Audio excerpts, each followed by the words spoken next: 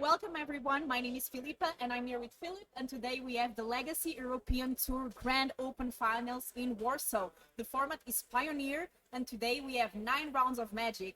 Top 64 makes day 2 and tomorrow there's top 32 that makes the qualification for the regional finals in Naples, and top 8 gets accommodation and flight, and the first prize gets a trophy, which is really nice. Philip, what are we expecting here today? I'm expecting a lot, actually. I know that there are a lot of really good Polish players here, and they've brought really spicy decks. And actually, we'll see those spicy decks round 1. So we've got Jędrek Schmidt, also known as TSP Jędrek on Twitter and Twitch, and he'll be playing blue-red Pyromancer control with Make Disappear, which is awesome with casualty and Pyromancer tokens, right? He also plays Founding the Third Path, which is the new Dominaria saga, and allows you to mill yourself to delve easier later, right? You can also flash back those delve spells with Founding the Third Path as well, which basically means you play 4 cruises, but you also play 3 more cruises because you've got the Foundings, right? If you top deck them later. But yeah? What is he playing against today? He's playing against Izet Phoenix, apparently, yeah, so... Okay. Who do you think has the advantage here? Well, let me no, it's a it's a Yorion deck. It's a Yorion Enigmatic, I think. And I think if that's true, I will double check, but if that's true, Jędrek has got the advantage because he's got the 2 mana counter spell, which can counter the namesake Enigmatic, which costs 4, and it's sorcery speed. So Jędrek can easily go, on turn 4, play a threat, and hold up counter magic still. So Jędrek will play way more spells than his opponent. That's really nice. And how does Jędrek win this matchup right here? Because you told me he's playing with Ledger Shredder, right? And Young Pyromancer? Yes, Ledger Shredder and Young Pyromancer. These are the 2 threats. Young Pyromancer and Ledger Shredder. However, interestingly, what... That's the spicy deck. What Jędrek also plays is Divide by 0. So a lot of control decks play, for example, Absorb because they want to have a hard counter spell, and there are no really good hard counters for 2 mana.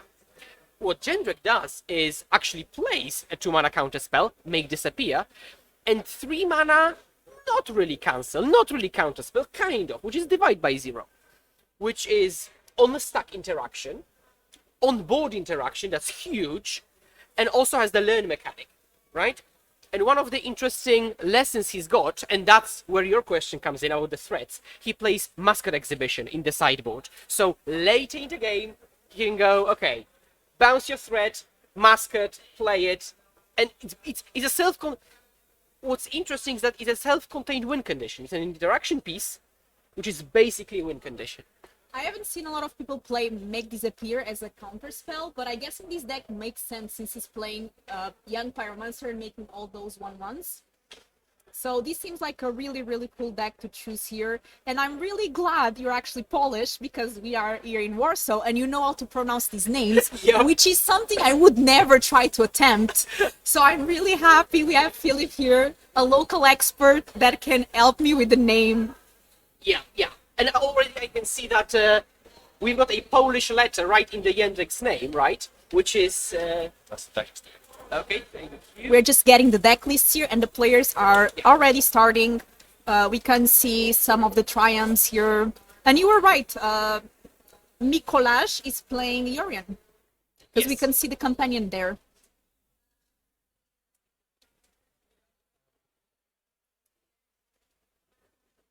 Okay, so we've got Consider. And interestingly, Jędrek plays 8 cantrips, so full 4 Consider and full 4 Opts, which really makes your treasure cruises easy to cast, and also works well with Young Pyromancer and Ledger Shredder. Yeah, it's true, and we can see here it's going to be really easy for Jędrek to start filling up the grave, which will get him an advantage later on. And the Yorion player plays with a lot of triumphs, so a lot of lands enter tapped.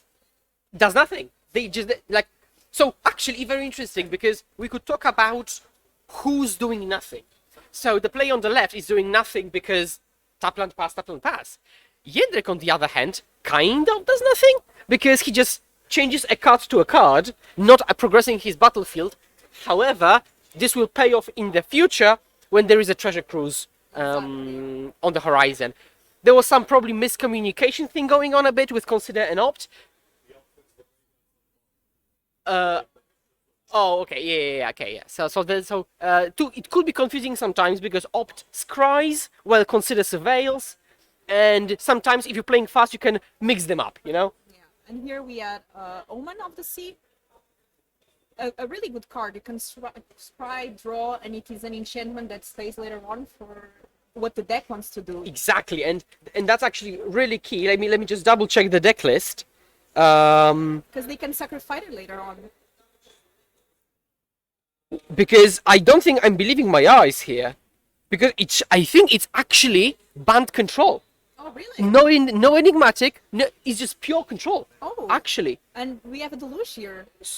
Interesting. So we're looking at pure control versus blue-red low to the ground-ish control. Now, the advantage of blue-red is it can draw 3 for 1 mana. Right? It has Ancestral. Yeah. Which is certainly an advantage. However, banned can really go over the top. Can really go over the top. And I think it will laugh in the face of Ledger Shredder. It will just march, exile it, Supreme Verdict. So, I'm really curious how it's going to pan out. And, ooh, I haven't seen this card in a while. I love this Narset. So we have Narset, Parter of Veils. that's such a key moment in this game. Oh, pay 1. This is This is very painful. Because as we've established multiple times, Jędrek's deck keeps drawing cards. Just goes through their deck just very fast. And now he cannot. Yeah, and here winning the counter war was really important. Narset just gets a lot of card advantage. It really stops the opponent from drawing extra cards because of the passive ability of Narset. But now Jędrek gets to untap, so let's see what he can do on his turn. He can do anything. Now, if you connive, when you trigger connive with Ledger Shredder, you cannot choose not to connive. But with Narset on the battlefield, it means you're basically discarding a card because you can't do anything else. That Narset resolving was really important. Yeah. And we have a veto here, okay. Found, okay, yeah. Unfortunately, Jędrek's removal is like Fiery Impulse, for example, which does not target Planeswalkers. But you know what goes around counter magic and Dolphin's veto? Creatures. Divide by 0. Oh, you mean this way, right? Yeah, divide by 0 can. If he divided by 0, Dolphin's veto, that would be awesome. Because it's not a counter. Yeah, my first thought was creatures because, like, but absolutely. In such a matchup, what blue-red decks historically have done in all the formats, honestly, whether it's Legacy, Modern, Pioneer, you're low to the ground game 1, and then post sideboard, you side in like 2-ish threats, which are very sticky. They can't be removed easily. So in Modern, when you play blue-red Murktide, you would side in like Jace the Mind Sculptor. Now the problem is that in Pioneer you don't have that many good threats to side in. He could side in. Actually, let's look at his sideboard. He could side in Keranos, and that's awesome. However, Keranos can get exiled with Leyline Binding. Can be tucked into the deck by Runa's Vortex. And Binding is such a great card. Like, all over Pioneer, it's... Yeah, disgustingly good, I would say. Because you play your slow game with Triumphs, but you make up for the lost tempo with Bindings. It's true. Can you change the deck name? On the left, it's Band Control, or Yorion Control. Yeah. Okay, so now there's sideboarding, right? Yeah. Let's look at the deck list, and let's think what they could side in. So I think Jędrek will side in Double Negate. Makes sense, right? Against those 4-5 mana spells. I think Keranos might get sided in, but it's really risky in the face of like Absorb, Jewelry Disruption, even March Exile. Yeah, but even here, like, one of the downsides of having this divide by 0 with lesson cards in the sideboard is that you don't have that many sideboard options because you already are putting 2 slots or just for the lessons. So I've got a fun fact that Jędrek used to play one more lesson, and that was the card draw lesson. It's like 2 blue, and then you draw cards if your opponent has more than you. But he cut it because the deck draws so many cards already that he thought, well, that effect is redundant. I don't need that. And he freed up a slot, actually, where initially he had even fewer slots in the sideboard. I think Disdainful Stroke could be great, because Disdainful Stroke counters Leyline Binding no matter how much mana they have paid. it does, and it does counter Yorion, it does counter a lot of big spells here. Teferi, the Wandering Emperor, right? Yeah, unfortunately, it doesn't counter Narset, but it counters the Wandering Emperor. Yeah, exactly. So I think it's within Memory Deluge as well. So I think it's a good inclusion. Now the question is how much Jędrek wants to side out to accommodate for all these things, right? It's possible he just sides in some proportion of strokes and negates, and cuts like some of his removal. Such maybe he could trim on Spikefield Hazard. Maybe he might cut Fiery Impulses. And what do you think the Yorion player is going to side? Because I see some Graveyard 8, like Rest in Peace and License Earth. Do you think it's worth it to bring these Graveyard 8 against the EZ player? I think, well, actually, that might not be correct, but I will speculate that what Jędrek did is he conceded so early because he wants the opponent to think he's playing Phoenix. And I think because of that, what Mikołaj might do is actually side in, as you said, Rest in Peace, or hers, and Jędrek will be happy-ish about it because he doesn't have that many graveyard synergies. So I think Jędrek conceded early to make the opponent think he's Phoenix and make them side in those hate cards. Yeah, that's a good point, because we have deck lists, but they don't. Exactly. So that brings some fun interactions, what mental games, like easy playing Phoenix, because if you see blue-red, you assume they are playing Phoenix, So right? you see Ledger Shredder, you see Opt Consider, Yeah. because if you're not playing Phoenix, you might just play Consider. Why play so many cantrips? Now there is one problem with that, because if Mikołaj was thinking about this whole thing, if he remembers Divide by Zero, this is the first red flag. Because why would Phoenix play Divide by Zero? Is it like one copy? Or is it not Phoenix? And I think that could mess with his head a bit. So we've got beautiful original art, signed Steam Vents Untapped. Plus the 10 hole up cantrip. That will be probably every game. You'll see that. And we have an Outlook Fountain as well tapped. Untapped. Yeah, Opt. Yeah, just sculpting his hand. And I think Jędrek kept a one-lander. I'm not sure. I think he kept a one-lander Opt, and he drew Spikefield Hazard off the top and Island off the top. So I think he's good. But that was a risk keep. Ooh, that was Rona's Vortex. Just to bounce it. Because these decks don't play Mystical Dispute, right? This specific deck does. So he may have sided in 3 of them. Three That of would be them from the backbreaking. sideboard, yeah. Just disputing the ledger, that would be woof. That would be very good. And to be fair, like, I've played a bit of Pioneer, and a lot of interesting decks, really a lot.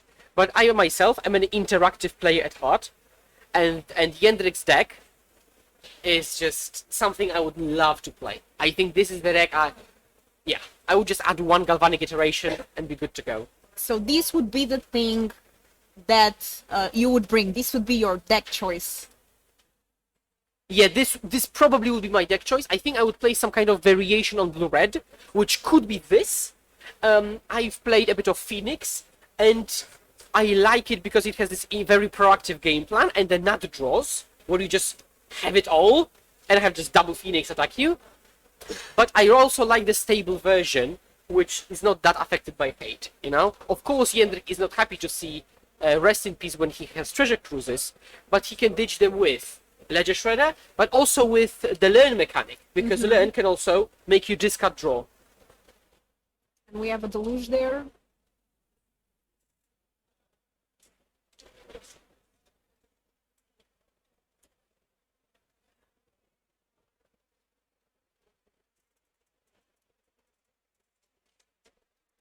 What do you think has the advantage here? Because I see the Shredder, but it doesn't seem like it has counters right now. The Yorion player did a memory deluge, so they digged further. Yeah, so I think Jendrik is relatively happy when the opponent is doing nothing, just casting the spells and not adding to the board. But the problem is that Jendrik does not have pressure. So if that Ledger Shredder was young Pyromancer, then Jendrik would happily sit behind counter spells and just chip away, attack, attack, attack. Now Ledger doesn't really pressure, right? Just 1 damage a turn. So I think in this particular position, Mikołaj is the one who's happy, but in general, I think Jendrik's deck wouldn't be opposed to it.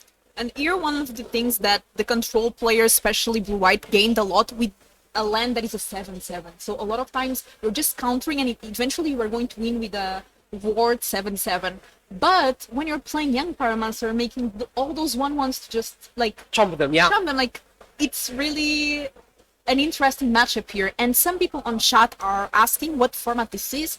This is a Pioneer event. We are in round 1 in Warsaw, and this is an event that qualifies for the finals, the regional finals in Naples next year. Also, you mentioned Hall of the Storm Giants. Jendrik is also the one who plays Hall, and it's much better in his deck because he actually puts pressure. Now, right now, Mikołaj is at 14, already just 2 shots of Hall. But I've had multiple games here in the format where my opponent is trying to counter and destroy every creature I've got, and then at some point you just untap and you bash in with the Hall. And the opponent is dead seemingly out of nowhere. Like, those manlands are really good, and I do think when you're choosing a deck to play, you should choose the deck based on the access to manlands, or how your deck can accommodate manlands. They're really good in Pioneer.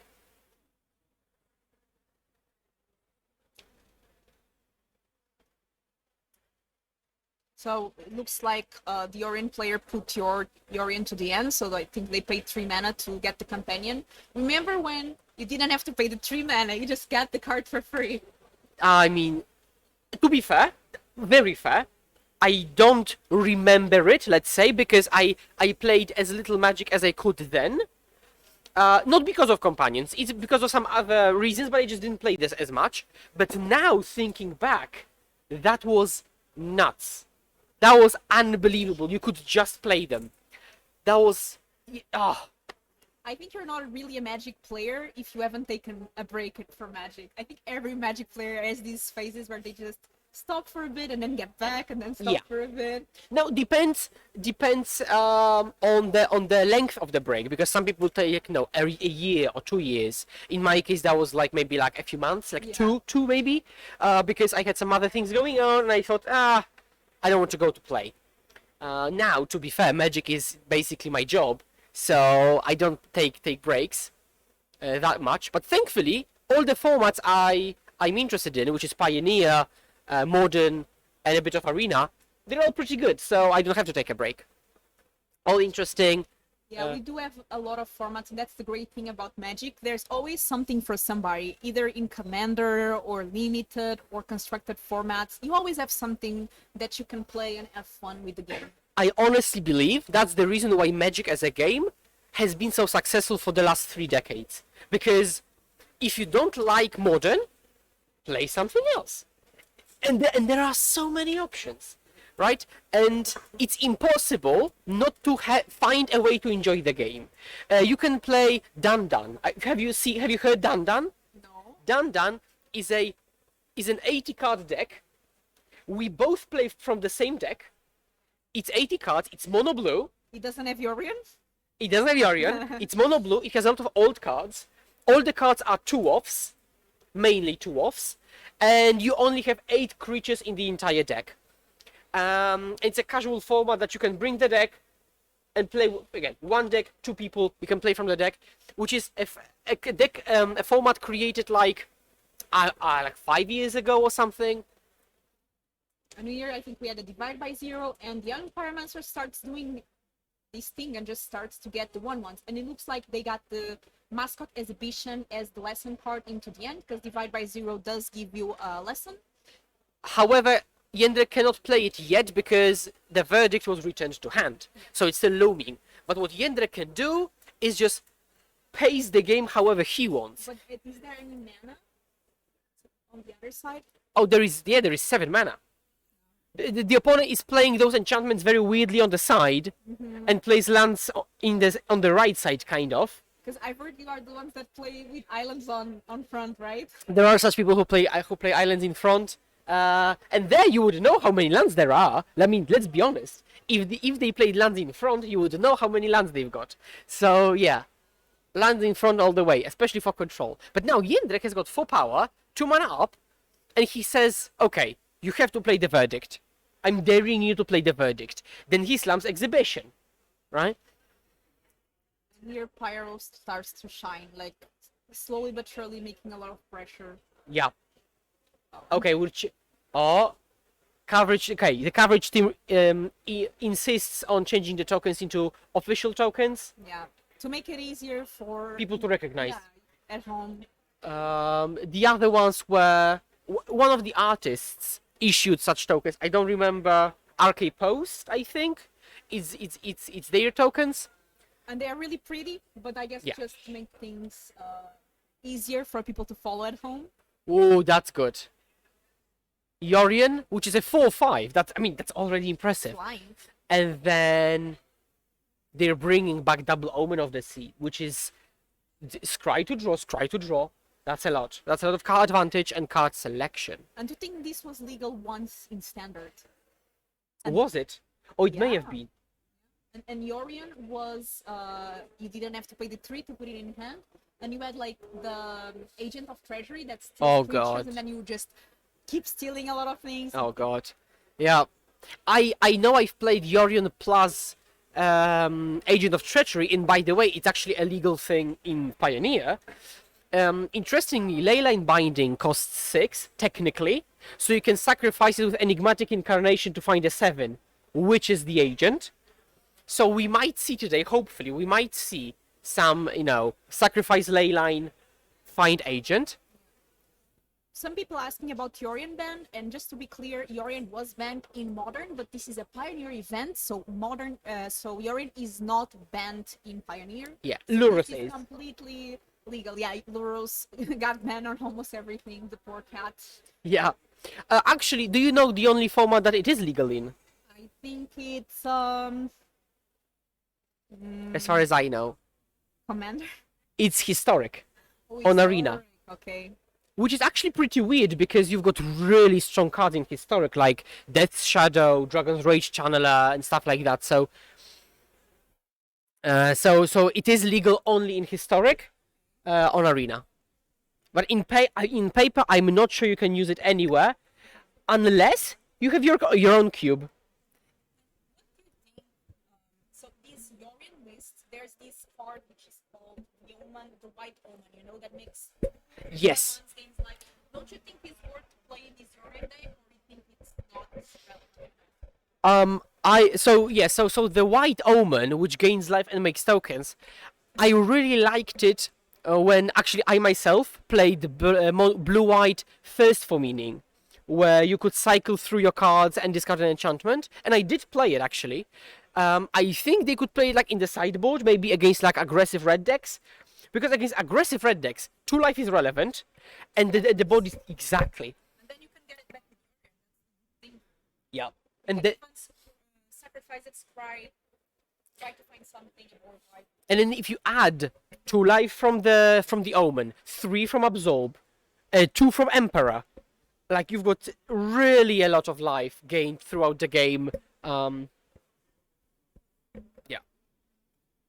So some people are saying they don't hear me. We are trying to fix this. Don't worry. Yes, maybe I will say it because maybe they can't hear you. We are trying to fix the mic issue. So yeah. Okay, so coming back to the game, young Pyromancer is still dominating the battlefield, and Mikołaj is still trying to figure out a way.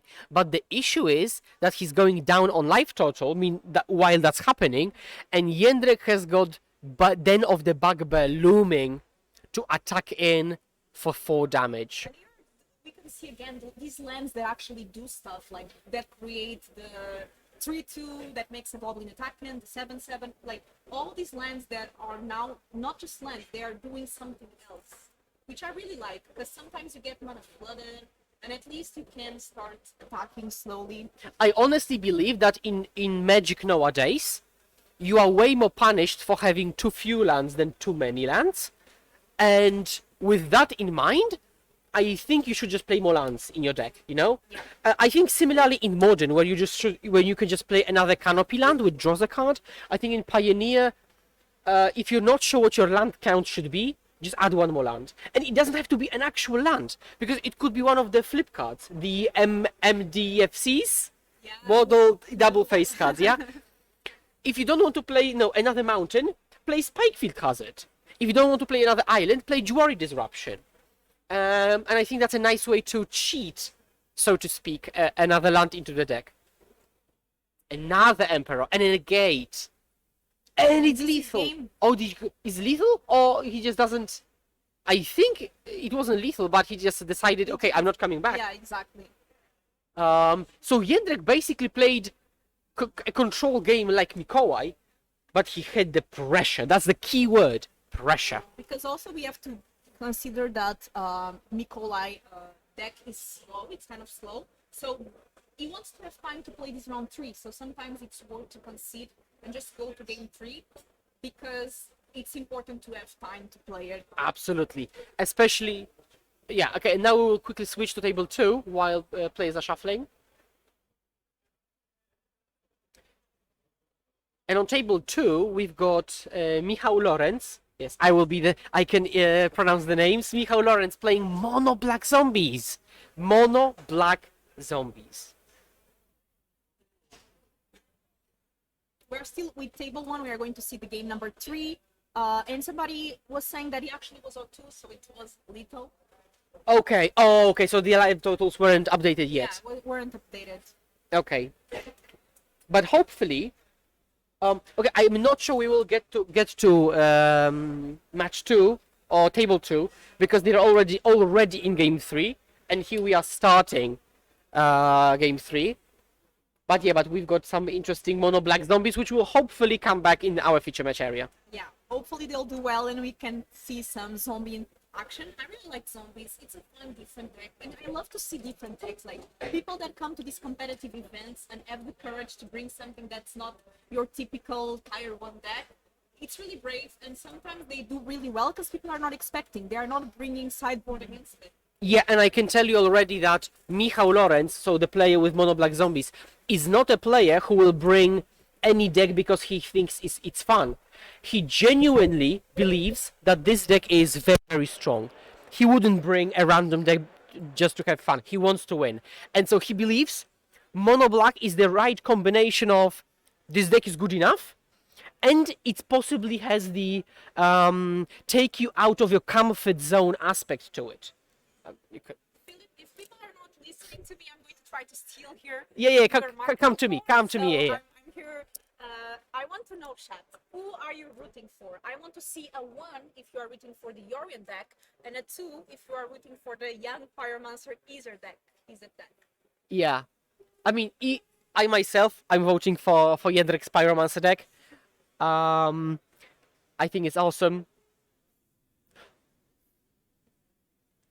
Also, it makes you think why Yorion is still legal in Pioneer, because the same arguments that go for Modern can go for Pioneer, because one of the arguments was the dexterity issue of shuffling 80 cards.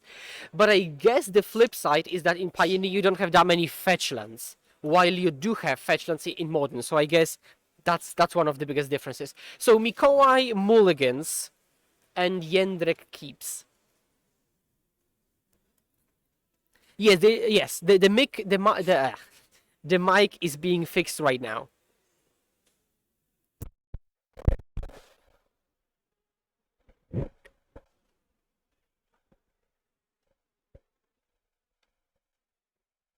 We have not got any confirmation on how many people are in the event yet. Okay, so okay, now Mikołaj is drawing. He's opening 7, seeing if he keeps the 6.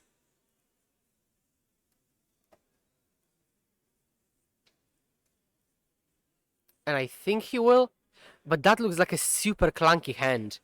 Supreme Verdict, Absorb, and Lance. And something else.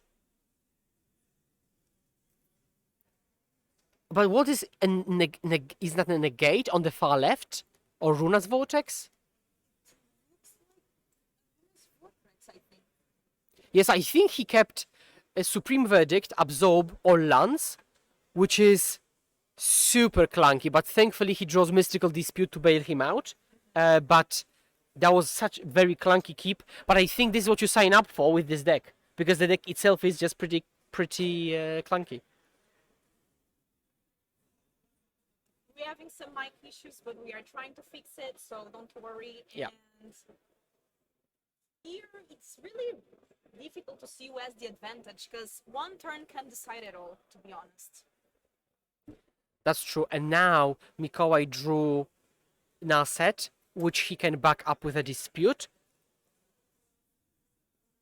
So it's Legacy too, because Legacy is the name of the organizer. It's not the format name, it's the organizer name.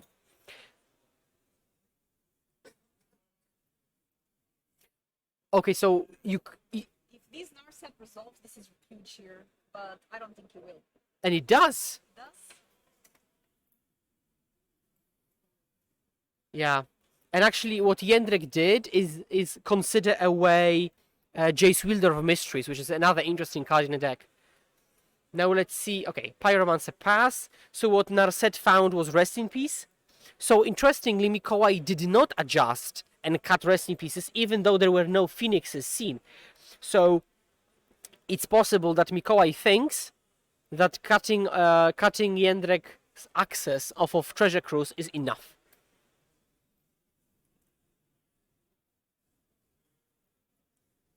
We can see 5 Fairy, another Dispute. I like how you call it 5 Fairy. Oh, yeah. Yeah. I like to differentiate between 5 Fairy and 3 Fairy. But now there's a 4 Fairy. You mean the Sun... Yeah. Sun something? Yeah, the one that's played in Green Devotion. Exactly. It's getting difficult to call all these different fairies. And that's why you call them 3, 4, 5 Fairy. yeah. It's also faster. Maybe next they'll do a 6 Fairy. So unfortunately for Jędrek, he had the divide by 0 for Verdict, but Mikołaj drew a Dispute. So I have to say, Mikołaj's draws have really lined up. Like, he kept a very clunky hand and then drew, Dispute, Narset, and now it's coming together. And in this deck, you just look so much, you have so many card draw, you have so much cry, that eventually you will get the cards that you need, because you are digging for it. Actually, both players dig a lot. Because on the one side, you've got Narset and Omen of the Sea, and on the other, you've got Consider, Opt. So actually, both players dig a lot. So people can hear me now, yay, so they fixed my mic. Hello everyone. Yeah. Good thing they fixed it, and Yeah, welcome back, Filipa. they didn't saw all my insightful all throughout the game, Yeah. all my comments, but Rest in Peace coming down, and interestingly, because it's real competitive. Now it will depend on the way players communicate, but technically speaking, when you play Rest in Peace, it's a trigger which you have to announce. And I've seen unfortunate situations that a player would play Rest in Peace and say go, without clearly announcing the trigger, without pointing at the graveyard anything, and so the graveyard wasn't exiled, and basically Rip did nothing then. oh, I didn't know that could It has the happen. passive, so everything dying goes to exile, but it didn't exile the initial grave because the trigger wasn't announced, and I've seen it multiple times. And that's the difference between playing at your local game store and then playing here at a competitive event. These things make difference. To address 2 comments. So First one, Supreme Verdict can't be countered, but Divide by Zero technically doesn't counter. It bounces the spell. And Yes. then you get a lesson. So that's what we were saying. It's the same with Dovin's Veto. So if you Dovin's Veto something, Dovin's Veto cannot be countered.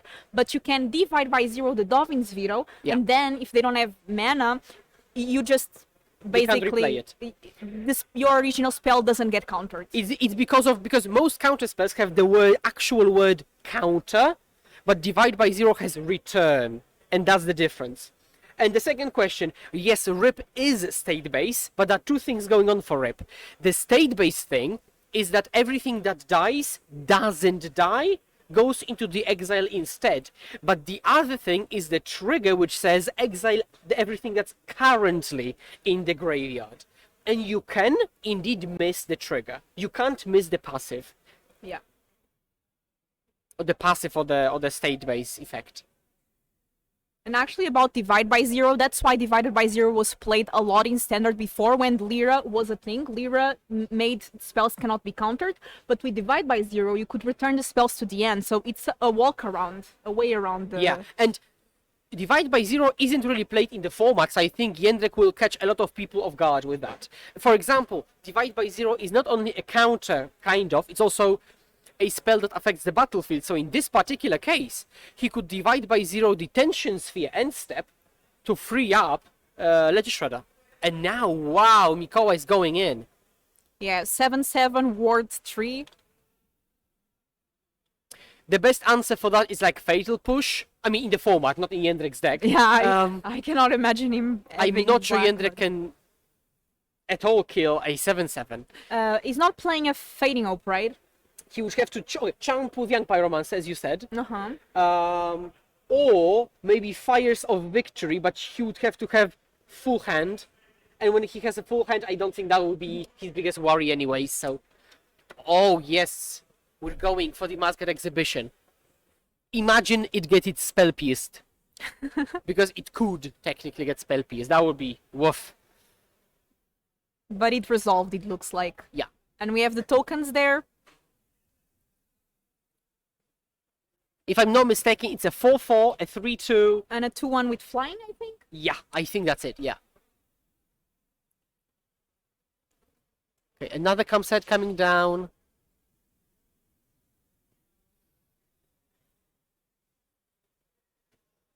So I think Jędrek's matchup is quite unfortunate, because he's facing off a bigger control deck than he himself is.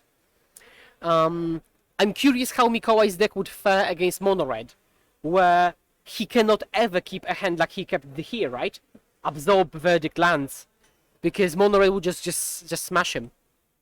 Yeah, I don't think that would be a favorable matchup. I don't know how many board wipes he's running, even in sideboard, but... 4 Supreme Verdict main deck. And that's it, so no Farewell, no Doomscar.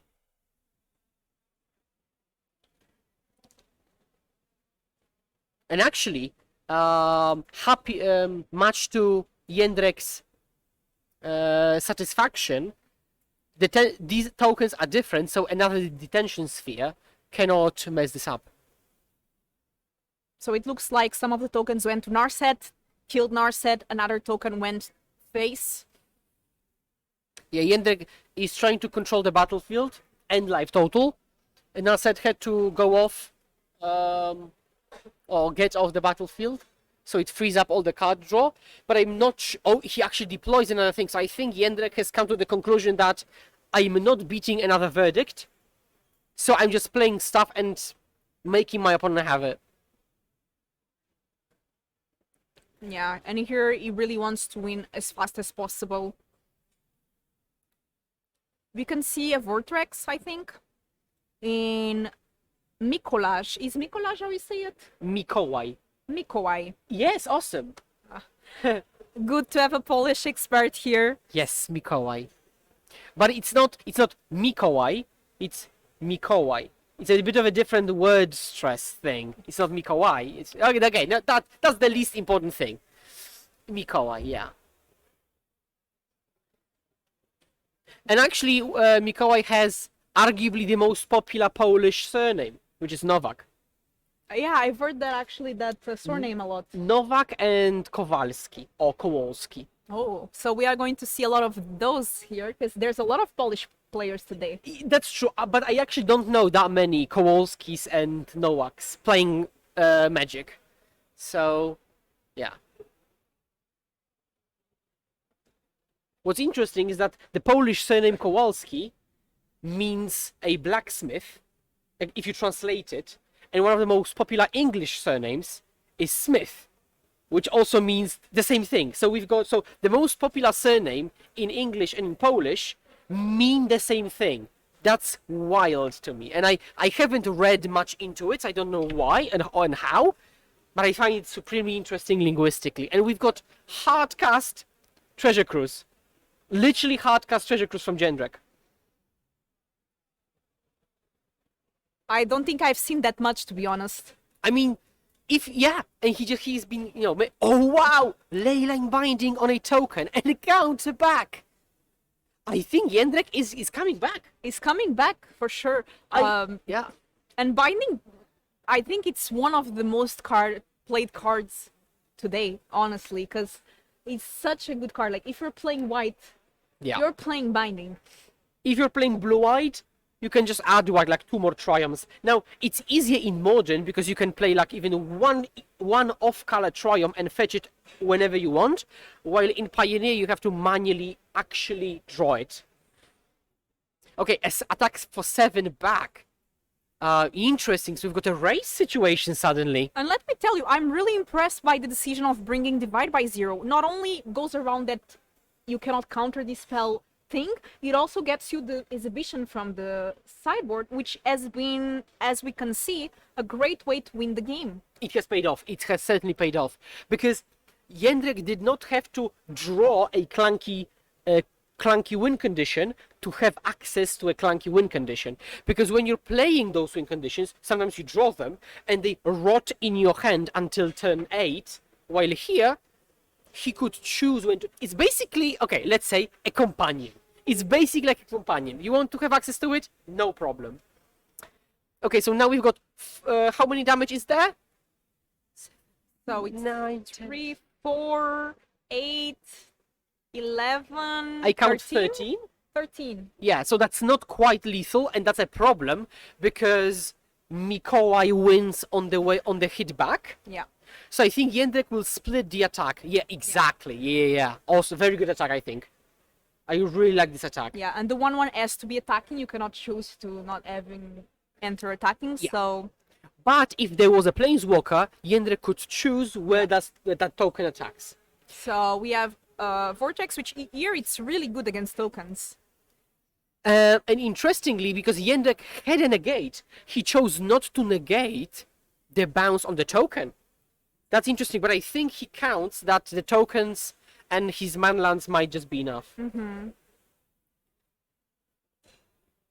And here, like, being at 6 life, also important not to die. Yeah. Like, the key life total is 7 and below. This is the key threshold.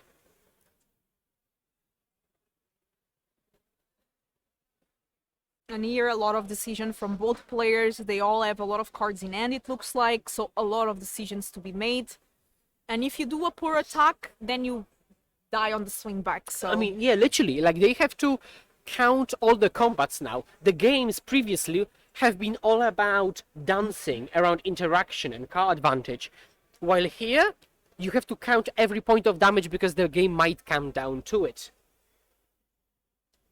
And Jędrek can choose to attack for more with the Hall or for less with Den, but he pays less mana. Now he decides to... Okay, interesting. So he attacks for 2. The opponent, I think, wanted to animate Hall, but Jędrek said, like a good friend, I don't think you want to do that. Hall doesn't fly. I think he could have let the opponent do it and then be very surprised. So he's displaying really good sportsmanship. yeah, really good sportsmanship, especially for a competitive tournament. Yeah. And this is round 1. He could have just said, okay, animate. No blocks, I guess, because it flies. But still, Jędrek can just go the route of, 3 attacks with the flyer, you're dead.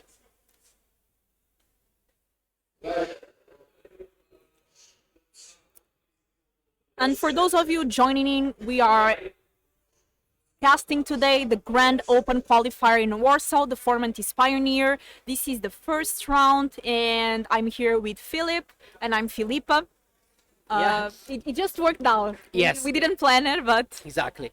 If you'd like to find me on Twitter or YouTube, do not put Philip there. You're more likely to find Filipa if you write for sure. If you write Philip MTG, you'll probably find Filipa, not me. We're going to try that after and see what happens. Yeah. So if you want to find me anywhere, you can use my nickname Islands in front, or my tag Islands in front, or my nickname Skura or Skura or whatever pronunciation you prefer. Does that have a meaning, Skura? It does. Yes. If it's spelled a bit differently, it means skin. But I changed the spelling a bit. But it actually comes from my surname, because my surname is Skurnitsky, so Skurnitsky Skura makes sense.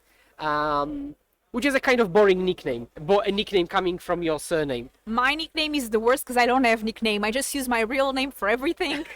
I mean, to be fair, when you enter the adult life, it might be the best nickname, because people can easily find you. You know, the business opportunities, like, yeah.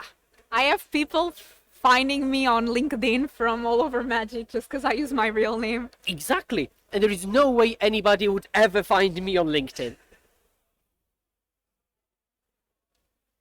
Okay, so Jędrek is considering his options.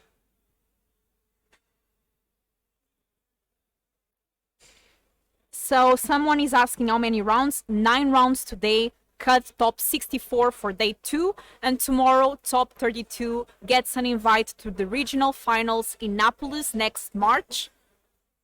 And when you go to day 2, you don't play 9 rounds, but you play 6, and then after that top 8. So cut to it top would 8. still be 9 total, but not everybody will play 9. Exactly. And it's really funny because usually when you come to these tournaments, you're really not expecting to win. I mean, you want to win, but you're not expecting it. So we see multiple times, we have seen people that are playing top 8 super rushed because they have a flight to catch. Yes, honestly, and I've seen actually people booking the flights in such a way that if they top 8, they know they can't make the flight, but they're booking the flight anyways because they think, I will probably not top 8 anyways. And if I top 8, I don't care about cancelling the flight or putting it off until later. Yeah, because the money you make from top 8 is more than enough to pay for your flight back, so yeah, it's worth it. Because when you with damage, awesome. I think what Jędrek did was also divide by 0 another verdict. Opponents showing resting pieces, and probably Jędrek should say, well, you should not have maybe sided them in. Yeah. And you know, when your top 8 is taking a long time. Okay, we'll take, yes, table 2. Awesome, they're still playing. Awesome. Okay. Oh, they actually just started game 3. Okay, awesome. So okay. we are going to jump now for table 2. And what decks are playing? You said some zombie action? Yes. So the player on the So we have to switch the names. Yeah, because we've got Mono Black on the right, Michał Lorenz playing Mono Black. It's Mono Black Zombie. So if you have seen Jerry Thompson when I think that was a Kaladesh, no, Amonkhet Pro Tour, he played zombies. I think that was Amonkhet, or in that era, he played Mono Black Zombies, and it's very, very similar to what we're seeing here. Michał Lorenz plays what you would expect.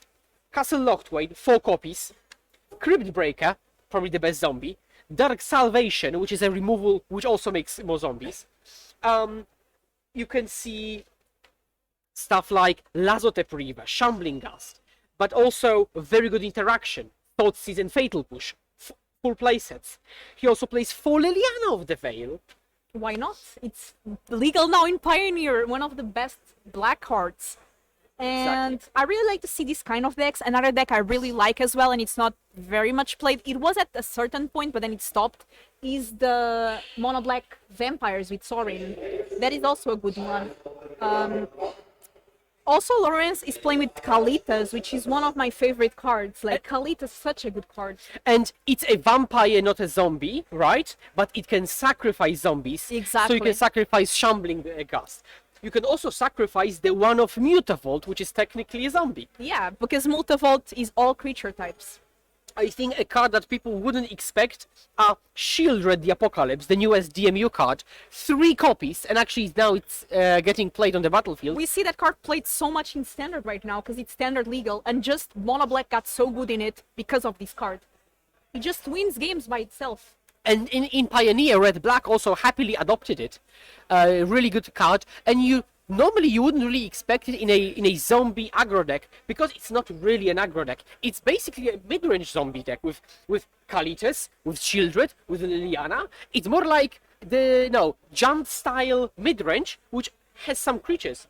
And what do you think of these Lippi? I think it's Lippi, how you say that? Yeah, I think it's Lippi, yeah. Alessandro Lippi. What do you think of the Abzan Greasefang deck? One of the most pioneer decks, most played pioneer decks at this point. I think there is some interesting innovation in this deck, or something I have not seen much, which is main deck triple Liliana of the Veil. Triple. I've seen them in the sideboards very often, but not in the main deck, and not like 3 copies. But you can, with the plus ability, discard your own vehicles, which is good. And also full 4 with the Bloom command. I've been playing some Pioneer challenges or on MTGO, and often when I go against this deck, I sometimes think, oh, if I get a Thoughtseize, if I can Thoughtseize the important cards, if I can exile the grave, maybe I'll be okay. And sometimes I'm not okay, because they get the mana to get the cards into play anyway without having to Greasefang them, and I just lose anyway. So it's a deck that seems that it might not be resistant to 8, but it actually is. Yeah, it really is, and it has a lot of redundancy. Because you've got 4 Greasefang, you've got 4 Can't Stay Away, which acts as another Greasefang. You could Grizzly Salvage into a Greasefang. So, and as you said, you can just hardcast these things, Like, right? I've had people hardcasted Parillion against me, which is not an easy task to do. Which is where pressure comes in. You have to pressure, not only disrupt, but also pressure, so you kill them before they make their 9th or 10th land drop. And here we've got Michał attacking with Shieldred and Mutavault. Probably a Fatal Push coming. Yep, Yeah. but Fatal Push, okay. Oh, Deadly Dispute. That's another card I don't think most people would expect. So they create a treasure And draw 2. 2 cards, which is pretty good. And they trigger Shieldred because they drew yeah, 2. they draw 2. This deck is super cool. So gaining a lot of life. Yeah, I think now we're like at 28-ish. Also attack for 4. And imagine playing this Shieldred against a deck like the one we saw before, like the Izzet or the Azoris that draw so many cards. If they are looking for an answer for it, they're also killing themselves while doing it. Absolutely. And now we've got Hearse, which can disrupt already empty graveyard, and Crit Breaker. Yeah, those beautiful swamps. Oh, of course they are not mismatched. And The Phyrexian art as well on the Sheldred. Do you see the Phyrexian oh, art? that's right. That's pretty Yeah, good. that's cool. I'm seeing a lot of style here from the players today. E-Boy. So it is possible that it's pronounced the way you think it is in the language you're thinking, but this person is Polish, and in Polish it's pronounced Lorenz. It's Lorenz. actually, it's just pronounced as it's written, no Lagemos as you're saying, but I can believe that it could be in some other language. But again, he's Polish, so no. We are in Warsaw, Poland, and Filip here is Polish, so we have somebody to help us with the names, which is something I always do so wrong, let me tell you. Unless it's a Portuguese name, Yeah. because I'm Portuguese, I usually just punt the names.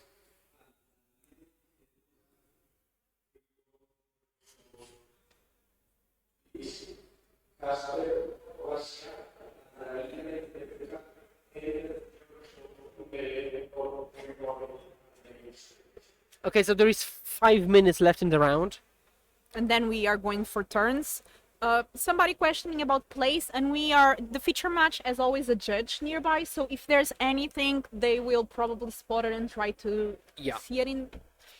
Now, typically, as we have been said, we've been told, judges do not rely on footage to make any judge calls that much. So technically, we could go there, but we don't want to disrupt everything. Especially as actually I have not seen the double swamp thing. Okay, so now we've got a wild situation. We've got Kalitus, a block from the opponent, gets a zombie, conveniently has 3 zombies. And this deck gains so much life because Kalitas has lifelink as well. Yeah. And Lawrence here already at 30 life, while Alexander Lippi at 4. Which means he can easily lose life with Castle Lochtwain and the Crypt Breaker ability to draw. It doesn't matter. He will lose 1 life. So what? He's at 30, literally 30. And you can ask, okay, why not play red-black? Why not play red-black? And there is a reason. This deck has, baby skin smooth mana base, right? You're never color screwed. Second, everything basically comes in untapped. And we talked about utility lands earlier, right? How they are powerful in Pioneer. In this case, you've got 4 Castle Lochtwain, a Takenuma, double Hive of the Eye Tyrant, and a Mutavault. And here it was game. And yeah, that was a formidable battlefield. Now they will submit the score in MTG Melee. So I guess we are going to see more of this mono black zombies deck, which is really nice.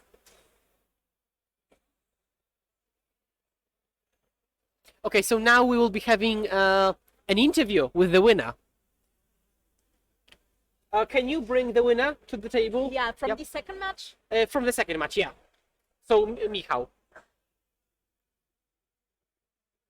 Yeah, so we'll have an interview with Michał Lorenz, a powerful Polish magician, one of the better players in the country.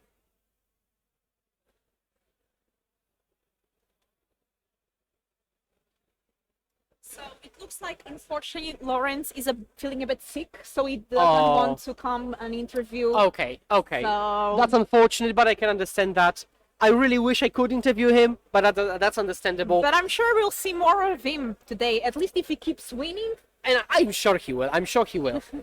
We will see more interviews in general. And now people are seeing us here, and we have some fun activities while we are waiting for next rounds. We have some keep or move. Format related, of course. Yeah, you can comment on it and give your opinion. And we'll be back for round number 2. Actually, who's casting round number 2? Because we are 4 casters today, me, Filipa, Philip, Yeah. and we also have Kanister and Kanister himself. TheWillHall. So I think a lot of people know, but for the people who don't, Kanister is also Polish. So we've got every time on coverage there is a person who speaks Polish. So I guess the names will never ever be a problem. Yeah, thanks to that. yeah, so we'll be back for round 2 with Kanister and Will, and we'll see each other. Me and Philip will see us in round number 3. Yes.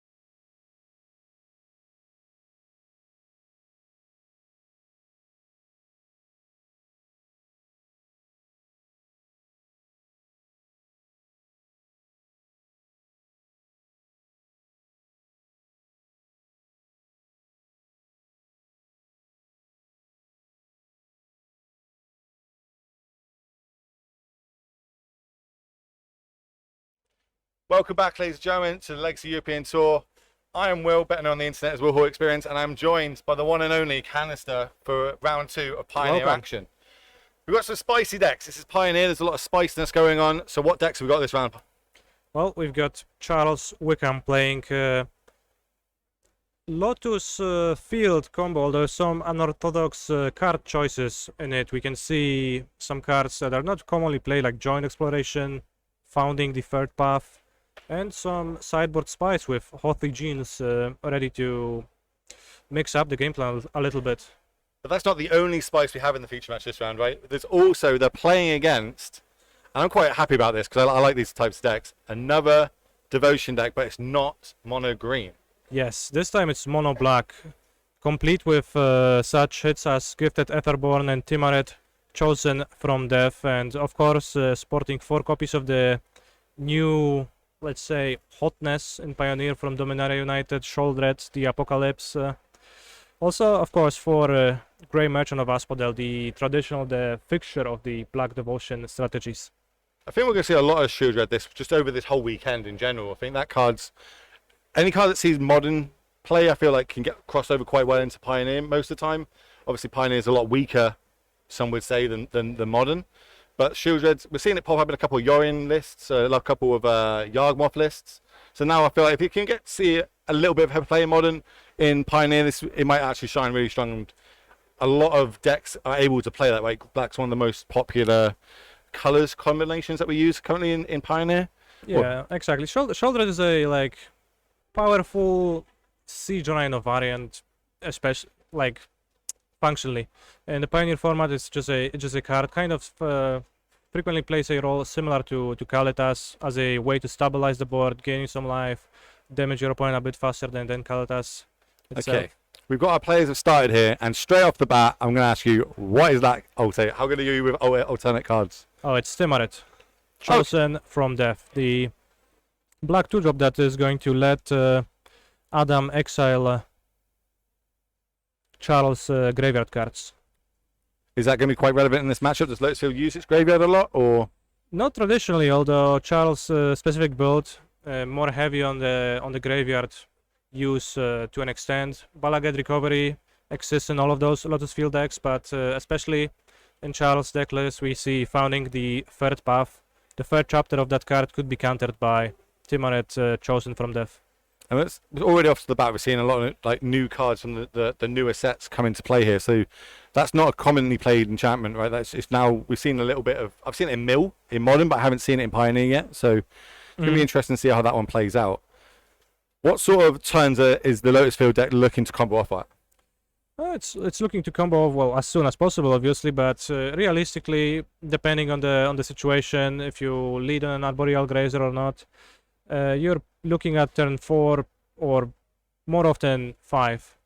It's quite a bit of slow of a combo deck, I would say. In fact, personally, to me, its its metagame role resembles more that one of Tron rather than Storm traditionally.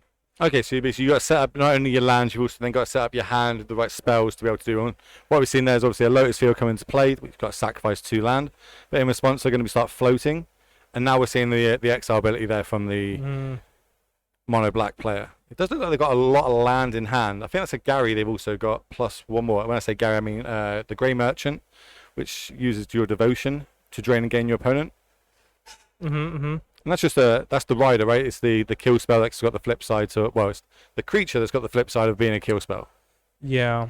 It's honestly not the most powerful play you can make against Lotus Field, of course. Like a 3-mana 2/3 creature is probably going to struggle to raise. But it's still 2 extra devotion pips, so it does speed up Grey Merchant. And you got nothing else to do, right? There's no creatures you're going to want to hold us up to kill, so you might as well get it on the battlefield. Add side devotion. Your game 1 matchup seems pretty rough here unless you've got something like Thoughtseizers or Duress. Do they play any of those in the main? We see 4 Thoughtseize and an extra Duress in Adam's main deck. And sorry, I'm guessing in this matchup, these are the cards I'll be mulliganing towards. Exactly. But they might not know what they're playing against. So for game 2, when we get there, not to say that the Lotus player is going to win this one, but a combo deck versus no interaction is kind of a bit of a goldfish. And now we're going to see them going off.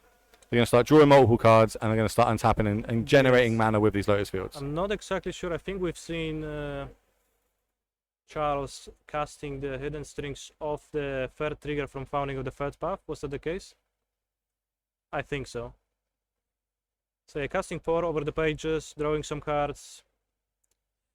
To fully combo, you usually traditionally need 2 Lotus Fields on the battlefield. You need a Thespian stage copying your Lotus Field, so it might just be a relatively large setup turn, although sometimes wild things can happen. So we're going through the value stage at the minute. They're setting up for that ultimate kill. Can they still, with what they've got going on, win this turn, or is this a setup turn? It's probably a setup turn.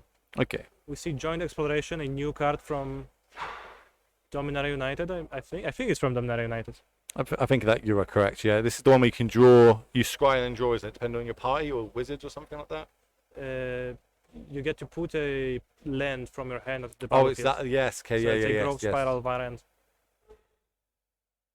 So as we see, Charles kicked it and did put a Bosseggio into play. Use some mana. Seal and scrying, and we all know what they're going to probably go get here. There. Yeah, so that was essentially like a pretty big setup turn for Charles. Ooh. Flipping his deck over the table. Oh, this is should be easy enough to rectify. His cards are in different pointing in different directions, but new sleeves. We've all been there, Yeah, they get very slippery.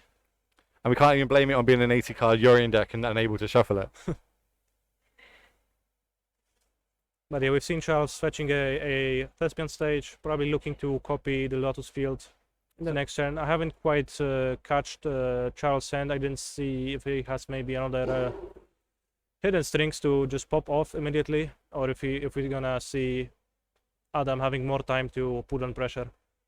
So I'm looking at this deck. I'm looking at deck list. The graveyard's pretty full right now. Are they going to try and cast cards from it, or are they more of a treasure cruise type deck and they're just going to draw a lot more cards from it? There's no treasure cruises in Lotus Field. It is not a card that traditionally shows up in those decks. Occasionally you'll see a copy or maybe 2 copies of Dig Through Time. A card generally better suited for combo it's decks. more of a dig through time deck, got you? But no copies of Dig Through Time either in Charles decks. We see only one Lear, Disciple of the Drowned, to take advantage of the graveyard. What we did get to see there, though, was a Grey Merchant come down, do a nice drain there for, I believe it's 6.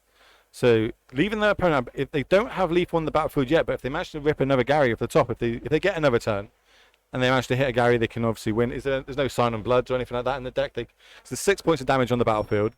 If the opponent's at 6, okay, so the life total's been updated, so Yeah, there life total actually was is lethal on the a battlefield. bit slow to update, but it is lethal. So Charles is under pressure now and has to combo immediately. So I guess if he has a hidden strings, it's gonna be quite easy though. And it seems like that is the case. Untap these. 6 mana at my disposal, plus these. In my experience, generally speaking, it's once you have 2 Lotus Fields on the battlefield, it's just really hard to fizzle once you cast a single pour over the pages. Like it sometimes does not, maybe it doesn't look like much sometimes. Just like draw, like you net 1 extra mana, but it's just very hard to fizzle after that.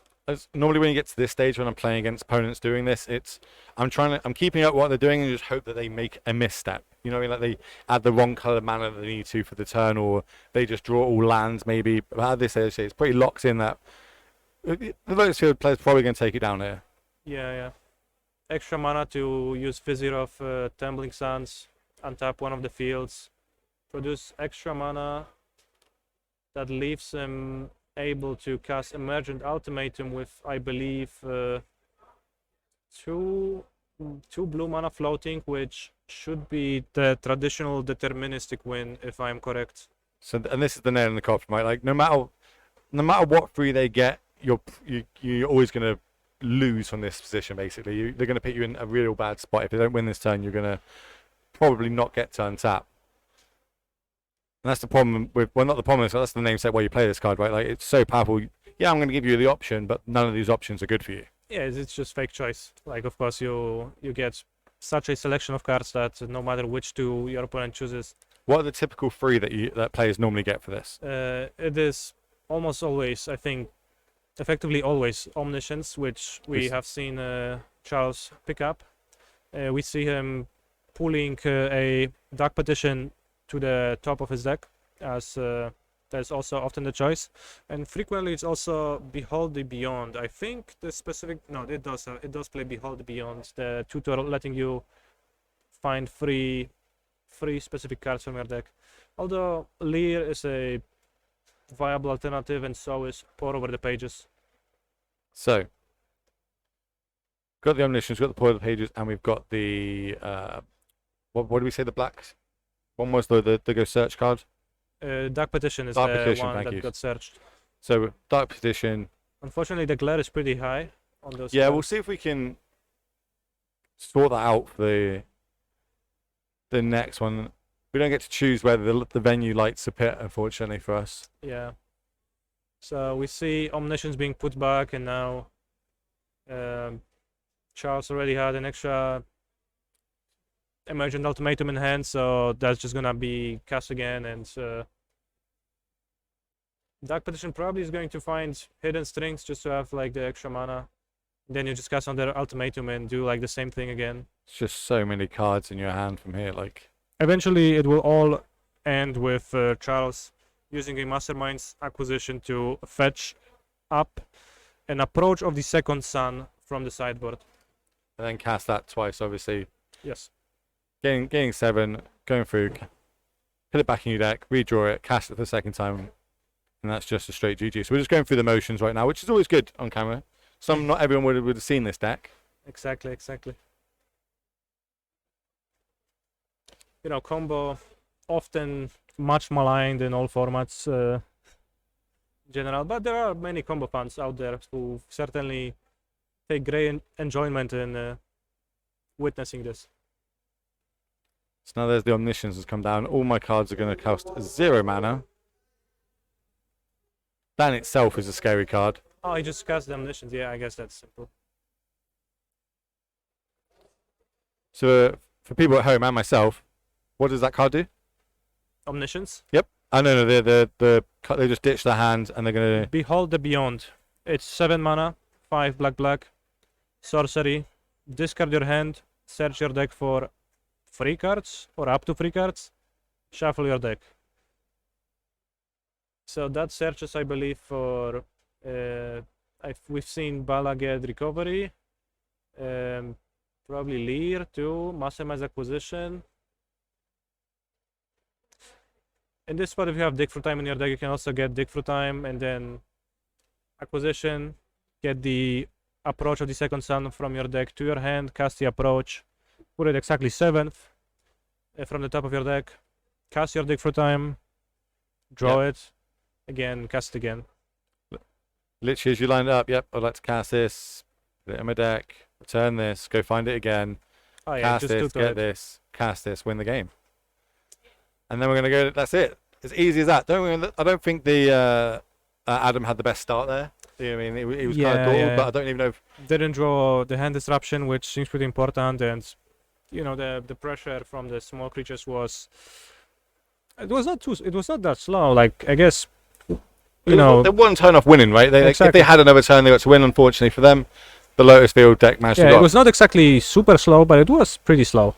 So what have they got on the sideboard? What does Adam need to do here to get back into this game? What's he got to help him Adam's out? deck contains much more disruption, 2 extra duress to have a total of 7 discard spells in the deck, and also 3 Necromancia, which you can use to exile some key cards. I believe Necromancia is capable of exiling lands, so if you're Yes, yeah, quick you can. enough, you can nab Lotus Fields entirely from Oh yeah.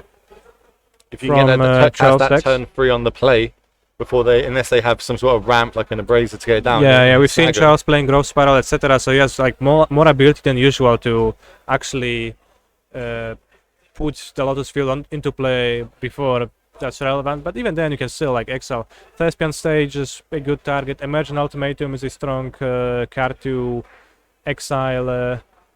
You can probably go for Pour Over the Pages. Like, Necromantia is a strong tool. It's not necessarily always game over the way Slaughter Game extraction effects sometimes are against some decks. Lotus Field is in some ways a little bit more resilient to that than you'd expect at some point. On top of that, we also see kind of a transformative sideboard in Charles' deck. Is it being displayed on screen? Yeah, so we got Charles' deck up on screen right Yeah. now. So Hothy Gene ×4, a pretty interesting piece of technology which kind of plays two roles. It's both a creature that is going to make it easier for you to combo, and it's also just a beater that's going to be able to attack your opponent's life total directly and put some pressure on them. well, you imagine like things like Fatal Pushes are going to come out, right? So if you build in a creature package and they don't have a ability, you can just win from the turn thing sideways and beat them to death with. Exactly. I'm not sure if Charles will want to go for the Hothy Gene in this matchup. There are good arguments for not doing so. Yeah. For example, you know, the Grey Merchant being a source of life gain suddenly means that the angle of trying to attack the life points is much harder to accomplish when you're just trying to do that with just one creature. And it's a mono black deck, so it does have a decent amount of removal, so it might be that there is... So we saw like obviously the graveyard was being used quite a bit there.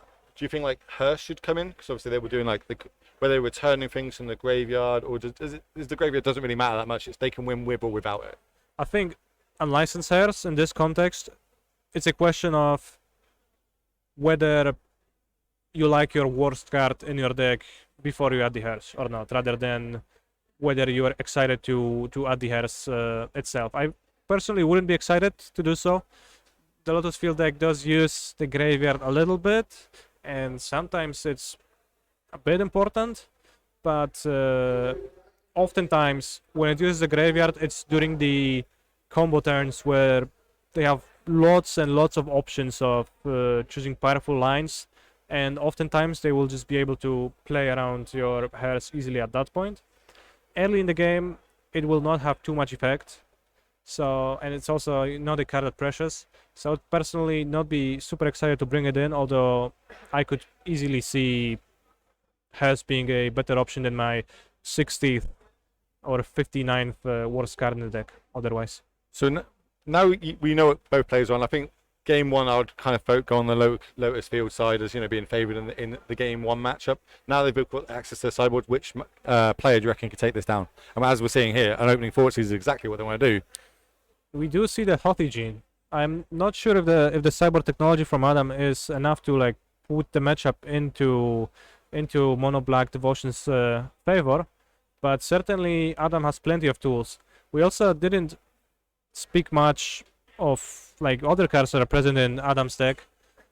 We see 2 copies of Underworld Dreams, which is kind of a hate piece for a combo deck that is, you know, casting pour over the pages. Remind everyone at home what it does. It's a black enchantment. Whenever your opponent draws a card, they lose 1 life, or maybe it's they take 1 damage. But when you're playing against a combo deck that's drawing multiple cards each turn, and that's their game plan, it's going to drop those life points down extremely quickly, so you can finish them off with things like Sholdred. 4 Sholdred's playing a similar role, also a way to make just casting a pour over the pages really punishing. You suddenly lose 6 life.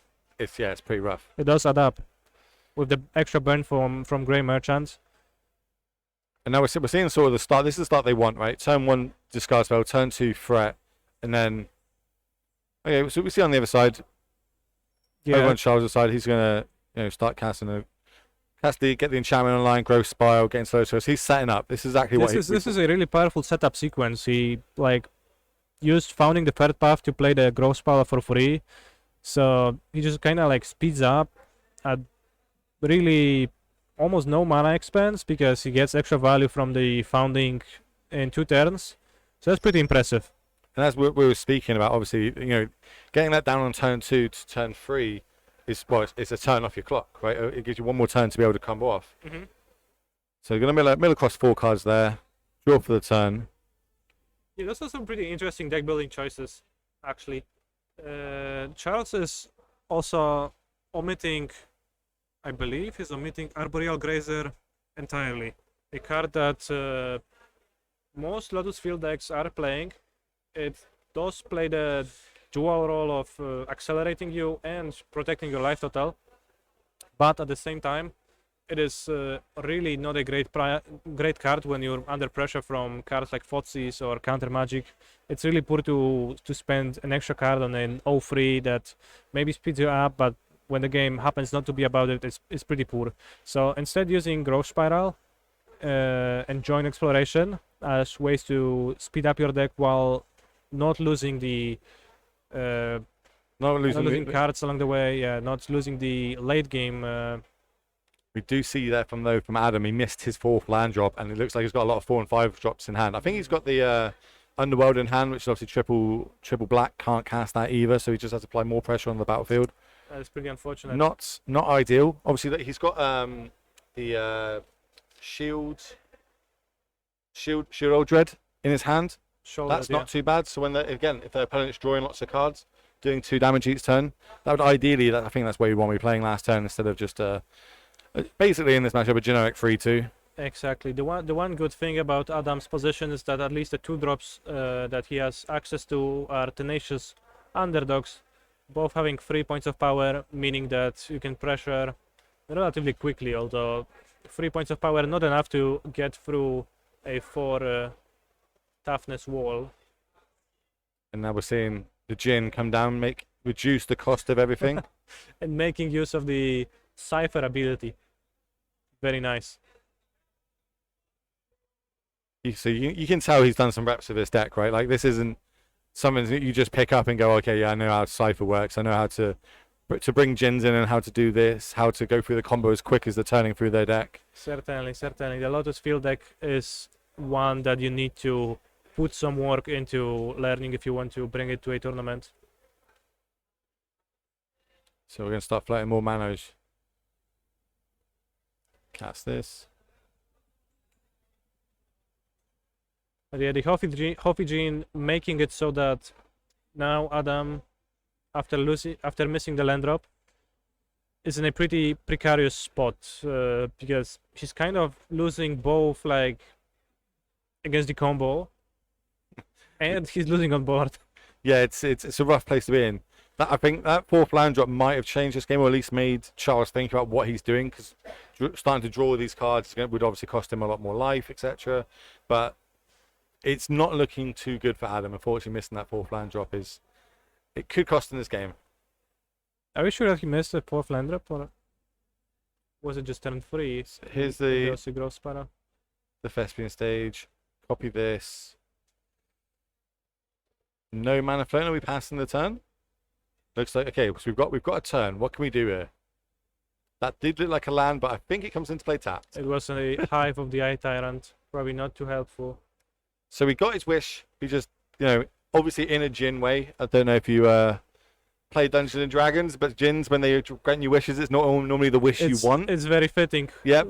I would like a land. Sure. Here you go. Oh, it comes to play tapped. Not exactly what I after. Okay. We see Grey Merchant shouldered in hand. So looking at Devotion, we can't add that up. You should simply pass. Yeah. So rough.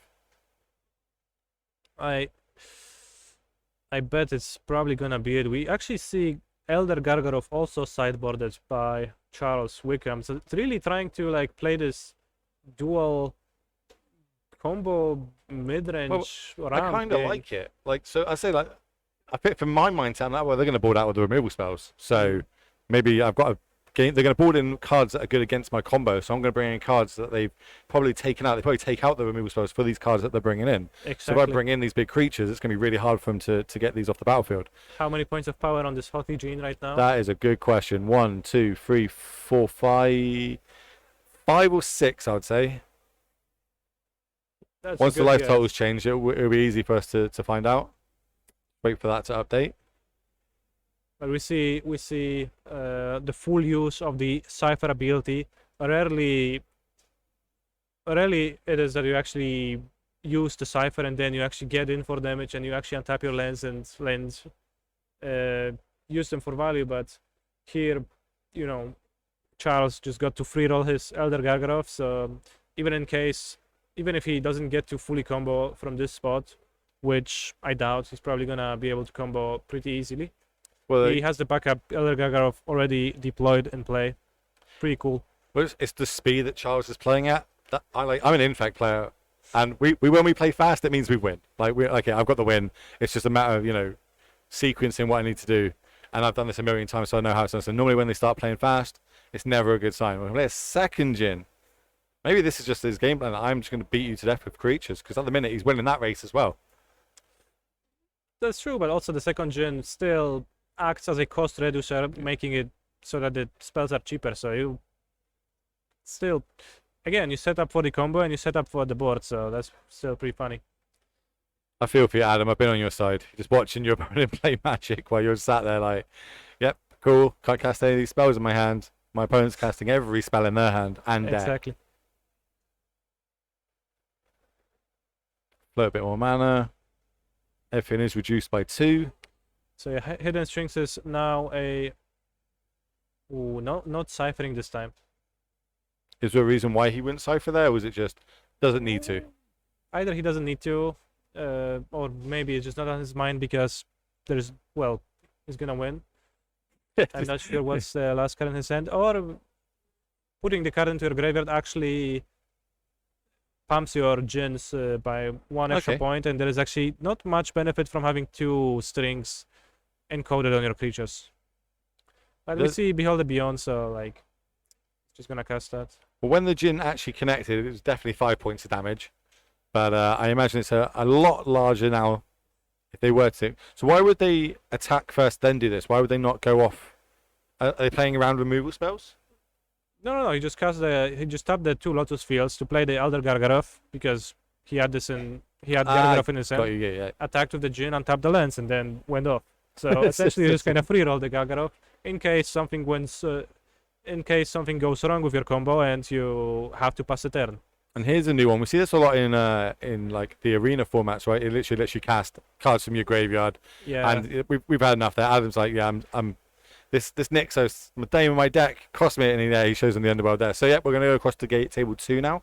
So go to our backup, which is we'll just get the deck list swapped around. So what decks have we got here for our backup? It looks like we see Dominic Sanders playing Band Humans, facing off against Gianluca Boaretto, playing Izzet combo. And the combo here is Creativity. Indomitable Creativity, a card that we know very well from Modern. One of the better, if not the best deck in Modern right now. In Pioneer, we're not getting Archon of Creativity. Instead, we are summoning a duo of Worldspine Worm and Xenagos, God of Revels. So if I remember that correctly, one's 15/15 trampler, the other one gives it power and toughness doubled basically, and haste. Yes. So you swing it for 30 damage to your opponent as a combo. With trample. With trample, which is quite good against the humans deck. They've got famously lots of small creatures that they want to pump up quite big and turn sideways. We did join it lovely at the correct time that a massive challenger comes down and manages to sweep one side of the battlefield. Yeah, we see a post-board game, so frequently the creativity deck in sideboarded games is going to change the plans a little bit. And here we see Gianluca going for Chandra, Awakened Inferno, a sweeper effect, and also a giant threat against humans. And it's, obviously responding on Dominic's side with a Coco, probably the best card he could respond with there. Managed to hit 2 good creatures. That's a Lieutenant and is that the God? The one that makes 4 drops cast more? Yes, it's Raiden, God of the Warfy. That's I the believe. one. 4-drop non-creature cards that Gianluca is going to try to cast are going to cost 2 more mana now. Which is pretty problematic. The Gianluca's deck does include some expensive cards. So this literally looks like we're in game 3. So all on the table. Obviously, humans, we know we've got guarded information. I believe that's a land left in the hand for them. So if there is a control player can sweep the board, if they've got anything to sweep the board or combo off this turn. There's The- 2 more Anger of the Gods in Gianluca's deck, although they're not super effective at handling a 5 toughness Adeline. No, so we'd have to like double spell. So maybe like an anger Yeah, plus like a Fiery impulse. Or something. Impulse or Fire Prophecy, both present in Gianluca's deck. We see 5 mana. We see And no, obviously no mana. creativity. Wanting to cast that on 4 is now going to cost you 6. Yeah, you So can't the quite cast that. I'm not sure they can do the combo play here. The traditional combo play also requires you to Ooh, play more. This is a new card I've seen popping up a lot. So this is the one that does damage equal to the cards in your hand. Is it like, it's like draw a card, deal damage to cards in your hand, or do Yeah, damage, draw a card? It's kicker, 2 and a blue. So for 5 mana you get to draw a card and then deal damage to a target equal to the amount of cards in your hand. So Gianluca first draws and then deals, I believe, 4 damage to Adeline because he only had 4 cards. Follows up with a Lava Glide Pathway, sacrifices a treasure, and finishes the Adeline. Yeah, we see the 5 toughness being a really big problem. Having to essentially use 2 spells and the treasure to Only deal with that. Leaves him with not many cards in hand. I think both players are looking at. Obviously, they get to do a loot effect there, so hopefully they hit a better one. But looks like it's just all lands for both players here. Gianluca has 2 cards in hand. Didn't quite catch what was there. Can we do it? So we're looking for. But we're basically looking for an anger here, right? Yeah, Anger of the Gods probably one of the best cards he could have. We are in game 3. We're not sure how Gianluca has sideboarded. There are Hullbreaker Horrors in the sideboard. Oftentimes you're going to like try to switch your sideboard So- plan. If this comes across, that's going to drop him down to 1. It was another land drawn by Dominic. Plays it for the turn. Then we see a creativity. Cycle a sensor. Is that 2 creativities? I think it's 2 creativities. Yeah, it looks like. Oh, he found the Ooh, anger. That's on the huge. top, very nice.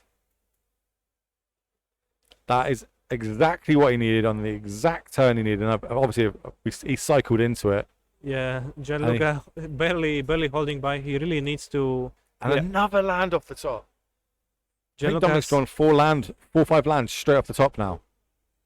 pretty unfortunate. Gianluca is looking really hard for a way to produce tokens. Wow, he cycled again. Fable of the Mirror Breaker, for example, would be a great choice. I don't think Secrets of the Key would be an excellent one too. Oh, here we see the Fable. That's going to produce 2 tokens next turn. Unfortunately, post combat. So So Fable's such a killer of a card, yeah, and he just shows him his hand. Is this going to be...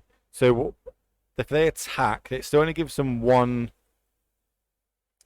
it's pretty awkward So- for Gianluca here because the flyer is going to potentially kill him, and you need 2 objects, 2 tokens to Yeah. creativity fully into Xenagos both and Wolfspan Worm. What he could do is to attack with the token and then creativity with X3 targeting Oh, also the Spellbinder to try to exchange into a non-flying creature, not to die to it.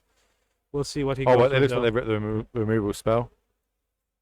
A removal spell seems like a cleaner option though.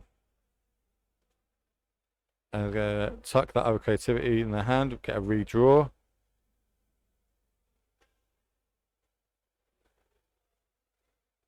So that was in response to the Fable of the Mirror Breaker triggered ability, so he gets to sculpt his hand Even more. a bit more. Love to see it. We see a shuffle, I'm not exactly sure why. I think... Was it not from the removal spell? No, because that's a loot effect, isn't it? Why are we shuffling there?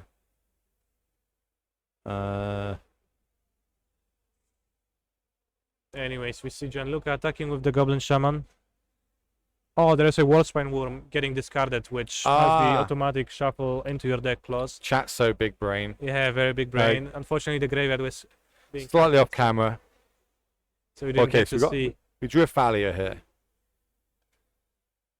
Thalia means it comes into play. Is this the free drop one? So it comes into play tapped. So they can't get the combo off. Well, let's. Sometimes you just have it all. Sometimes you just have it all. And yeah, I'd like to make a creature. The Thalia could have been a little bit problematic, although not excellently so. I love the dark sleeve. Can't really see what the card is. Fable of the Mirror Breaker.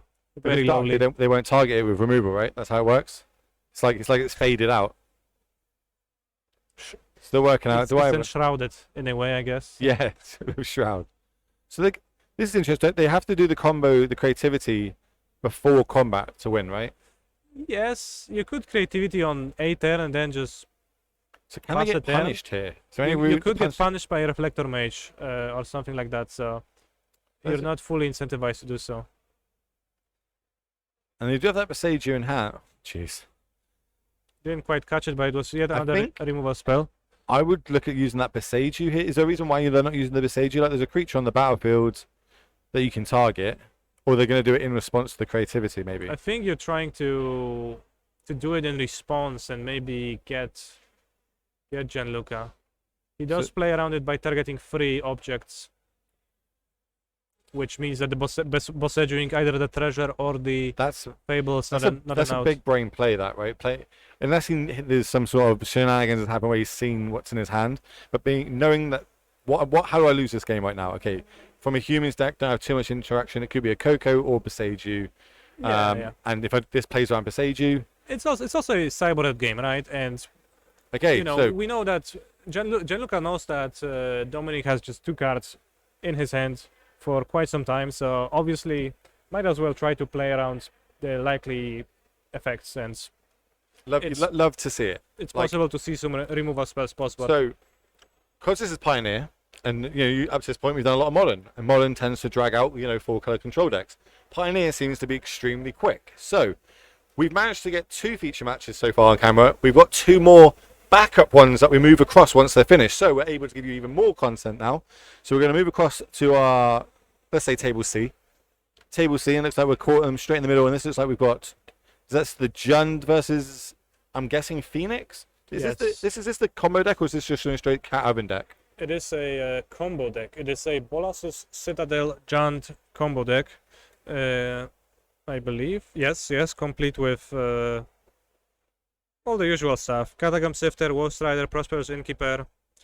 The game 1 plan is to put Bolas's Citadel into play, and by using the various Scry effects, Live Gain effects, and Ping effects, win the game, frequently by using the tap sacrifice 10 permanents ability eventually. I'm pretty sure that this isn't game 1, so we'll work on seeing if we can get the records updated for you.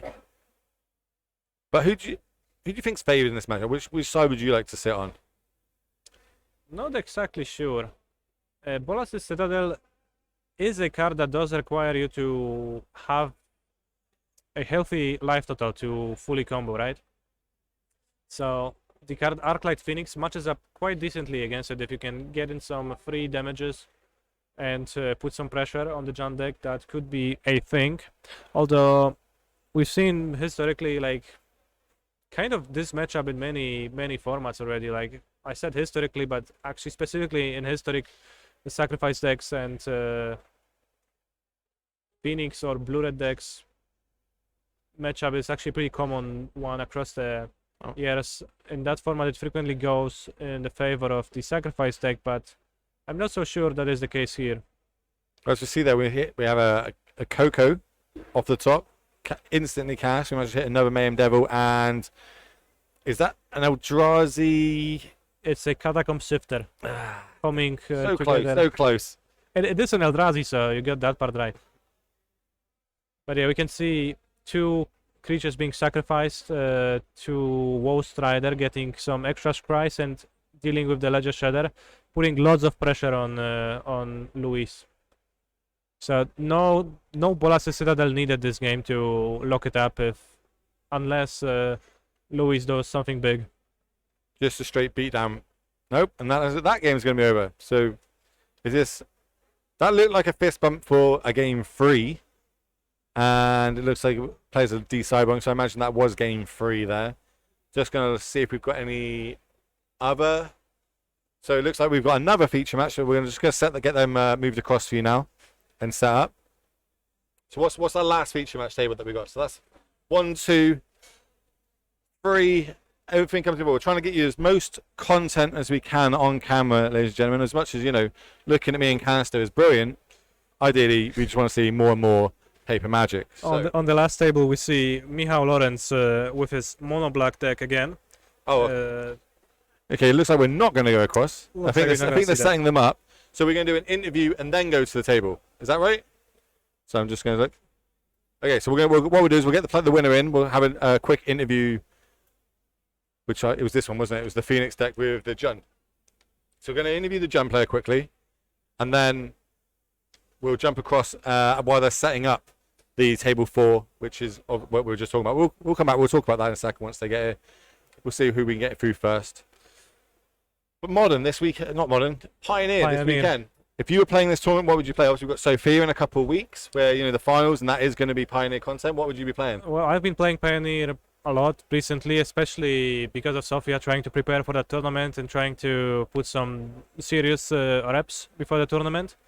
I have to say that if I played in this tournament in Warsaw, I think my deck of choice would be Blue-Red Phoenix. Last week we had the Mox series on Magic Online. It was in Pioneer. Well, we saw it got taken down. Obviously, super powerful deck, and I watched the mocks. It looked like it had a super good mono green matchup, which is what I'd be hedging against in this matchup. Yes. does But look there is also one interesting thing.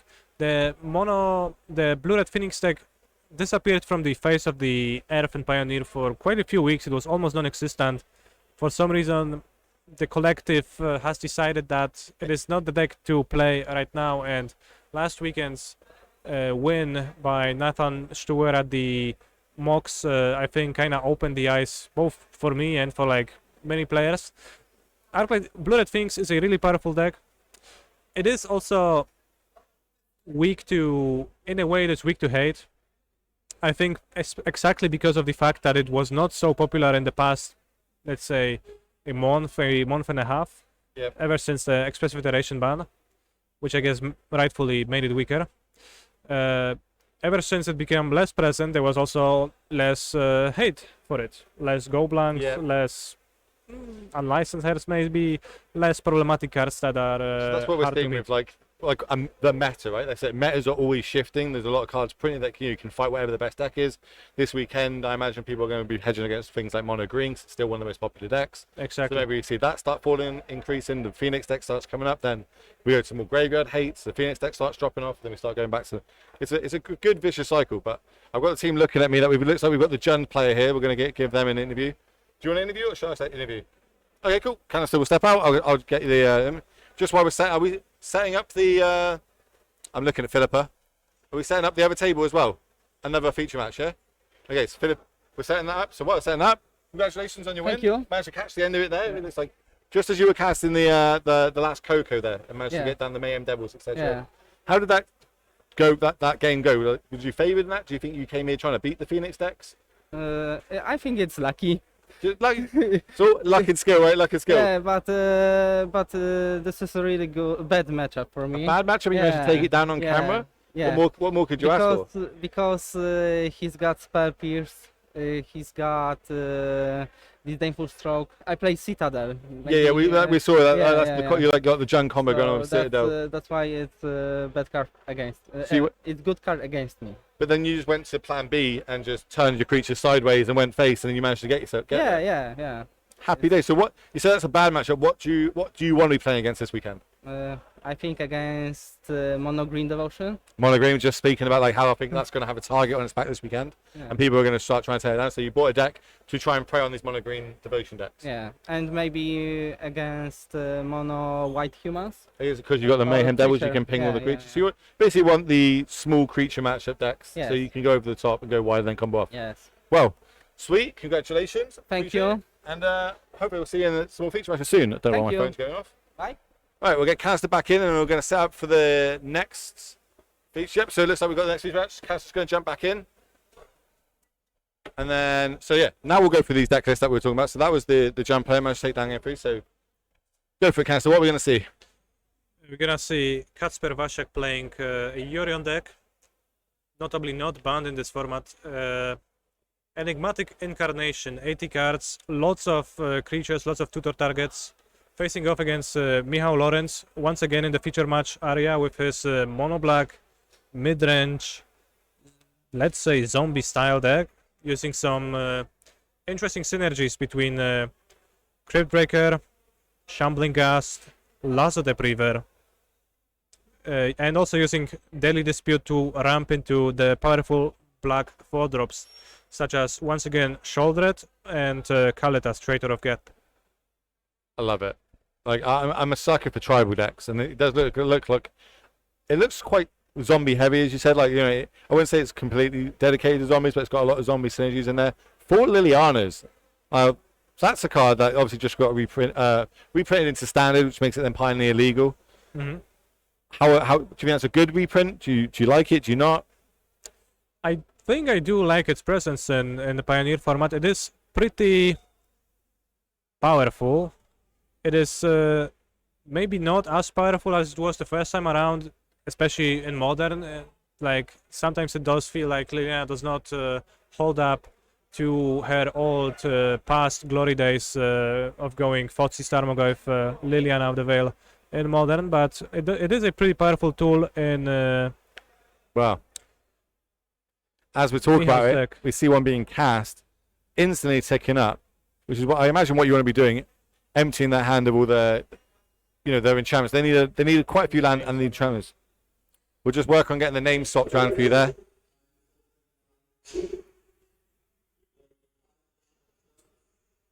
So yeah, we're just going to get the name swapped around.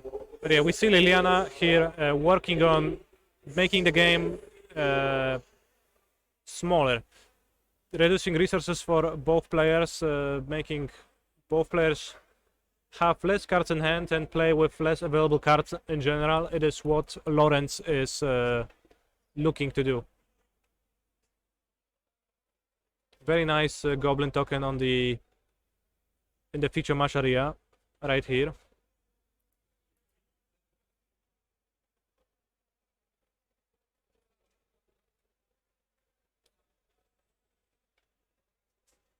But yeah, Fable of the Mirror Breaker, a bit of a tough card to deal with from out of a mono black deck. It is almost a guaranteed 2-for-1 almost always, so that is something that Lawrence will have to fight through. He chooses to sacrifice a token with Liliana's ability.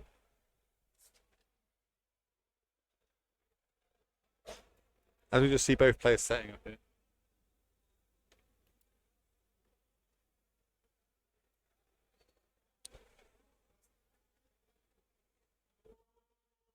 And we see Kacper on the right, not in a situation that he loves. With Enigmatic Incarnation, you really want to have like some enchantments in play, and you really want to set up your namesake card into play as quickly as you can. And that way you can just produce value, draw extra cards with your 3-drop creatures every turn. As it is, not too much action going on his side of the battlefield, letting Lawrence's deck shine in a more resource-restrained game. Can you do a resource game against this type of deck though? Because everything has, when it enters the battlefield, does an effect, and then you can sack. You know, if we get the setup, we then sack it and get someone else in. So almost casting 2 cards off 1 every turn if we can get our engine going. Exactly, which is why you, as long as you can prevent the card from getting played, you can play the value game. You can play the value game. So of course, Lawrence playing a black deck. It means that, well, there is that he's kind of prone to top decks, and this Enigmatic Incarnation is very likely going to affect this match heavily. So what are we going to sack? Like, so we've got the option to sack the 2 and 3 here, so we can go find a 3 or 4 drop. What have they got in their deck that's spicy enough for us to go kit? Is there anything we want to get? Is there anything that shuts off the Liliana? There's so many options that it's pretty hard to keep track It is of. an 80 card list after all. Skyclave Apparition is a way to get rid of a permanent in play, so that could answer Liliana. Also, it's a pretty nice card to have in play with a flipped Fable of the Mirror Breaker. Yep. There is some other options that just produce card advantage, like Renegade Rallier, Gloom Shrieker, Callous Blood Mage. All of them ways to effectively draw cards. So we're probably going to see Catsper go for one of those. In the sideboard, seems like no extra options that are I don't excellent. hate. Oh, okay, so we're going to go two. We're going to go find. This is the when you go find an enchantment, put it into your hand. We go find the Leyline's Binding. It which is does kind put of, the enchantment on top of the deck. so this is. We've seen a lot of this card, not only in Modern but also in Pioneer. It's making a lot more, the 4 and 5 color decks playable. We even see round 1 there was a blue-white control player that was playing 4 different color sources of mana just so they could play this in their main as well. Exactly, and there is also another subtle thing that happens by fetching the Leyline Binding to the top. Catsper sets up for using Enigmatic Incarnation next turn to find a powerful 7-drop. It's going to either be Coma, Cosmos Serpent, Agent of Treachery, or I presume Titan of Industry, yes, which is also present in the deck list. We'll see which one is going to be the best suited for the situation and which one he will choose. I kind of like stealing all my opponent's stuff and then copying it and stealing more stuff. That's a very nice thing, yeah, if you can rely on I don't know it. if that's the optimal line, but it's definitely the fun line I'll try and pull up on the camera. Do you like resolving a Titan of Industry trigger and then copying your Titan of Industry? That does seem pretty attractive too. Yeah, that's also pretty good. And So- Mono Black famously not well known for dealing with enchantments particularly well, so We've got in hand. Oh, they've got the like terrible with the name of it. It's the one black, one colorless. They destroys target white or blue permanent. You gain 1 life. it unfortunately does not destroy a permanent. It can only target creatures or planeswalkers. So Oh, is it only the planeswalkers? Okay, so that's a bit rough for them again. it's not going to be of much help here. So it does seem like with Moonbless Cleric effectively hiding the Leyline Binding from this card on the top of the deck, it's going to be pretty hard to imagine Lawrence getting out of this situation, although we are going to see what he comes up with.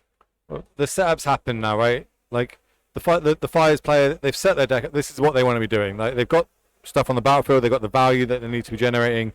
They got the big payoff is basically next turn. It's how can we disrupt this now? What have we got that can interact? And this was Dark Salvation with X1 creating a zombie token and giving -2/-2 to Fable of the Mirror Breaker. glad you caught that in Japan. Like I was like, what language is this? Like I could read the cards from the screen, but good. Liliana's going to take that. So we're basically going to try and clear as much of this battlefield as possible. Yeah, and try to get in for some damage, although reducing Catsper's lifesteal from 15 to 14 is a rather slow way to pressure. I also like to, obviously ticking down the Lily there because it's a good chance that that's probably the target for the binding. You're probably going to see the zombie getting targeted with the binding. Oh, as so why would we take the zombie out over the? Oh, because we can. you want to When do it gets this sacked, sure. because you are intending to sacrifice your Leyline Binding, which would free the Liliana with more loyalty counters than she started with. So going for the zombie token here, a better option. So what we getting? What's your money on?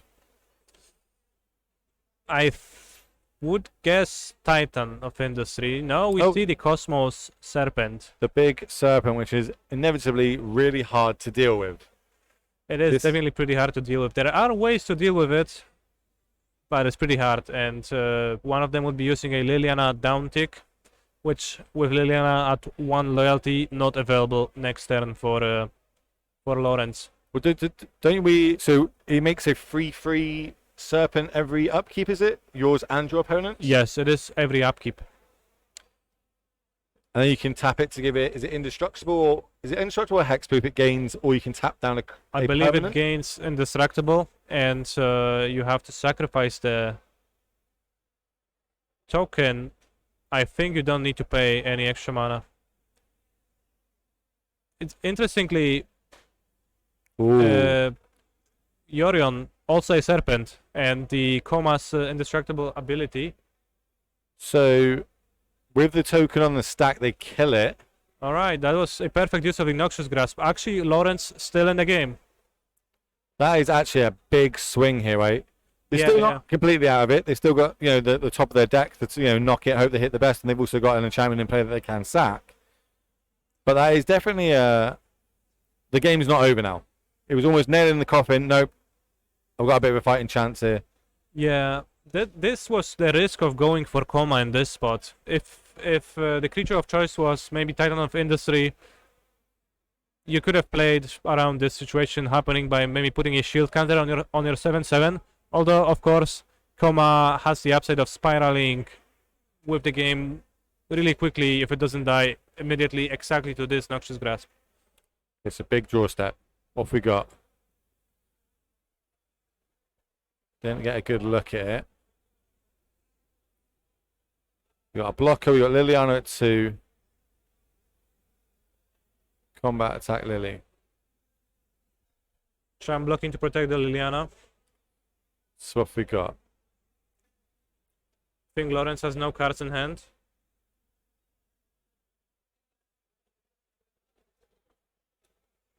We see Nylia's presence. Okay, so that's another redraw.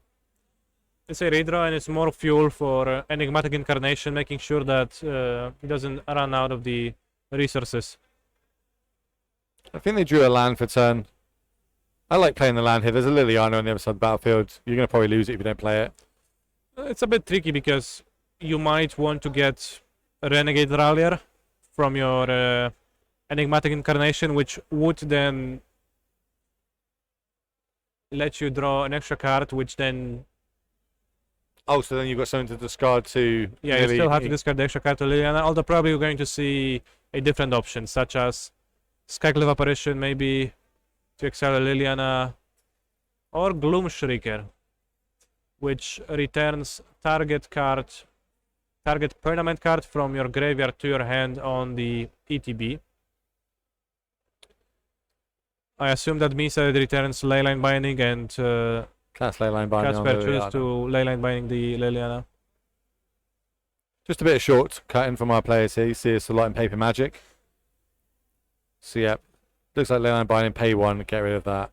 And once again, Leyline Binding, again, setting up for a 7-drop with Enigmatic Incarnation on the next But turn. you could sack the Binding, they get the Liliana back, then steal their Liliana, right, with a Treachery. Yes. Don't know if, again, I don't think it's the better line out of the two creatures we've got left in our deck, but one camera. Your opponent just played a land for the turn, they're top decking. Yes, they can start using the castle and drawing more cards here. They've got a good life total of 18 at the minute. It's not super under pressure. There is, what, 5 power on the other side of the battlefield? But we'll see what they do. They draw for a turn. Didn't get a good look at it. Looks, what, is it a land, maybe? It's probably not a land as we see Casper thinking. The attacks are easier. One's got Menace, I believe, and the other one's a 3/3, and your opponent's only got a 2/2, so... Does it have Menace? Are they maybe thinking about when they sack the Binding, Liliana hits the battlefield? What we're doing here? It does indeed have Menace, yeah. So if we go make a creature, we can tap it for mana. Block the Coma's Coil, seems like. No, they move that accomplishes a whole lot, but you do what you get to do.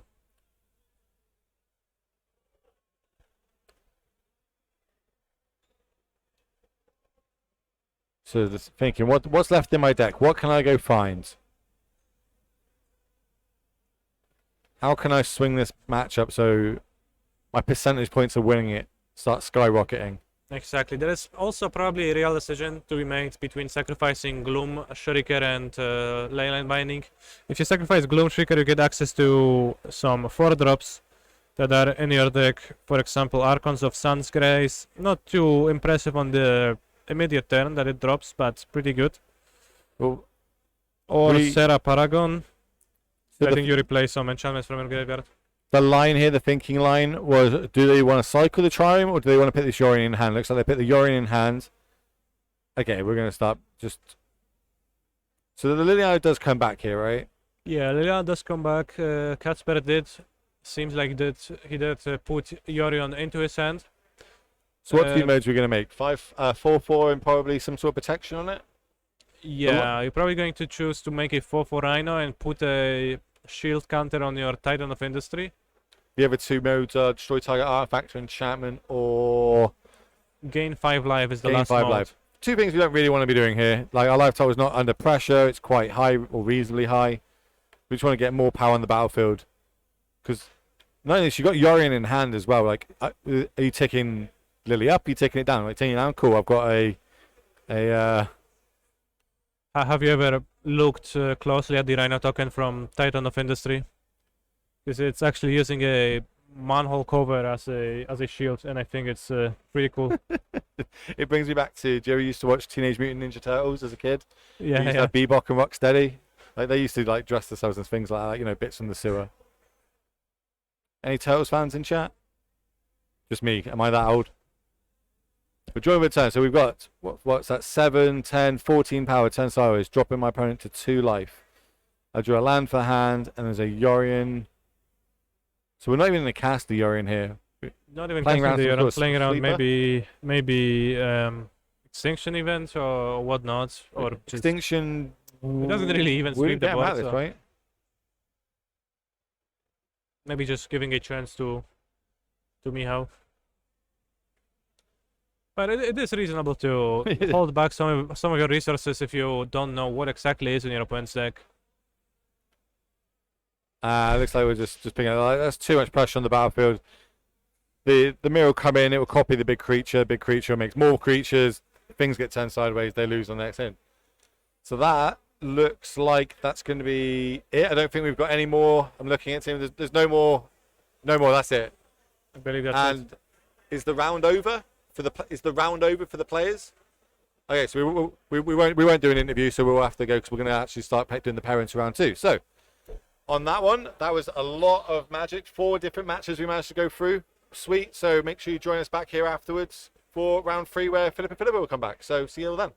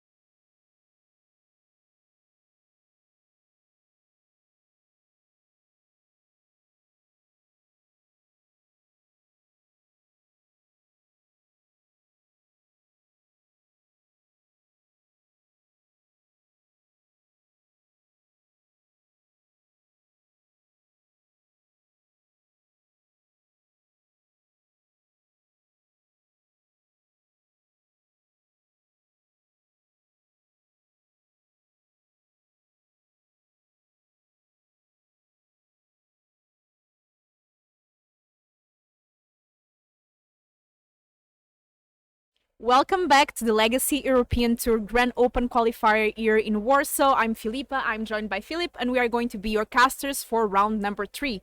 We have a very cool matchup in the feature. We have Mono White versus Band Spirits that are playing with Coco. What do you think of these players? Do you know any of them? Because it looks like one of them at least is Polish, right? Yeah, so one of the players is Radek Kaczmarczyk, who is a Polish player, you can guess by the surname, and he's also a back-to-back Polish national champion. He won 2 of them in a row, but he's mostly known for limited. Every time there is a bigger tournament in Poland, he plays the main sealed event, and he top 8s every time. And I'm not kidding. I looked at the last 6 he top 8'd. But he's also dipping his toes into Pioneer. He's also has got a Patreon where he talks about Pioneer, and today he chose Mono White Humans. Really, really cool, and it looks like it's paying out because it's 2-0. Obviously, in round 3 we are bringing people that are 2-0, so looks like it's going well for him. Yeah, and I have personally really liked Humans. I think they are very aggressive, very consistent. We've talked about it, the mana. Right? If you've got single color mana base, you can fit in the man lands, utility lands, and in this case we've got Shepherd Dunes as a 2-off and 4 Mutavault, which is of course key in a creature deck. And looks like the names are swapped. There's a issue here because the mono black player is not a mono black player, is actually Sapagovas on the band Spirit Yeah, so Coco. we need to change the play. Yeah, on the we right. need to update that. So if you could update just the player that says mono black aggro actually is playing Band Spirits. The player on the right is playing Band Spirits. It's a different player. Yeah, it's a different name. It's the last name is Sapagovas. Okay, I hope I'm saying that right. I don't know. That's not a Polish surname, so I will settle for your pronunciation. We also have Castle Ardenvale, another utility land. So these mono mana bases really make me smile, because in Modern, for example, you don't really see mono color mana bases because it's so easy to build 2-3 colors. But here, woof, 1-drop into 1-drop, 1-drop. And what do you think of this matchup? What do you think it's favored? Because I can see a Coco really being difficult to deal for mono white. That is true, and I think it will be interesting because on the one hand, mono white has got much lower curve, so you can go 1-1, and then load and attack, bash in, right? While the Spirit's curve is more 2-3 heavy rather than 1-2 heavy. So if Radek is on the play, but he wasn't, but if he was on the play, I think it skews the matchup to his side. However, as you said, collected company is huge, but also one of the spirits that taps is very powerful. Let me just double check the name. Shackle Guys, yeah, Shackle Guys, because it can really mess up the attacks. Tap your blocker, tap your attacker. And of course, Skyclave apparition. Like if you can Coco into double Skyclave, that's going to be really strong. And it looks like mono white here with a very, very strong start. We've updated the play on the right, so now everything is as it should. Also, a cool thing that we are starting to do is we want to bring you more matches. So we now, instead of having just 2 feature tables, we have 4. So in case one table finishes soon and the second one as well, we have more magic to show. And as you saw in the last round, it went to rounds. So we have to show you more magic, less sides. So hopefully we're enjoying that. So basically, the only way that there will be any downtime is if 4 of our feature matches would finish quickly, which I doubt they will, and I think like 90% of everything you see will be magic. Yeah, and that's what we want to see, especially Pioneer, because we have to understand that the regional finals, and not only in Sofia, but also in the other zones, they are Pioneer, because they decided the first finals would be Pioneer. So this is great for people that want to practice, see what the meta looks like. Absolutely. Sofia, I think Sofia is in November. Next month, and it is Pioneer. So now, if I'm not mistaken, this particular event does not qualify for Sofia, it qualifies for Naples Yeah, in exactly. Italy, For the round 2, which is Naples in Italy. but it's still good practice Yeah, for and Sofia. also, if you haven't qualified for Sofia yet, you have other ways to do it. First of all, you can qualify through your local game store. They're having these qualification events. And also, you can just go to Sofia and play the last chance qualifiers. Yeah. And qualify Friday for the weekend. So, And this is basically the whole path that you can go to the Pro Tour and then eventually to Worlds. yeah, exactly. That's the path to the Pro Tour and then Worlds. So, if you do well in the regional finals, there's some spots to be awarded for the Pro Tour. And I love to hear the word Pro Tour. Yeah, we can say it again. Yep. And the situation on the battlefield is getting really hot. As you said, Coco is going to be huge, and let's see what happens. Coco is always huge when you're playing against an aggro deck because it's so difficult for them to make an attack. First of all, they don't play counters, but they have to attack. But they know you have 4 mana open, you're playing green, you have a Coco. But what can you do? Like, can you just simply not attack? Against spirits, even if they have 2 or 3 mana, they also have flash threats. So at every step, you have to ask yourself, what could they flash in? And in Exactly. this case, we've Coco found Empyrean Eagle and Spell Queller, which is huge. However, Soldier of the Pantheon has protection from multicolored, so Radek can easily attack through. Exactly. And this deck is running 4 Spell Quellers, and this is one of the best cards in Spirits. Yeah. So how much power does Vitenis have? Because it's what? It's 5 plus the buff. It's 8. I count 10. Do I count correctly? It's 10 for the Spirits player. Looks like it, because the bird gives +1/+0 to the other So they one. bash in for 10. So now Radek is at 7. So Radek has to win on the attack back. Oh, and we However, have... there is, I think, double Selfless coming down. Which technically, I think they should have played it pre-combat to buff Mausoleum Wanderer. Because Radek would be even lower. He would be at 5. And I think here it's even more than 7. The 7. Yeah, I think it's 10. Yeah, so he's now at 7, but he would be at 5 had Vitenis played both Selflesses pre-combat. Yeah, exactly. Um, But see, like it seemed like Mono White at such a strong start, and how Coco changed completely the game. Yeah, the 1-drop into double 1-drop. It's a nightmare start for the opponent, but well, he managed to stay alive. However, there is Thalia's Lieutenant, and I saw Brave the Elements, which can give you protection and attack through. So technically, you could say protection from white. However, Mausoleum Wanderer can be popped and counter it.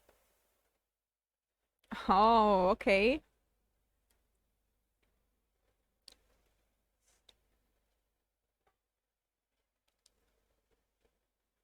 And it looks like it was enough. Wait. Did they not counter it with the Wanderer? Did they not counter the onboard trick and died? No way. I think they am just I- couldn't. Wait, what? What? Come on, what? That's unbelievable. So Radek did what I said. So pump the team, give them protection from white so they can attack through Selfless for lethal. But as I said later, Mausoleum Wanderer can just pop and counter it. No Exactly. problem. But he forgot and died.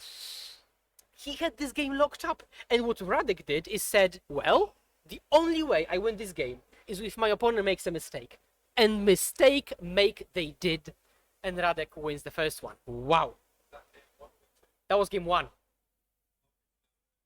They're going into game 2 and sideboard. Somebody's like, it's about the confidence. Player is like, nah, you lose. And the other one, nah, but I have wondered. Nope, you lose. You lose. Yeah, I mean, I guess Radek just, maybe the confidence sold it. Radek was like, okay, buff, okay, attack, you brave the elements. And maybe he was so, Confident So and assertive that your opponent was like, okay, let's mean- go game 2. yeah, and just maybe like muscle memory said like, yeah, I guess that's lethal, so. Yeah, it happens. Wow, I hope they don't watch the replay because that's going to hurt. They probably will. And Probably their friends will just tell them. yeah, the thing is that playing these competitive tournaments, a lot of the times being on the feature table as well puts a lot of pressure. So Oh, it does, of course, you, yeah. you just end up making mistakes that you normally wouldn't. I'm not judging too harshly here because it happens to everyone. I think everyone made mistakes. It was a crucial mistake, but Yeah. Yeah, chat. So Wanderer can counter instant or sorcery, and Brave the Elements is an instant, so it could have been counted. Okay, so let's look at the sideboard. So what would you side in if you were playing mono white? if I were playing mono white, I can see a lot of creature hate. I can see triple declaration in stone and triple portable hole. And I am not sure how much you can actually side in realistically because you have to cut something, right? Yeah. So I'm really not sure. But I mean, but they play 6 copies. So no, I don't think Radek could pay the one. Maybe I blinked, but I think Radek did not have an additional one to pay. And Ban Spirits, another Skyglaive apparition makes sense, right? Dispute no, Rest in Peace no, Arcan probably no, because it would honestly be mainly 2/3 blocker, that's it. Catilda, maybe Catilda because it has lifelink and flying. I mean, flying doesn't really matter, but it has lifelink. So it's probably like a 3/3-ish, which is already good because it blocks all the 2/1s and gains you life. A lot of portable holes in the sideboard for both players. Oh, and portable hole. Oh, I skipped the last one. And portable hole. So they probably sided portable hole as well for. So it could be portable hole mirror. Yeah, Hold your hole. but that's sometimes the trick. When you're playing an aggro deck, like both of these players are, and you just side in portable hole, you have to cut good stuff to also bring that in. And sometimes you're like, okay, I have a response for you, I have a response for you, but they end up cutting their own strategy. So that's the thing with sideboarding. You have to be really careful about it because you also want to be the one making pressure. Exactly. You don't want to water down your main game plan. And I think what's going to come up is this game theory aspect of the fact that when you're on the play, you want to do your thing more. When you're on the draw, because you're behind on tempo, you want to be a bit more defensive. So it's possible that Radek on the draw sides in 3 declarations, 3 hole. On the play, keeps only the hole, for example. I think there could be some dynamic like that. Okay, so we've got 1 drop into 2 drop from Radek.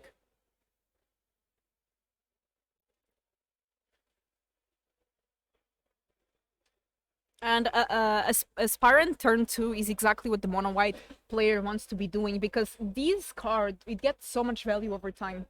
Absolutely, yeah, it just grows the battlefield immensely. And there is this Mutavault, right, which can suddenly become an attacker. Yeah, and here we start making some damage. I hope, honestly, I hope that the Spirits player did not realize their mistake yet, because this could really bring down their morale, or really break their spirit. Yeah, I guess Pun intended. if the player wins, the band spirit player wins, we can interview him and... Yeah, I mean, yeah. But we probably won't have that much time for interviews because we've got 4 feature matches to cover.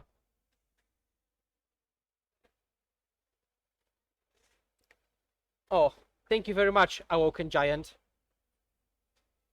Yeah, so actually declarations were brought in, and I'm curious whether that's something he did on the draw only, or he will also do it on the play, which is possible. Yeah. For example, declaration in stoning your Skyglaive apparitions, you know? Get away, get rid of 2 apparitions, get 2 tokens back. Skyclave Apparition is a really, really good card.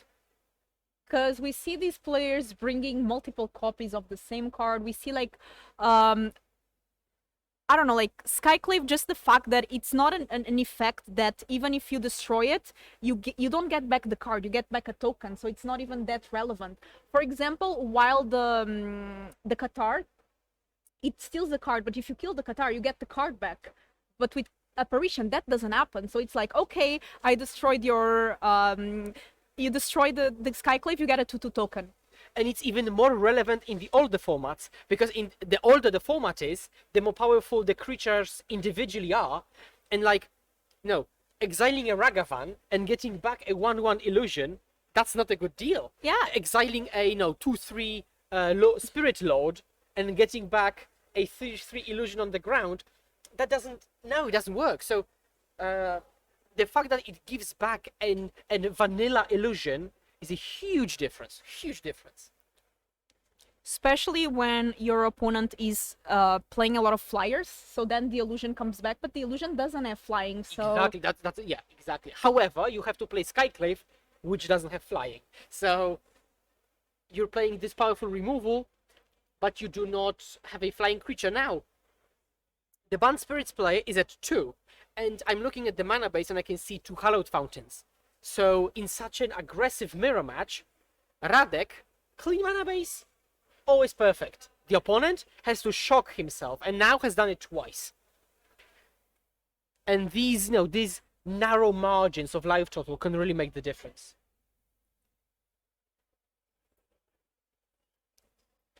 So Radek is thinking, he's pondering his options. I can't really see what he has. He's really sneaky about it. He doesn't really reveal his hand. Okay. Yeah, and somebody on chat is asking if there's a way we can see players' end, and unfortunately, no. Sometimes they show it to the camera, Yeah, and we get to spot it, but not all the time. They're very discreet about it. Okay, so now we got Cathar. Cathar takes Skyclave. Skyclave gives you an illusion, and if you get rid of Cathar, you get Skyclave back. And you get the trigger again. Exactly. So that's what I was saying about the Qatar. Like, it's good, obviously, it's a great card, especially because if you manage to get Night and then Day again, you can repeat the ability. So if it survives the board, this card Qatar gets better than Skyclave. But if it is destroyed, then the Skyclave is better. Yeah, and also you, because of your mana base, you can actually skip a turn to flip it, but do something. For example, Radek can just attack with the Mutavault to use his mana, but not play a spell technically, and therefore flip it. Exactly. And then it becomes Night, and then if the opponent wants to do something, they have to cast multiple spells, and then guess what? It's Day again, and Qatar activates again. The day becomes the night also when the opponent would pass the turn holding up Coco. Exactly. Okay, so actually, it seems to me that Radek might be ahead. More life total, I think better pressure, more cards in hand. So honestly, I think the advantage bar goes to the left. Yeah, the thing is that it looks like he's a bit stuck on mana, because he hasn't played the 4th land yet, so looks like he's a bit stuck on 3 mana, which I probably mono white is not that relevant. Yeah, I think being stuck on 2 would be worse. Yeah. Also, three is kind of a sweet spot, so to speak, to get stuck on. But now remember that if Radek doesn't play a land, what do you think? He has got all gas. If you're in the Banned Spirit seat, you're thinking he has got all the spells he needs, and I don't, right? He's got just 2 creatures. Oh no, okay, Spell Queller, okay, that's good. Radek remembers his gain life trigger, and this gain life trigger might be relevant because over the course of the game, you'll gain, like, let's say 3 life. That's a full attack from a creature, probably. Okay, attacks in. Now it's big enough to attack through Supreme Phantom. And more creatures coming in, okay. This card is also an interesting one. It has training, and it works really well if your opponent is playing enchantments, right? Which in this matchup could be relevant. And I mean, it destroys enchantments or artifacts, Exactly. which could be relevant against opposing Portable Hall. Oh, exactly. I didn't even remember, because if you manage to destroy the portable hole, you get your creature back. Exactly. And there it is, a portable hole.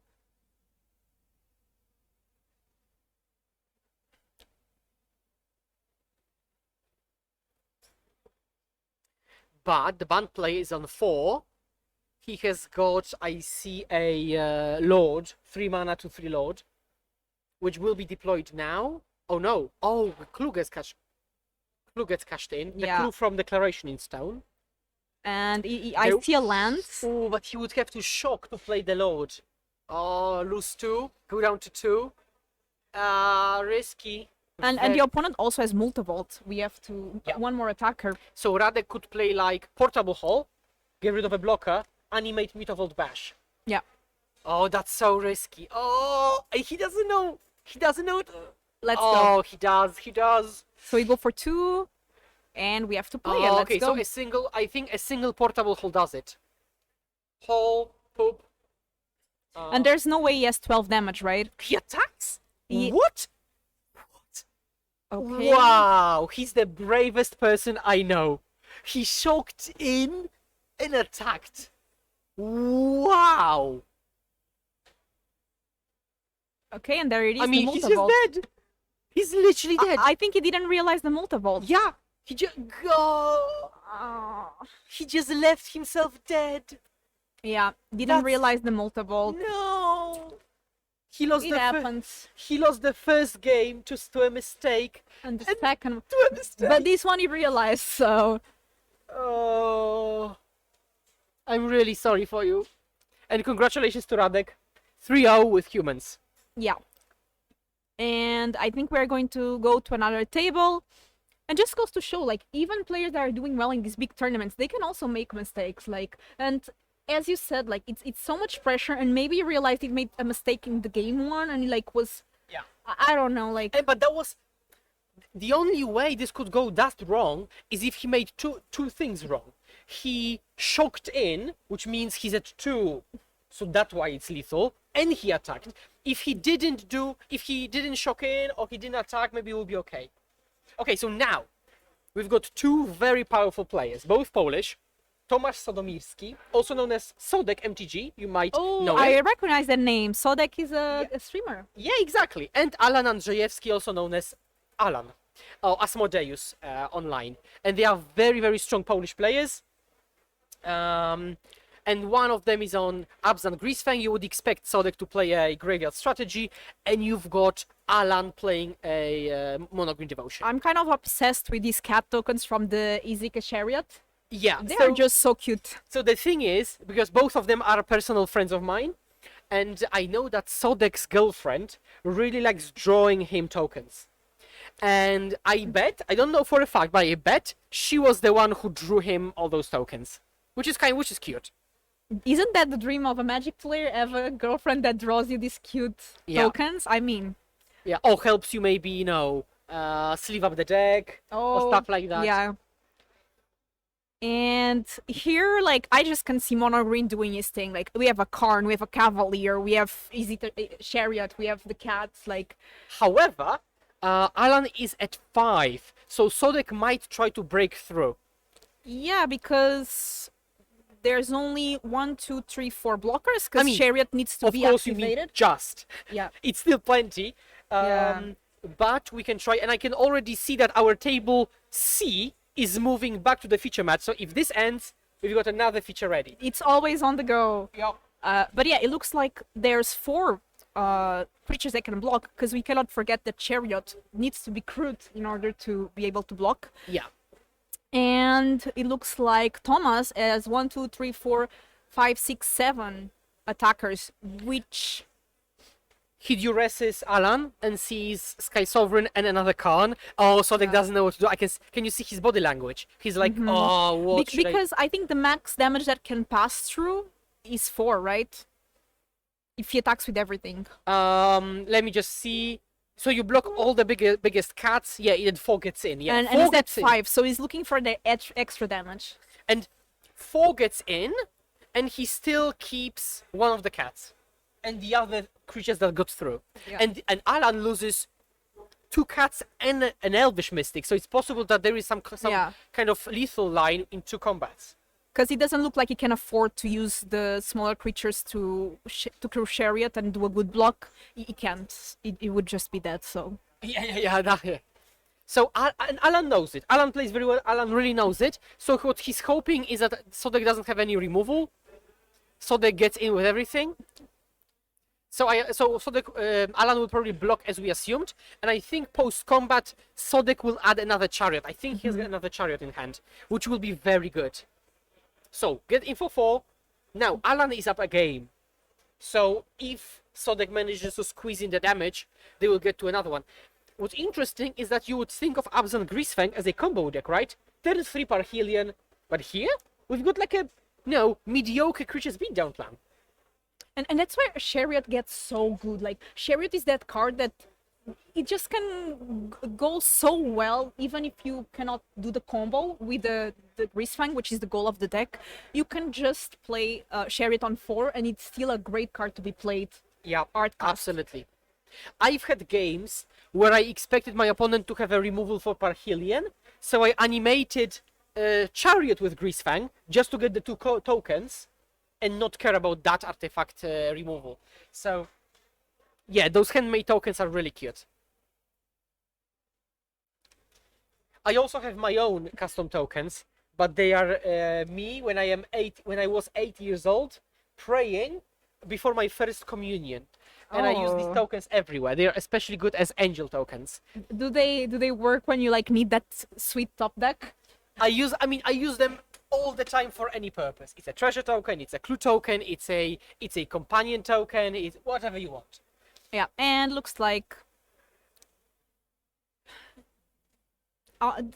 it's really complicated because even Rakdos is Rakdos good? Like, you have some devotion, but not a lot.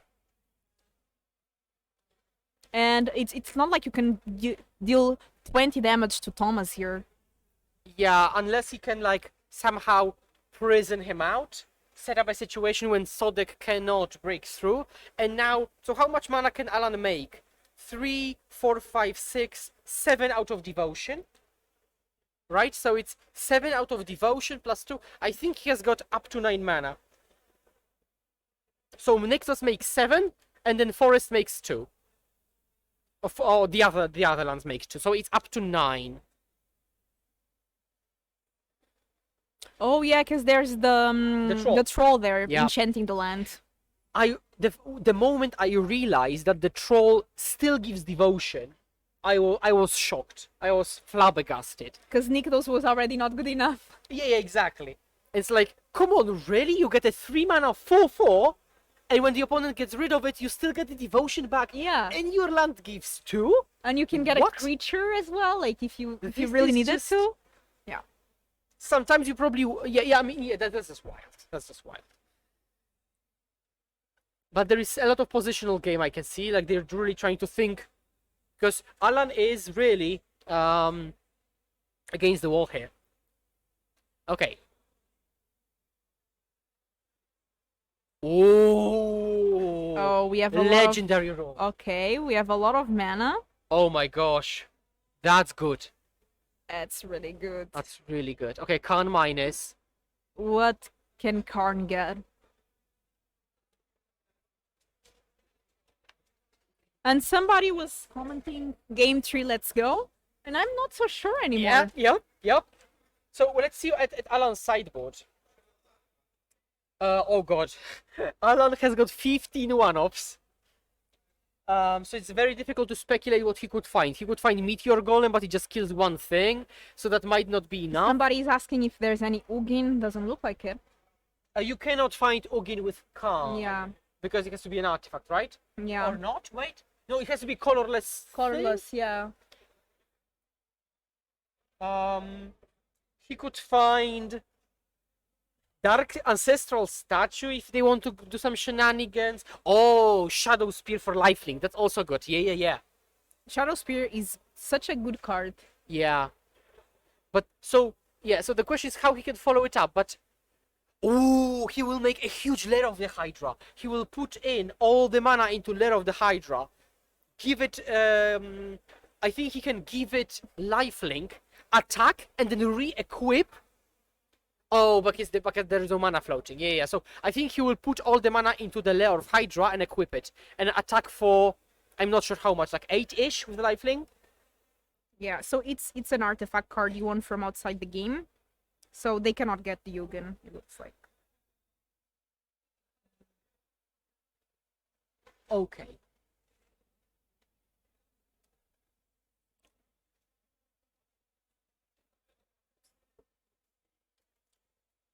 So Alan attacked with a big lair of the Hydra. Now Sodek is down to 6. And we will be updating the life total.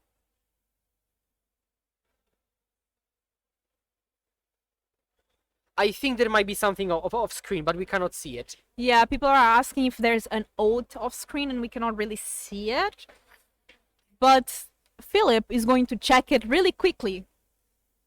So we have a caster that also runs, so he's running to see and he'll come back with an update.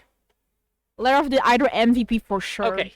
I'm back, and yes, so there is Chariot off screen for Tomek Sotomirski, and as you chat said, there is Oath of Nyssa for Alan off screen. Yeah, and they are pushing it a bit so you can see. I don't want to. Oh yeah, now we've got it. Yeah.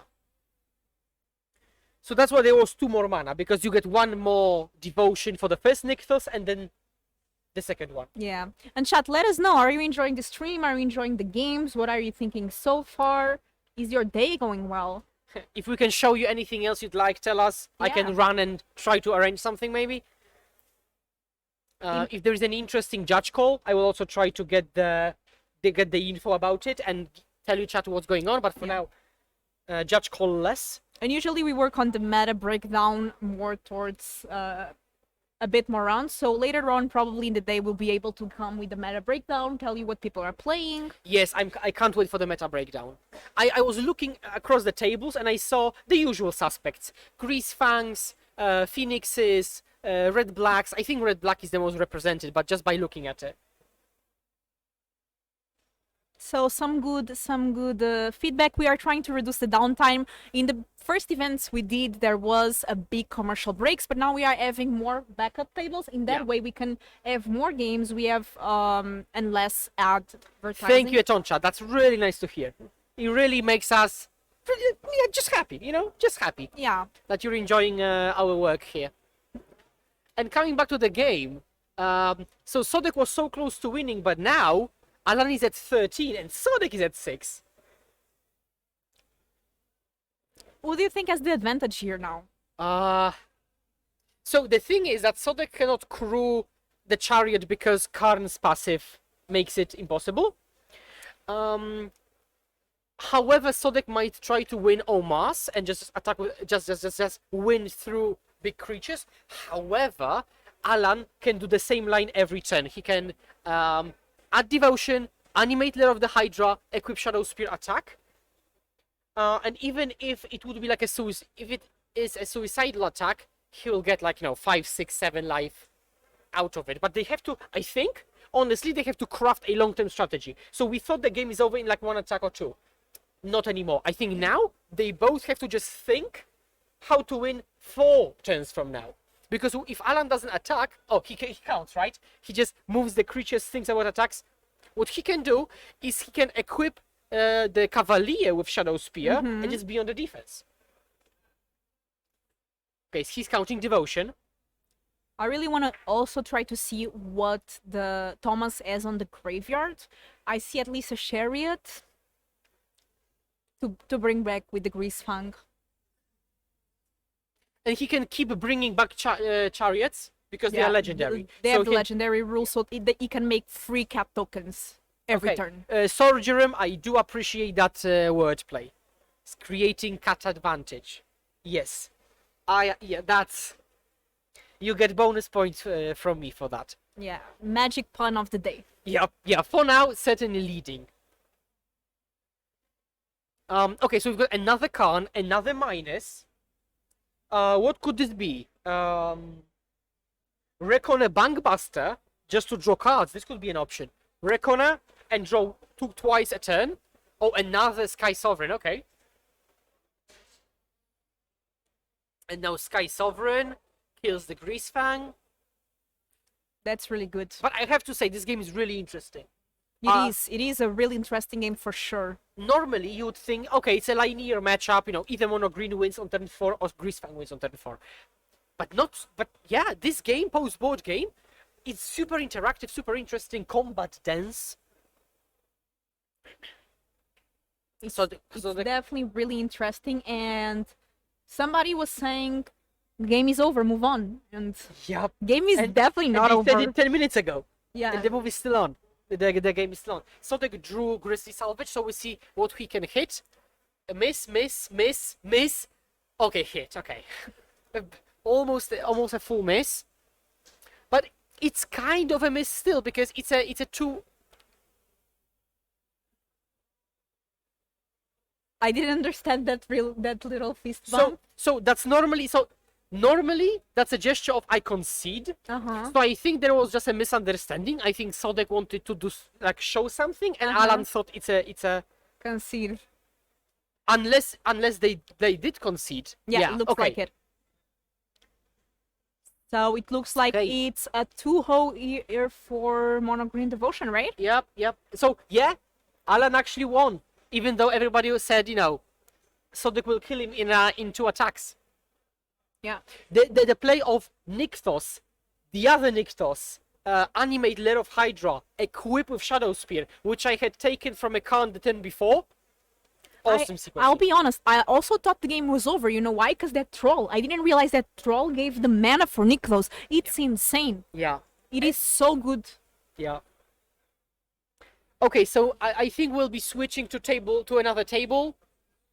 So So and that- we are bringing a lot of magic because we had one match, then another match. Now we're coming for the third match of this Yes, round. and when choosing the backup features, of course, I chose again a friend of mine. Actually, both of them are my friends. But Jakub Kozak, also known as Hawaii, also as a blue-red aficionado, is playing the deck we watched on the first round, which is blue-red Pyromancer. I'm not sure if the deck list is exactly the same. Let me just double check. I mean, of course there is nepotism. Be prepared to watch only Polish players, unless all of them lose. So then not really. To be fair, a big percentage of the player are Polish. Philip is Polish, so a lot of his friends here this weekend, which is really nice because you can choose really good feature matches because you know the players, you know the decks, you know their Exactly. story. Exactly. I know. Oh yeah, exactly. I know their story. I know whether they play well. I'm not choosing random Polish people. To be clear, I'm choosing really good Polish people. We've had Jędrek Schmidt, we've had Michał Lorenz, we've had Sodek, Alan, now Hawaii. So for people not familiar with the Polish scene, this is creme de la creme of what's happening in Poland. And so let's look at Jakub's deck. But I think it's exactly the same to what we saw. This is looking really good for the monogreen player, right?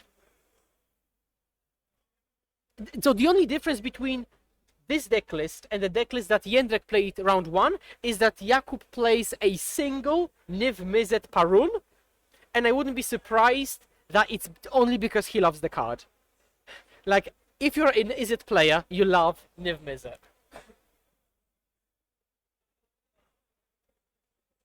And the opponent's playing mono green with Chain Veil on the battlefield. Wait. And I think there is some combo action. Some untapping, minusing. Okay, so it resolves. We have Karn on the battlefield now. Yeah, Jakub has got make disappear and seems like double divide by 0. I've played a lot against mono green, and Kiori is such a great card. Oh, it's Because you think like, okay, they have all these ramp, but they cannot draw cards. But Kiora they play a big threat, they draw card. They play a big threat, they draw card. like basically when they play, for example, Storm the Festival, and they hit a lot of devotion, and you think you're in a bad situation because they've got devotion for Nykthos, they're also drawing 2 cards along the way because of Kiora. That's just wild. And then Storm Festival can get back from the grave, like it was not enough already. Yeah. Remember, chat, that first of all, it's competitive, so you might want to check the opponent if they know how to execute the combo. Second of all, you might not know the combo, so you want to see it. For example, the first iteration. And third of all, he has got interaction like divide by 0, so he might try to see if there's an opening. However, to be fair, if Bartosz just passed the turn, I'm not sure how the blue-red player wins with an empty board from this position anyways.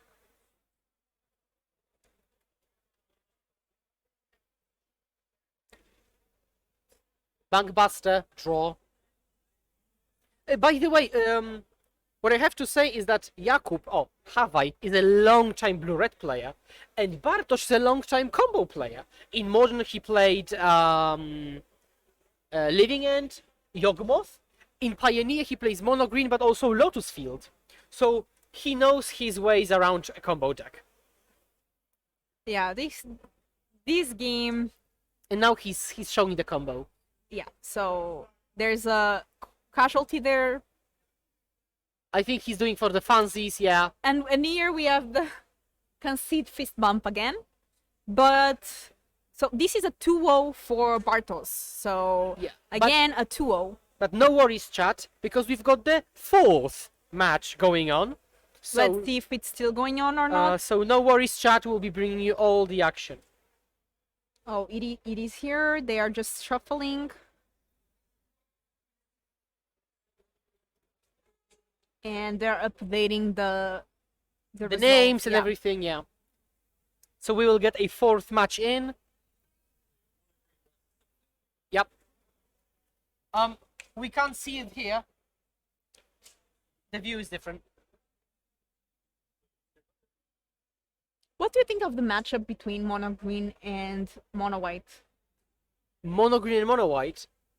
That's a good question, because on the one hand, mono white is really fast, but on the other, mono green can just go elf, turn to troll, roadblocks. But look, Skyclave apparition is so good against mono green. I was thinking because it exiles, right? So you don't have the effect from the troll. That's true, but I'm not sure if they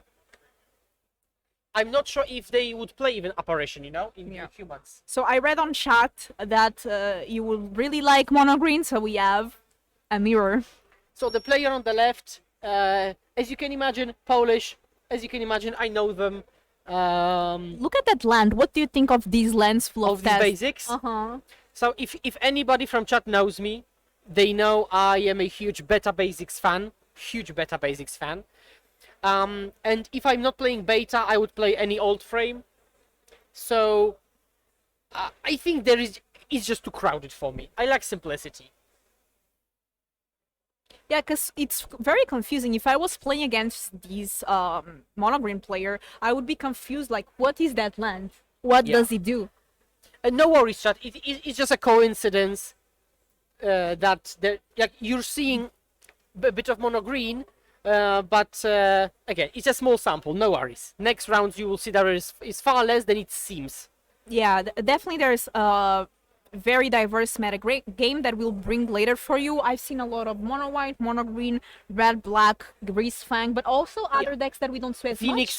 Phoenixes, Niv Mizzet. I saw a Niv Mizzet deck. I saw a Zombies deck. That's true. Mono black. Like, we have a lot of different decks to showcase here. I'm excited to see how that Niv Mizzet is doing. Last time I checked, it was 1-0-1, so it had 1 win and 1 draw. So maybe if that player does 1-0-1. well, yeah, because he drew the first game, unfortunately. Oh, But draw is so painful. exactly, but if he does well later on, we can see that deck because it's a really cool one.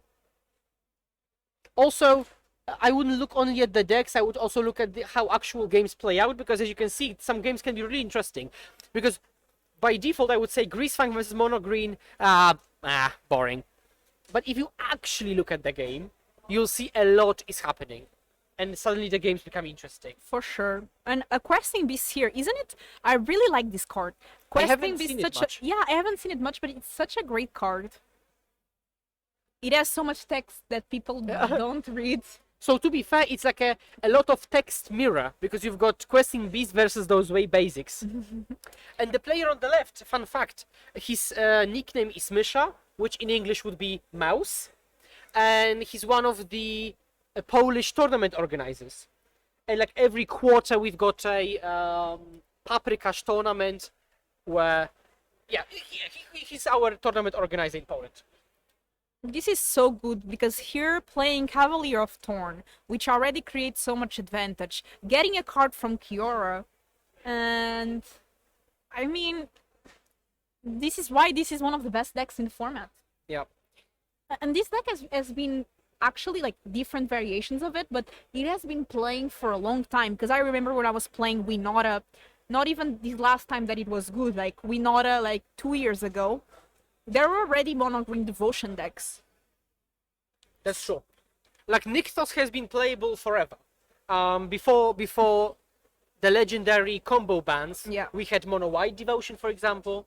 Some people say that Nykthos should be banned.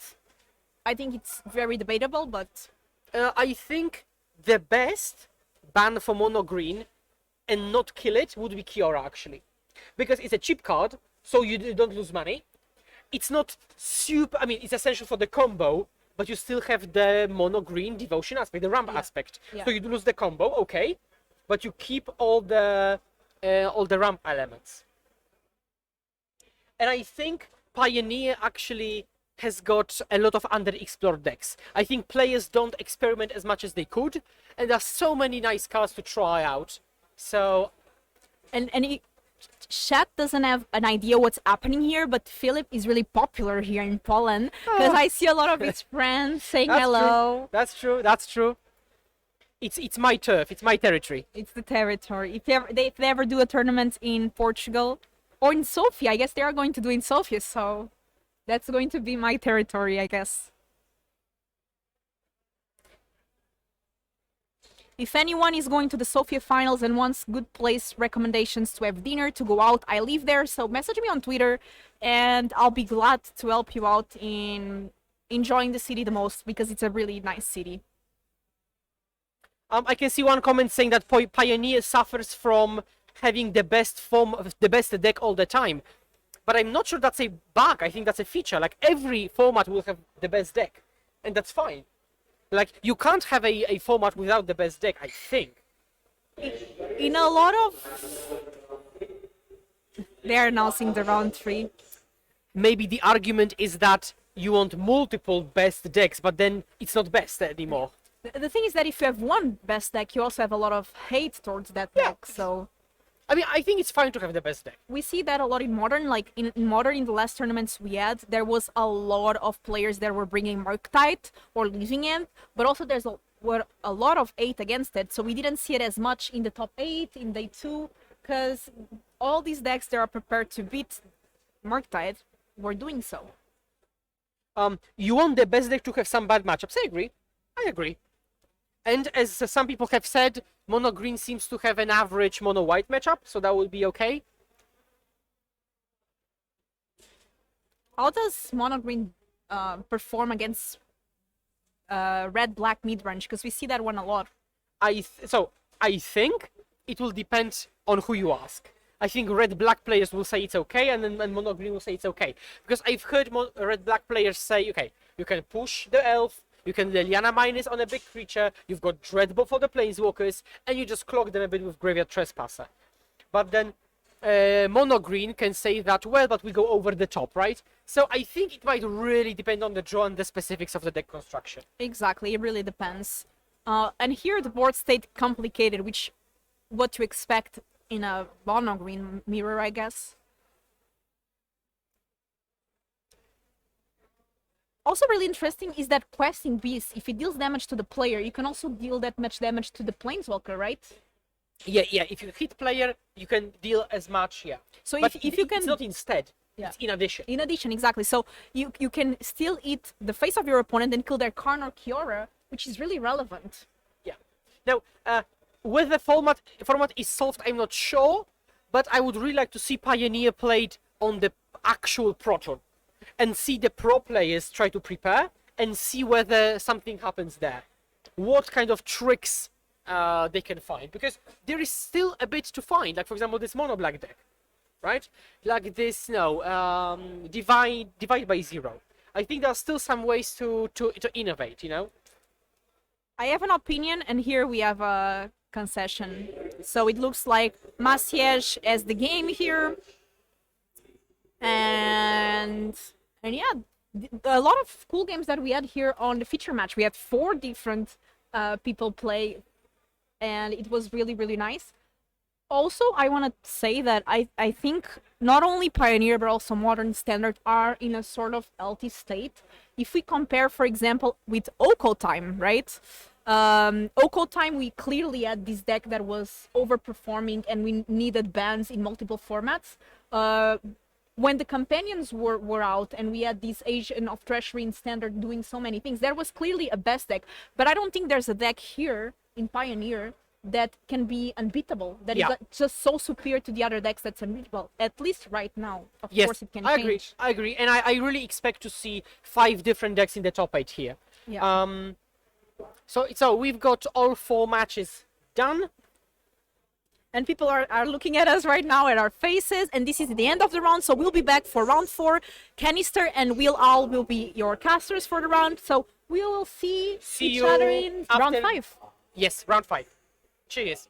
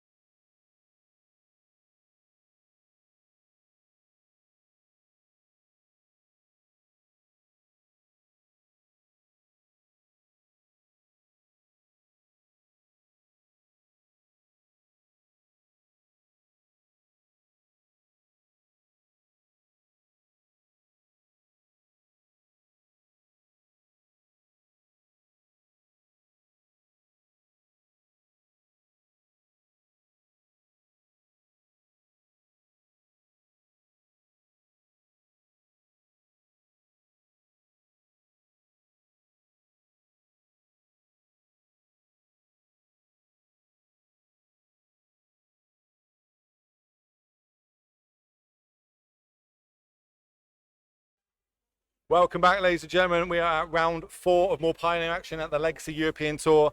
I am Will. This is Kanister. We've got 2 different decks. I think we've seen one of them, but one of them we haven't seen, I believe, in the feature match now. What are they, Kanister?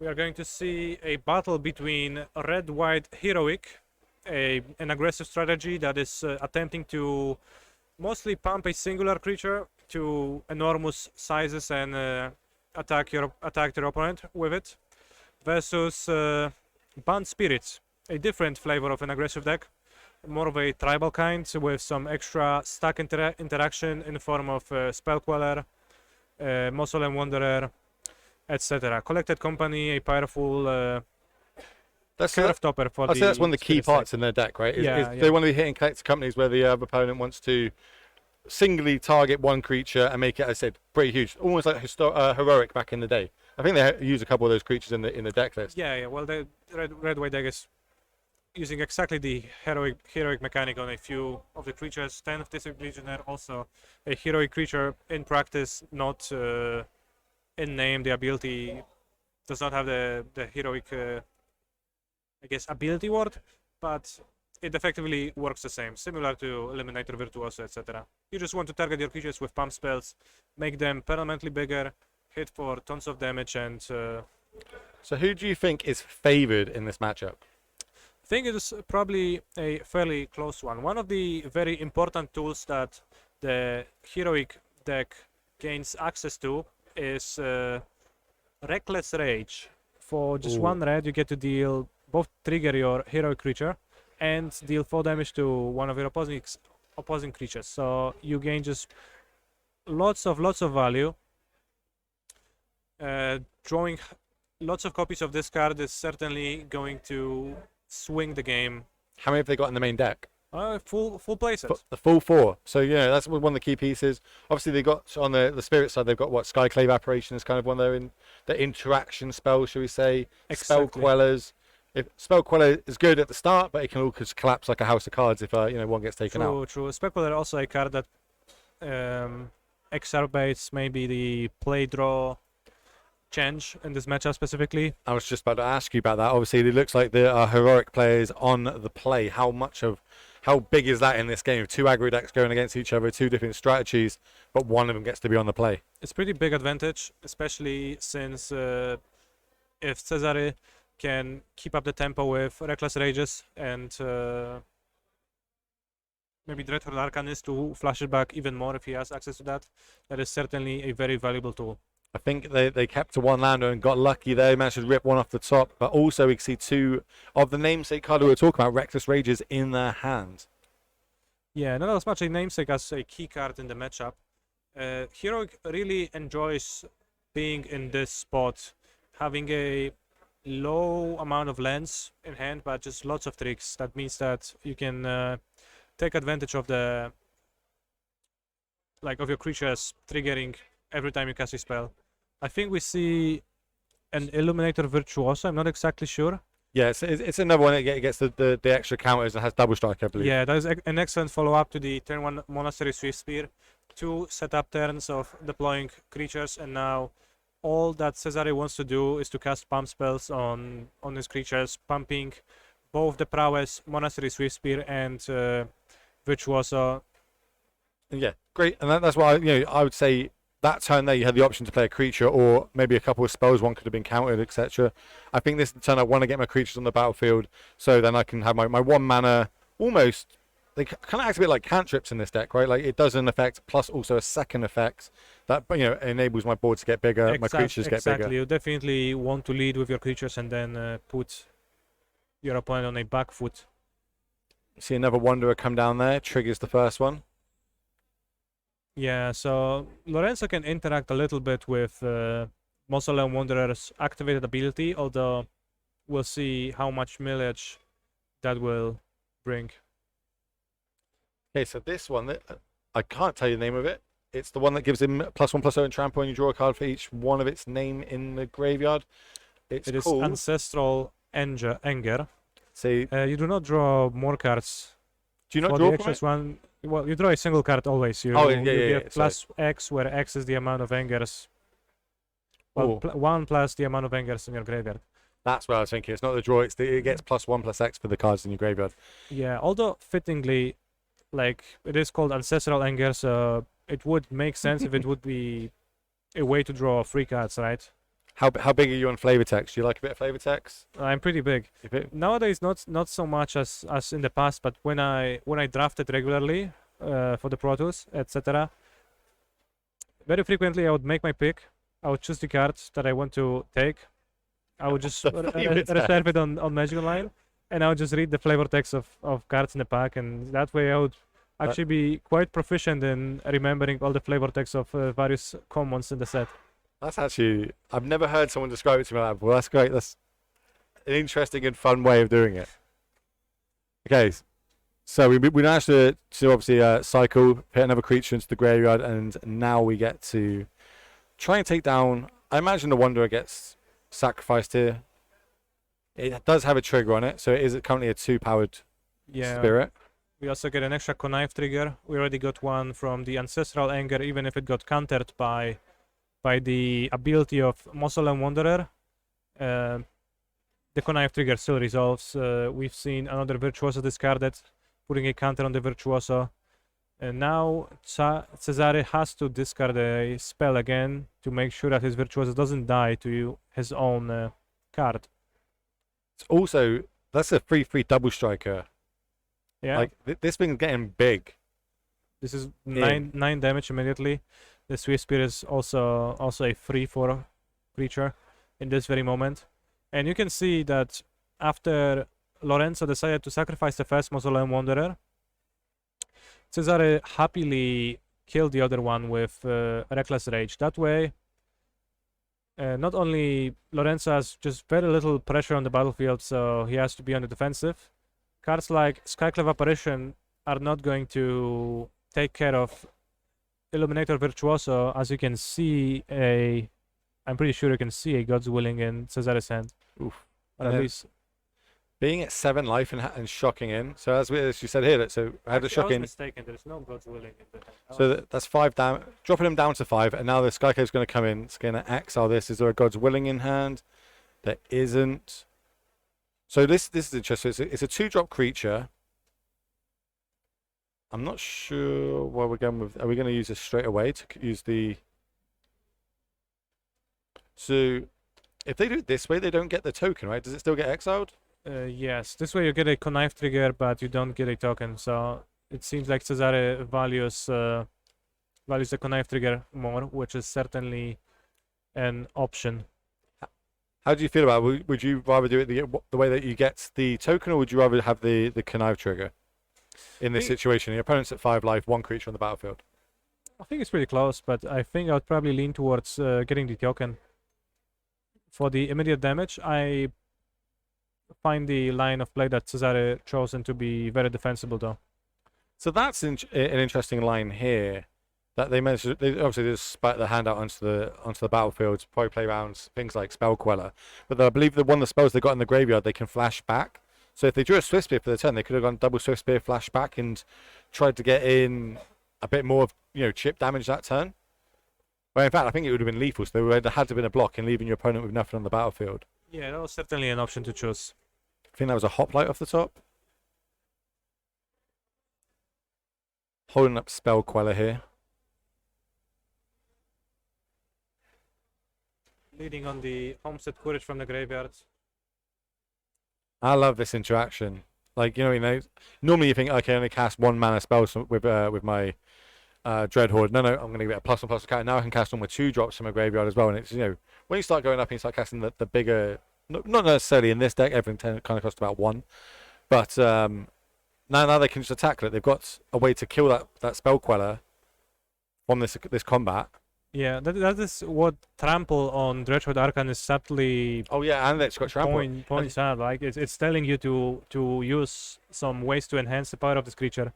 I don't even like. There's that bit of writing on it that you never really read. Like, it's Trample, cool. It's a 1/3. It doesn't really matter. But no, that's a critic. And as we said, they obviously took it down, and I think being on the play there was huge. Like they just couldn't recover from that. They couldn't get to the collective. They didn't even get to turn 4. Like there was no collective companies to be able to. I think they had one in hand. I don't think they had the land or the life to do it. but that was probably the only way they get back into it, and at that point you're almost dead to just God's Willings. But moving on to their sideboards. As we also seen, Cesare also drew 2 Reckless Rages. As I said before the match, very potent card in this matchup. So a combination of being on the play and having the Rages to deal with the early Spirit creatures, really hard to recover from the Spirit's side after such an opening. It kind of did what Spirit's game plan is. It kept the tempo going. You know, it kept your opponent off what they're trying to do while advancing your board. So we'll go to the sideboards now. So let's start with the Spirits player. Let's see what they've got in their sideboard and how can they get back into this matchup. Yeah, the key cards that we see here are, I think, Portable Halls, which let them interact a bit more with creatures already on the battlefield. It's possible that Catilda, number 2, will come in as a way to stabilize the board, win the race, gain life. Besides that, the other options don't seem too exciting. Shaper's Sanctuary, you could maybe make an argument for it, but I really don't think that's something that I would be interested in personally. Lofty Denial, not really for this matchup. Extraction Specialist, it's a little bit of a trickier one. Here we can kill your creatures with Reckless Rages. Probably not what I would personally try to go with in the matchup. So I would mostly expect just the Portable Halls, maybe a little bit extra. So, I say, what have we got over on the other side then? So if that's what the Spirits player is doing, what are we going to look at on the Heroic side? From Cesare's side, we see a pretty standard sideboard of Heroic, although we also see a whooping 4 Rending Volleys, which is a removal spell that can target any creature in Lupini's deck. Pretty great. So on top of that, there is also Portable Halls, which I'm not even sure Cesare will be interested in at this point, having so much great instant speed removal and 4 Reckless Rages, 4 Rending Volley might already be enough for him, although And I could also, see him moving to Portable Hall also. but it especially on doesn't that hit draw. the key 3 drops. Right? It hits the key 2 drops, but a lot of cards in the Spirit deck are 3 drops. So bring Exactly. Portable Hold, maybe you've got enough good removal. You don't need to have like secondary removal. Message, if you draw a Portable Hole when there's a spell queller you need to kill, when you'd rather have Reckless Rage. Exactly, and there is also So- the concerns about Spirits being pretty tricky in general, and Being able to give things hex proof, yes, play at yes, instant speed, playing at etc. instant speed a lot. And then obviously, if you Portable Hole something in there, they cast the Skyclaves, get rid of the Portable Hole. They then get that back, and then it's only a 1/1 if you end up killing the Skyclaves. It's pretty good. So after sideboard, when they're coming in, it looks like, and I'm leaning more heavily onto the Heroic side here, I think they've got more cards that just line up better in this matchup, but they are going to be on the draw game too. Yes. Is that going to affect it too much? Do you think maybe the Spirits played obviously, is it going to be the aggro deck in this one, or are they going to have to lean back a bit and try and control this battlefield with not many tools to do that? I think it's still not really a matchup where a deck will distinctly take a control role versus the aggro role. I think Okay. both of the decks need to be flexible. Both of the decks are still looking to get ahead on the battlefield and then push that advantage with the tools they have.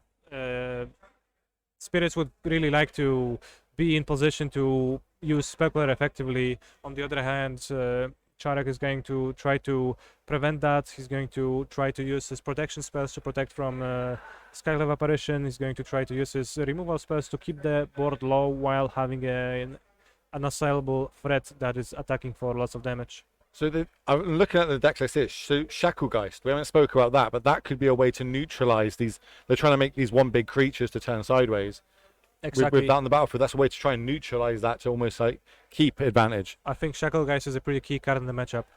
And well, we're going straight into it. Players playing quicker than we can keep up with it. Both managed to play a shock land turn 1 into one creature, and then we're going to follow up with a Spirit Lord. Yeah, Lorenzo missing a 1-drop.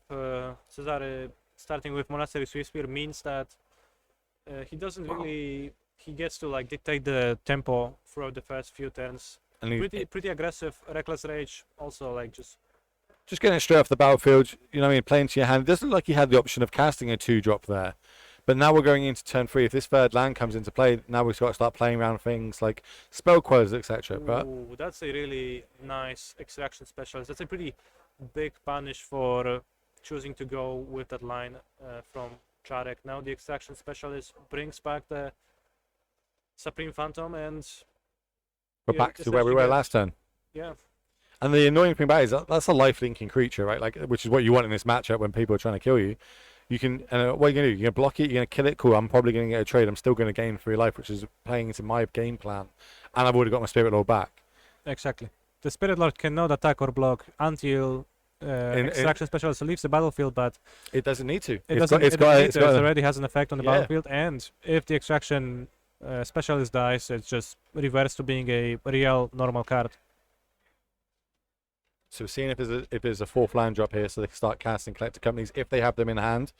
But I think that's like one of the best lines to almost overwhelm this game is if you can put 2 threats on the battlefield and they can only cast 1 removal a turn, you're eventually going to start coming back. Yeah, exactly. But there's no land hit the battlefield, so I imagine we don't have that. We're going to turn this sideways, get a nice 3-point life swing either way. I think that turn 2 from Cesare was actually pretty significant and like pretty important for the game, and also pretty interesting despite just happening really quickly, right? It was a choice from Czarek whether to play around 1 free drop, Skyclave Apparition, or to play around the sideboard edge, maybe unexpected extraction specialist, and he walked right into the trap.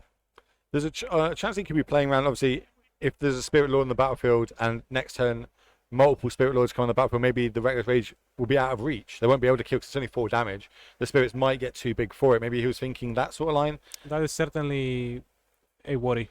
I'm with you. I think I like to use all my mana up each turn if I can. I think on that turn 2 I would have played, the Dread Horde to then try and set up for a turn 3, and maybe it would have gone better for him in this game. Now it's kind of well, the Spirits players turning things sideways, so I would say it's going to almost be to their advantage at the minute.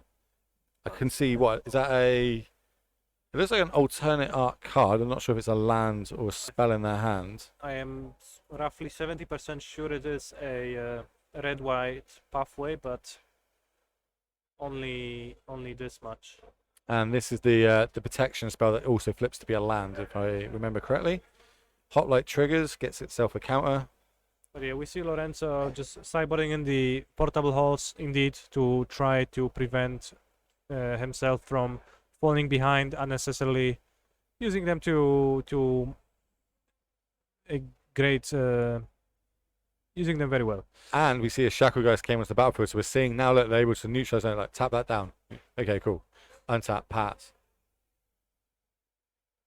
I can't help thinking that literally play draw has almost determined both these games so far. Not that this is over, we're far from over, but the advantage bar, and as we spoke about on that turn 2, it's not panning out well for them. Let's say it that way. Like if there's an advantage bar, which maybe we'll have for Sophia, where I feel like I'll be pushing it a bit to the left. What about yourself?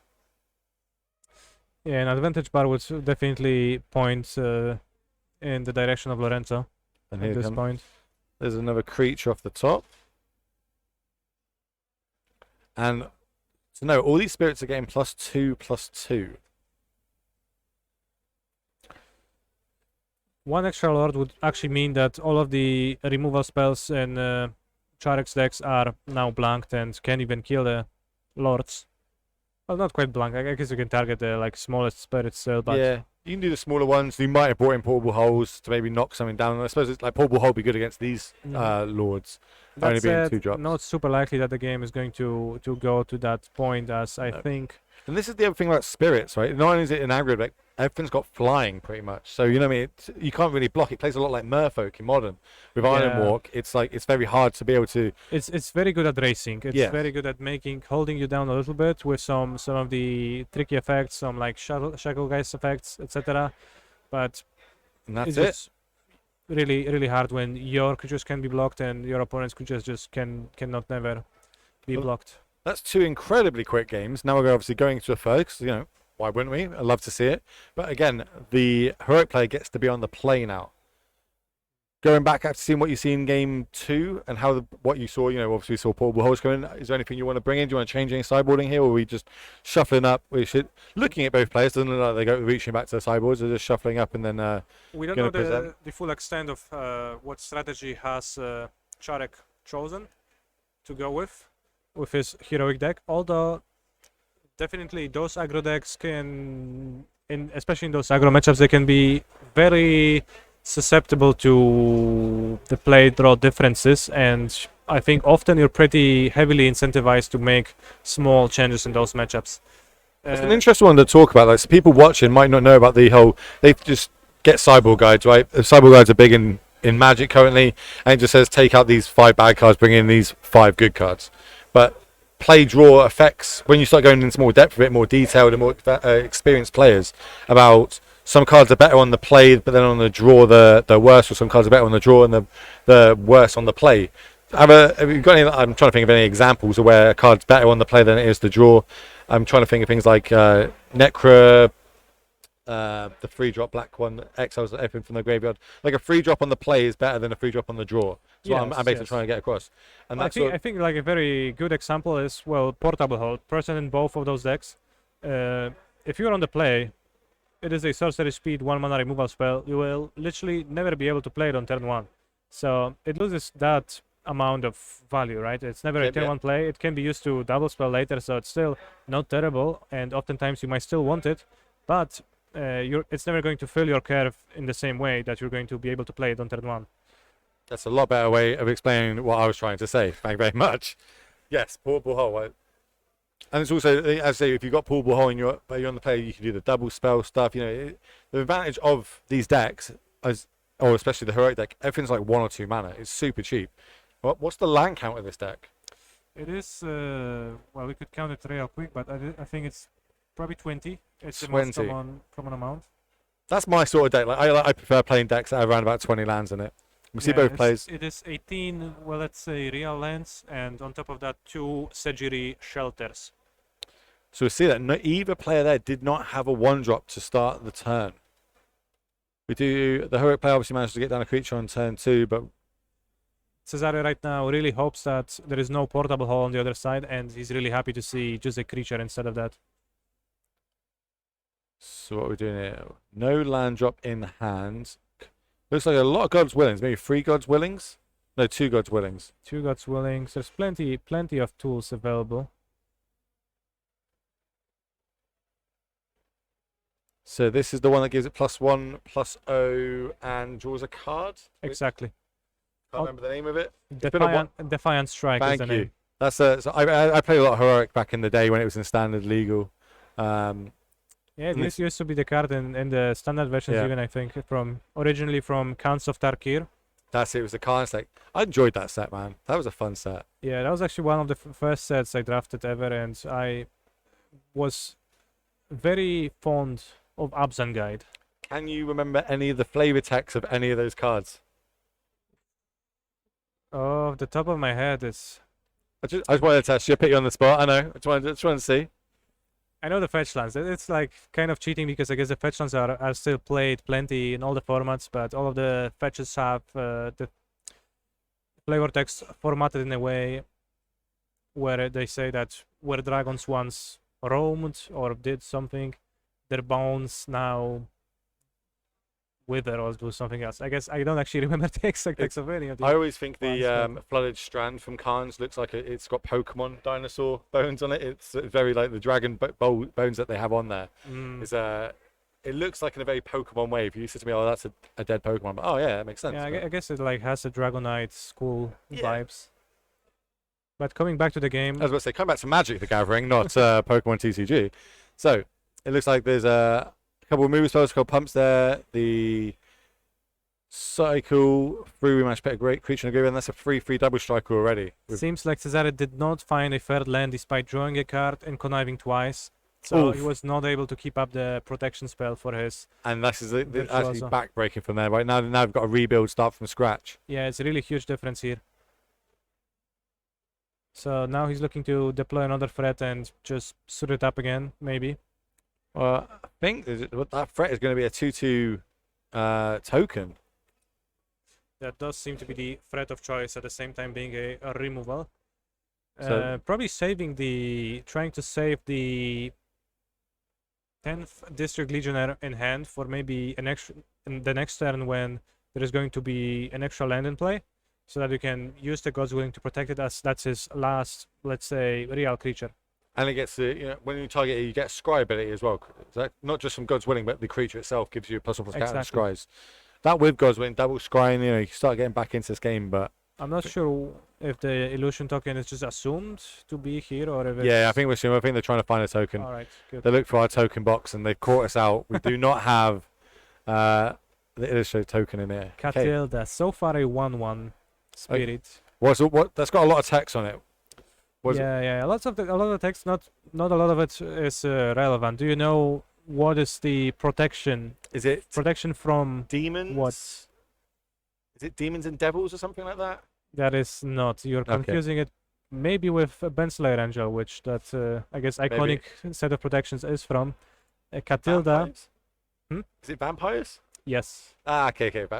Is it? Catilda was present in story of Innistrad Midnight Hunt, and the Catilda's card from that set had protection from werewolves, as it was a werewolves themed set.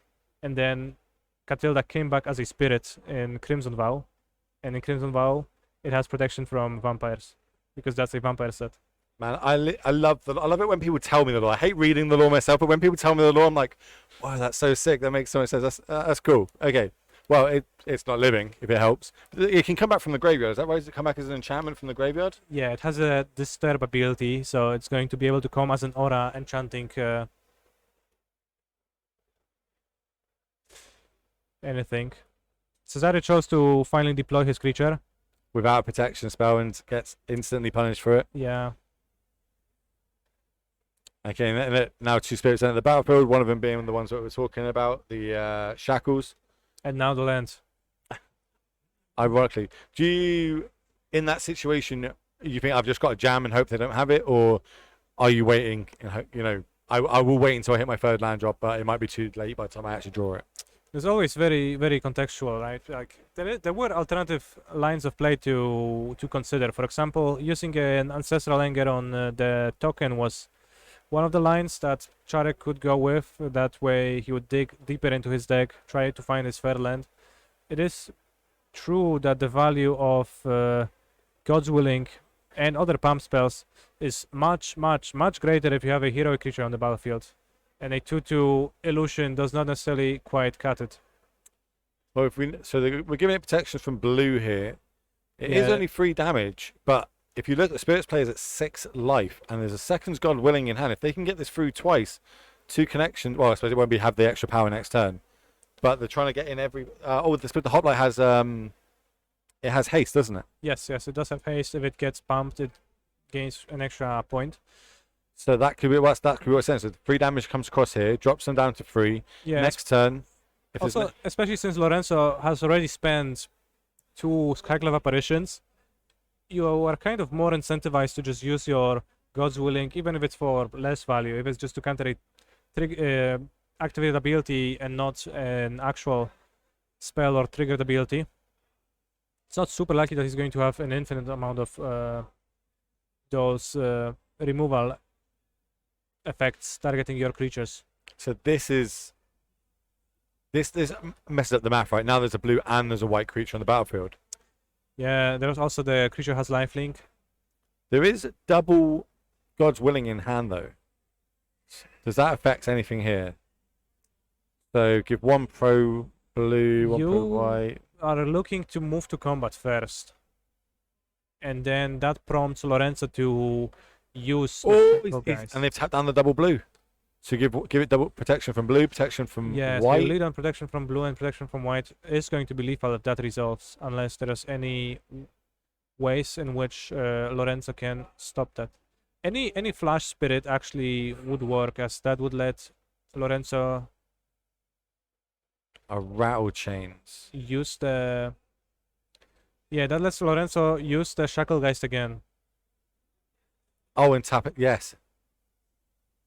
Now I'd like to tap it down. So now you have to give protection from blue again if you want your I creature bet to then be on the other untapped. side of the battlefield is a white creature that can be blocked. Yeah.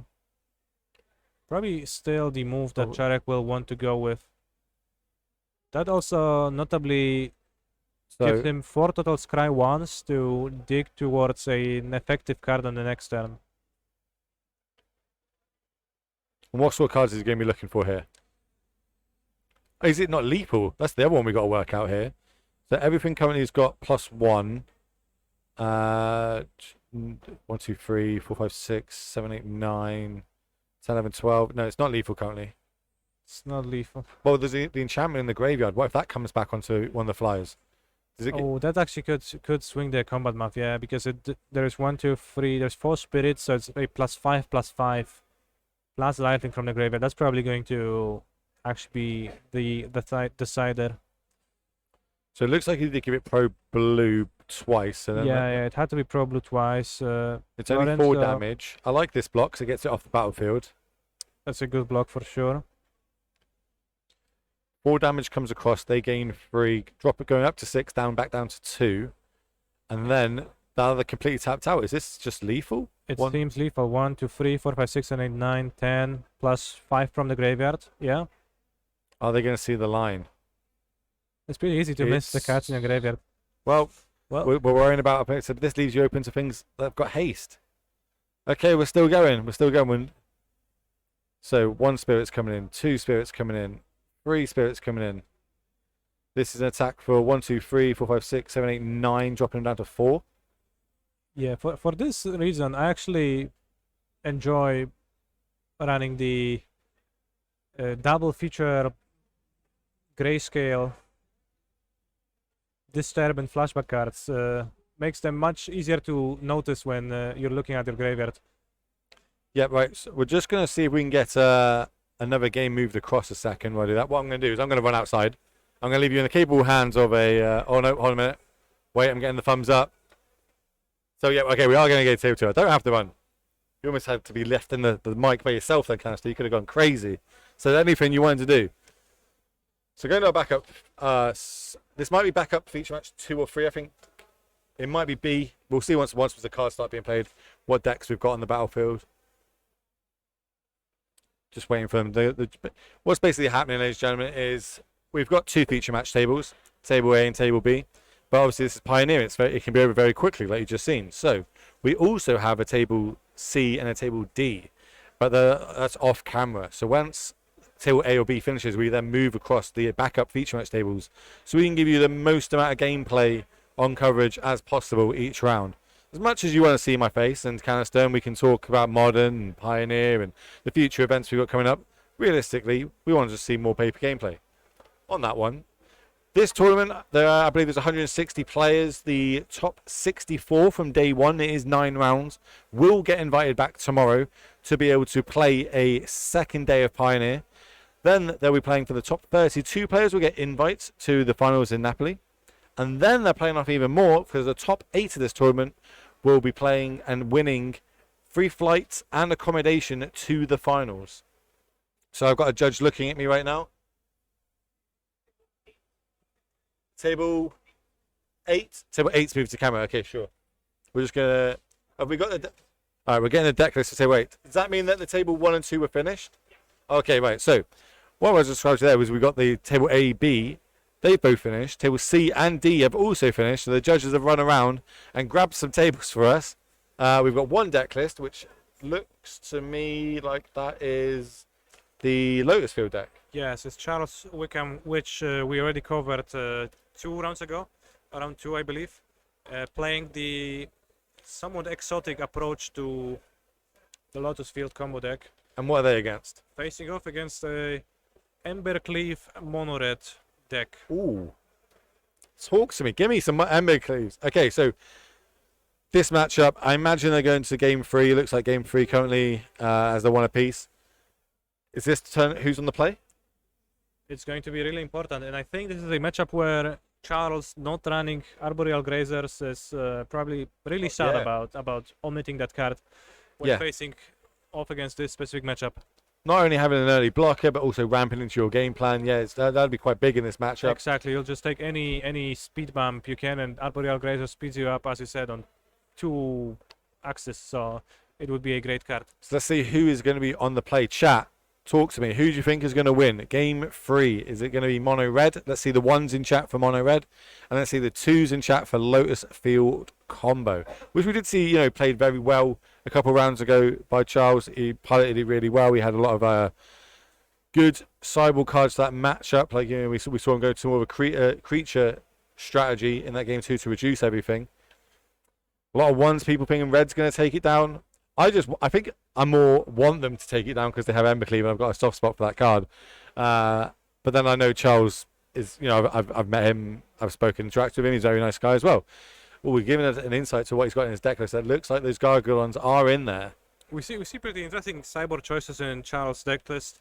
Once again, not entirely sure which one of those will end up being brought, which ones of those are going to stay in the sideboard for the eventual Masterminds acquisition. I guess you just bring them in because you can tutor with acquisition from your deck instead of your sideboard. So cards like 1 Massacre Girl, pretty interesting sweeper, helping you hold up the board. Actually also works pretty nice against Anax, pretty good at stopping Anax from leaving the Satyrs behind, as she's gonna trigger and kill off the Satyrs. 2 Anger of the Gods, just small sweeper to stay alive and stabilize. 9 lives. I was about to say, I see 9 lives on there. So like that to me would be a good one to bring in because you can take multiple hits and not die. Yeah, it's a little bit of a tricky card. Like, you know, for example, Embercleave hits you twice, so it does speed up the clock still.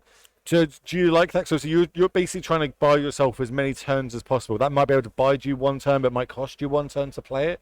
Or do you think, no, we're not going to bring that in. We're not going to worry about it right now. I think I would myself lean towards sideboarding in lots of cards because I think the base plan is a little bit on the slower side and is likely going to be defeated. Okay, and that answers our question of who is on the play here. Looks like it is our mono red player on the right. Seems like Bartolome was on the play with Kumano faces Kakazan. Turn 1.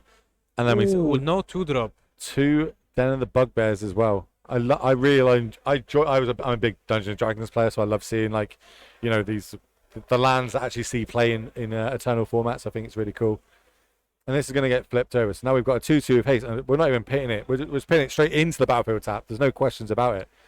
Exactly. Although missing the 2-drop just like reduces the amount of pressure on Charles by so much that. Oof! Not even no 3-drop either. What's in their hands? Just Embercleaves? So looking quickly at Kukulski's hands, there is not a whole lot of sideboard options to play. Maybe he's holding some removal spells. I'm trying to look. Like I'm glad the chat could see me. I actually leaned right to see if I could see what was in his hand there, and I'm looking at the same monitor as everyone else. We don't actually we didn't see the entirety of the match, but it is. We see the game 3 with Kukulski on the play, so he lost game 2, which means that.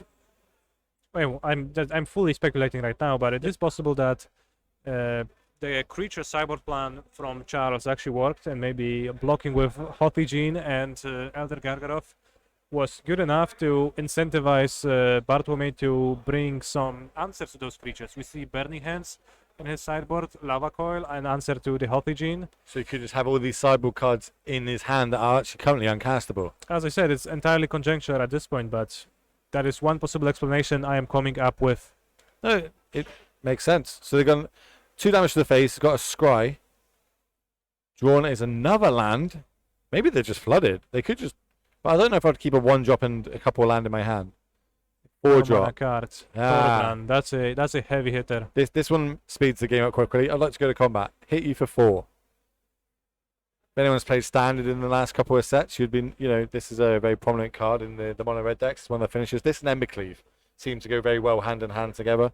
Exactly. And now suddenly Charles is in a world of trouble. He might as well just die next turn if he keeps messing around. 1 more land. That Den of the Bugbear now makes 2 threats. That's what, 5-7 damage just from your land. Exactly. Ooh, he cried 2 and he drew Lotus Field seemingly off the top, using really using the Scry ability to find his tools. Now he needs a land drop and a hidden strings to copy his Lotus Field and then proceed to untap both of his Lotus Fields and go from there. I think, like, as an experienced player, I think he's going to know that he needs to win this turn. Like, with the current battlefield, or deal with the battlefield. Yes, yes. Also, you know, when you're an opponent of a combo player and you see them bring out their dice and cards that they use to calculate mana, you know. Yeah, You I'm know, going for it it's- this turn. And I think they, I say, You know, you have to currently, brace yourself. on the battlefield, there's 8 points of damage. Let alone, if they've got a spell in their hand, that's bad for you. If they draw land, that's bad for you. They're in that weird scenario where any cards that they could have are bad for you in this matchup now. So you have to kind of go off this turn. And that's what we're seeing. We're going to start drawing cards, getting loads of mana, building up. Now, how are we going to do this? At some point, I imagine we're going to end up with a copy of a Lotus Field. I'm not sure if he has a hidden strings or maybe he has some different tools to use now. 2 mana floating, 3 available from the Lotus Field, so a 6 total mana available. I do see an Anger in hand, but that's not great. It only deals with one of these creatures. Yeah. It would likely buy him a turn. Actually, no, it does not buy a turn against Den of the Backbird. No. Den of the Backbird is so much damage with Torbran out. So the Djinns have come in. So it looks like the Djinn is signed on a cast system. You know, my spell's cheaper. Tap this. We're getting extra mana, red mana.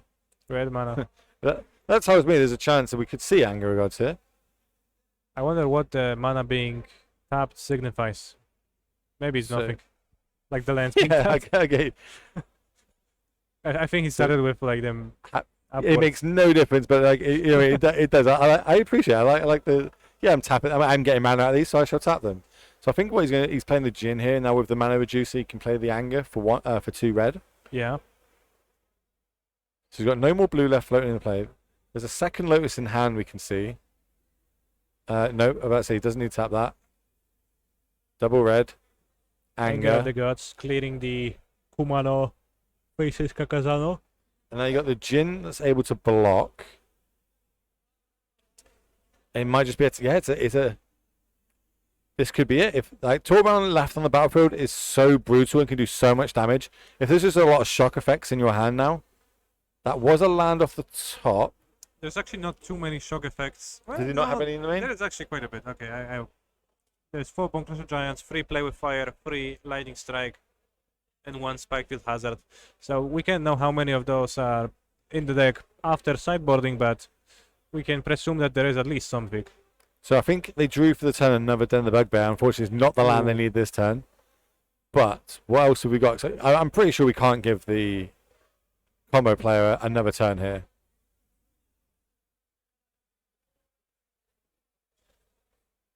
Deep in the tank. How are we going to go about? Attacking doesn't work with our 1 creature because it's just a straight up block. Opponent's got 4 cards in hand. It's still pretty tricky because even if, from Charles' perspective, because even if he survives this turn, which it seems like he's going to be able to, most likely, it is not an easy, he doesn't have an immediately easy way to combo on the next turn, right? His Thespian stage is, for all I know, still a Thespian stage, not a Lotus Field copy. So he only has 1 Lotus Field on the battlefield, limited slightly by the amount of mana. The Djinn might need to die in combat. Ooh. Okay, so that, I imagine, is naming Lotus Field. And that could stop you comboing off. But then, I suppose if there's another Besaiger in hand, but there is 1 in the battlefield, has he got any others in the main? Any more Besaigers? There's 3. 3 Okay, so Besaigers, so... there's still a chance that, end of turn he could just take that out. Mm-hmm. But this is what we were talking about with the first 3 turns. They didn't do anything. Maybe it's because they had these sideboard cards sat in their hand that aren't interactive. Right now, I think I'd probably rather that was a creature turn 1, instead of having this Alpine Moon Sucker Man. But in this situation, It seems does like make sense for the Alpine Moon to be a card you hold. You are not incentivized whatsoever to play it out early, as it removes all the abilities from the land, which also means that it removes the sacrifice to other lands when it enters ability of Lotus Field. So, you know, you might play turn 1 Alpine Moon, your opponent could just go Lotus Field, Boseju, untap, I have 6 mana. And one key bit on this is the last turn, the land for turn was the Boseju. So playing it later on, you know, they think, okay, maybe they don't have Alpine Moon, so I'm going to play this as my land. Right now, it would be a great spot to actually cast that and get it off the battlefield. Yeah.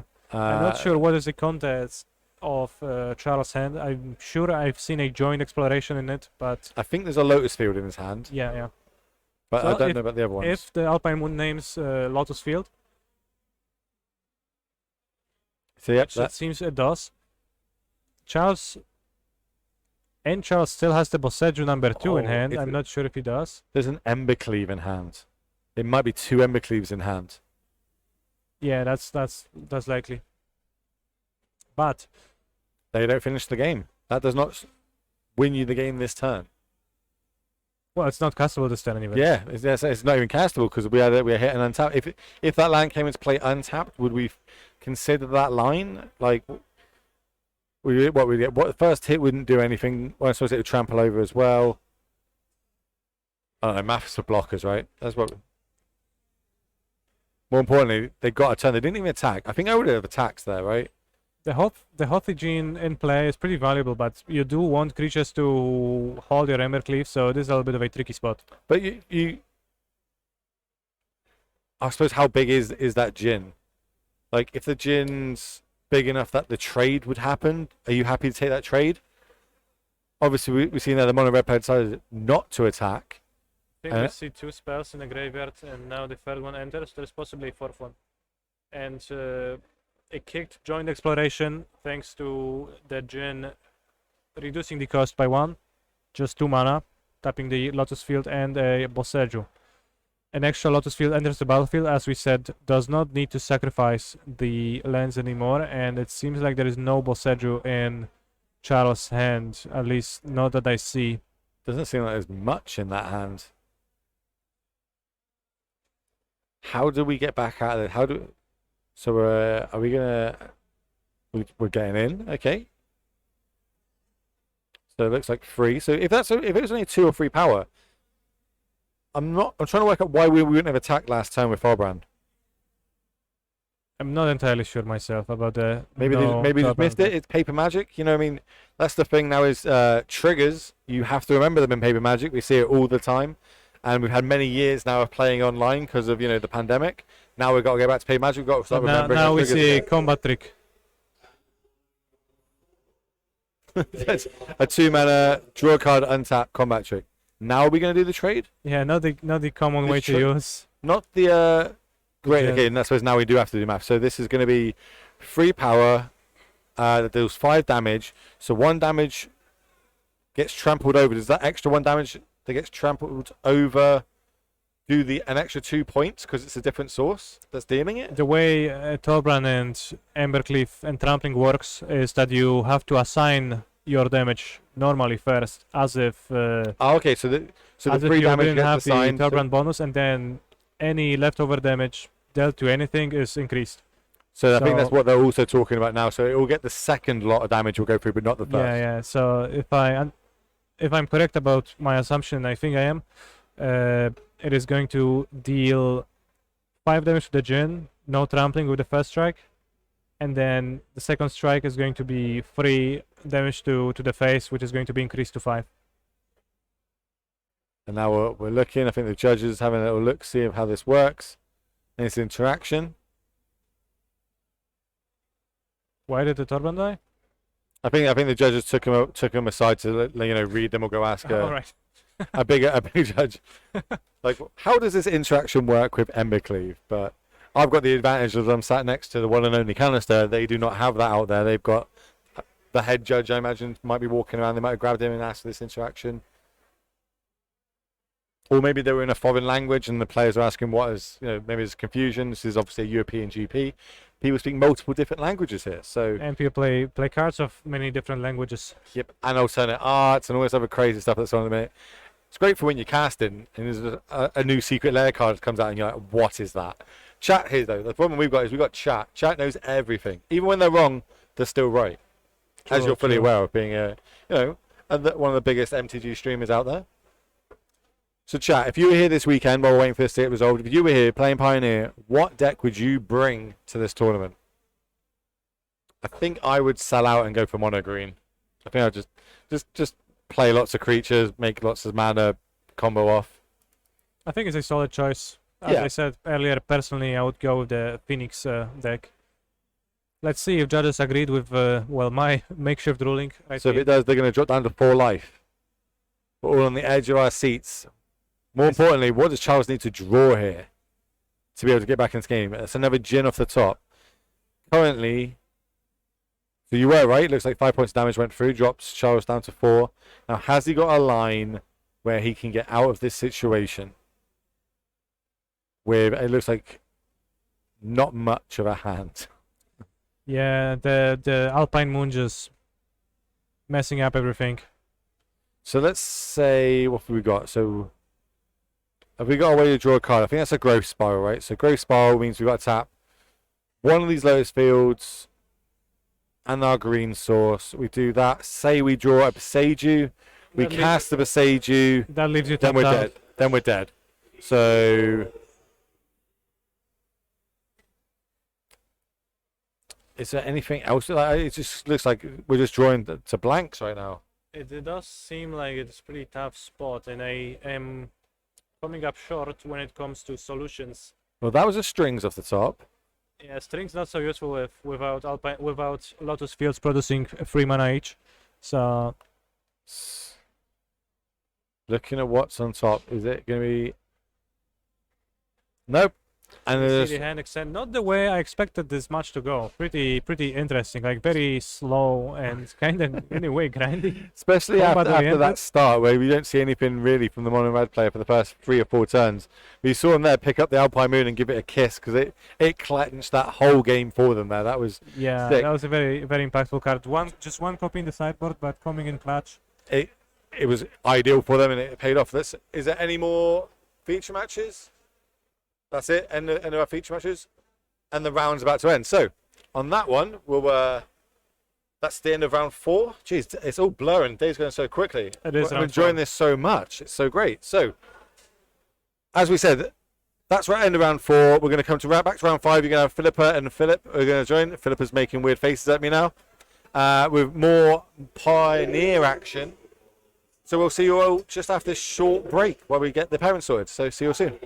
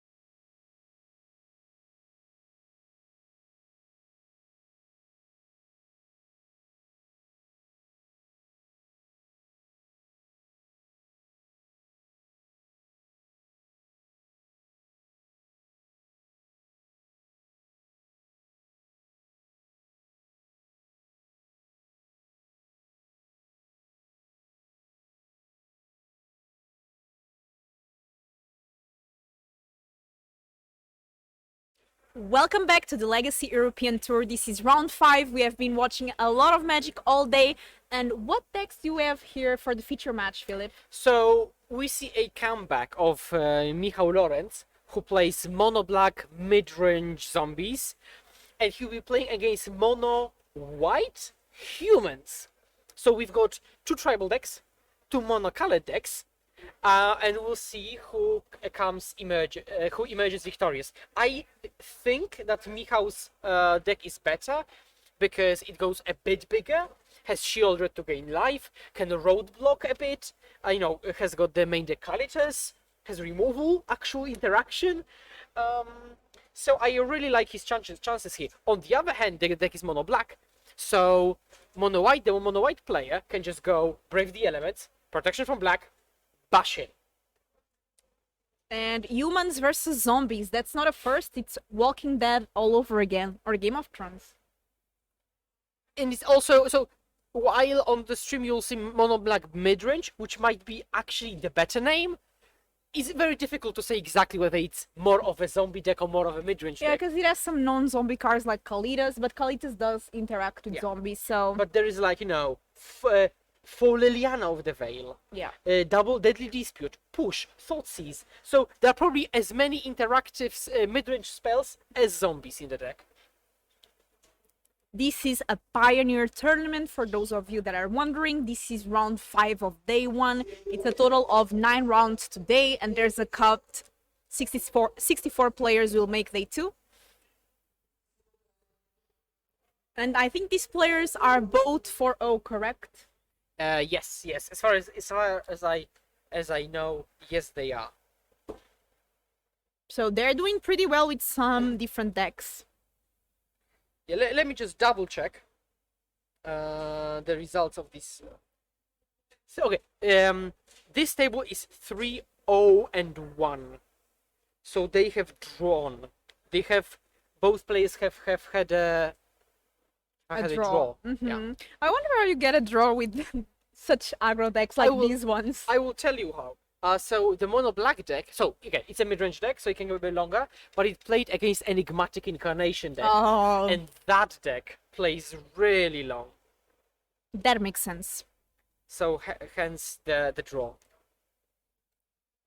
Okay. And as previously, we've got in total 4 feature matches ready for you. So we've got this one, the next one, and 2 more. Magic non-stop. We have been having really short breaks between games, so you can enjoy a full day of Pioneer. I know some of you are practicing either to play tournaments online or to play the finals in Sofia, playing tournaments at your local game store, and this is a great way to see great Magic being played. And the more we go on towards the day, the better players you are going to see, because a player that is 4-0, 5-0, 6-0 is a player that obviously has proven something during the day. Absolutely. And there are also some very interesting decks in the format. For example, on the table 3, we've got Blue-Red Creativity. And I think Blue-Red Creativity is an interesting underexplored deck in the format. And Creativity as a card that's increased the price so much. Oh, yeah, like doubled or tripled. More, yeah. It's been crazy, and it's fun to see how MTG economy works.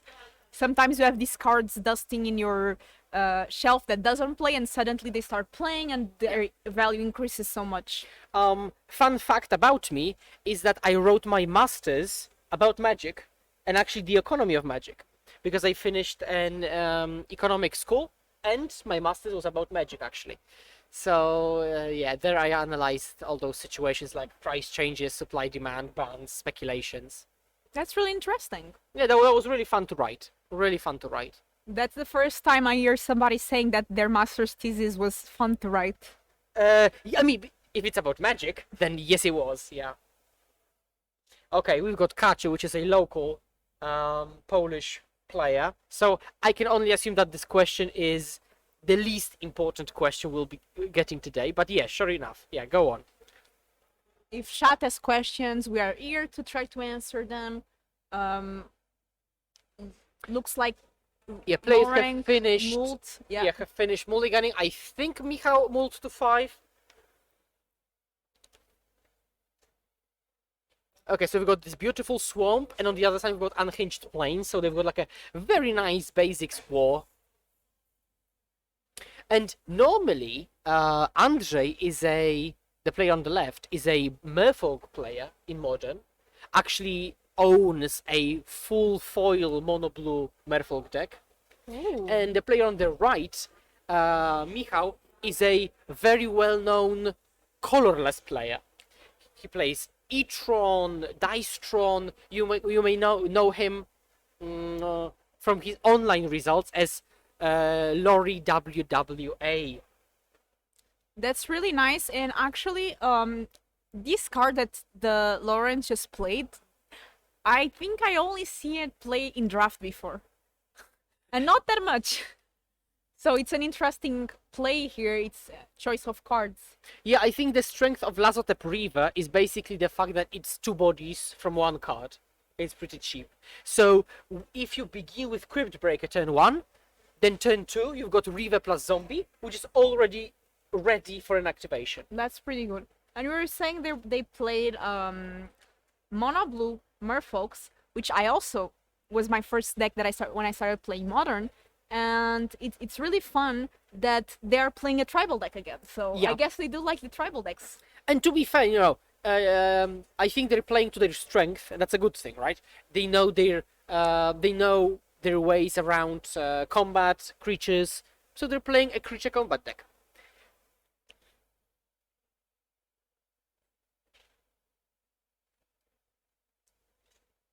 Okay, so Michał is considering his options. And I cannot believe Magic is going to turn 30 years. Like, that's crazy to me. Magic is 1 year older than me, so it also means that I'm getting closer to the 30s. It's kind of scary. Actually, I am really surprised that I have been playing Magic for the last, 10 years. I mean, how? I think you started at the same time as me because I started playing in M14, I played... so 2013. Yeah. I started playing after, just before Gate Crash. Oh, I started playing exactly after you, so that's fun. Nice. So we probably have very similar memories to that time. Uh-huh. I remember when I opened in a pack, I opened Hallowed Fountain, and somebody wanted to trade it with me, and I was like, no problem. Why would I want a land which deals me 2 damage? And no problem. Take this Hallowed Fountain. And they gave me a bunch of cards in return because they knew the value, so they gave me no. Oh, they were nice. Okay. Yeah. They weren't trying to just scam me. I traded the Owlet Founded Expedition from Battle from Zendikar for a bunch of standard cards that now are worth 20 cents. So Yeah. MTG economic is not for me. Who do you think has the advantage here, Philip? But Who do you think has the advantage here in this matchup? Because we are seeing that the mono white player played the bodyguard. It also has the training card. Although I don't think the opponent has a lot of artifacts or enchantments that can be destroyed. so I think there are no, unless we're counting treasures from Deadly Dispute, but that wouldn't be a good use of counters. I think the window is closing on Andrzej because I think he's got the upper hand early in the game because of its efficiency. But now that Michał has an actual board state, played Crypt Breaker, which is now ready for its activation to draw a card, potentially unmulliganing Michał. On top of that, he played the removal spell. So I think Andrzej is really slowed down and doesn't really have a good attacks because Michał or Lori can just block, draw a card, trade off, and be up a card after everything. So, but we have I think it's a Qatar here. I think could be yeah. Yeah, So now, saying the Crypt Baker. so now Lori has to decide whether he wants to draw a card in response, tapping his blockers completely, and I think he should just to unmulligan himself because the attack is coming in for 4. Yeah, because there's a training, so there's going to be a +1/+1 counter in the 1/2 creature. So I do think that it's worth it to take 4 damage, 5 actually, if you count the Crypt Breaker activation, but to be up a card.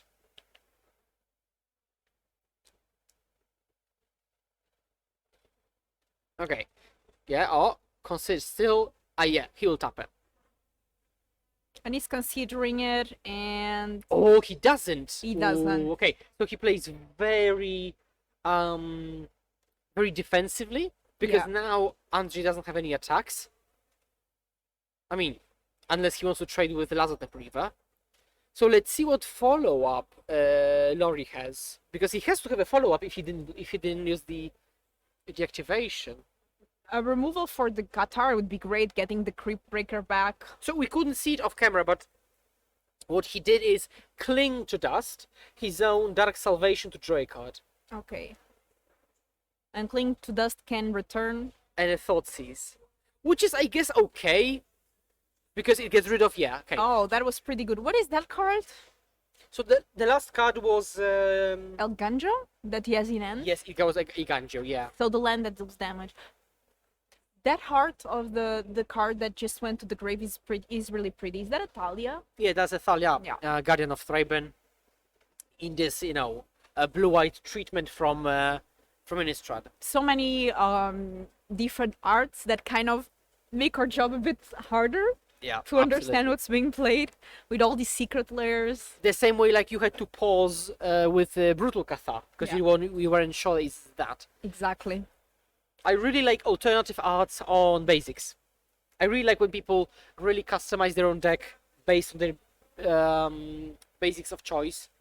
Yeah. But other arts, well, And we have an attack here, so double block for the Qatar. and double block knowing that there is a Ganjo coming. So Yeah. that was on purpose. So the question is what's behind this play, but that was done on purpose. 4 damage, passed, and it's And flip, but because no spell was Oh. cast. because the El Ganjo doesn't count as casting a spell. Yeah, it's an ability. It's Yeah. an ability. That's pretty cool. Shambling Gust. That's not what you want to see, to be honest. Yeah. I mean, This- I guess it's a blocker, but I think this mulligan really hurt him. yeah. Because he just doesn't have enough cards to battle here. Like, even if he draws like push, might not be enough. Yeah, and also the Qatar as the now that is flipped as the ward pay 3 life, right? Yeah. Yeah. And also training triggers again. Because of the 3/3 flipped Cathar. So it looks like the Ghast blocked the 3/3, but then used the ability of -1/-1 to destroy the bodyguard. Yeah, exactly. So I think Land Shieldred would be one of the best plays. Yeah. Land Shieldred would be actually potentially game swinging. And there's 2 castle locked Waynes, but you are too behind on the game and don't have enough lands even to start using them to draw cards. Exactly. Like, it's They're basically swamps. irrelevant at this point.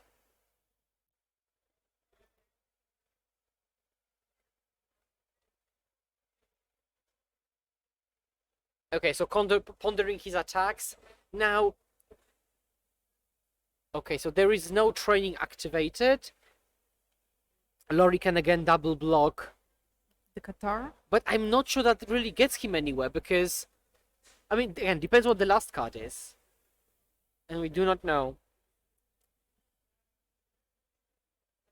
This is a tough situation. It is a really tough situation. And just a chump there. Just a single block? Oh, maybe like there is like a fatal push with revolt waiting?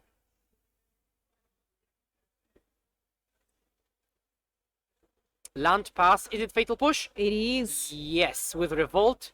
With the Now cool ward art. trigger. Interestingly, Lori reminded of the trigger himself. He didn't wait for the response. So now it looks like we have more of a game because the mono white player looks to be flooded. I mean, if there is a fatal push on the training creature, then we're good to go. Yeah. Or Liliana minus to stabilize. We have to see what's about to happen. And it just says go, I think. Actually, because you said about being flooded, actually this mono white deck plays like 22 lands. I just counted it. 22, 15, 20, 20. Yeah, 22 lands. So 4 lands is perfectly reasonable for them to draw. So they have to draw. I mean, the biggest problem is not the lands, is which lands they've drawn. Exactly. Because they could have drawn, Castle Ardenvale, Cave of the Frost Dragon, you know, Mutavault. Actually, they've drawn a Ganjo as well. They did draw a Genja, so attacking here with a training creature, but doesn't get the training anymore. Yeah. It already has 3 power. And, oh, he takes it? Going for 1. Wow. So no more crypt activations for sure. Oh, and he plays post-combat flipped creature. Discards a swamp, makes a token, Okay. untaps. I'm not sure what he could draw even. Yeah, because you cannot really deal with that Qatar. Because you cannot play the words. I guess you can block it. But then if you're blocking, you're chomping. Because your creatures Yeah. don't survive. You cannot draw cards with Castle Lockway, you cannot do Yeah. anything at 1 life. If you're not trading, you're just prolonging the inevitable. You need a Khalid or something to gain you life. But and be a then- a good blocker. But then you don't have a land. Or Kalitas. Yeah. So this card would have to be, for example, land. And then He has to stay alive. Then play Kalitas. Okay. And this is probably what he's playing to. I think this is what he recognized. He plays the land because he knows he has to draw Kalitas. it's still night. Okay, Castle Ardenvale was drawn.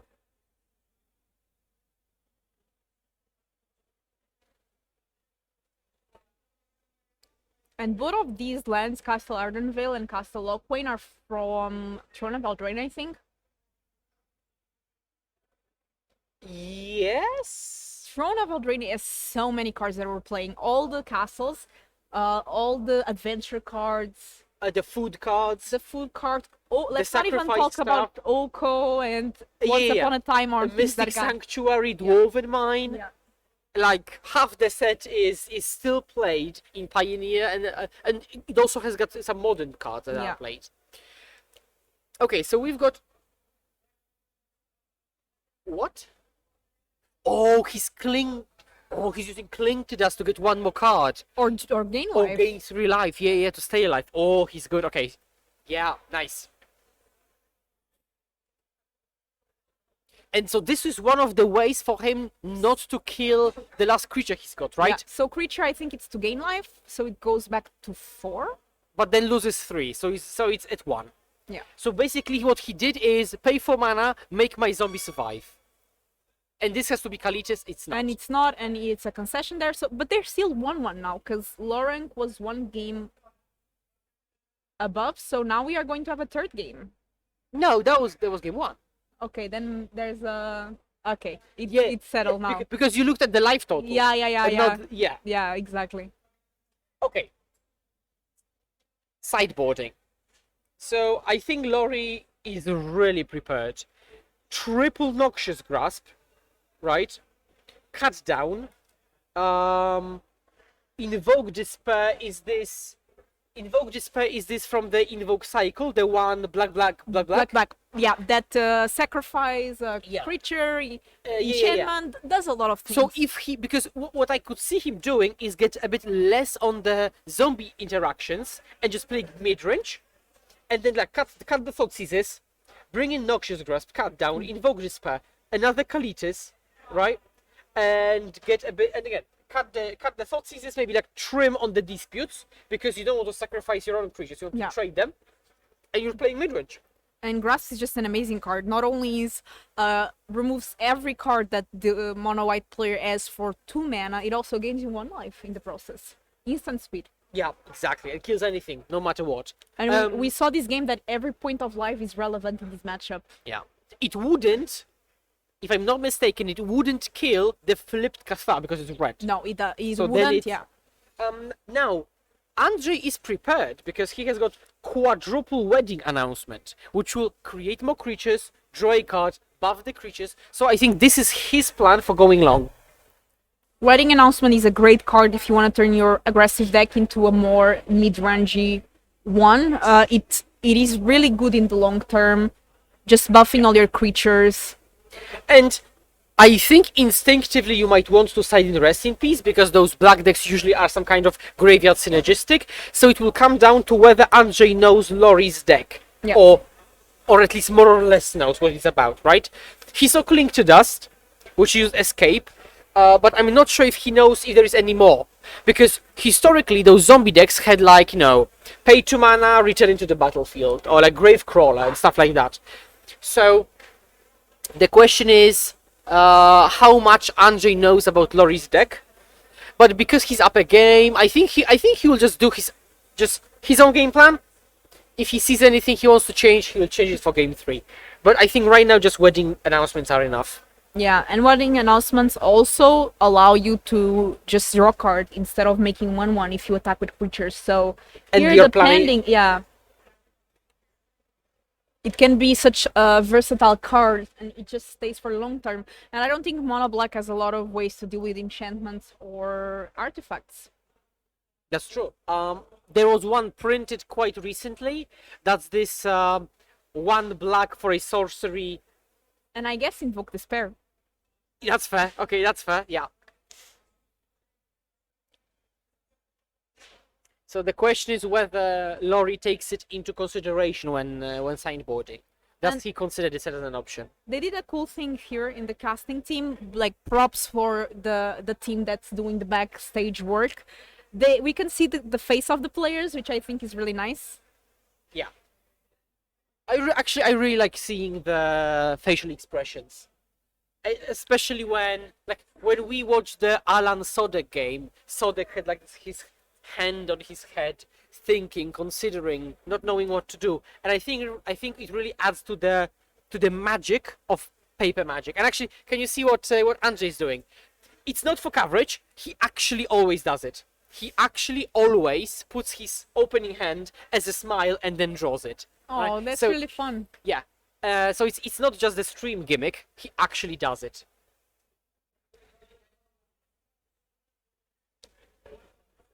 Okay.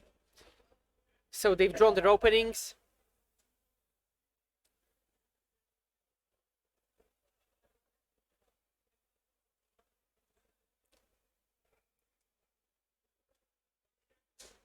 And thank you for the technical feedback. We'll provide it and Yeah, we'll, trying to we'll pass improve. it on. Yeah. Okay, so Lori is presenting the deck to be cut.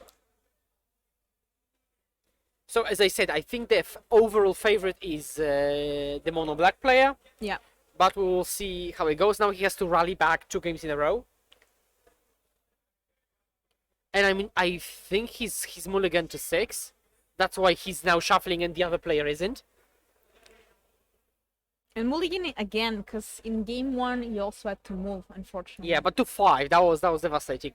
Maybe this mull to 6 is a bit more forgiving, and it seems like it is.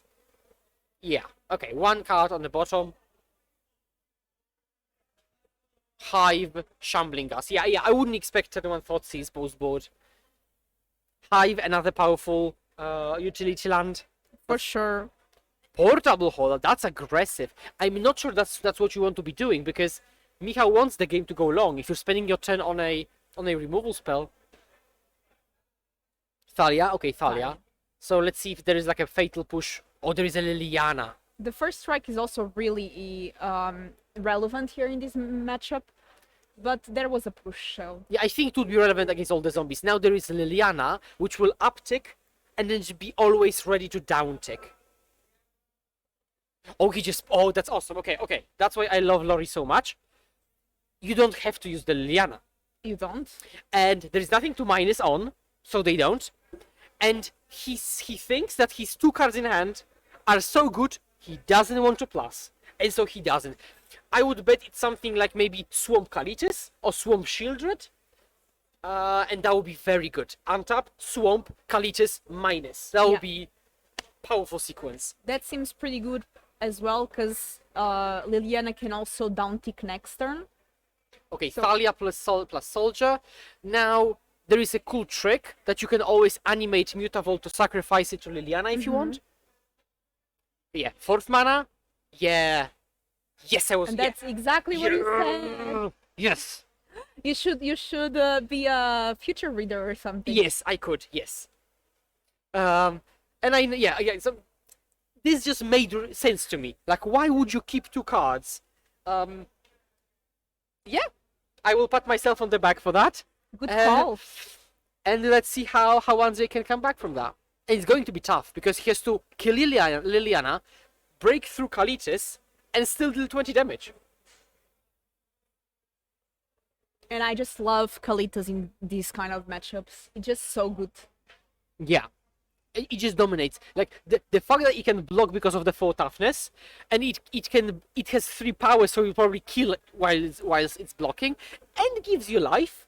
And gives you zombies. Exactly, yeah. And it can grow. Probably next turn it will be already now a 5/6.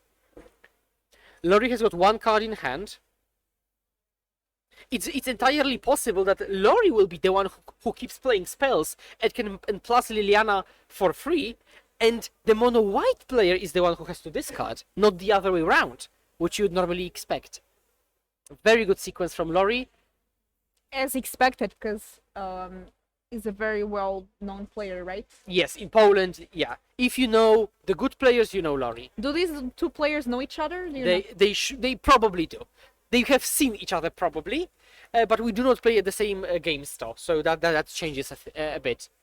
Because, like, for example, Lori, myself, Sodek, Alan, so Sodek's opponent, we all play at the same local game store. Havai, one of the players who played Blue-Red, Nivmizit, we also play at the same game store, so yeah. There's a lot of game stores here in Warsaw and in Poland in general. There is one, the most popular one, Strefa MTG. Strefa MTG, pozdrawiam. So that's yeah. But there are a few more which people play. It really depends on the location, because the one I'm mentioning right now is in the center. So kind of everybody has the closest, but there are some like on the outskirts where only some people have close to, but others are really far from. Exactly. That makes sense. So that's why I only play at this store, because it's most convenient to go to the city center. And can you imagine how difficult it is? Because we've got all these players locally. So if you want to win the FNM, you have to really win against the best players. But we also see that a lot, like local game stores, like they will often have the best players in one and then another one be a bit more casual, because some people just want to win and they just want to be more casual, and other people really want to learn the game and be more competitive. Yeah, so play a bit more casual Yeah. decks. Now, it's not to say that the atmosphere isn't nice, because we all know each other, so it's pretty relaxed. It's fun. We play the best we can, but it's still relaxed whilst doing it, right? So, for example, I wouldn't call a judge because you missed a trigger at an FNM, but you yourself would not take a play back because you're competitive, right? So we would just be competitively respectful towards each other. Nobody's calling a judge, but if you miss a trigger, you just say, okay, I missed the trigger. too late to say sorry. Yeah, but you probably say it yourself, because again, we're just competitively friendly, kind of. That's really nice to hear. Because for me, playing in real life, it's what makes me love Magic so much. And Yeah. I think people watching this stream would relate, because if they are watching the stream instead of being watching Arena or MTGO, they do like this paper aspect, so... I mean, I am a very aesthetic person when it comes to Magic, and I love every bit of it. I love the fact that people tabulate their lands differently, you know? Yeah. And Oh here, my... Aganju the Khalida is really huge. Did Andrzej forget about that? No, that's so bad for him. Because he wanted to kill Kalitas, which sounded awesome. But you can use the Kalita's ability to give +1/+1, so...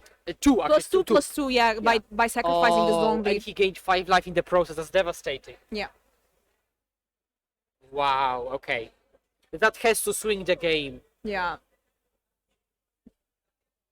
He could have even...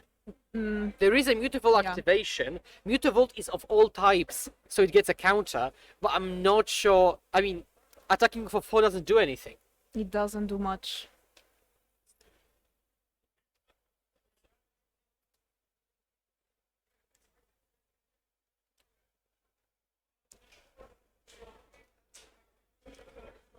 And here, you cannot really race a 5 power Kalidas that is gaining you 5 life every turn.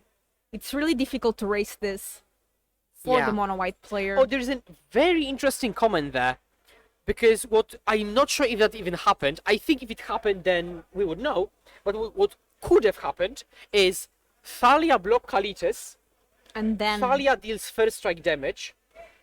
And before Kalitas' damage, you use the Eiganjo to deal the 4, which is 4 plus 2, so there is no way to save Kalitas. So that's another way to kill Kalitas through its sacrifice activation. But I'm not sure it happened, because the players know how the rules work, so they would pick it up. Okay, so now we've got Adeline, I think. I think Kalitas didn't block. The Ganjo just did the... Yeah. Because I think Andrade here just completely forgot about the ability of Kalitas, so didn't think about it. And the Thalia's first strike, potentially. Because first strike timing could also be relevant. We also saw Grasp, Noxious Grasp. That's why we've got another token. Okay, we've got a Reader. Okay. I mean, I can respect Andrzej to try to win. He has still got 20 minutes. So if there is a game 3, well, he's got a deck that's fast enough to actually close the game. We got a push here. Ooh, I really like this token played by Andrzej. Okay, chat, I will explain that the first two tables, table 1 and table 2, are our always C and D feature matches, so we can always transition to table 1 and table 2, and then we handpick the other ones. Throughout the tournament, you will see a lot of best players, so we try to choose the most interesting out of the best. So that's why we're looking at Mono Black Zombies midrange, because I think it's the most interesting out of the people doing well. Yeah, we want to show some diversity. And yeah, basically that's it, because 301 still has a great shot for tomorrow. These are players that are doing really well. And I think in Amsterdam, if you wanted to top 8, you had to go like 12-3. I think 12-3 locked it. So yeah, there are still a few losses to give.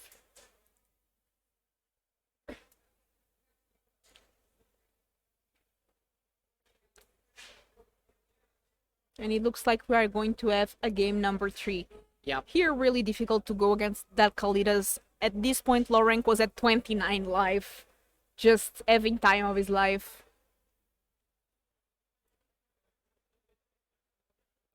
Yeah, 12-3 locked. Okay, yeah, so it depends on the actual number of people, because some people can squeeze in 8th or 7th with some work. But yeah, 12-3 locked, yeah.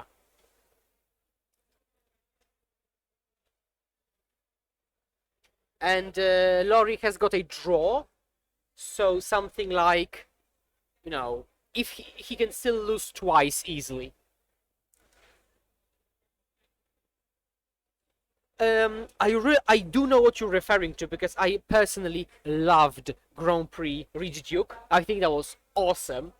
I will actually pass this info on to the organizers, and we'll see what we can do. I really like this idea. We will have to choose the player first. Maybe Kanister.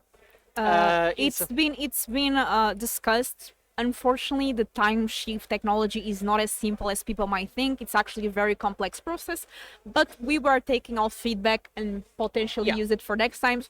We are improving every time. First time I casted in Copenhagen like some months ago, it was completely different. We had 20 to 30 minutes ad breaks. We would just watch one feature match, sometimes not even the second. Now, like, quality is better. We don't have any glares.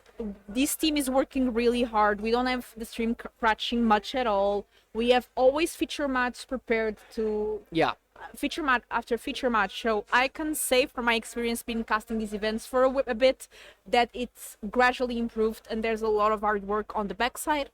Yeah, so we're changing what's worse and keeping what's best, which is, for example, casters from previous events. Okay, so they're shuffling up. Let's see if Laurie can not mulligan.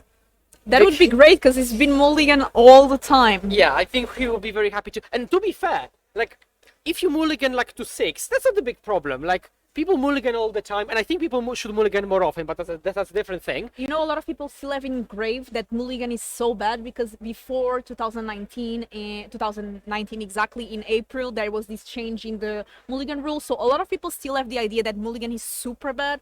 But since there's the change of the London mulligan rule, fun fact, I was there in London in that event playing. Nice. It was actually my first GP. It's not as harsh to mulligan these days. I think mulliganing to 6 is almost like, with the games of Magic revolving as they are, I think mulliganing to 6 is very should be done more often. However, if you mulligan to 6 a lot, I think your mental game could hurt, because you're like people really like complaining, right? And people will say, I keep mulliganing, I don't want to mulligan. And so even if your hands are okay, you're really frustrated with the fact that you have to keep mulliganing. And here we see some consideration where to keep or not this end.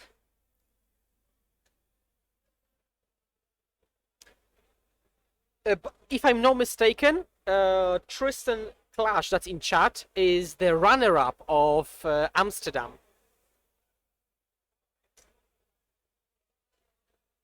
So yeah, we've got a famous player there. So we've got another swamp. Okay, so we've got push. Oh, that's a really good start for Laurie. Push on the 2-drop, double 1-drop. And on the draw.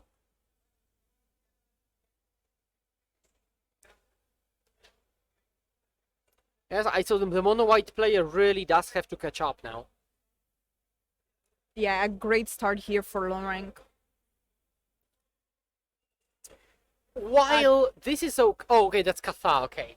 And this just walks into Liliana. It just walks into Liliana. And Laurie, again, it plays 4 copies of Liliana of the Veil. Let's see if he has it. Oh, he does! I can see it in his hand. Does he have mana? Yes, he has a swamp. You're so excited. I like that. Yeah. And now swamp, Liliana minus on you. Whoa. Okay, now, to be fair, Liliana could be killed on the backswing with Mutavault. Yeah. So Laurie will probably have to keep some creatures back. Yeah, loser of the unlosable. Yep. I'm really glad to be able to write an article and mention you, Tristan, there.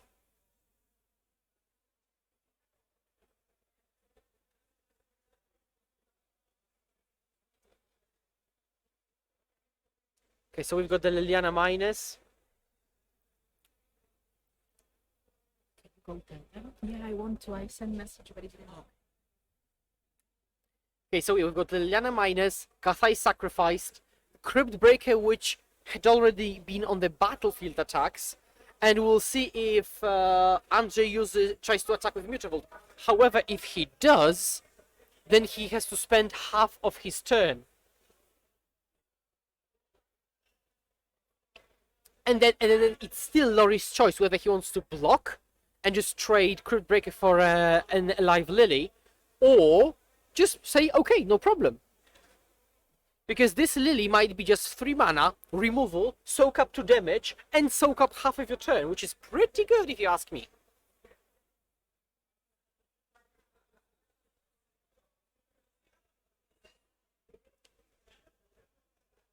I really like that Liliana is now legal in Pioneer.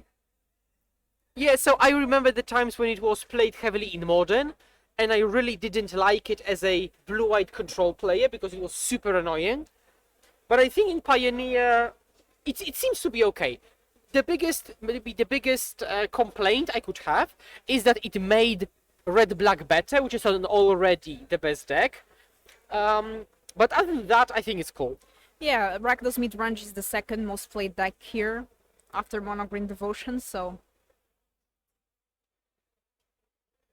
Okay, so let's see what Laurie does. Laurie could play another zombie to be able to draw with Crypt Breaker. Now, he has got, I think, 4 cards right now. So, he's got really a lot of tools. Liliana on the battlefield. And Andrzej, unfortunately, playing 1 spell a turn. That's not a recipe for victory. Yeah, it was a really kind of slow start here for the mono white player. Also, the mono black player having all the answers, a lot of removal.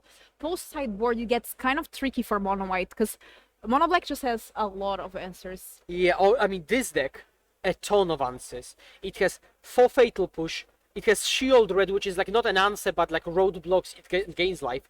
Kalitas, 3 grasps. 3 Grasps, Cut Down, 4 Liliana. I mean, Dark Salvation, 4 copies, that's a lot.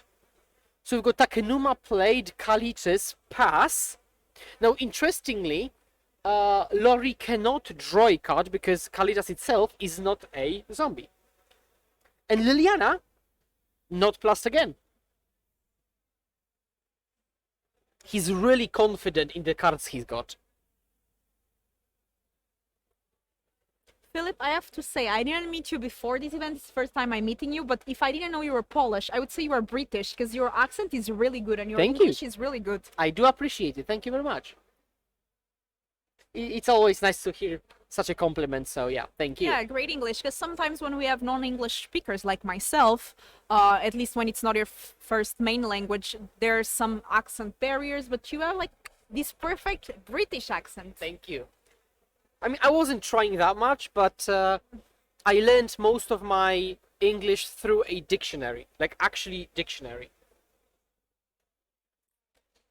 Some people disagree. I mean, sure, no problem.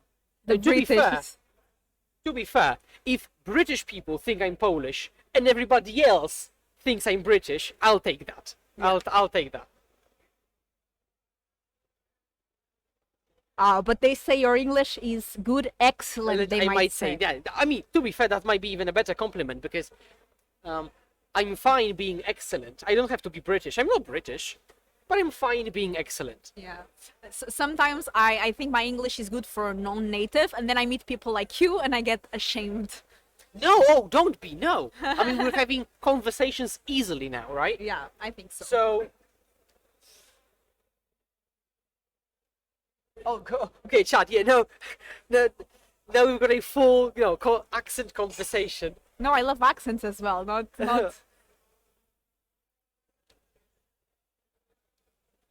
Me, myself, as a lot of... have my Portuguese accent, cannot control it. I think it's fun. I don't even know what Portuguese sounds like, honestly. I'm not sure. You'll show me later, maybe. I'll show you, Yeah, like 2 or 3 sentences. I think a lot of people also confuse how Polish sounds because a lot of people just think that Slavic languages sound the same, kind of, right? Whatever Slavic language that is. And they sometimes confuse people's nationalities. Oh my. I mean, I assume this last comment isn't to me. Because I don't want to say that. We have Kalidas on to play, and I just love this card. I have to say, this is, for Mono Black, this is my favorite card right now in Pioneer, alongside with Liliana, I guess, but... Oh, and there Yeah. it is, the Grasp. Yeah, and I mean, how can he come back from that? We've got Kalitas, Liliana, Cryptbreaker, now getting a token, removing a creature. Again, still hasn't plus yet. And at 18. So, because I mentioned that at the beginning of the match, that what the mono white player could do is establish a board and play like, Brave the Elements. Protection, bash you, kill you. But from this position, like, he can't really break through. It's possible that he even has Brave the Elements and it does nothing. It just doesn't accomplish anything. Yeah, people saying that this looks hopeless for Mono White Yeah, now. I agree, yeah. We see here a lot of advantage post sideboard for the mono black player, and that's why this list is really good, because it can go more aggressive, it can go more controlling. It's really good against different decks, because you can take Thoughtseize out, get a bunch of removal, and you're good to go against aggro. You can take those removal spells, put the Thoughtseize in, and be good against some control deck. So I'm not sure how popular this deck is. I'm not sure if it's any popular. But Michał really likes the deck. A few Polish players have chosen this deck. They didn't talk about it online because they wanted to keep it a secret before the tournament. And it's paying off, apparently. I really like this thing about real life events where you tune in your deck perfectly against the meta and have this kind of secret while you do it. Yeah. And it's difficult to predict the metagame anyways, but they're trying, right? They know what the top decks are, and it matches, right? The top decks in the whole format are Mono Green, Rakdos, Abzan, Greasefang, and they are also the most played decks here today. Based on recent MTGO challenges, even mocks, we had recently the mocks, we could kind of expect this kind of metagames, at least some of these decks, but there's also this kind of people that only have one deck and they bring that deck and they that's don't true. change it much, and it's their pet deck, like the spirit deck, and it's always going to show up no matter what. Speaking of spirits, we've got spirits is the third most played deck. It has got 11 players on it. I wonder if And like there is it, mono blue there, also 3 people. So mono blue spirits in general are basically the second most played deck, very close to the first and second. So, yeah, spirits are very, very popular. I wonder if it's because it's a cheaper deck, but I don't even think it's that cheap, to be honest. Well, the mono blue version is certainly, and the banned version is not, because you have to buy all the shocklands. Because there's always these kind of people that bring a more budget-friendly decks. Yeah, mono red, mono blue. Also, there are the challenger decks released, right? I'm personally waiting for the Phoenix one to buy this, but the Japanese one. So buy the Japanese Pioneer Phoenix, and then buy more Japanese cards and have a full Japanese Pioneer deck. One cool thing about these decks is that I think they banned Expressive Iteration, but then they released this deck, the Phoenix deck, that has 2 Expressive Iteration copy on it. So what they do is you can play with Expressive Iteration as long as you are playing the exact 75 cards that bring in the challenge deck. Yeah, which I don't really recommend because it has 2 Phoenixes instead of 4. But you can always sell the iterations because they cost some money. I think like a few euro a piece. So Maybe take the iterations and get the other Phoenixes. yeah, exactly. Okay, finally we see a Liliana Plus. Now the key thing is for a player who is so advantaged like Lori, right? The player on the right, you have to ask yourself, how do I lose? Because, okay, you're very far ahead, that's nice, how do I lose? And you try to play the game so that you don't lose to some kind of, maybe even fringe, but still, a scenario. Because we've seen a lot of games in Magic which were not losable, and people lost. So, Tweet chat, let me know, who do you think, or who do you prefer? Not you think you're going to win, because at this point there's a clear advantage, but what deck do you prefer, mono white or the mono black zombie? yeah, I'm very biased, because first, I think this deck is awesome. 2, it's interactive and I like interactive decks. And 3, Lori is the one playing it, and he's my local LGS friend, so that tips the scale. I have to agree with you just because it's the less played deck, and I always like these kind of decks that are different. Yeah. It's kind of rooting for the underdog, but not really, but like I always root for these kind of people that bring different decks to the table. Now, to be fair, when I did my Pioneer testing, I really liked mono white, and it was, I think, if I am to play the next tournament, I would play a blue red deck, but then just below it, I had mono white as my choice. I think mono white is really good.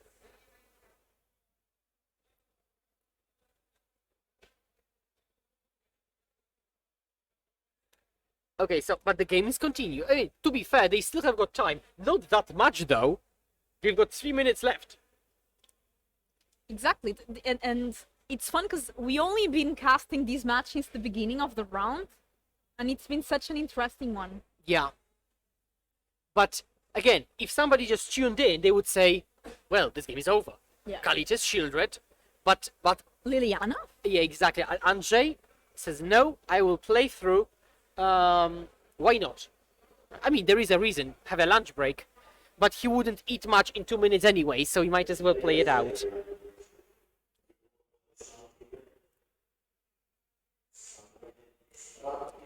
And after this round, we still have 4 more rounds of Magic. For those of you wondering, the team of casters is me and Philip. So me, I'm Filipa. This is Philip. And then we have Kanister and Will, the Will All. Yep. But for everybody who doesn't know me, I am better known as Skura or Islands in Front. Exactly. Normally in the Magic community, nobody calls me Philip. My friends from LGS have never called me Philip. They just say Skura. It's like, yeah, I mean, yeah. I'm used to it. And that's fine. I mean, I'm using my name everywhere else. So. Exactly.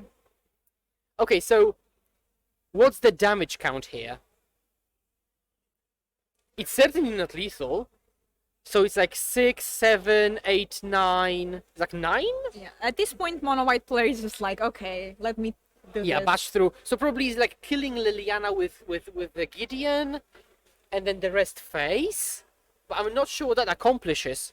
Lori will soon draw a card, which means... Oh, by the way, if Lori uses Crypt Breaker to draw a card, he loses 1 and then gains 2 because from of the Shieldred. shoulder, yeah. I have a question. What is that foil card on the mono white player side? I cannot see it really well. The one on the bottom, Yeah. it's Kali. It's the Gideon. It's the baby Oh, Gideon. it's the baby Gideon. Okay. I think mono white decks usually play like 1 copy. And for example, in this deck we've got 1 Kithian and 3 soldiers of Pantheon, so I assume instead of 4 soldiers it's like 3-1. I mean, if Andrzej wins, this is going to be the most surprising win so far today. And he flips. Turns. Cool art, by the way. Like the foil, not the art, but the foil. It's pretty nice. Oh, and I'm absolutely not surprised that Lori has to read it, because like nobody knows what the flip side of Baby Gideon does. I mean, let's be honest about it. So nobody knows it. But that's why we have our friend internet to help us with Exactly. the card text. And players can always ask a judge for oracle text. Yeah. Because sometimes it's not in English and it's in a language that the opponent doesn't understand. And they can always ask.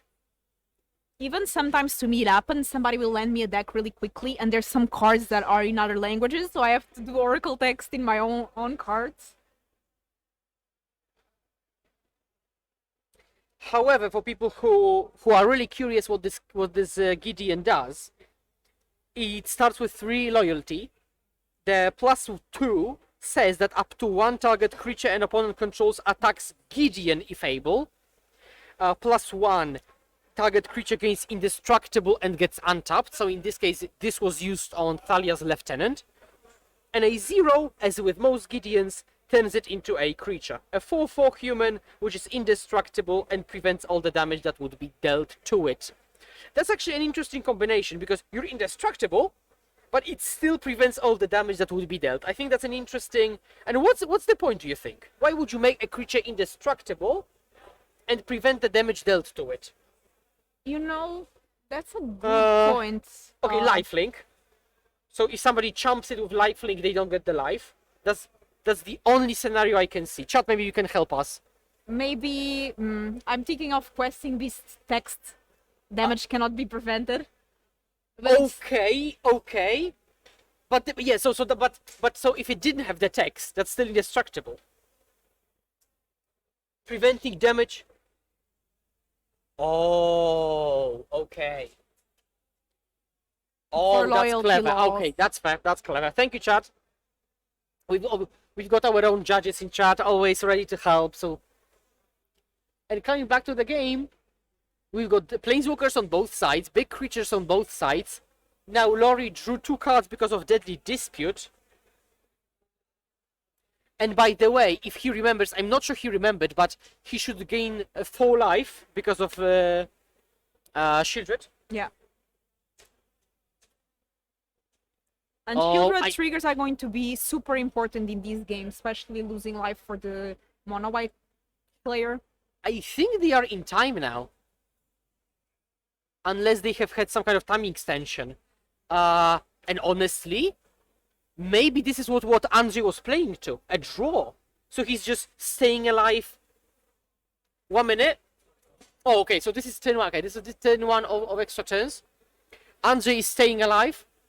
It's like that song. Yeah. staying alive, staying alive, and he's trying to. I like the your music intonation.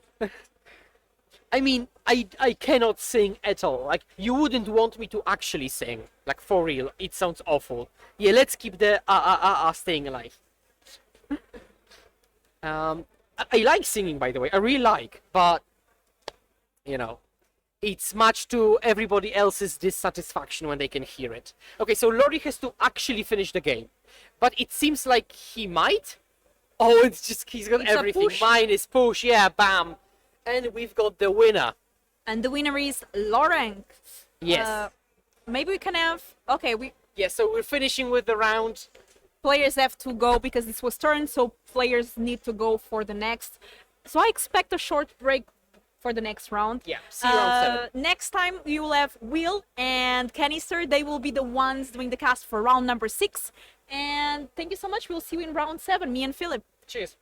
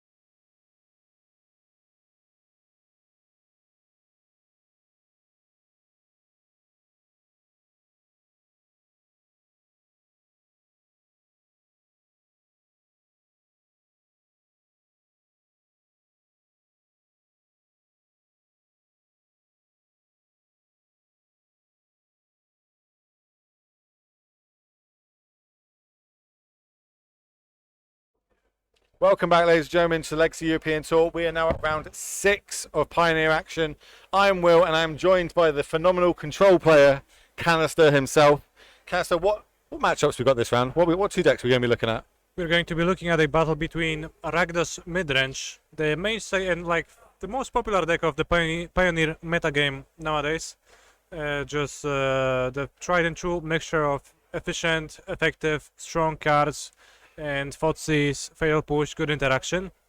It got a lot of upgrades recently as well, right? Like obviously it's had Liliana, it's had Shieldred, all these like good black cards have been printed, and we're just making a deck that was already good even better. Exactly, both of those options present in the deck list. 1 copy of Liliana of the Veil, and 2 copies of Shieldred the Apocalypse, and on the other Mr. side, Pietrzak is going to be facing off against Lorenzo Lupini, a player we have covered 2 rounds ago, I believe. yeah, we've seen it a couple of times now. Playing Bond Spirits, so once again a blue-white Spirits deck, effectively splashing for the powerful Collected Company. And this is our King of the Hill table. These are the number 1 table in the tournament, and then our backup one is table 2. It's nice and easy this round. We just picked table 1, 2, 3, and 4.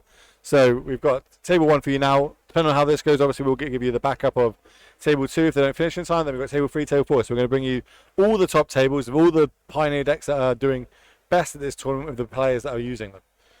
So on paper, which side are we going? Are we going for Rakdos, or are we going to go for the Spirits here? I feel like there's a lot of removal in Rakdos, so you want to try and, you're good at killing these creature decks, but is that always the case?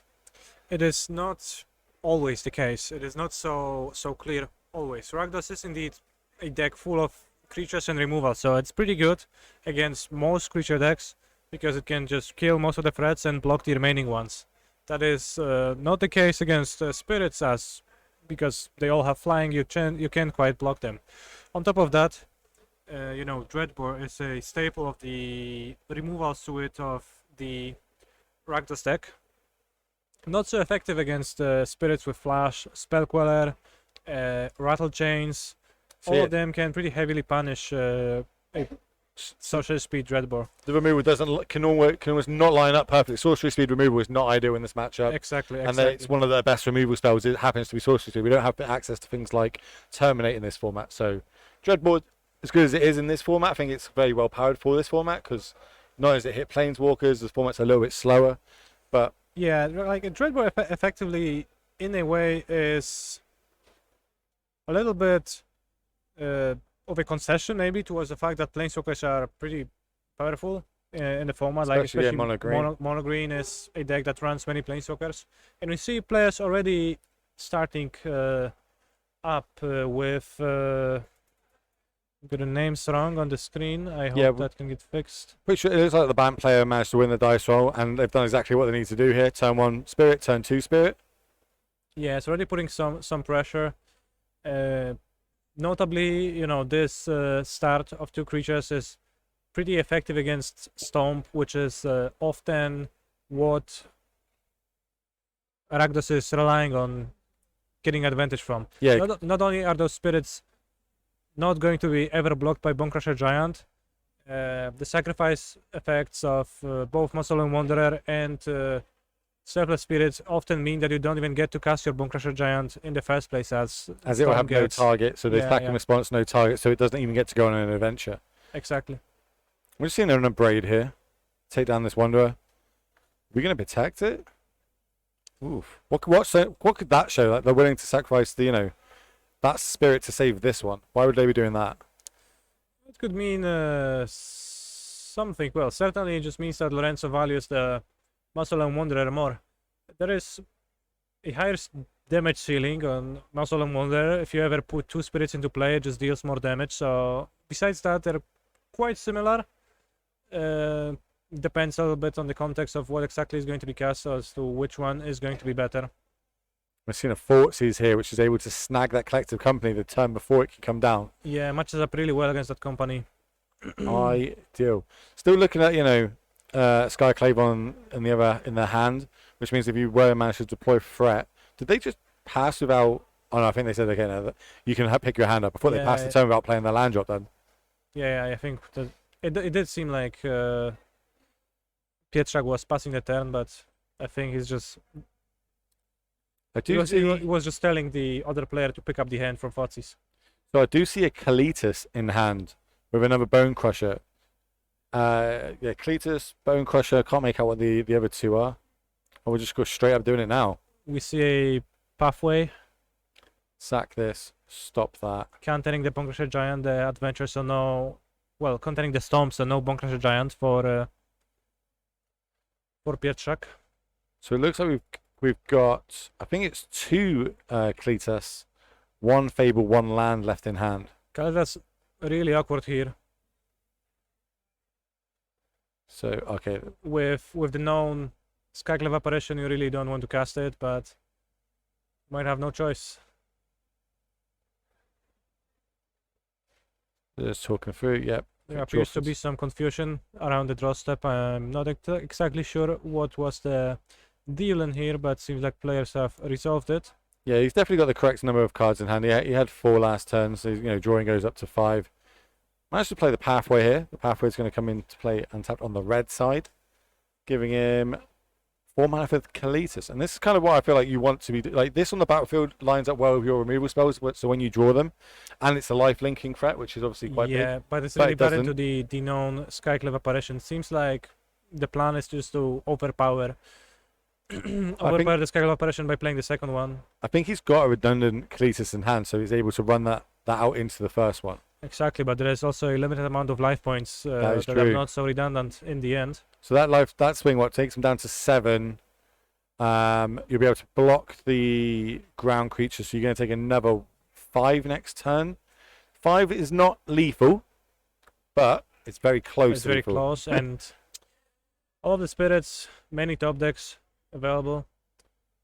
We'll see what line will Pietrzak go with. So we've got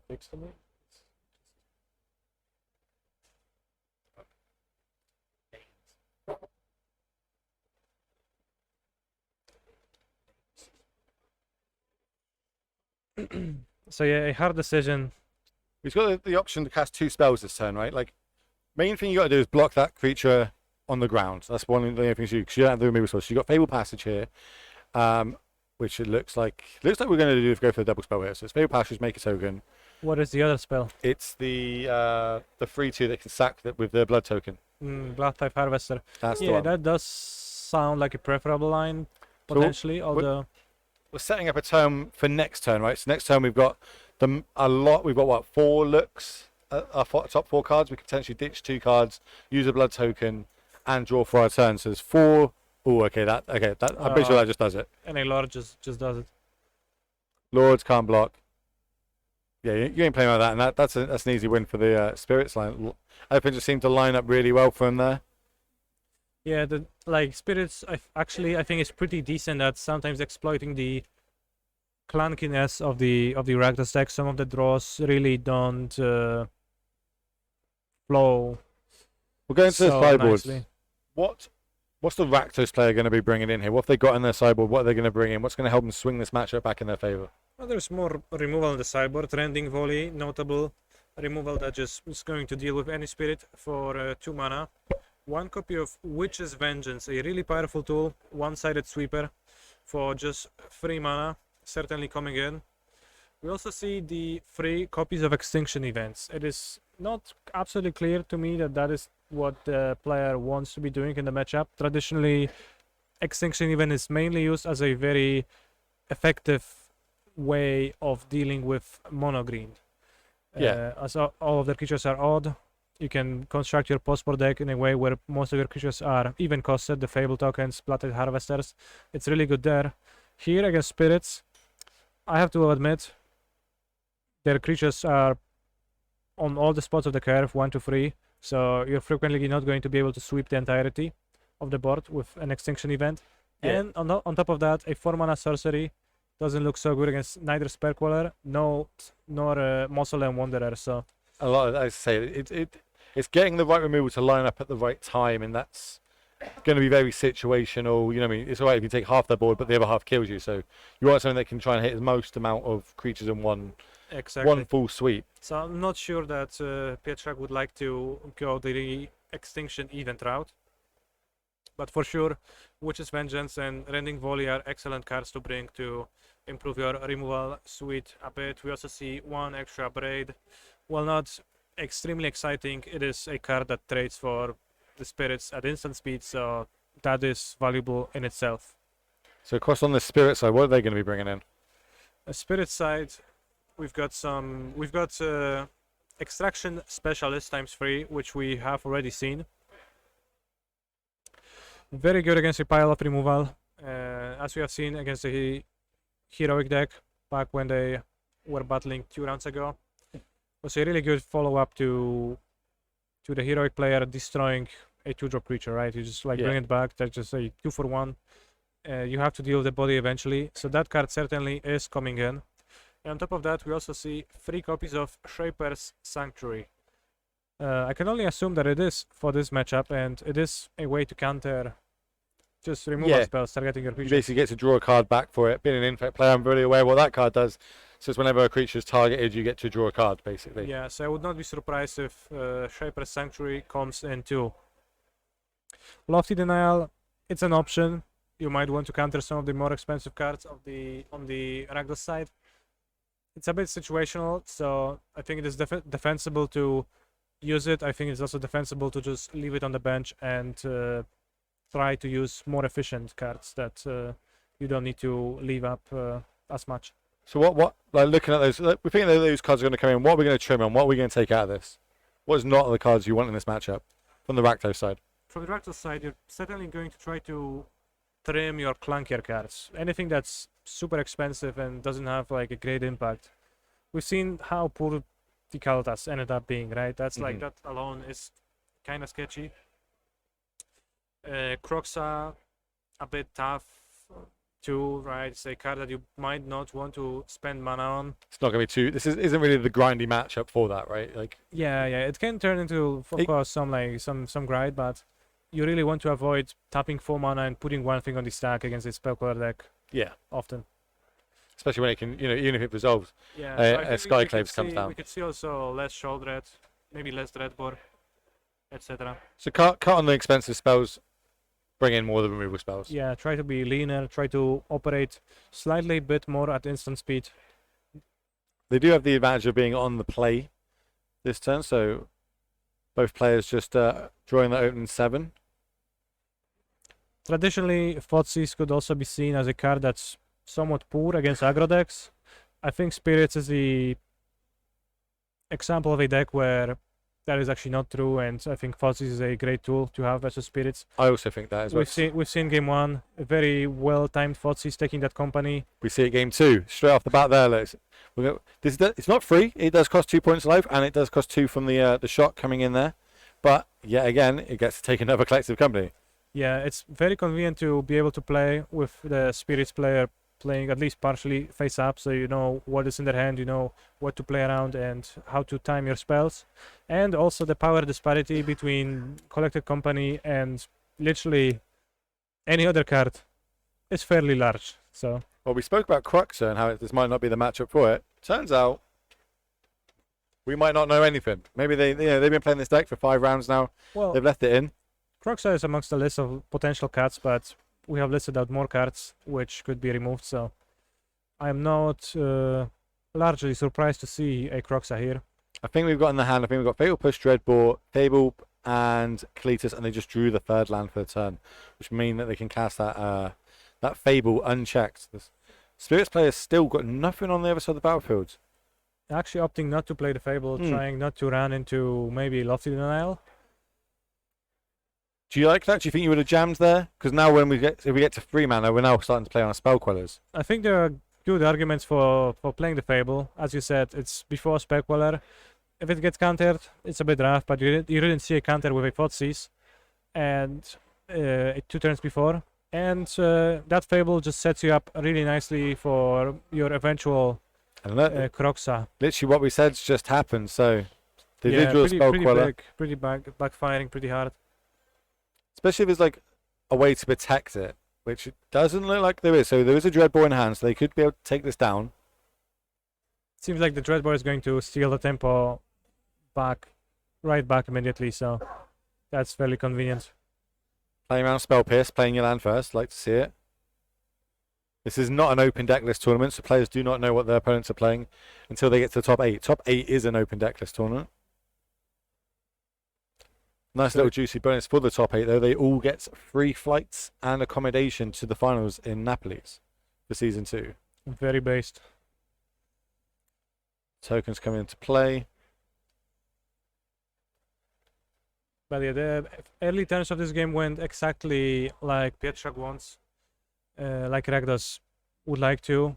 The Blooded Harvester also a great follow-up to just have something in play, be able to attack or maybe trade for a spirit eventually. And with the Kroxa looming in a graveyard with Pietrzak at lower resources. It does look like they're getting a bit flooded with all the land on the battlefield and not much to do, but that doesn't mean they don't have anything. You know? They could be a collective company in hand. They could have another. Well, you always have to respect that. But Kroxa, if Kroxa resolves, it probably just shuts the game down. Pietrzak opts to keep Kalitas, not discarding both cards. Discarding both cards will let you escape Kroxa, but Kalitas is also an alternative fodder that you can play. That is fairly powerful. Just jamming a Crux out there. Looks like it resolves, and we're going to get in with both of these. Make ourselves a treasure token.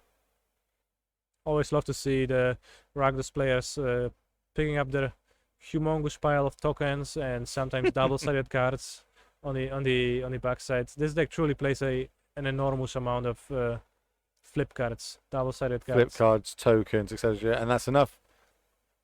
This format is so quick. Like, what we've seen on camera, every game is just over in a flash, except for, I suppose with me and you it is. Last round, we actually had 4 feature matches, but they only ever got to see 1 on camera. And I believe that was a friend of yours, the Mono Black Zombies player that we've seen a few times now. But both players are going to go to game 3. Doesn't look like anyone's picking their sideboard up, so it could just be a shuffle and present. Going into game 3, Spirit's on the play, which is going to be the first time they're on the play game 1. So now they're back on the play. Are we going to Spirits are going to be on the play, yeah. Are we going to favourite them on this, or do you think Rakdos is just going to have too much to overwhelm them on paper? Well, like I think I lean on. For sure, Rakdos is not going to be excited about being on the draw. That's just the nature of Magic the Gathering, and I think like aggro matchups in general. And Spirits is. Do you think it's more important I say tier, but the lower tier formats like Standard, Pioneer, Modern, Legacy, etc. Is it more important to be on the play in the more Eternal formats, or in the like Standard and Pioneer? Does it not punish you as much for being on the draw? It is a large factor in all the formats. Of course, it's easy to dismiss, players' agency in games oftentimes and say, oh yeah, I lost all my die rolls. How could I have done well in the tournament? But the truth is, while this is a big factor, it's still not often and not always a deciding factor. But that was a tangent. I don't truly feel fully equipped to answer that question. I don't know which. The statistics of it, or I suppose it's just a feeling I was just asking. So obviously we all want to be on the play, right? Unless you're playing 8-rack, then obviously you clearly don't. But I feel like you can get punished less in some formats, but maybe it's just that's more of a meta call. If a meta is slower, it doesn't affect you too much, and then if it's aggressive, it does affect it too much. It can just work both ways, right? Like standard decks sometimes they just have a very limited amount of 2 mana plays, for example, and like no 1 mana plays whatsoever, or just a few. Yep. So there's like a high variance. Let's say you're playing a mid-range deck in standard against an aggro deck. There is a high variance in whether you're going to draw your 2-drop or not, because you just have so few. While in a format like Modern or Legacy even, the cheap cards are much more powerful, but that also works both ways. That means that your 1 mana removal spell is also much more powerful than it would have been, so you're more likely to actually have something on turn 1, right? In Modern. So looking at our Rakdos player there, they obviously it was a keepable hand. It was like in the concept of you had spells and lands, but I don't think they had the right spells they wanted early on for the event. So they see a good mulligan there. And how important is that in matchups to know to be brave enough to mulligan a hand. Like, yeah, it's got 3 land and a couple of 3/4 drops in it, but knowing this matchup, you know that you're going to be under the gun pretty early if they manage to do the game plan. How much do you value that as a skill of being able to know when to mulligan and not? It's pretty important skill, and like it's pretty tough to learn. Sometimes it's hard to give up a hand, right? When sometimes you can feel like you're just trying not to get screwed by luck, right? You get caught in that trap of, oh, I'm just 1 card away. If there's a land on top, this hand's insane, and Yeah, never get there and you get punished. Also, nobody wants to experience that feeling of mulliganing a functional, but just like not exciting hand, Yep. and getting served, 0 lands and on their mulligan 6. But it's all Part of Magic it's the all part Gathering, of the right? game. You have to weigh the likelihoods of all the events versus each other and make an informed decision. So we're kicking off game 3 now. Both players just starting with a land each. And now we're going to start going into the Spirit's turn of, I'm going to start casting 2 drops. Or not. Now what can that represent? 2 mana. Any amount of flash spirits. I think for 2 mana, I guess any amount means exactly rattle chain, so that's Yeah. what I would expect. I'm But not then- sure what lands are in Pietrak's hand, but yeah, quickly that's gonna get stomped. Do you like casting Rattle Chains out there on turn 2? If you had another 2-drop in your hand, because Rattle Chains can also double up as a protection spell. But Yeah, there is like things to consider. Definitely playing out a Supreme Phantom is nice in a way that it makes your opponent unable to stomp on turn 2. Mhm. So I'm not sure if they had that or not in their own hand, but like if it was between the 2, I think I would have gone with the Phantom over the yeah, Rattle Chains. But missing land drops here is going to be pretty big, right? They didn't get a chance to do the powerful turn 3 plays. yeah. Also, if your hand is full of lands, you can even consider, if you see your Rakdos opponent passing back to you with 2 mana up, the only real possible card they could have is Stomp, or well, I guess Abrade, but like Yeah. it's very likely they actually do have Stomp. So if you have more land drops to make, you could consider just holding back your cards and trying to wait for a more opportune moment. If you're missing your land drops, I don't think you have that luxury, and you're kind of priced into playing your cards and trading. And Yeah, we looks see like- yet another As I say, there's a lot of stomping going on Yeah, on a very- lot of Rattle Chains. very accurate stomping. And now with those land drops that you missed, we're now at the point where the Rakdos player is able to double spell each turn, while the Spirits player is pretty limited to just being able to play 1. Yeah, I think Spirits doesn't play well from this out of position like that. But the extractions did come in. I believe that's an extraction in hand. Extinction event even. Extinction, yes. Thank you. Seems like Pietrak chose to go with them. As I said, it is certainly an option. And There's it works both both merits, ways, right? There's merits and there is what's the opposite of merits? Downsides. Downside, yeah. I've got a military term I could use there, but it's I don't think anyone would understand it.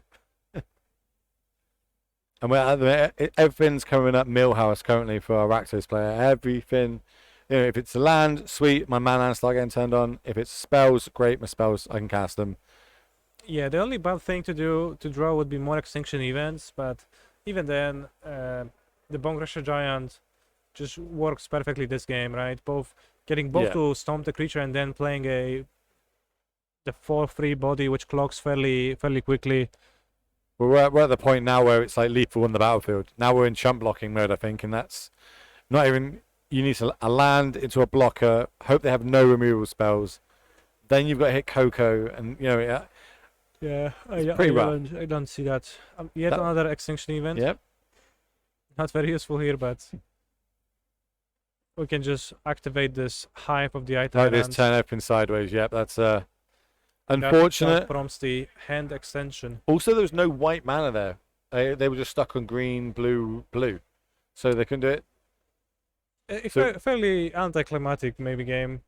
It happens in Magic. But we're gonna go straight across to our table 2, our backup feature match. This is table 2 in the overall tournament, and that it looks like it's mono white humans versus is it combo. So I think this is the creativity deck we saw earlier. Yes, that is indeed Boretto. Be nice if we get to see that Gianluca. combo. The same creativity deck we have watched before.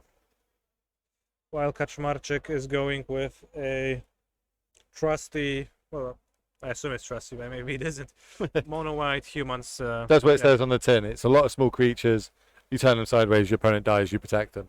But Yeah, you can like even see the like simplicity, the printed out deck list we have in front of us. yeah, Just the blue red one is like almost twice as long as the mono white one. Not quite the 4-4-4-4-4 20 planes style.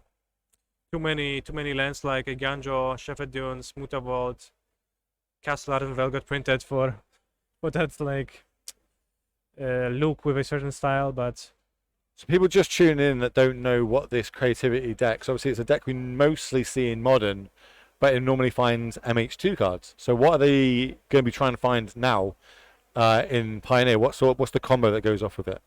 the combo that goes on here is a bit different. You always want to creativity with X equals at least 2.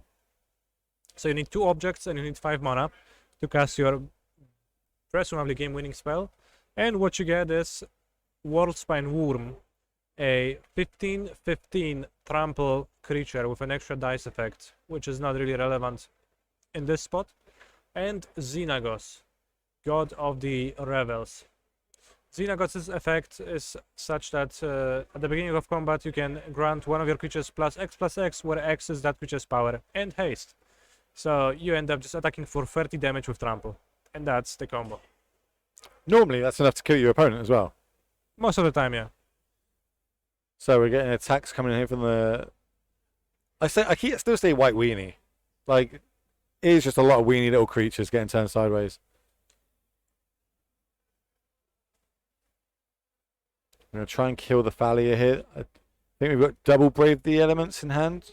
Do you like keeping this around? It's an interesting decision. It's probably worth firing up at some point.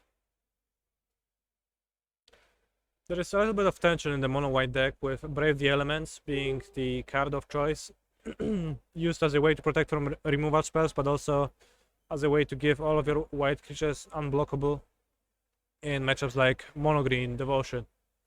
But there is a little bit of tension between Brave the Elements and Thalia, Guardian of Time, and making your card cost 2, making it much more clunky. And we saw that there, right?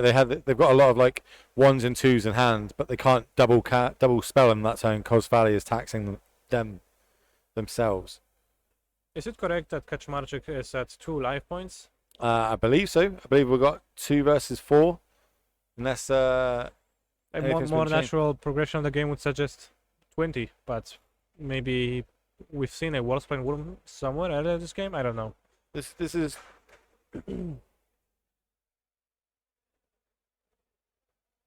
We'll just well, we'll see in a second, I suppose. One way or another. There's a Brave the Elements in hand and 2 red creatures, so.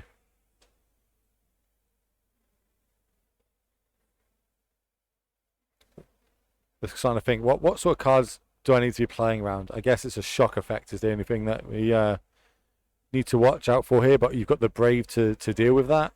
So, are we braving first and hoping we don't get lost? Well, say that even if You're we do, incentivized to brave first, like to attack Yeah. for lethal. either way it's lethal, right? There's nothing they can have for 2 mana with a Thalia out to True. get 2 creatures off the battlefield. A single removal spell does not stop 2 creatures, so you still get 2 protection from red, 2 power creatures, which is 4 damage to deal.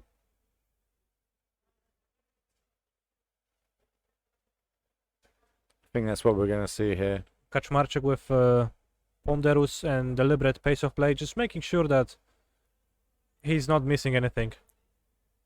And that's smart, while we're at these sort of these tournaments, there's a lot on the line. Why wouldn't you? And that looks like that's going to be it. So You said there is a lot on the line. What exactly is on the line? what exactly is on the line indeed. So the top 64 players from day 1 are going to get invited back to day 2. They will then be playing off tomorrow for basically who can qualify for Napoli. So the top 32 players will get the invites to Napoli. And then from then on out, top 16, it's just more money the more you go up until you hit top 8. Once you get to top 8, 8 lucky players are going to get not only be playing for more money, for 6, they get invites. They get the free flight to Napoli from wherever you are in Europe. They get the accommodation. So they don't have to worry about that. They just have to turn up and play Magic at the highest level that we can play it currently. And then on top of it, they get to a trophy, which tomorrow we'll get the trophy on our desk. We'll be showing off the trophy. One person in this room today will be walking away with that trophy, guaranteed. One champion. They'll be able to call themselves the champion of Warsaw as well. This is I believe this is the biggest Pioneer tournament in Europe before Sofia, especially that we're running. So the next event we've got up is Sofia. Sofia is, again, the finals is going to be in format Pioneer. Exactly. Pioneer, and you're actually going to be there playing, I believe. Yes. I'll be choosing to play in the tournament, of course, as I am qualified through the remnants, I guess, of the MPL, the Magic Pro League system, still granting me that qualification for the first few regional championships. Yep. And that's been. I'm actually looking forward to Sofia just to see all the players in the room, all the players that we've watched over the years that have played in Pro Tours, the MPO, etc. A lot of them are going to be turning up to that for the invites. The event like we've got today, they're already qualified, so there's not really much need for them to turn up to do it. But being able to see them all in one room again, is going to give me. Bear in mind, with my stream, it's a bit of nostalgia seeing all these professionals that we saw in the in the old context of it. But Certainly. we managed to go back across. We've managed to grab another backup table. So this looks like it's. I think it's your friend again. Yeah, I think it is the zombies player. Michał Lorenz playing with Mono Black once again versus I think it's Rakdos. Rakdos midrange. So we're just going to get that changed up on the table for you. I believe these players are still 5-0. I think we're still in the 5-0 bracket. Yeah, not a very well-known card hitting the battlefield. Lazotep River. 2 mana for a 1/2 zombie beast, I believe, with an ETB amass 1. It might seem like a low power level inclusion in Lorenz's deck, but but it has some great synergies with cards like Crypt Breaker, letting you draw a card as soon as turn 2, Dark Salvation, Deadly Dispute, and Wow. that's it. Kalitas too, you can sacrifice the zombies for tokens. So on the other side there, it looks like they managed to catch a sweeper, which, in looking at the Rakdos list, what did they have there? What was the sweeper? Was that the Witch's Vengeance? I assume choosing the zombie subtype, sweeping the zombie beast, zombie army, and the shambling ghast. So imagine when they registered that, they didn't think they would actually be pairing up against naming zombies with that when they put it in the sideboard. It's more going to be for the humans and spirits matchups in Pioneer. We also see a few spicy choices on Adrian Alvarez's side. His deck is, I wouldn't say far from the stock one, but it is certainly includes some interesting cards. 2 Colagans commands in the main deck. Hearst in the main, unlicensed Hearst in the 2 main deck. unlicensed Hairs, pre-boarding for a little bit of graveyard hate. Also cards like There's a Mutavault in there. yes, there is one Mutavault which actually was what prompted me into looking at a deck list, and one Jeez, copy dude. of Valky, God of Lies, just casting it for like fair for Yep. 7 mana. Got a lot of time for that. Well, a lot of all time for for 2, that. but you get the upside of having a powerful 7 mana Planeswalker. Pretty cool. Well, it's all worked out for them so far. They've managed to get 5 wins. I think what they need to, obviously we saw the Mono Black player get onto the board quite early, and that sweep has kind of closed it down. They're able to sweep that and then put a threat on the board. It looks like it's not going to be a threat anymore. It looks like it's going to get sacrificed. Oh, we're gonna get rid of the Mutavault Yeah. with a push. That is a nice turn. Clearing that Liliana with the help of the sneaky Mutavault. This matchup is interesting. Lorenz's deck is not your everyday tribal deck. It does have tribal synergy elements, but I think it's mostly a black grindy attrition deck. So we've seen that Adrian has sideboarded Extinction Event. Not quite convinced about this card's effectiveness against the strategy, but it is pretty hard to nail down if it's good or not in this matchup.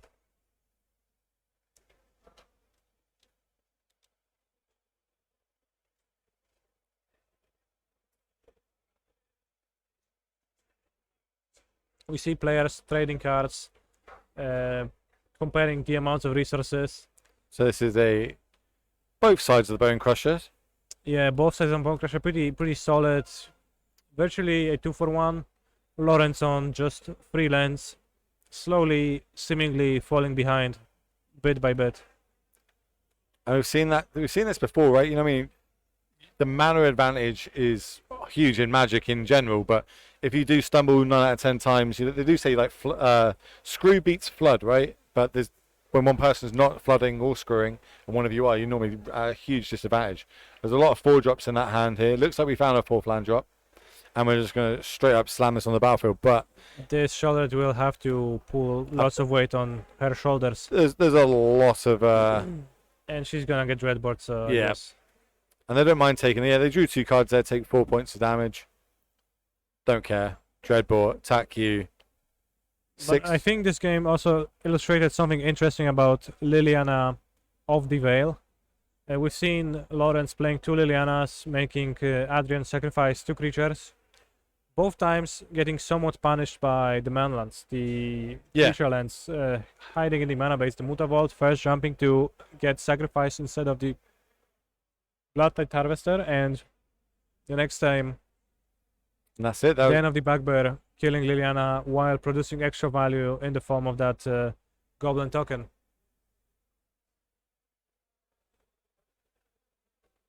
So we're just going to see. Obviously, is that 3 games we've now managed to go through. So we're going to see if we can get another backup feature match currently. The team are running out to see if we can have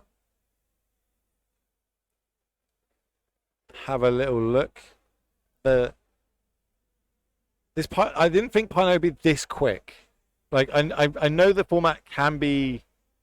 Like, I suppose maybe because it's the triggers and the clocks online when you see it being played on like Modo. But what didn't understand it was going to be as quick as we've seen it. A lot of these games are either one-sided enough that it's a 2-0 win. There's no real control decks that are in the format currently. Obviously, we've got the blue-white control deck. We've got like things like Niv to Light, but we're not seeing them do too well at this tournament. So there's not a lot of people bring them, and the pairings of that doesn't happen. So it's a lot of mid-rangey type aggro combo decks, which all happen to finish really quickly. I think I will actually disagree on that. Go for it. There's plenty of mid-range decks that can very well play very long games, but I think the true culprit of the rounds going like relatively quickly and the games finishing in a blink of an eye is the lack of fetch lands. Without the extra downtime from shuffling your deck every time you just play a land, the games tend to, it just takes less time, right? You play your card, you activate your card, you trade your removal spells, you pass your turn to your opponent does the same. There's no forced downtime in between with That's actually a shuffling really the good deck, point. putting it on the table, letting your opponent Yeah. cut it, receiving it back. I've never looked at it that way, but that is actually really interesting to think that fetch lands take up so much time in a format. Maybe Wizards know what they're talking about when they talk about with the recent ban of Yorion. Well, just like you spend like 1/3 of your life sleeping, right? You spend 1/3 of your modern playing time shuffling, probably. That is, someone should time that. Maybe add to when we should get a clock on. But it looks like we're going to get the interview of the winner of that. The Rakdos player is going to come in and talk us through why they bought all these spicy one-offs. Is something I really want to know. You know what I mean? Like, there's a Valky in there, as we spoke about. The one-off Mutavault, has that been good or bad? Obviously, we saw it being quite good there. They were able to sacrifice it in response to Liliana. Yeah, the Valky Colagan's command combination, especially looking interesting, letting you access your Valky later in the game, letting you cast T-Bolt, Cosmic Impostor of the backside when you flood, when you enjoy. So while we're lining them up, chat, if you've got any questions, make sure you put it in the chat. And it looks like our players rocks up here, so we'll get him to sit down and we'll talk for him. Come and sit down over here, bud. Kanister, kept the seat nice and warm for you. How you doing? Congratulations on that. Talking to this mic nice and close to it so everyone back at home can see you. So, we jumped in there in your game 3, managed to see you take that down. Yeah. Do you think you're favoured in that matchup? I mean, I don't think that matchup exists. That's the other one I was going to ask you is, like, with you, the Witch's Vengeance, did you think you'd be naming zombies today? No, not at all. I guess you mainly bought that for the humans matchup, the spirits Humans or matchup. spirits, yeah. Yeah, So- mainly. One thing we do need to talk about, Okay. this deck list. There's a few random one-offs in here which Yes. we don't normally see in stock lists. Yes. And I'm a huge fan of this. Okay. So we'll start from the bottom up because it's got Valky, God of Lies. Yes. Okay, that one is mine, so I can. This deck list is from a friend. Okay. I make a couple of changes. Is So this one Valky is one of my changes. So why? It's so good against mono green. Okay. Like if you go turn 1 Thorsith, turn 2 Valky, take your troll or your cavalier, you're winning that game. So using it as a disruption type. Yeah. Got you. Next one on the list, Mutavolt. Okay, that one is from my friend. Talk to us. Why Okay. are we playing a one-off So Mutavolt? we are playing one extra land that normally people like Ginger, the stock Ginger Yeah. list, which is like the list everybody plays, is 25 lands. So we added one extra land. Okay, but you made it. So creature yeah, land it's instead. a useful for land. It also like we are playing some vehicles, like a lot of vehicles. So the extra crew, a lot of So times you go like turn 2 Harvester or Reckoner, and there's don't have creatures, and the Mutable can help you there also. Which brings us nicely on to you've got two unlicensed Hurston here. Yes. I guess because of the Mox results last weekend, you thought there'd be a lot of Phoenix players. No, it's because we cut all the trespassers. Oh, okay. So So there's 0 trespassers in the list because they are like bad against mono green, medium in the mirror, and just okay against creature decks. yeah.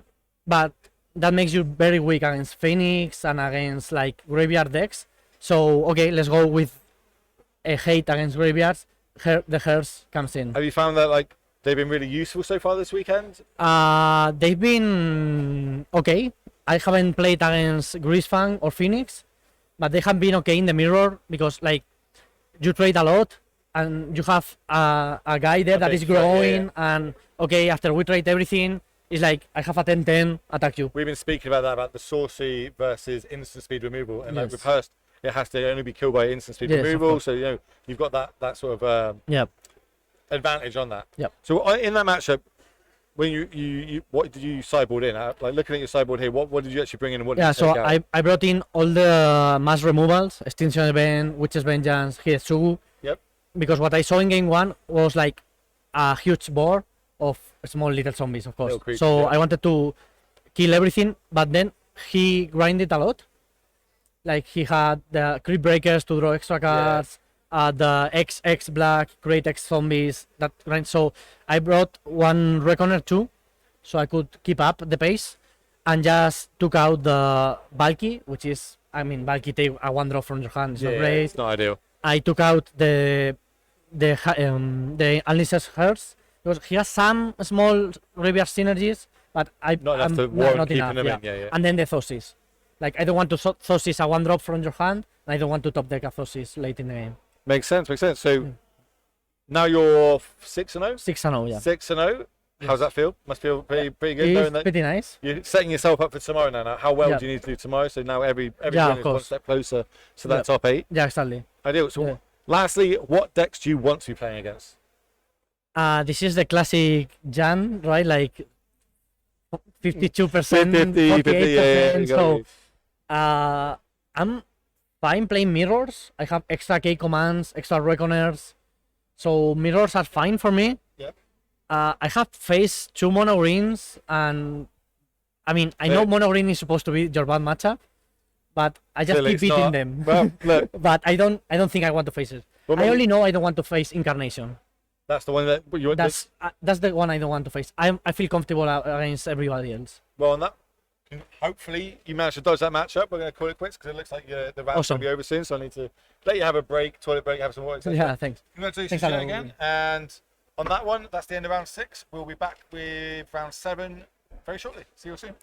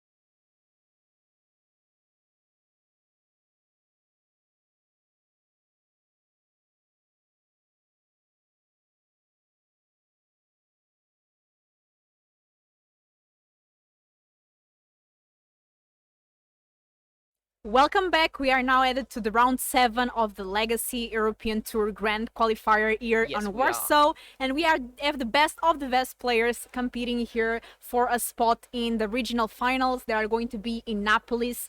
So top 64 makes day 2, and we have 2 players today that are really on a good path to make day 2. I think they are already guaranteed, actually. Yeah, I think they're locked. And on our table 1, which we'll be transitioning into shortly, we've got Pygonti, who's a very, very popular MTGO grinder, who's mostly known, I think, for Blue-Red Murktide in Modern. And interestingly, he didn't pick Blue-Red for this tournament. He picked Mono Green. So I think here, I also know Piegonti very well from the Twitter and MTGO scene. As you said, he's a well-known grinder, a really good player. And for him to bring Mono Green deck, it's because he thinks it's the best around. Yes, I absolutely agree. And I know he's been playing it a lot. I follow him on Twitter. Give him a follow. Pygonti.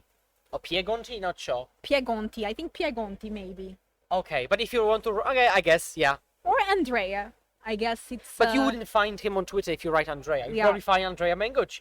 But you should definitely find him on Twitter, because he always posts about deck lists that he's playing with. He's a great player. And he's playing against...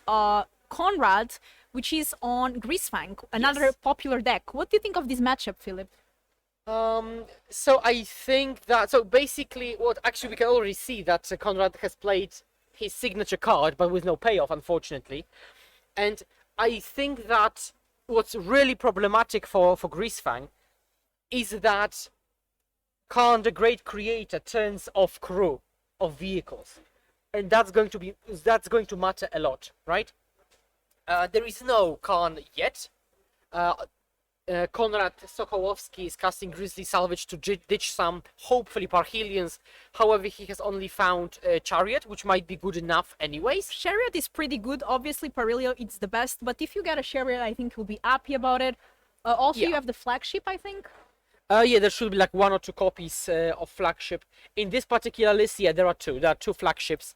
Sky Sovereigns. Now, let's see if there is any Parhelion. There isn't. There is main deck Liliana, though. Oh, that's a very interesting choice. I haven't seen this particular deck exactly like that. Is it common to have the Liliana now? I think I've seen mostly Liliana in the sideboard. But we did see some main deck Liliana earlier today. And I think it's pretty good, yeah. Now, if Konrad attacks and Andrea just blocks, it's not even a problem if the troll dies, because it comes back, still gives devotion, and gives 2 mana. So it's all good. Nikdo's already going for so much, I think at least for 5, right? With the 2 enchantments and the Oath of Nissa and the troll. So it's 1, 2, it's 6. 6. We have 6. Because troll is 3. Yeah. It's 2 if it dies. This is really, really good. Yeah. And I'm curious how much thought Wizards put into creating those cards. Like, do they think about those interactions? I'm curious. Of course, I don't have the answer. Like, if they print something like a troll, like this troll, right? Does it mean that they take Nykthos into account, or not really? And somebody is pointing out on the coffee cup. Let's be honest, this is the 7th round of Magic today. Exactly, yeah. Piegonti might need this coffee, especially playing this mono green deck all day. Searchips, yes. Actually, Mono Blue Spirits is on our backup feature. So, yes, we do have, as we have the whole day, 4 matches in total. But if this finishes early, we'll have Mono Blue on the backup. Yeah, we always have some backup matches in case these ones finish quickly.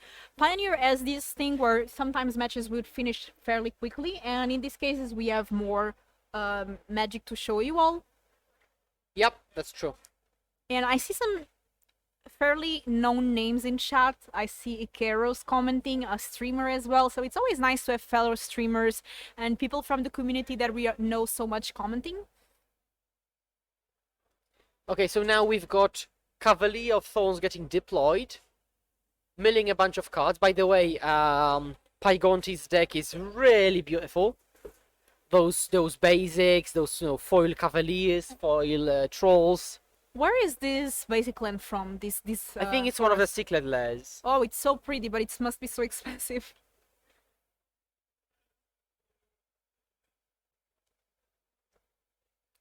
And Greasefang doing Greasefang things. Oh, and there's a Perillion there, right? I think I saw a Perillion. I didn't catch a glimpse, so I'm Yeah. not sure. I think there was a Perillion. But even if, it's still not GG because Cavalier has reach, right? Yeah.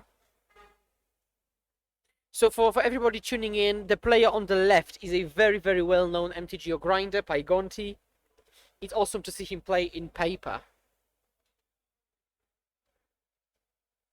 And it's really fun for me to see these names that I've been following on Twitter for the past years, and I didn't get a chance to see play live because of COVID, and now get to see them play in real life. It's really, really nice.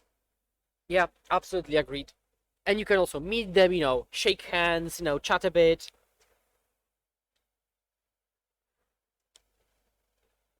And 5-1 is a great score. Both of these players are at the 5-1. A win here is really important because these players already know they are going to make day 2. So having a good start to lock top 32 or to go on a good direction for top 8 is really relevant here. Yeah, I agree. So top third. So basically, there are 3 important stages. 1, day 2, because you're already in the money. Yeah. You're basically getting your entry fee back and you're happy.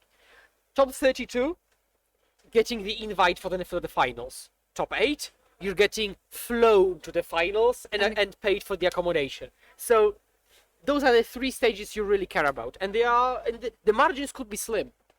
You know, nobody wants to get 33rd on day 2. Yeah. Do you ever been on the bubble, like 9th place or? I have, but only playing poker. Not Oh. really playing Magic. I've never been. Actually, once I snuck as 8th, so I perfectly snuck into top 8 as the 8th, but never lost on the bubble. You know, when Pioneer, the first big tournament was in 2020, January, it was in Brussels. It was a GP, Magic Fest, and it was the first big Pioneer event. Pioneer just was released. And I was playing Mono Black, which at the time was pretty good. And I played the PTQ, so I went 5-0, and I go to the first table. And it's only 6 rounds, because at these tournaments there was a cap on the number of rounds, and we were 300 something people. So I went 5-0, I'm second on standings, I'm in round 1. Everyone says draw, and I draw because I think it's guaranteed. I end up being 9th, the only one with my points, and that was my Oh. most terrible story about No. bubble.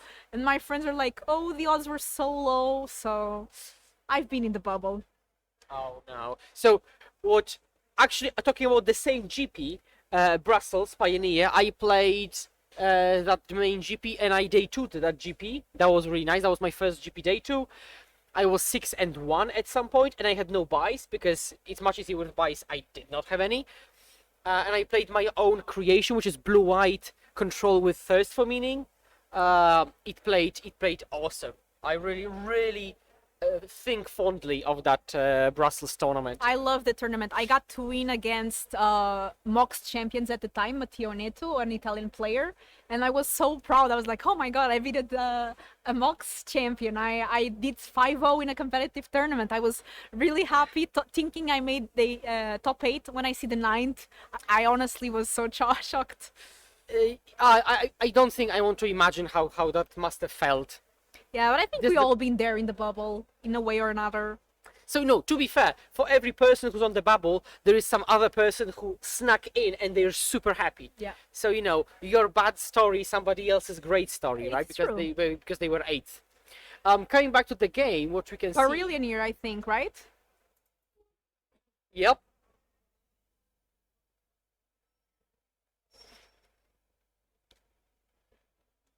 And the Perillion making tokens that then Chariot can copy is just so good in my Yep. opinion. Yep. Because Chariot doesn't always copy the cats, you can copy any token, creature token, so But in practice, if you're attacking with Parhelion and attacking with Chariot, I think you're good enough. yeah, Uh, it's just for the extra at that point. It's for the style points, yeah? You just call them style points.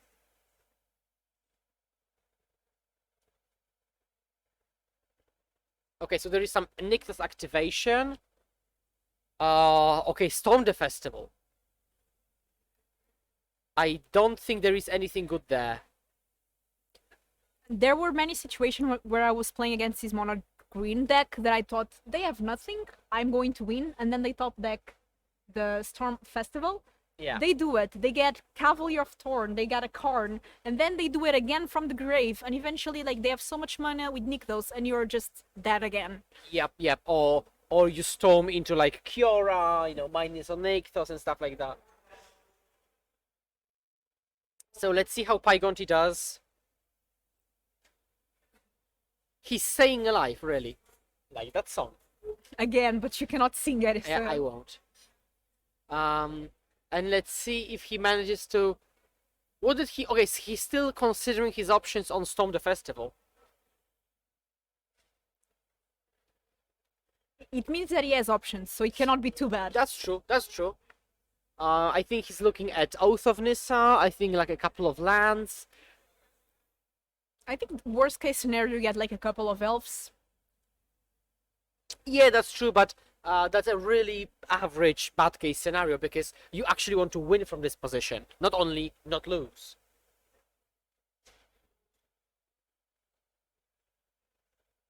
It seems to be a really tough decision. I'm really liking Liliana here, being able to discard your Perillion and then getting back with the... It's just a way to discard exactly the card that you want. Yep. Absolutely. And now we've got Khan the Great Creator coming down and another troll. And Khan is actually good in that it prevents the crew. And so this is the interaction we've talked It's about true. already. Now, the problem is that actually, another Nykthos. Is there any mana in the pool? I don't think so. I'm curious why he would play this Nykthos now, if there is no mana left. I would think he has mana to activate it, but apparently Exactly, no. because if you don't, then there is no reason to Maybe do there's that. an elf? Or maybe he wants to find like a 2-drop from Khan, and he really wants to play it. Oh. Oh, or maybe he does have mana floating. Should be one. Yeah, probably there's Oh, floating, so... yeah. Okay, so we're doing things. Now he gets 6, 7, 8, 9, 10, if I'm counting correctly. 10 delirium. Okay, looking at the graveyard just to make sure whether he can combo kill. So if it is 10, like I'm counting, then you can storm again. And it's really crazy. Your opponent just did their thing, which is playing the Perillion, like from the Greasefang. Like the Greasefang deck did their thing, but against mono green, it might not be enough. Yeah. But now Mono Green didn't like combo off. It just played like a fair game, blocked a bit, deployed more creatures, and now he's trying to find a good opportunity to do something. Yeah, and when you see the fingers like Piegonti is doing, like Yeah. he's doing some math, you know it. Yeah, I used to... I can't speak now. I normally call it pianist mathing, right? Because they're doing these fingers. I always think of pianists. Yeah, then. when my opponent does that, I know I'm in trouble. That's fair, because you're like, wait, is there lethal? I And, start counting. And they themselves don't know if it's lethal because they're counting. But... And we can see Chain Veil getting found. So I don't think there is any combo. I think he's like soft comboing. And do you know the text for the veil? Yeah, so if you activate Chain Veil, each planeswalker you control can be activated an additional time. So he uses Karn to get the Chain Veil, activates Chain Veil, can use Karn again, and he does to find Ratchet Bomb. And Ratchet Bomb gets rid of all the tokens. Yes, today is 9 rounds, tomorrow is 6 rounds plus top 8. Exactly. I don't know if you're much into MTG lore, but if I'm not incorrect, when this veil got spoiled, like the image, everyone was really excited because it meant that Elspeth was actually going to return or something like that. I'm really not into lore, so I cannot confirm or Maybe deny. somebody in chat is into lore and can confirm or deny what I'm saying, but I remember that. I'm not sure, but I remember something like that because she was trapped in the underworld.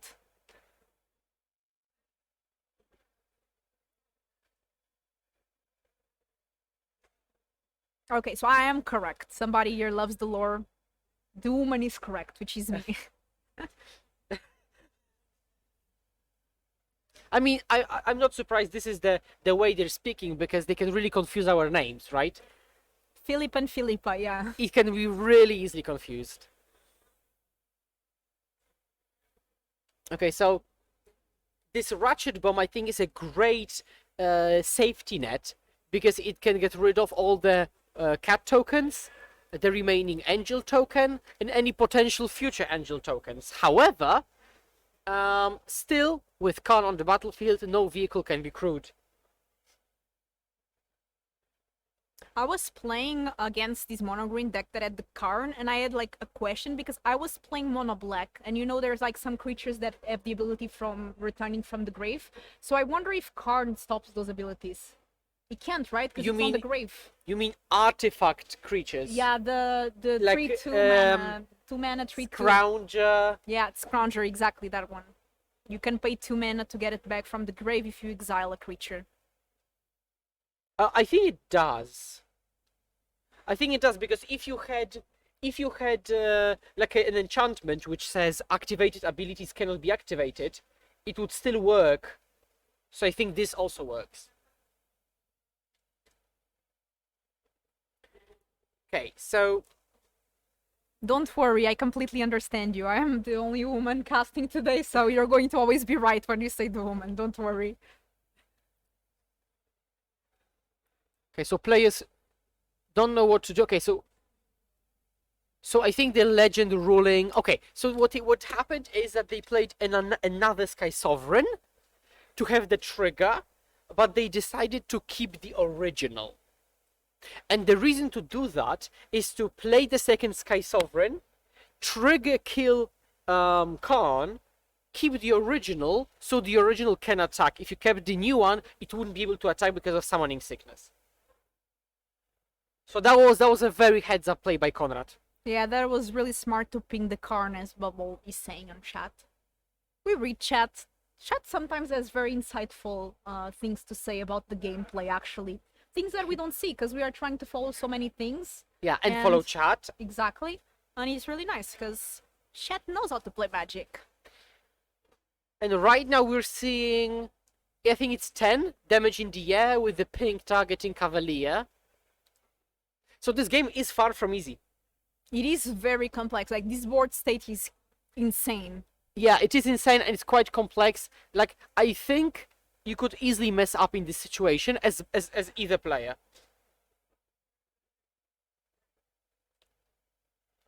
Somebody is saying that mono green is a boring deck. I guess that's why Pierre Gonti playing it had some coffee next to him. Yeah.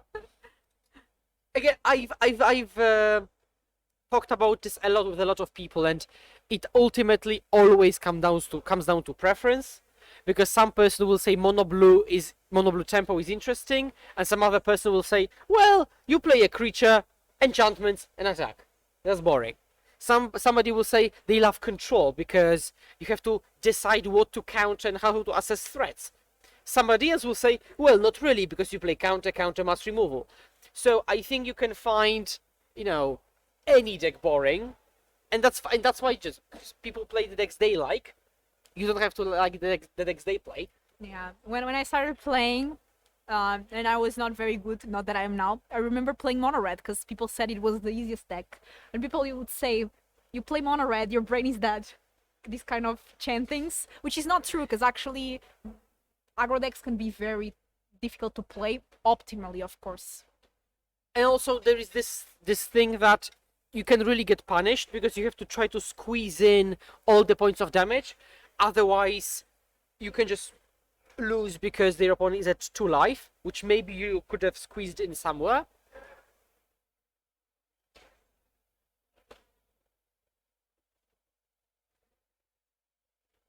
Yeah, and every deck being played allows other decks to play. The meta is always shifting. If people start bringing too much answers against mono green, then mono green stops being as much played, and then other deck will emerge, and this is always rotating like this. Oh, I really can second the sentiment of squeegee. Like, when you lose to a deck, you say, oh, okay, yeah, they just play their cards and they won. What really helped me understand that is just play those different decks. So I predominantly am a blue reactive player. But I have played mono red, Greasefang, mono green, Lotus, just to see what's in there from the other side. And I highly suggest everybody to just try every deck, and then you will see that there is more going on than you think there is. That's true, because I was really not against, but I really disliked playing against blue-white control, for example. And once, because I was like, they just have everything. They just counter everything I do, then they do a Shark Typhoon and win. Yeah. And then I played the Azorius control, and it's like, that's not like that, because there's a lot of situations that you are so close to die, and you have to make the right call. Do I draw a card here? Do I do a Shark Typhoon? Do I, like, what do I do? Yeah, do I scry? Do I counter or maybe just remove? And yes, I really, really like the fact that I've played different decks, and now I can really see and feel that, you know, all of the decks have some kind of nuance to them. Okay, so Pygonti has untapped, Khan minus, 3 mana in the pool.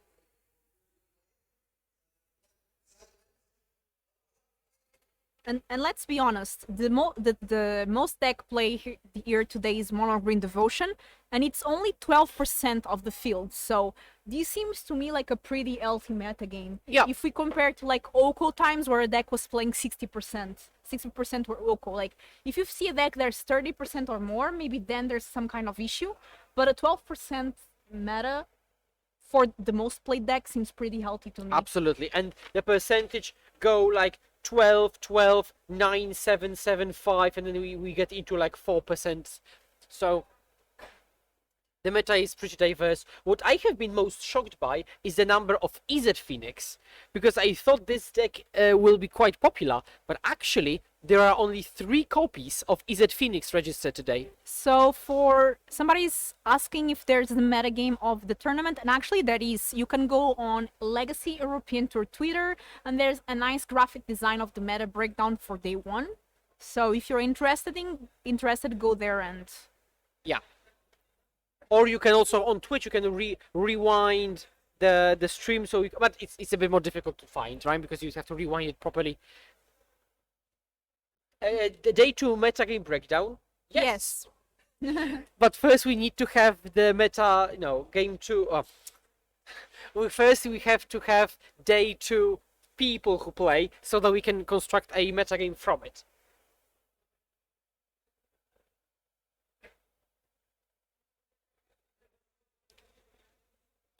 Okay, so it seems like the game has almost stopped because there is still this decision waiting on what to do with the Khan. And Piemonte, we know, is a great player, so we know like he's going to take some time to make his decision and make the right call. Yeah, but he still has to play at a reasonable pace, because otherwise the judge can intervene and make him play faster. Yeah. There's 27 minutes left on the clock, and this is still game 1, so for sure.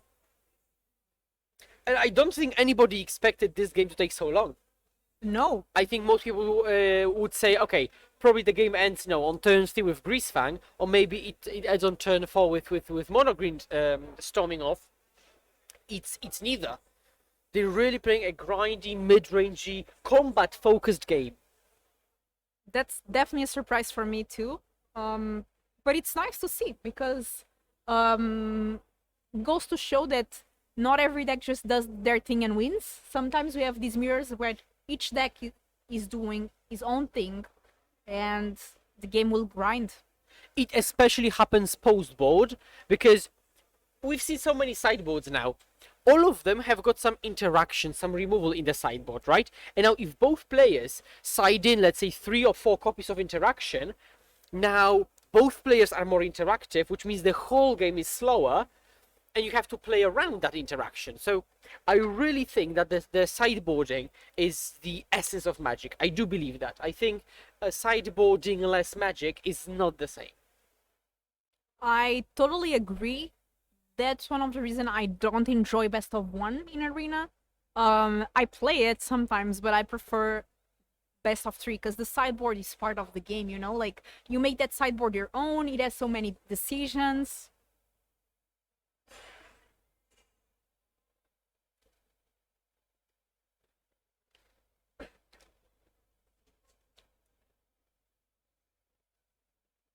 Okay, I think Tormod script was the choice.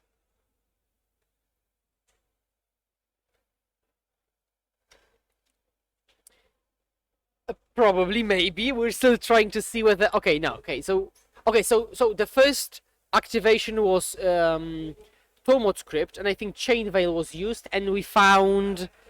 Yeah. So as we have talked about. Oh. What? What happened there? I'm a bit confused. I think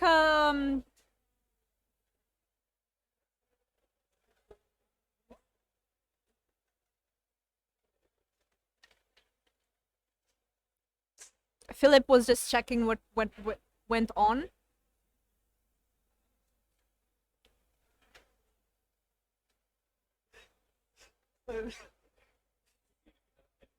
Yeah.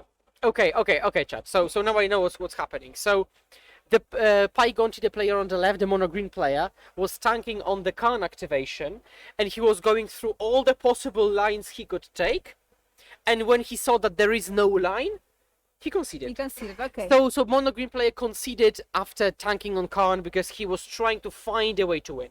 Yeah, I was not sure what he was trying to find with Karn, but apparently nothing he could do.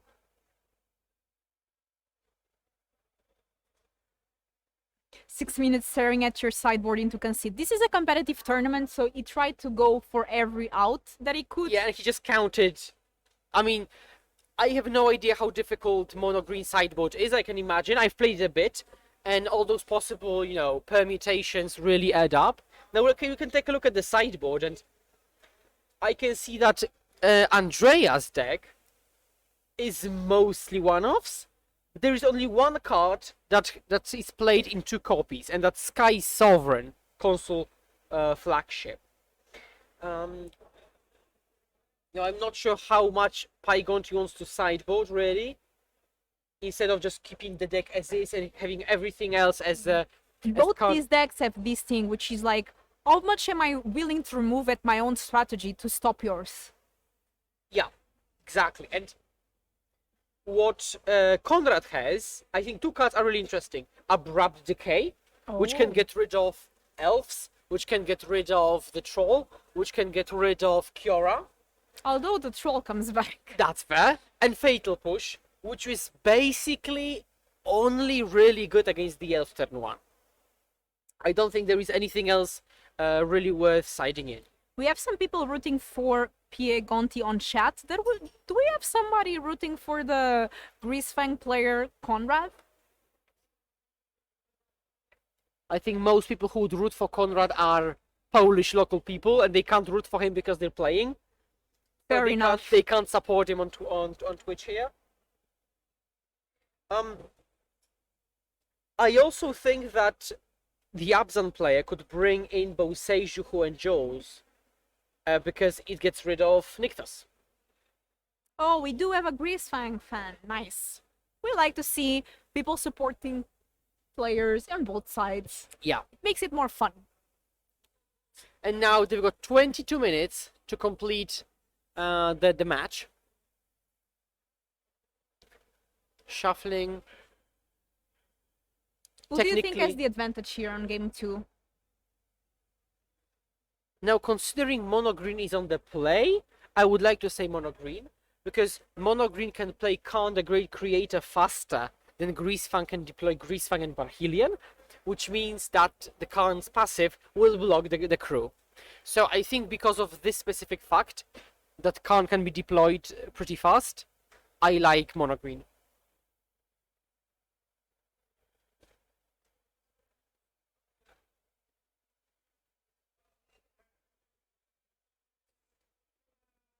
The decision about making a concession or no in these kind of tournaments is really, really difficult, because you definitely don't want to concede and then having your friend saying, oh, you could have taken that line with Karn and do this and this and you actually could have won, Especially if you're 5-1. Yeah, exactly. So I don't blame Andrea here for trying to figure out every out, because nothing feels worse than knowing that you could have done something to win and you didn't. Yeah.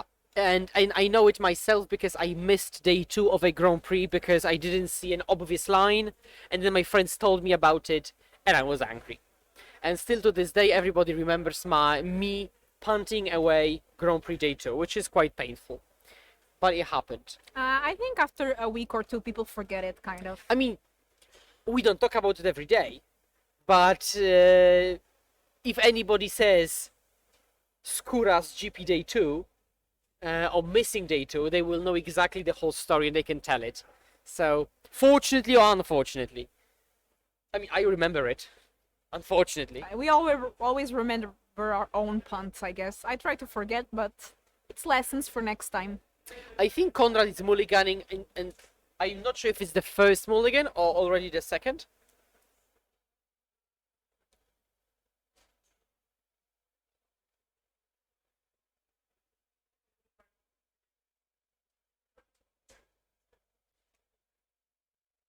And now I am certainly going to be to think that Pygonti is favored, considering the opponent's mulliganing to 5. And at the beginning of them sideboarding, I said they've got 22 minutes. Well, now they've got 19. 19 should be fairly good if they are just playing this one and Greasefang player wins again, but if Mono Green wins, then it gets complicated. Even if they draw 5-1-1 is not the worst case scenario. You're still in a very good spot. Oh, absolutely, no. 5-1-1 is okay. But you still want to be... Because if you 5-1-1 now, you won't really be able to draw intentionally later. If you 6-1 now, maybe in, tomorrow, midday 2, you can take a draw because you can. Right? And if you take a draw unintentionally now, it's a bit more difficult. Yeah, and a win is 3 points, a draw is 1, so there's a huge difference there. A draw is almost a loss, not exactly, but... Yeah. But a win is definitely better. Well, a draw is only good if it's intentional.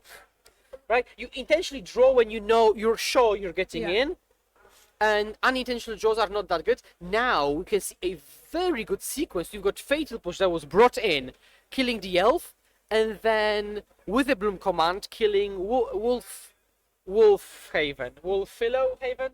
Yeah, but we have another elf.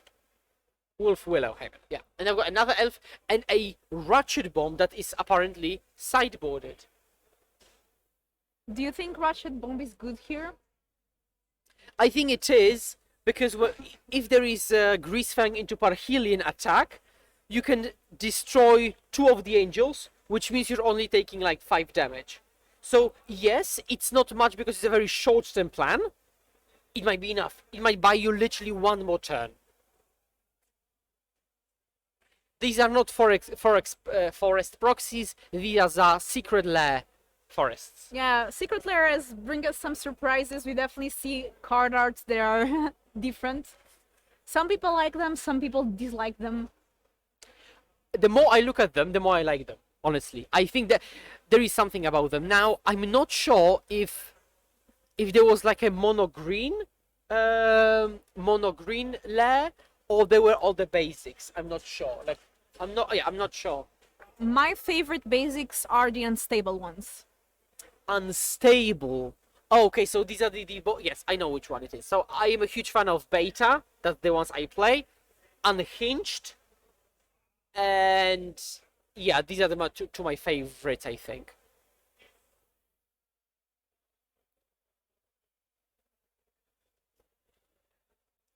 I like that we have different art cards, as long as they are not changing what the card does. I don't mind having a lot of variety on designs, to be honest, so... Yep. What I do dislike is if you have in your deck multiple different arts of the same card. I do that. I'm a cheapskate. I buy the cheapest things. I have unmatching lands. And actually people are like, oh, that doesn't matter, but it does, because if your opponent has a Thoughtseize, it might matter in the long term. Also, I believe that you use more brain power, because you have to keep remembering which card is which. Exactly. Like you can't use your muscle memory to know. You have to reevaluate a bit. I do believe it's worse on your brain. And chat is like ban Filipa because she likes to play Mismatched. I'm sorry. I'm sorry. I mean, let's face the facts. I am team matching. You are team mismatched. I'm not team mismatch. I'm just team doesn't care enough Oh, about that. that's fair. That's fair. Usually, I also play decks that my friends lend me. So I'm team borrowing decks. I know more people are like this because I cannot commit to one deck. I like playing different things, and I cannot afford to be playing a different deck every week. That's So I have friends that have decks, and they just lend me the decks. So again, depends on the preference because I on the other hand have like 1 or 2 decks most, which I really love playing, and I can pimp them. Have the have better basics, have old frame lightning bolts, old frame counter spells and stuff like that.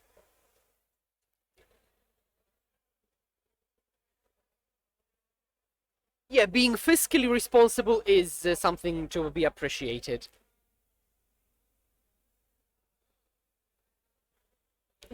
And Wha- here it actually looks like the mono green player is doing pretty well. So it was what you said. It looks like Piegonte is favored in these. Yeah, because Ratchet Bomb is already on the battlefield threatening to be popped for the tokens, and he's bashing in for 9 damage with Troll and Cavalier, so yeah. And so this game took them 5 minutes. Yeah, because also if you're Conrad, you're like, okay, there's going to be a game 3. Piegonte didn't concede fast game 1, but I will because I want to have time to play game 3. Yeah, and they've got 14 minutes, so now the question is how fast they will shuffle up, how fast they will resolve mulligans. But I think they will have like 10-ish minutes for the last one.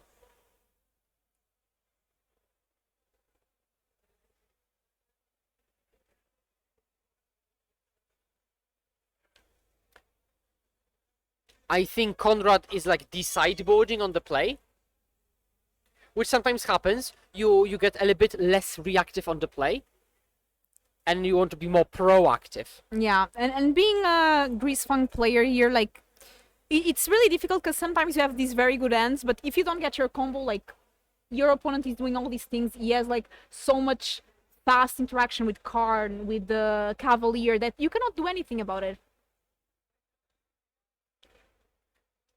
Now, to be fair, the Greasefang player had double removal. Turn 1, push your elf. Turn 2 with a Bloom command, destroy your Haven. So,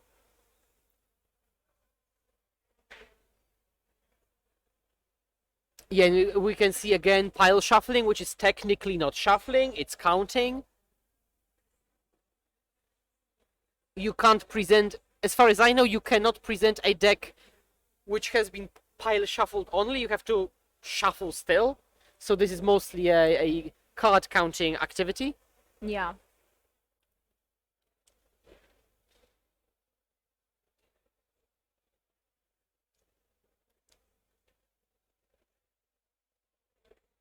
Okay, 12 minutes and a half. It was really smart of Conrad, in my opinion, to concede the game so early on, because he saw, like, okay, I'm not doing anything. Let's just go for game 3. Which is interesting because it shows you that there are even more things going on in a match of Magic. Like in this case, it's some kind of macro perspective on the fact that I have to physically be able to win the next game. It's like a macro meta decision. Yeah.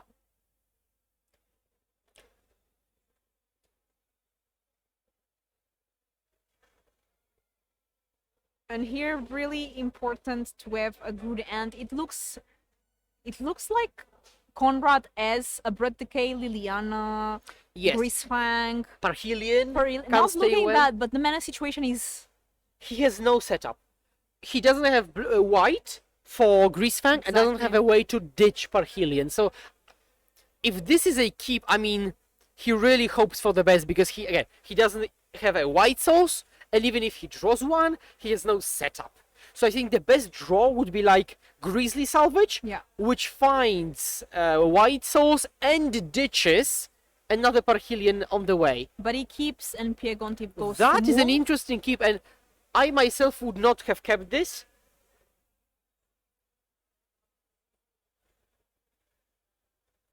Someone asking why side decay against mono green. Well, it deals with Kiora, it deals with the elves early on. So on the play you can get rid of the elf, so that might be a thing. Get rid of Kiora, get rid of Wolf Willow Haven.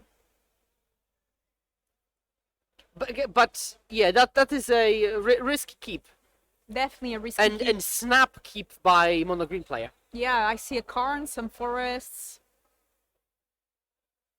I mean, this has Liliana set up only if you draw another land, and then you still need a white for Greasefang, and then if you do, it's still turn 4. And then it is what you said, the abrupt decay on the Wolf Haven thing, because now this delays the plan of the mono green player by Oh. so much. Oh, this is beautiful for the Greasefang player. Interaction into Liliana plus Ditch Parhelion, and now he needs to draw a white Source, so he yeah, can this is his Greasefang. out. on. Without it, No, Parhelion. it's another Parhelion. Without the white source, he does nothing. It can still... I don't know. It does not look too good. Yeah. Okay, Karn, Karn enters the battlefield. which now is devastating because the crew doesn't work. So now you white souls doesn't even do that much. What is this art on the Karn? It's a bit different, right? Oh yeah, this is my favorite one because this is from the Secret Lair. That's old frame beta style planeswalkers, and I own 4 Teferis with that style. Okay, I'm really interested in the fact that he found Tormod's Crypt, even though he's got the Khan doing the job. Now Liliana is on 6, so he obviously has to find something to prevent her from ultimating. Yeah. I don't see Liliana ultimating much though, to be honest. That's fair, that's fair. I think people really like even over focusing Liliana. Oh, what? He doesn't Chariot. doesn't he have anything to get rid of? He has a pithing needle in the sideboard.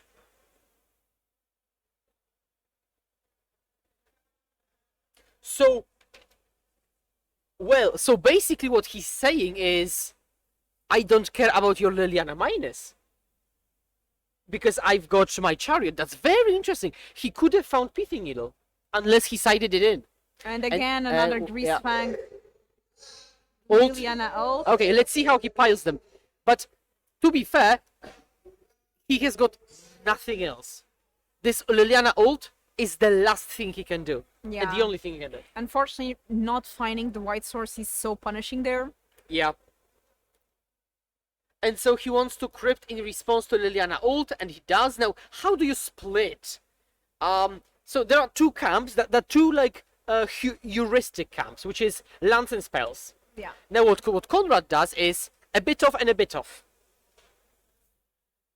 And I'm Because really... to be honest, he needs time to find the white source, because if he actually gets to play the Greasefang, he has the Perillions on the grave, so... He doesn't anymore because it was Tormod scripted. Oh, then yeah, So he has to play from nothing. nothing, yeah. White. Oh no, that's the green-black pathway. I think this is not d- going too well. I do think that Conrad rushed the split a bit. I think. He didn't think a lot about it unless he's sure, but I think he rushed that split a bit. How would you split this? Oh my god. I don't want to think about it, I think. But that was it. Because it's a very complicated... Oh! I think Situation Conrad here. concedes. Because he's got nothing, Yeah. and eventually he got really punished by that non-wine sauce. Conrad got a bit of a weird keep here, but I think we are going to get Andrea Piemonti for an interview. Can I get him? Yeah, please do.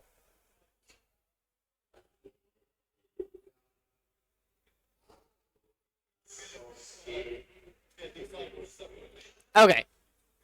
Okay, but he will get in. Okay, so we're just waiting for Pygonti to come in for an interview. It will be really awesome. Yeah, I'm excited for that. And I want to say to chat now that we are a bit in a break that the stream quality has improved a lot since last times. If you're enjoying, there's no glare, you can see everything that the card does, you can keep up with which round it is, everything is working fairly well, I think, very well. So if you're enjoying that, please follow the stream because the technical team is doing a great job here and they are really making an effort to make the coverage better for you every time.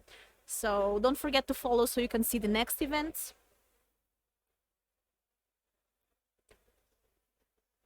Yeah, we can see them, the sideboarding, putting everything. Now, if you're playing a Khan deck, you really have to be careful with the Khan because you really have to de-sideboard properly, right? You've got the things in the deck, you need to take them out. So, yeah, no problem. Yeah, no problem. We can talk about it.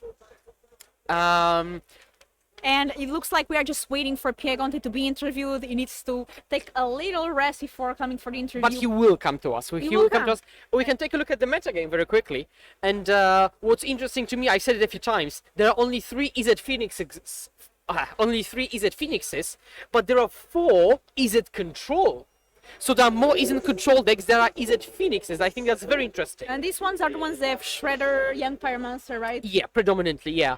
There is also one or two EZ Combo, which is actually EZ Creativity, and there is one at the very top tables, I think table 3 or even table 2 is Creativity. What is the deck that you're surprised to not see here? I'm surprised to not see Goblins, for example. That's true, there are no Elves. Elves as well. With the new load, right? I think we could see Elves.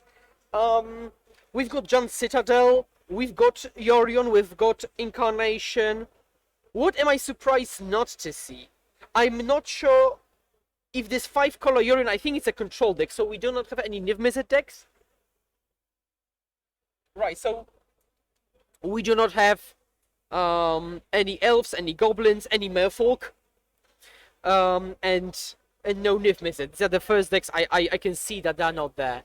We have Piegonte now, and I'm going to switch now. Hello again. Hi. I'm really happy to be able to interview you live. Thank you.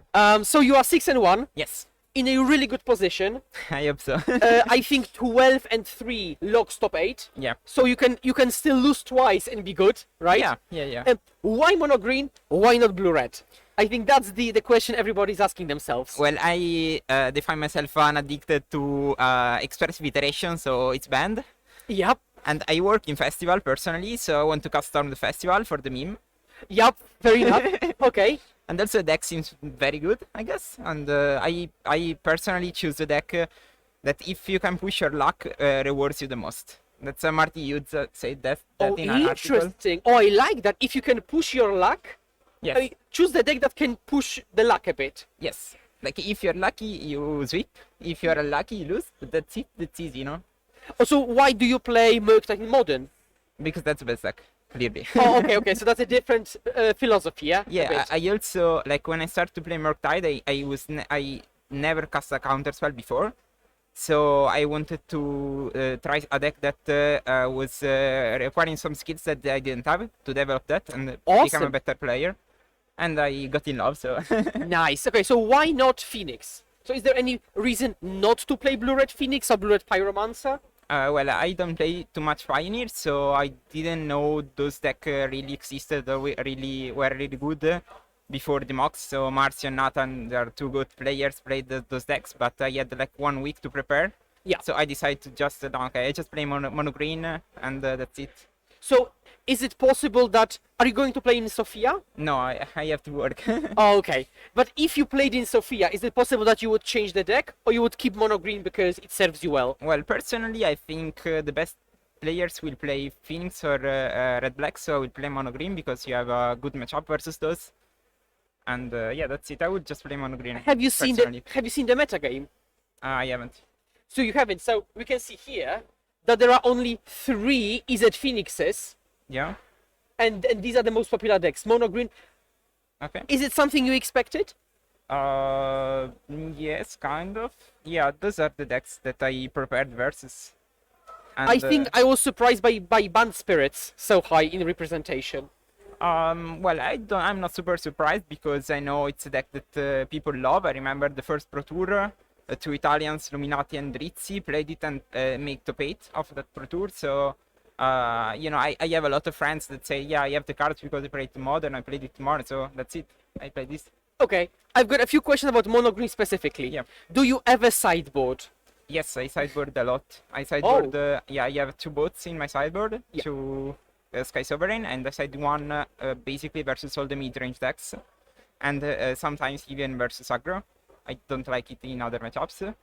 And I side, I like versus the Greasefang person, I sided Ratchet Bomb, yeah? Ratchet Bomb and Pitting Needle. I think you need some interaction in the early game, and if they waste time to remove it, they don't put stuff in the graveyard, then you can slam a card. And basically that's it. I don't think I side the other cards. That because I was wondering when we commented on the match and they had Liliana on 6, Yes. and I was thinking that you would find Pithing Needle, Yes. but you didn't. Yeah. And I thought that the only reason it's possible is that you sided Yes. in Pithing Needle, right? Yes. But the ultimate wasn't. I mean, it was really good, but thankfully it wasn't game ending, right? Yeah, I thought about, but I think I would still have grabbed something like a Bank Buster or a Chariot, just because fluting the board, like if they make me sacrifice the permanents, I don't care. My hand was another card and a Storm, so that's it. Okay, so last question. How did you come up with this specific 15 cards? Did you net deck anybody? Is it Yes. like you did net deck? Yes. Okay. Do you like those 15 slots? Would you Yes. change anything? Well, first I want to thank Andrew Lembogan that won the PTQ line. That helped me a ton, and I'm very, happy to. Yeah. And also, another person that wrote an article for Channel Fireball that helped me learning the lines, but I don't remember the name. But you are great, guys. Thank you. So yeah, I would change probably one boat for one ancestral statue because you can help, you can develop the combo faster. Okay. But no one had it, and yeah, that was a suggestion by Kain. So thank you, Kain. Is this deck difficult? Yes, It is. Would you recommend it? yes. Awesome. So good luck in the rest. Probably Thank you. we'll see you in the future match even more. Oh, And yes. again, awesome to see you. See you. Good luck. Bye bye. Bye.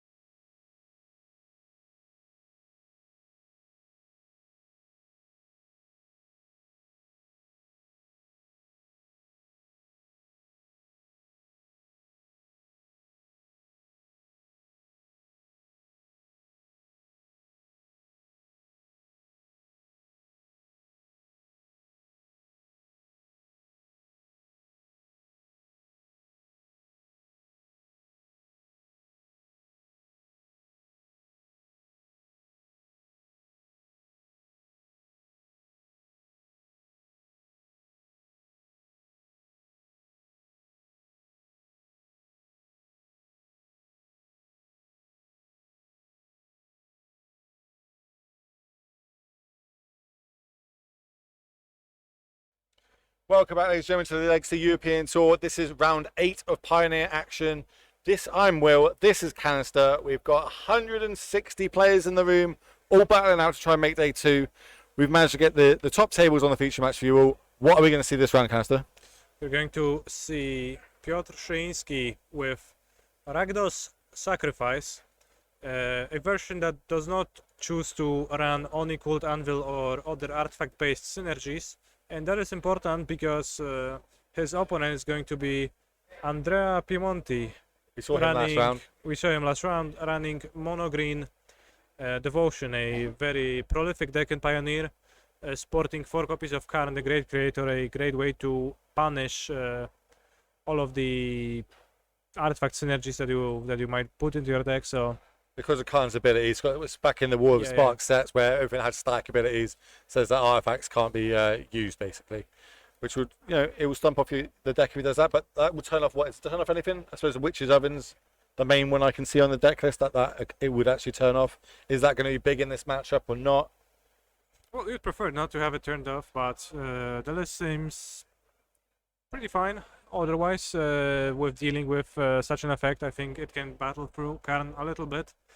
There is a few things that you're weak to out of the green deck with Sacrifice, such as the aforementioned Karn.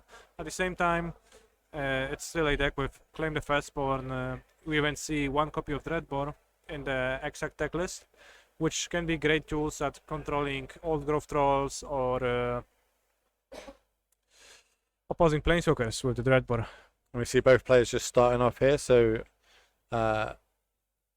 Pygonti manages to go to turn 1 elf, and that ends up eating a Fatal Push into an Oath of Nissa. So very important to match this turn 1 elf with a removal spell when you're on the draw. Just something that you always want to do, basically. Less important maybe when the mono-green player is on the draw, but when they're on the play, you really need to answer the elf or they can spiral out of control quickly.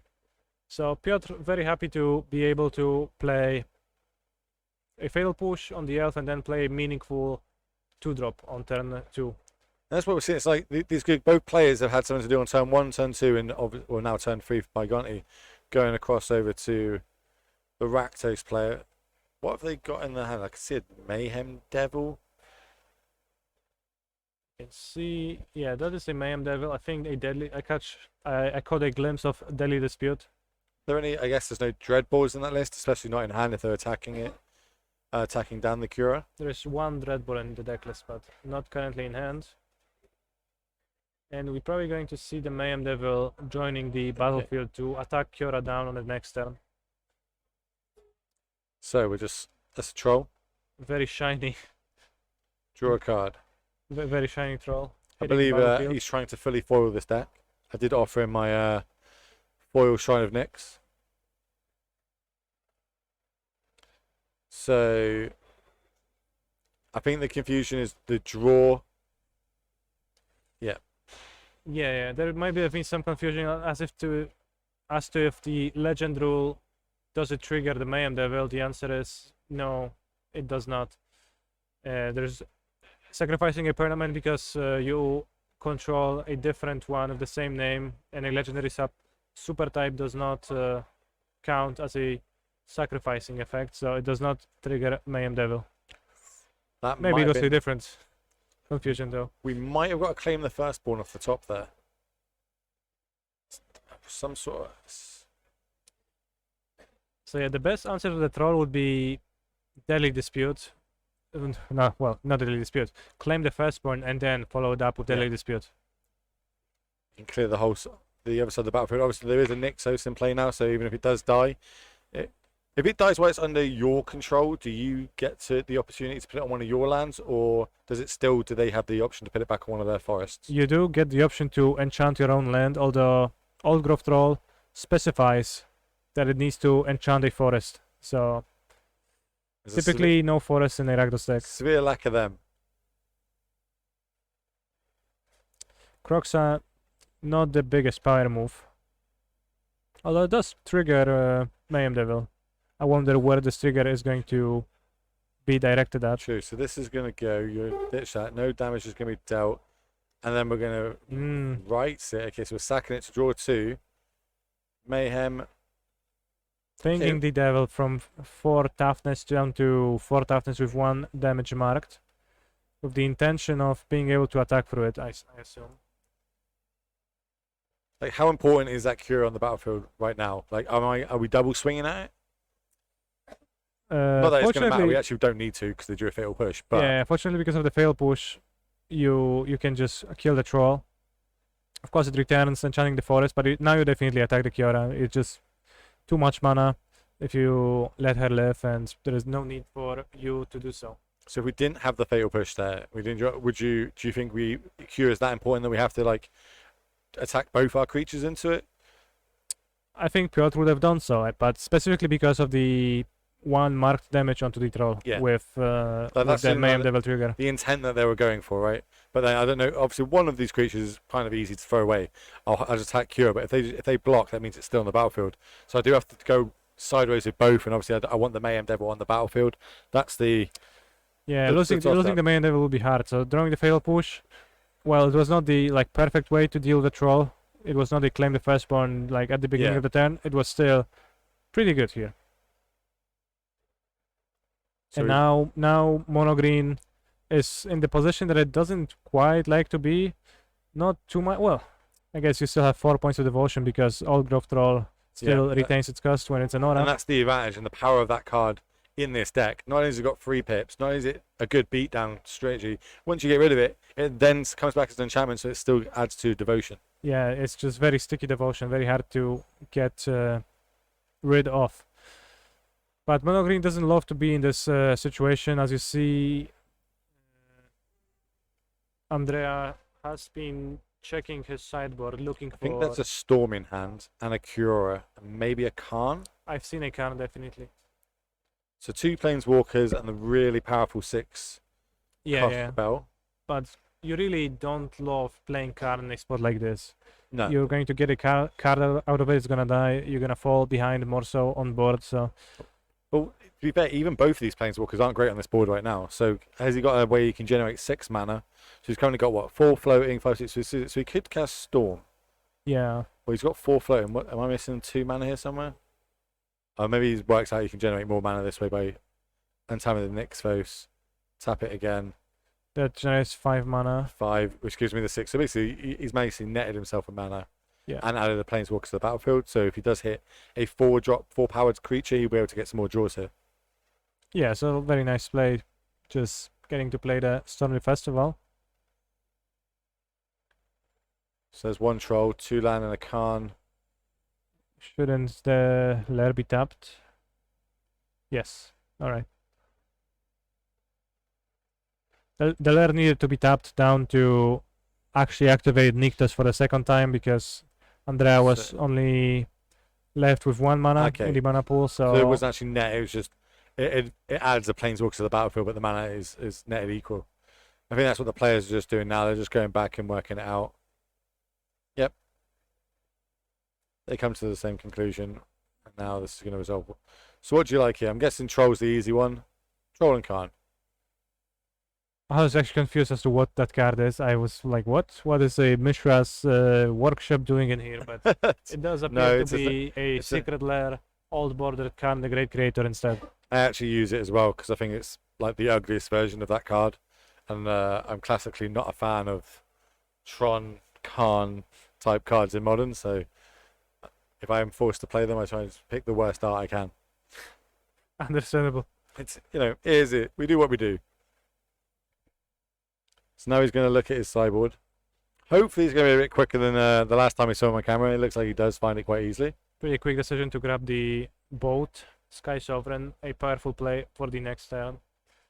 So suddenly the pressure from Piotr was somewhat repelled. He needs a powerful draw here. Well, that's what we spoke about. Like this deck can look like it's not doing much, but actually in the background it's building, and then just 1 storm and boom, look at this battlefield now. Now it's like, oh, I'm straight back in the game. If anything, I might be a bit more advantaged here.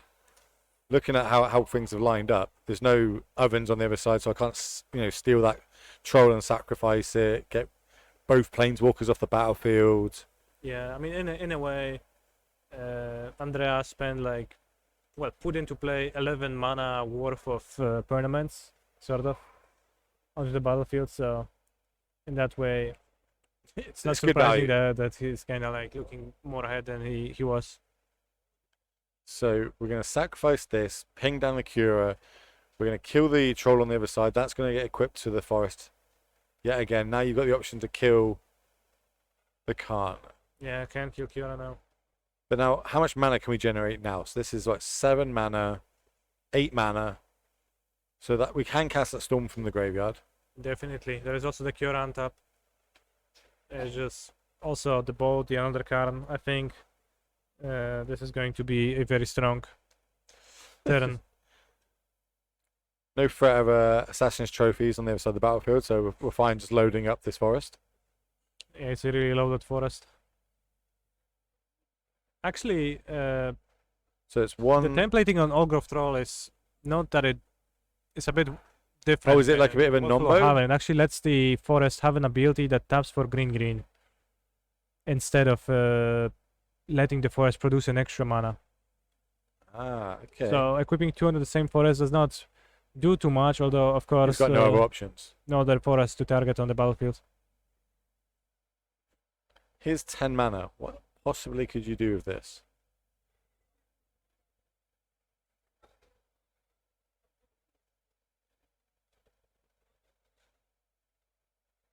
You see the boat. I also like this. This is going to come in. I don't think we can kill this Cura here. Well, we definitely can't. 5 loyalty is just lots of loyalty. I mean, we can try. We can tickle. Can always Kiora, try. maybe. That looks like it's a cat off the top.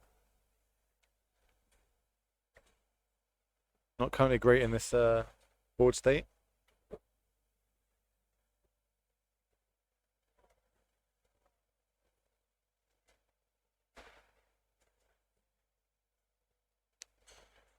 Yeah, But- this game we just see the troll sticking through a removal spell and providing devotion for Nykthos, and that kind of spiraling. So I what are think- we at? We're I at think- 12, 14 mana floating in the pool currently.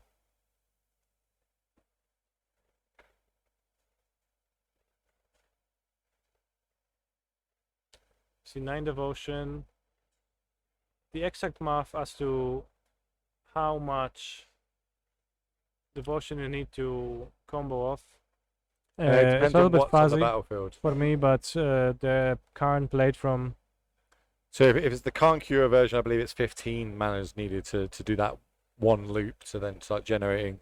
But then if you start using the Teferi, I believe it's 6. Someone was telling me, and then it changes again if you get the chain mask. the chain veil. Yeah, chain veil. Like again, depending on which way they want to combo, depends on how much mana they need. But these trolls, as I say, lining up on this forest here, just adding to the devotion constantly. Yeah, It's just one less headache. There's no mana currently to chain veil, so he's just getting the Pestilent Cauldron. And he's gonna cast that down to 5 mana. So this is 5 to cast, and both players gain 4 life, and you can return 2. Is it permanents or 2 planeswalkers or creatures from your battlefield to your hand? It is 2 creatures, planeswalkers, or lands, I believe. And It the does key not- point about it that is it exiles itself once it's cast. So when it goes back to exile, it turns itself back into an artifact. So then you can re-find it with the card. Exactly, because Karn lets you fetch artifacts not only from your sideboard but also from your exile zone, which is honestly, it's all kind of weirdly beautiful. How it's just like such a cascade of obviously unintended uses of the cards, right? Like When they were testing it, like, okay, we'll just cast from exile. We'll put that extra line, that word in there. Why not? See what goes with it. But it's always amazing thing about Magic, right? In an obvious way, right? The Cauldron exiles itself just so that it's harder to loop it. And that specific reason, that specific clause that is supposedly making it harder to loop it, facilitates this exact loop. So, like, I find it To be pretty humorous. Poetic. There he does it all.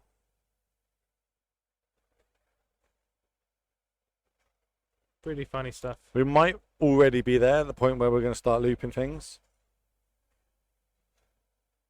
I didn't quite catch what was returned with the. It was a Decisive Cura promo. and a Khan. We'll return back to hand.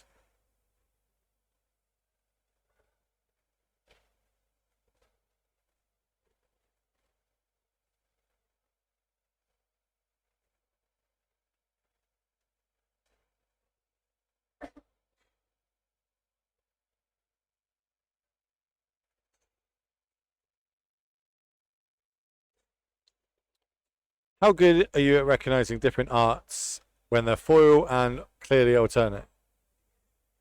The card that we see here is. Oh, this is the I don't know. Regular it's Bankbuster.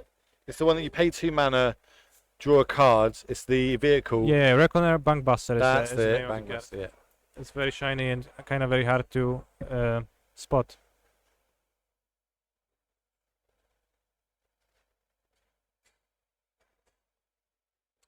It's 4 mana. What are we going to do with it? Nothing.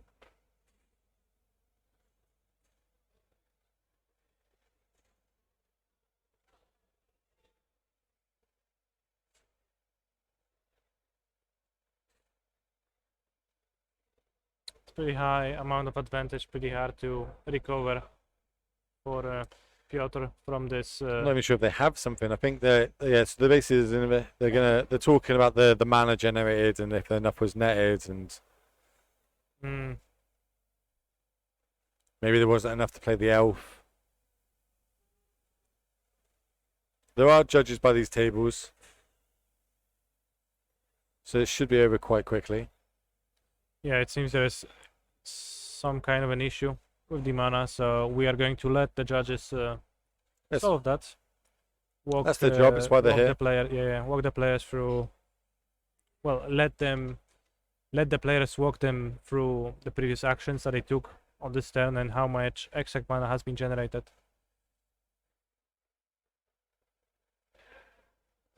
So they're just going to do like a bit of a rewind here on the mana that was spent cast things.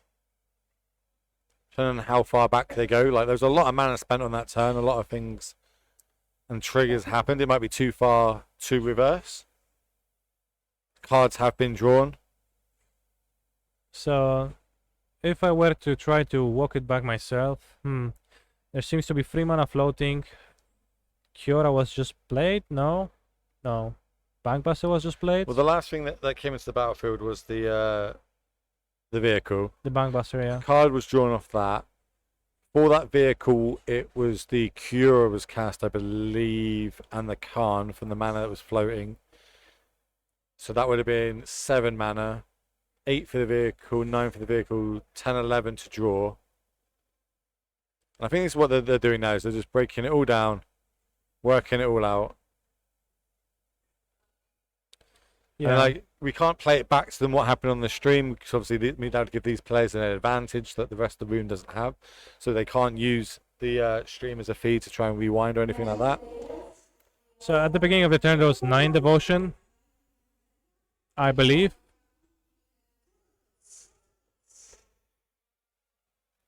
It looks like plays resumed. I'm not sure if any warnings have been done. We'll see if we can get you word on what happened there. And it looks like a Crux is going to come out from the graveyard. Seems like the situation was clarified. And we move to Piotr's turn. Karn was attacked. And Crux entered the battlefield, but I'm not sure. Like, with the amount of stuff that I say, you can still cast the Festival from the graveyard. I thought, okay, he looks like he's kind of slowly running out of gas here. It's all being answered, but with that still in the graveyard, it's yeah. you know. Just can cast Storm, then there is... I think there's an extra card in hand still. A Forest was discarded to the Croxus trigger. So here we go again. 3 mana. Get that land out.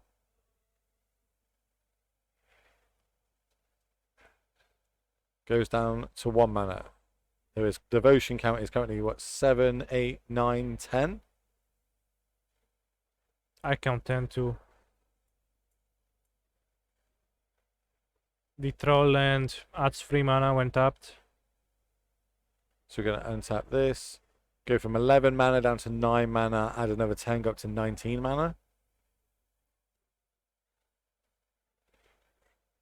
Oh, yeah, 10. Yep, go up to 19.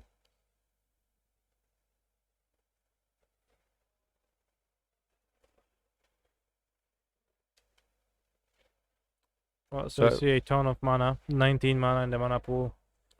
I And made sure I ran off and got a basic forest to put on the table because I was like, we're going to probably have more mono green players over this weekend. So we need some way of being able to track it on the stream. True. 9 So- mana left in the mana pool. We see a Cavalier of Thorns, so that's probably going to be the choice. Accompanied with an Oath of Nissa. Fair. And that's where this starts going crazy, right? Because now we've got a bit of mana floating. If we hit another shrine, or we manage to mill another storm into the graveyard, so stacking our triggers. Drawers, then resolve Oath of Nissa. Seeing 3 forest, nice. Forest, or forest. And Cavalier of Thorns is going to reveal.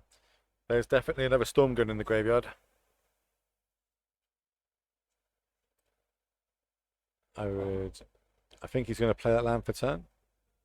It reveals a Boseju, puts a Boseju into play, and Legend rules the Boseju, so not much advantage gained from that trigger, but I will take this one for turn. another Nyctus adds in metric This is a lot down. more. So that's 7, 8, 9, 10, 11, 12, 13 now. Getting added to the mana pool.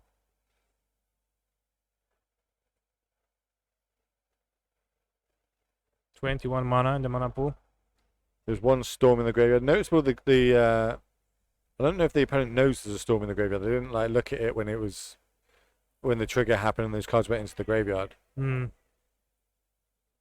I did not quite catch it myself, but yeah, as you say, they're Lucky that there's a Crux on the other side of the battlefield, because if not, this Hydra could just get turned into a massive creature and just end the game straight away. I think in the large scope of things that Croxa comes very close to not mattering. And as you see, the Hydra shows up anyways. 21, which And what- makes it a 20/20 creature. Maybe it was an alternate card that I didn't know what it was. Because I'm sure there's a storm in the graveyard, but I feel like that's what I'd be casting here, because you just you know the chum block's Well, going to there- happen. The storm was already cast, right?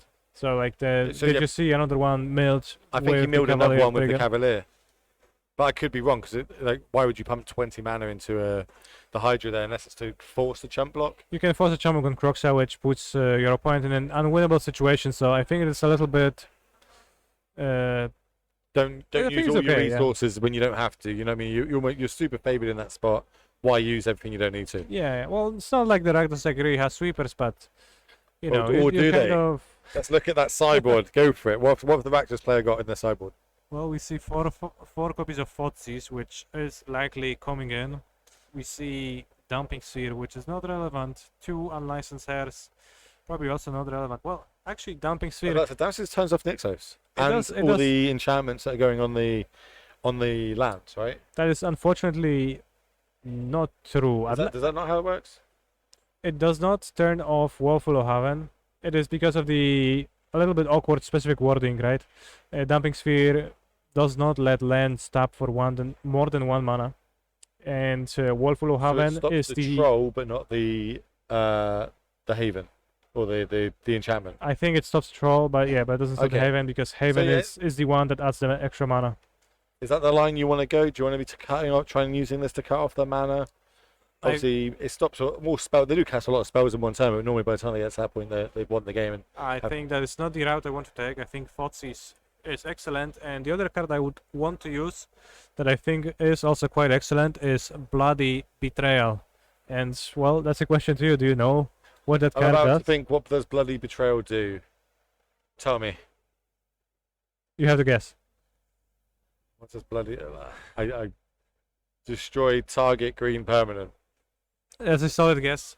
And it actually comes pretty close to being that, but it is a Act of Treason variant, which also gives you a blood token. Yes. I know. So it's a nice way to seal a Cavalier of Thorns, prevent the death trigger, get in for 5 damage, remove the blocker from the way, remove the Cavalier, and gain some extra value with the blood. So, what about like there's a go? Is that a go blank? In the sideboard? Yes. That's the one that they discard 2 and exile the graveyard, right? Yes. Weirdly, I found that effective when I play against mono green, because they normally just spurt out all these small creatures, and then they're left with the bit more expensive spells in hand. Because it's on, if you can kill these creatures quite, your first couple of turns with the Bone Crush or something, these more expensive cards kind of get sat in their hand, and they want to play all the land in the hand because they want to be able to cast them. So you tend to try and hit a lot of these, like, the Cavaliers, the Khans, the bigger cards that are stuck in their hand, as well as you got the added effect that you exile the graveyard. So Exactly. It also acts as a way to stop Storm the Festival from being flashbacked. So I don't hate Go not- Blank. I'm not sure if Piotr is going to end up bringing it in, but I think it's a viable option, and I think sometimes it can be really powerful against mono green. As with Mind Rods in general, they're probably better when you're on the draw, when your opponent is shorter on resources. Although at the same time on the draw, it's a little bit harder to justify bringing in a free bringing in drop. a free mana, no impact on the battlefield against a deck that is capable of going Clan or Elf into Old Growth Draw as soon as turn 2. So there's a little bit of a delicate dance here, but it's definitely an option that is interesting. So on the last round, we actually saw Pygonti sideboard in Sky Sovereigns, sideboarded in what was the other Ratchet Bomb against the Greasefang opponent. I'm not sure if that was because of time, because time was a constraint, and he thought, I need a way to not die, I need a way to kill them quickly, so he kept them in. But looking at his sideboard, it's just a lot of one-ups, right? Obviously, we don't actually have a printed deck list of him. It is with his handwriting, which I must say is not... It's workable. I've seen a lot worse deck lists written out by hand. Mainly Well, mine. the thing with Sky Sovereign is that it's just a good card, right? And like many mono green players on Magic Online recently were coming to a conclusion that it's just a solid card. Your Storm the Festival deck that is happy to put any 5-drop into play with your effects. Yeah. It's just an effective tool, especially against red-black decks. Most things have free toughness. So Yeah, most things have free toughness, and Dreadbore cannot answer the boat, the Sky Sovereign. So Because it's Sky only activated when you want to. We spoke about this with Instance Exactly. and Sorcery Speed Mover, which is almost is a big difference between Modern and Pioneer of how that gap is. exactly, it's surprisingly hard to remove a Sky Sovereign 5 toughness colorless creature at So at instant speed, Instant speed. In Pioneer, yeah. All right, so both players keep in the opening 7, it looks like. I'm just going to lead off on a tap land here. So Sky Sovereign just took a place of a normal cyborg card in mono green, despite being an artifact. So frequently you will see people bringing it in. So yeah, Piotr doesn't have a removal for the I elf, was about to but say there's no removal for the elf there, which means we can get probably a troll or a Cura, and we see the Cura enter the battlefield. And I love this, like, being able to cast it on turn 2, but then not only that, you also get to untap a land and play another 1-drop from your hand, which it looks like he missed. Or did he hit that, find that land? The forest? I think that's the forest, yeah. Sometimes you do miss on off of this, it's a little bit painful. You can reveal. I've missed off storms, just all lands. I've missed off Cavaliers and got all creatures. It's just like, come on. I've been there. Well, it's impossible to actually miss off storm. You're always going to get two things to It's a put. miss, good hit. I count it as a miss. If I pick 2 land in the battlefield, I'm like, yeah, okay. Or But- 2 enchantments and make mana. You're like, oh, this is... Yeah, of course, but When you- as long as you don't board extra instant or sorceries or expensive cards, you're Yeah. literally always going to be able to hit two permanent cards that cost 5 or less. Now we're going to see... Oh, So- another land. That's a land drop missed as well. Yeah, Mr. Landrop choosing to go after Kiora, of course. Kiora's loyalty is so humongous that attacking her sometimes can feel absolutely futile, and This is one of those scenarios, I imagine. Like, yeah, Andrea has to be thrilled with the start. you're doing what you can, but it's just not enough, especially if only one Dreadbore main, no Fort Seizes turn 1. Oh, this is Dampening Sphere in their hand. This is the downside. So currently you're not losing to the mana advantage of this deck. They've just got bigger creatures than you now. Well, in a way, Andrea has a mana advantage. It mostly comes from, the fact that Piotr missed a land drop, so Damping Sphere, not much help in this situation. It's being able to take so now we work. So basically, the troll this taps colorless mana this forest now. Yes, you can still tap the forest for a green mana, but just a single one. Sure. The forest still retains the ability to produce 1 green. So this is 3 mana.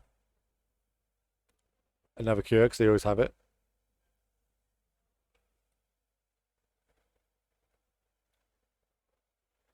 We've got a land drop for the turn plus an untap. That'd be 3 mana. Oh no, we're just going in. One elf beatdown plan. Solid. Hey, it works. It works. I've beaten people to death with Dried Arbors many times before. And it looks like it's double Fortsies in hand. Unfortunately, you can't cast double Thoughtseize with just 2 lands and. Yeah. So how about this storm or this troll or this land? What do you like taking here? It's no good choices. Obviously, like I understand. It's like, you know.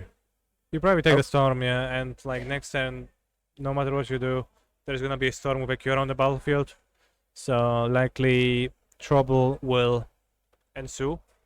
You're basically stuck between a rock and a hard place here, right? Like none of these are good options for you to take. Exactly. Let's cycle the blood token here. Maybe trying to find our third land drop. Even then, though, Collion's command goes to the graveyard and they draw. They do hit a land.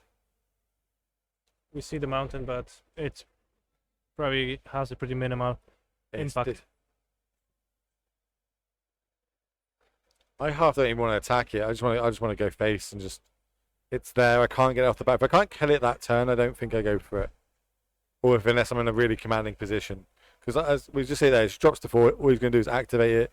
Chances are he'll probably end up hitting another one. Another one will come in with 7 loyalty, like we saw last turn. And now here comes the storm. It is unlikely that Kira will be able to be attacked next turn through the storm. I think I've seen a Cavalier of Storm, so perfect hit. Accompanied by an elf kind of lame, but already you draw a card from the Cavalier.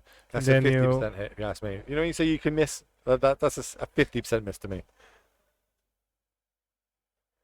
Like I say, he's going to get the triggers of the, milling 5 and drawing a card. Looks like another Fawn goes to the graveyard, plus an Oath and a Khan and just a Forest. Elf beatdown is number 2. Love to see it. Slowly dropping the life total from 20 to, 0, hopefully. Only 17 turn clock. Now what do we need to do? Have we got any sweepers that can get us back into any extinction events? Doesn't look like it. There's no sweepers. Most of the combat mechanisms for the sacrifice deck is going to be based around Act of Treason effects, and they're good. They're pretty strong up until a certain point where they're just stop being enough. Also, with Dumping Sphere, with his own Dumping Sphere, it's pretty hard to double spell. So, it does limit Andrea a little bit, but not to an extent where it actually is going to make a difference. Why am I missing something here? No, there you go. Thank you. Dumping Sphere effects being employed right now. So I'm going to look at our sideboard. What does he have? So what could he go get here? Crypt's not good enough. So boat is a solid pickup. It's for the next turn, not for this turn. Yeah, get that Mayhem Dev off the battlefield. Could also get boat is the option. Frequently when you are in a position like that and you just want to pressure more and you can't do it the next turn, you can just boat. And that's 4 mana for the troll. Yeah, paying Draw the a Dumping card. Sphere tax.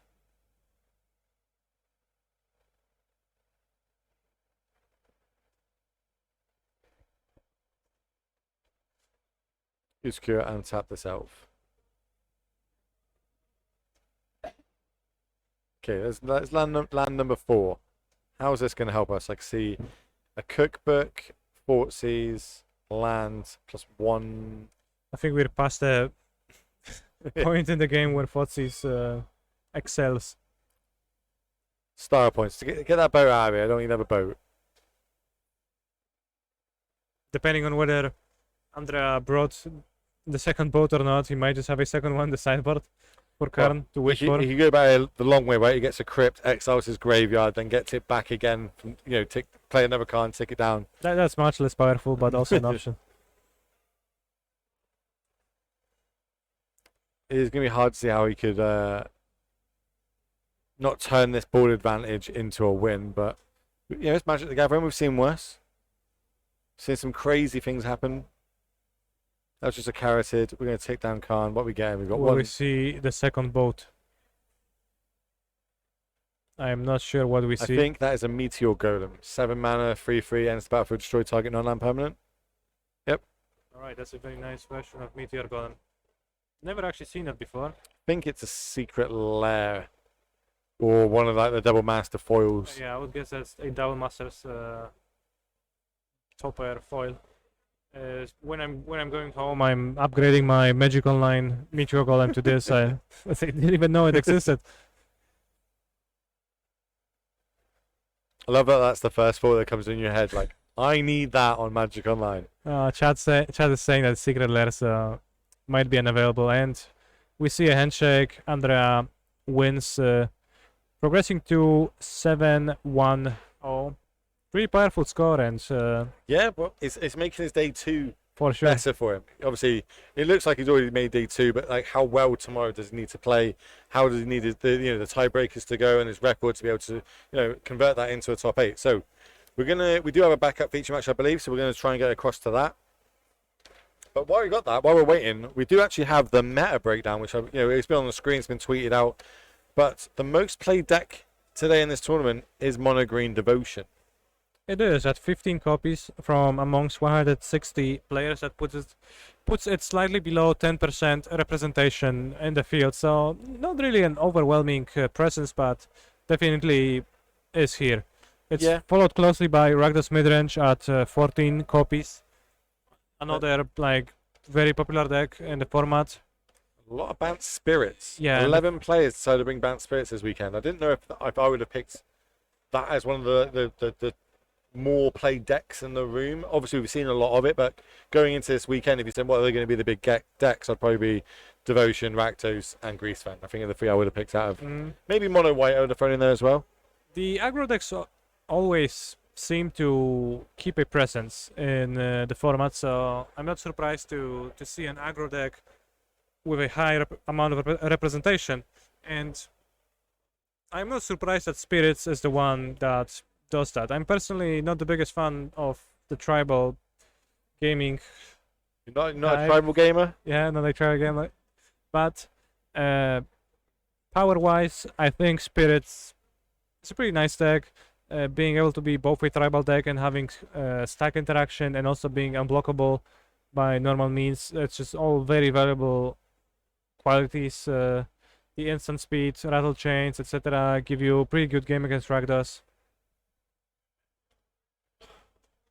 Okay, so we've got the backup match now. So it looks like it's Mono Green versus Rakdos. You've probably got a deck list over here with you, Kanister, somewhere. Have fun sifting through that massive pile of deck lists that we have on the table. Oh, good. Justice League Batman sleeves. Already a winner in my eyes. This looks very different to the last game we just seen.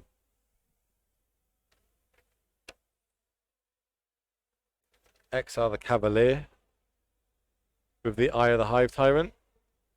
Coming in, obviously it has Menace, so it cannot be blocked. The lists. We've got the lists. We got there. So just to confirm, it does look like it is Rakdos versus Mono Green. Yes. So there are different splashes in Mono Green decks recently. So this one that's got the Overgrown Tomb, so it can cast the other half of the combo spell, the artifact. But we have seen a couple of decks moving towards white, so they can play things like Portable Holes, etc. Have you got any preference on which color you like to splash, or which one you think is more powerful? All of the options are interesting. I think Overgrown Tomb overall is a little bit redundant and actually never actually needed, except for very extreme corner cases. As long as you run a sideboard artifact that can eventually yield a black source, you're going to be able to access that black mana at the end of your combo, so that should not be a worry. So Overgrown Tomb has been mostly phased out of the deck lists, but As far as the white splash go, you can go in various degrees. So it looked like from the mono green side there, they just played land and go. Here now, we've got two land in hand for the Rakdos player. They could play land, animate the Tyrant, make a copy of Tyrant, get in there for 6 damage. Is that good? Do we want to see that? Exile 2 things from the graveyard, not super relevant in this spot. I would advise against copying Hive of the Eye Tyrant, as what you get is the tapped land. So That's interesting. it's not a really great target for Kiki-Jiki's Reflection to copy. Probably looking to copy some of the other creatures, or That tells you I've not copied that before, doesn't it? Jeez. So actually, when you copy it, it recognizes that there's fewer than 2, there's more than 2 land on the battlefield. yes, So it actually comes to play tapped, yes, even when it's a creature. yeah. Well, the thing with copy effects in Magic is that you almost always copy what's written on the card. That's So you just get a copy of Hive of the Eye Tyrant, but it is not a Hive of the Eye Tyrant that has changed into a creature. I'm glad I found that out like this, and not when I'm playing the deck and go, oh, copy this, and they just go, yeah, sure, you have a tap land.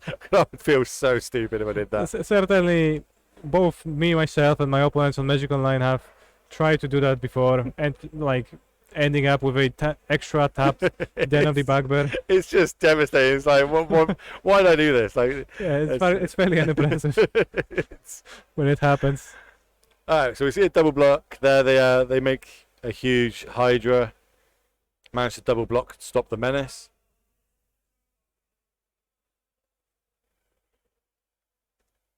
I like the yellow sleeves on the Goblin Shaman tokens, while everything else has the white sleeves. It makes me, again, think of Magic Online. Sometimes when you highlight the cards, they get the yellow instead of white. The yellow, there actually are tokens, the yellow ones. They're the ones that we bought. That's why there's some out there that we don't have. So I think there's an angel for being made last time. So I had to quickly get the marker out and make some angel tokens, which look lovely art. So, I got an A in art at school, so Very nice. we'll see. So now we can see we've got zombie tokens, because it definitely doesn't make 2/2 vigilant samurais. But yeah, what we see here is Kaletas being actually pretty effective against mono green. Or maybe not even. I guess the Kaletas didn't make too many zombies, but I think Kaletas is in fact greatly effective against mono green, and it is a card of huge importance in this matchup out of Rakdos. It is a great way to stop the death triggers from trolls and cavaliers, and it is also just a way to dominate the board with a huge lifelink here. If you grow it once, you outgrow all the possible cavaliers that could block your Kaletas, which is partially a big source of my dislike towards Sholdred compared to how much I like Kaletas in red black midrange. So here's the mono green matchup. an interaction that people might not think. So they went, okay, so I've animated the Hydra. It's a 4/4. Why am I not throwing the 4/4 Hydra in front of the 3/4 Cletus?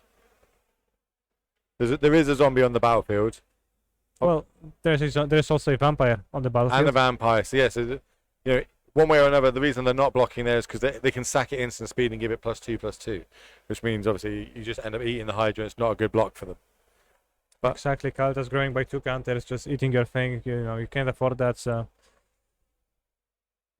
we are watching game 3, and it does seem like, by all accounts, I think my money is on Michelle Amendola winning this one.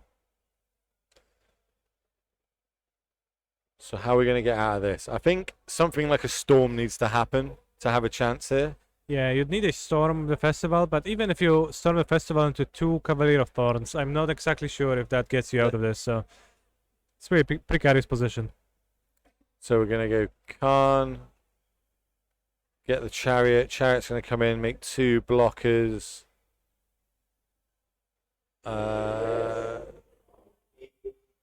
Also, Reflection of Kiki-Jiki combined with Blood Tide Harvester is a really potent combination. Yeah. You start just hosing down creatures. It looks like that's what we might see here. So you see the first thing that Michelle does is just making a copy, probably going to target a... Well, the tokens should be cats. They're wolves right now, but So let's work this out. for game reasons, it doesn't really matter. So if we kill a wolf here. Okay, so we're going to stomp one. Okay, so I like doing it this way, yeah, because this is what I was thinking. So they crew this. Now I sack this, kill this, and then I'm going to attack you for lethal. Yeah, well, it doesn't really matter how you do it, and I think the stomp doesn't actually...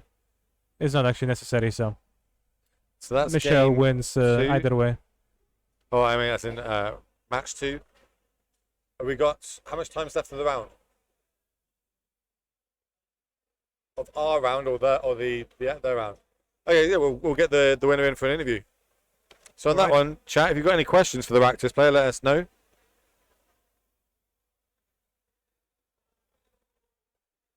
If you were all here this weekend, chat, what deck would you be playing? Cass decided that he would come on the Is It Phoenix, which we don't... If you look at what decks are here There's relatively today, few... there's not too many Is It Phoenixes. There's only Is It 3 copies Phoenixes. of it. There's a couple where like, it might have clicked the wrong button. And let's say that Is It Control also falls underneath that. That still only brings us up to like 5 or 6 copies. After last week's Mox win, and how, like, I don't know if you watched it, how dominant they were with that Phoenix list. And as we spoke about, it just seems like it's so powerful in the meta currently, but not a lot of people decided to pick it up. Well, it is a powerful deck, but again, it's also a hateable deck, as we have touched on before. Yep. It is actually weak to graveyard hate, and you actually don't have super great solutions to some of the problem cards. Like, go blank, you can beat it, you can spell pierce it, you can like outpower it, but it's going to be a problem plenty of the time. Graveyard Trespasser is a bit of a problem. Unlicensed Hairs can be a pain. We've seen a couple of them in the main decks at the minute. Some people are main decking Yeah. Hearst this weekend, expecting the- Honestly, yeah, seeing those deck lists made me rethink my Yeah. previous choice, and I'm like, yeah, I guess I played Phoenix. Maybe not so much. Maybe I would go with mono green instead. A lot of the like the what I would call professional players that I speak to online, etc. A lot of them lean towards Greasefang. They feel like it's got a lot of lines where it can like just all of a sudden get huge, do what it needs to do. So that's okay. It looks like we're not going to do anything. We're going to have an end of round because I believe we've used up all our feature matches we currently have got. But we can talk quickly. We can still keep talking about this breakdown. We managed to get to what? Spirits, Greasefang, there's 9 copies. 9 copies of Blue-White Control. Haven't seen much of that. Haven't seen much of that at the top tables. Control always present in every format. There's always Someone always wants it. There's always a foil jump player, I say, and then, there's always someone that wants to play Control. There's always people who enjoy just casting cancels, and to each their own. Yeah, if that's what they're into, that's what they're into. But guaranteed this weekend, 64 players from this tournament are going to get invited back tomorrow to play in our day 2. And then from that, the top 32 are going to get invite to Naples, which is where the finals are going to be held, 'cause this is season 2, remember? What about the top 8? The top 8 are going to get free flights, free accommodation, and then they get the chance to battle out to who takes home the trophy and all the money. And realistically, the words, I was the champion at Warsaw, playing Pioneer, yada, yada, yada. All the great stuff that comes with it. But that's going to be us for this round. In fact, that's us for today. This is our last round. This is round 8. So yeah, that's the end of round 8. I've been Will. This is obviously Kanister. Doesn't need an introduction. And we're going to be back with you. We're starting tomorrow. We've got round 1 tomorrow. So thank you, everybody. There's still an extra round. Yeah. So for me and just the you, end for us, it's over. Let's clarify that. For me and Kanister, you're not going to see us again for the rest of today. But you're going to get Filipa. We're going to take everyone out for round 9, and then we'll be back in the morning with more Pioneer action with the top 64 players. So, from me and Kanister, hopefully you all enjoyed it so far. We're working really hard behind the scenes, and we'll speak to you all soon.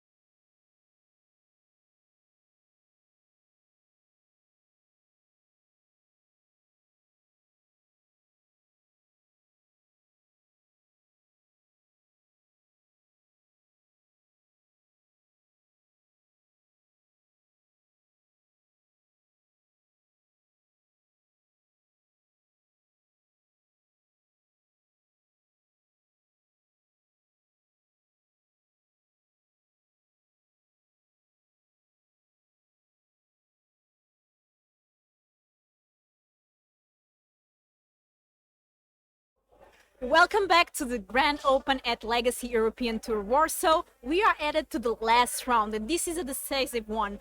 Players want the top 64, because why? Because they're getting day 2 and getting cash. Exactly, so if you make day 2, you already get cash, top 64 gets day 2, and a lot of players are for the win and in. And we have a very interesting match, which is right now at 6 and 2, so they really want to win to get a good opportunity tomorrow. They're already making day 2, by the way, but they want that top 32 because they want to qualify for the regional finals in Annapolis. And I saw a very different deck, an Oars of Control. Yeah, I have no idea what that is. Really, I have no idea what could be inside. Have you been playing a lot of Pioneer lately? Yes, I have, and I have not played against... Same, exactly. So I am not sure. I played once against Oars of Control, and they had like wedding invitations. They had a lot of removal. So I'm not sure if this is the kind of deck that we are going to see, but definitely refreshing to see somebody making 6-2 with a different deck. We also have, for all the aggro fans, we have mono red, actual mono red. There is a mono red deck, and I'm not sure if they are 6-2 or 7-1. Mono red playing against mono white. And I really like this dynamic of 2 aggro decks, and you never know, like, can they race each other? Does one of them have to play defensively? Also, mono red has got more removal, because burn spells, and mono white doesn't. Usually mono white has lifelink creatures, but I don't think there's lifelink creatures playing in this current mono white. Yeah, that's true. I think the only lifelink is like Soldier of the Pantheon, which gains life upon multicolored, and we'll begin with the aggro mirror because they will probably finish relatively soon, and we'll go on to watch the black-white deck. So no mono green, chat. No mono green. Yeah, No worries. Chat didn't want more mono green, so we cut it out. I know that at the very top tables, you've got mono white humans, Giant Sacrifice, and red black midrange. Then you've got something I don't remember, and more mono white, a single mono red deck.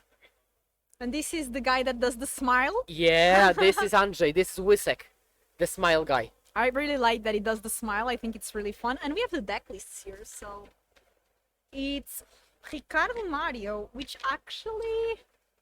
And Wisek, yeah, so this is the current match we're watching. I wonder where this player is from, because this sounds like a Portuguese name, but I don't know this player, so I'm not Certainly sure. not Poland. That's the only expertise I can give you. And let's take a look at the mono red deck. So it's 4 Gitu Lava Runner, Swift Spear, Soulscar Mage, Viashino Pyromancer, Abbot of Carola Keep. Abbot of Carola Keep. It's a card we have not seen since Magic Origins and not really played elsewhere, but it's here. Bone Crusher Giant, Kumano faces Kakazan.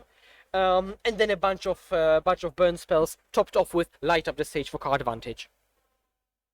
And this player in mono white is playing a pretty standard deck, right? Yeah, we've watched him, I think, already twice. Yeah. Or at least once on coverage, and he's doing pretty well, as you can see. Now, we have talked about it plenty, but mono-color decks allow you to play more utility lands.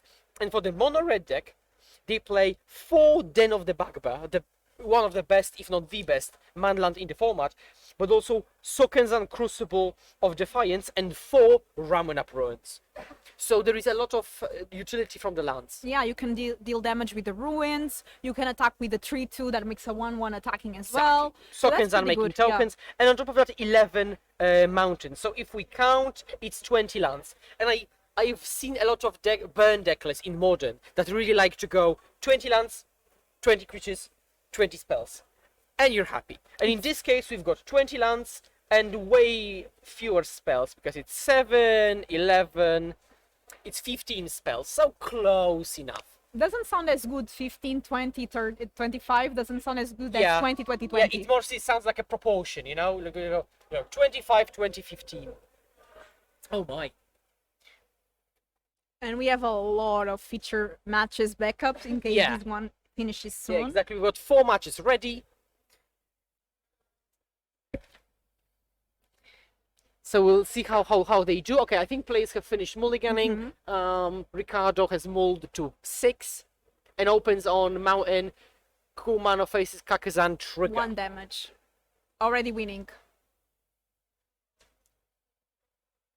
So next creature will enter with a +1/+1 counter on Ricardo's side if Yeah. it's played next turn. I'm just okay, and I see Gitu Lava Runner, so there is a creature coming down. There could also be Viashino Pyromancer coming down.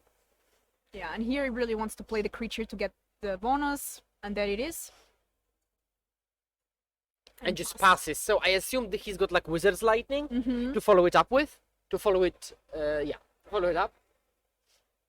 And this is the advantage I really like to see from Mono Red, which is the interaction, right? Yeah, it has so much removal against the relevant creatures. While Mono White just, but I think Mono White has got higher individual card quality on the other Okay, hand. and here we have Aspirant, Luminarch, and he's asking if the trigger resolves. And I guess He said can yes. actually stop them in the main phase, I think. Yeah. Ooh, so he had nothing. Okay.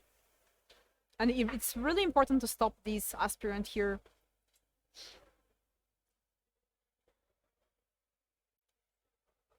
And here he wants to put the counter on the Aspirant so that next turn he can get the trigger from the training, although it's not easy to attack here. Yeah, very good point. Is nobody writing or it's a refresh? I'm not sure. I think nobody's just okay. Chat, say hello so we know you're there. Yeah, exactly. Say, Because who are you rooting for? Come on. yeah, because we're confused and we're not sure if it froze or something. Chat, you're normally so talkative. Oh, we got Okay, another. okay, thank you. Okay, so we've got Den of the Bugbear tapped, we've got Soul Scamage. So the biggest difference between... And chat really showing that they are there. Yep, With thank so you, many chat. comments.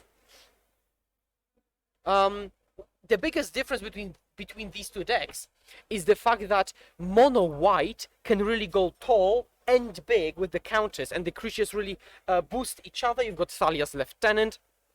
However, Mono Red creatures are a bit more aggressive, right? So I think in the longer game, Andre will be better. Also, Adeline now making more creatures for toughness. Somebody asking if there's any reason to be playing snow-covered mountains.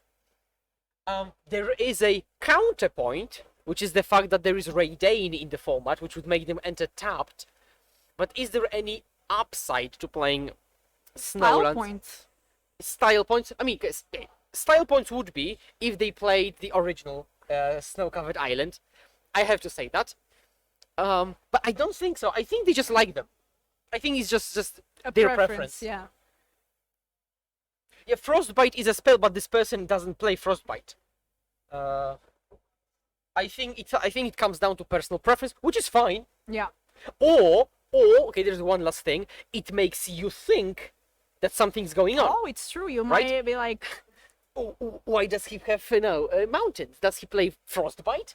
it's all a mental game. So maybe it's just tiny bit of mental game there. Okay, bash in.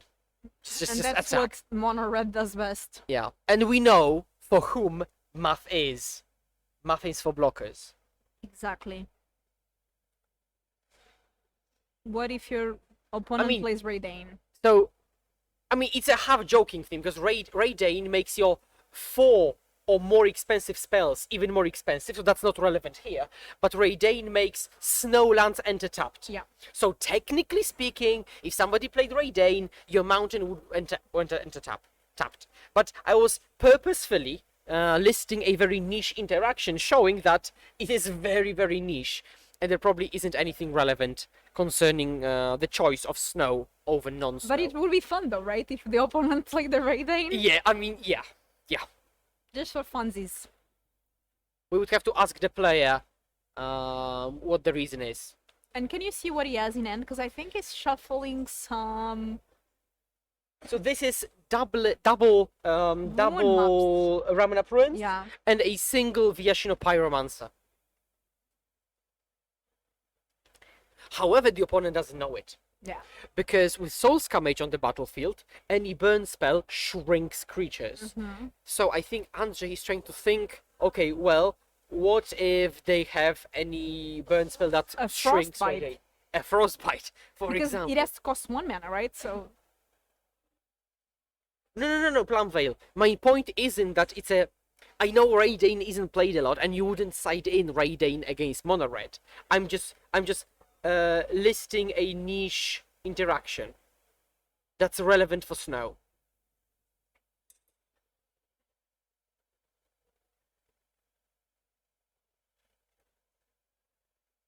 Okay, so again, okay, Andre is doing the pianist math, although with one finger, so less of a pianist. Yeah, it's the opposite pianist. It's Yeah. like, am I dead, pianist? Instead of, can I kill you, pianist? Oh, pen trick. Okay. Okay, damage gets through. So it's what? 1, 2, 3, 4, 5, 6, 7-ish damage? Not too much. I think it's 6 damage. Oh, right. Yeah, very good comment. Yeah. I forgot about the backside of Raidane. Yeah, the backside of Raidane is really good. Yeah.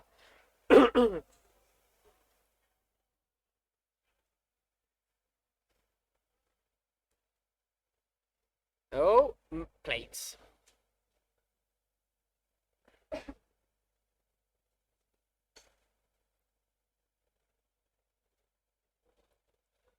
And here, what do you think is favored? Because looking at the board, you would think mono red, but we know they're kind of running out of gas. So, if you had asked me like a turn earlier, maybe I would have said mono white, but I think now I will say mono red, just because the opponent is at 7. So if they are at 7 and you have got 5 creatures, you can try to suicidally push through, let's say, 2, 3 more damage, and then just burn them. Also, And- you have the land that can become a 3/2. Exactly, and mono white has no way of preventing that, right? They can only prevent the blocks. So I think mono red can go very aggressive. However, that changes things a bit, because it will be increasingly more difficult to push the damage through. And Oh my god! Yeah. Woof! here, mono red really needs to go wide.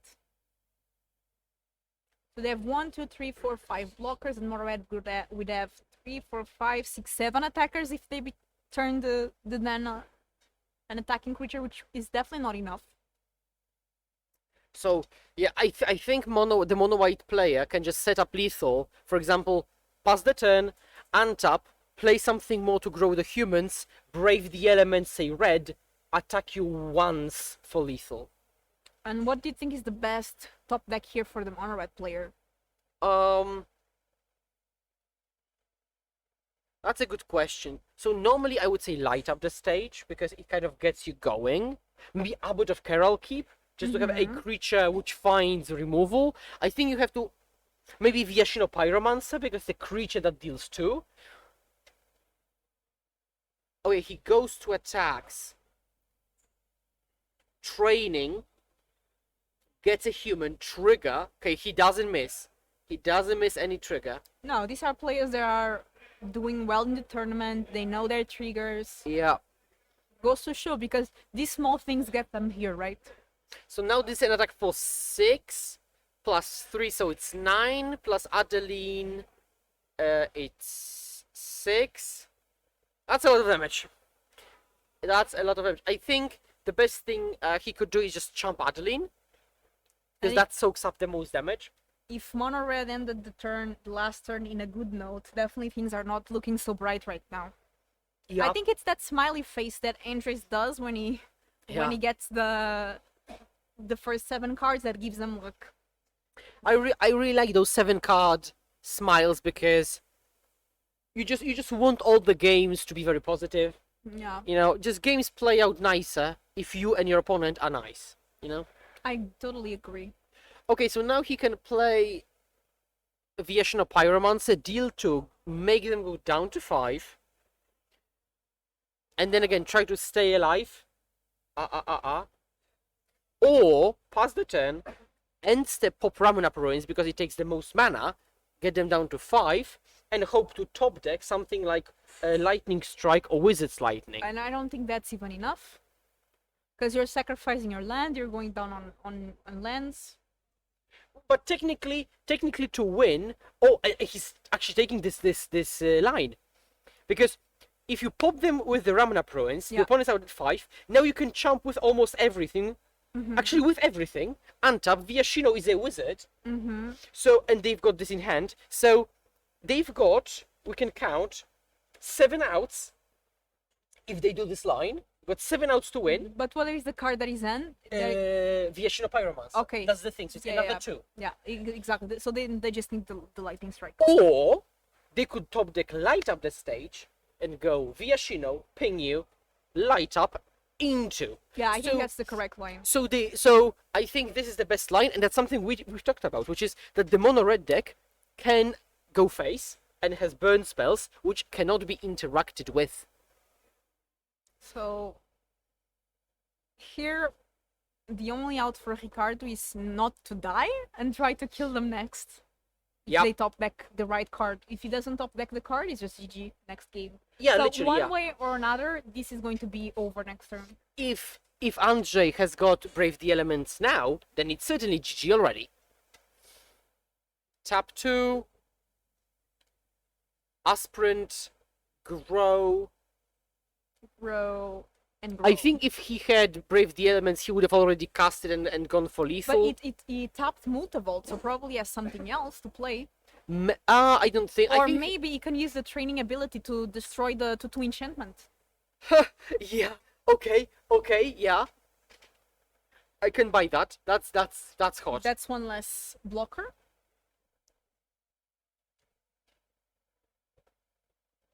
Okay, they're lining up attacks. They put the aspirant back, but it's actually in play. It's not in their hand. Training, then Yeah, making a 1/1, and I think now they, before blockers, they use the training ability to destroy the Tutu. Actually, they can do it after because Adeline is so big, it will trigger training anyways. Yes, I think he's going for your line. Yeah, so he just has to take 2 counters on, I think. And he takes 2 counters of the biggest creature, which is Adeline. Yeah. Oh, he goes 1/1. Okay. And destroy. Oh, that's awesome. Oh my, that was. I really appreciate that. That was. And are there any good blocks? You have to chump Adeline.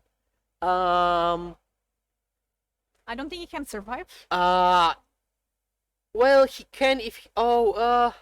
Yeah, I think it's difficult. Can Because the problem is that if the only way he survives is animating the Den of the Bugbear. then he doesn't have mana. He doesn't have an out next turn. Exactly. Well, wait. No, he does. He does, Yes.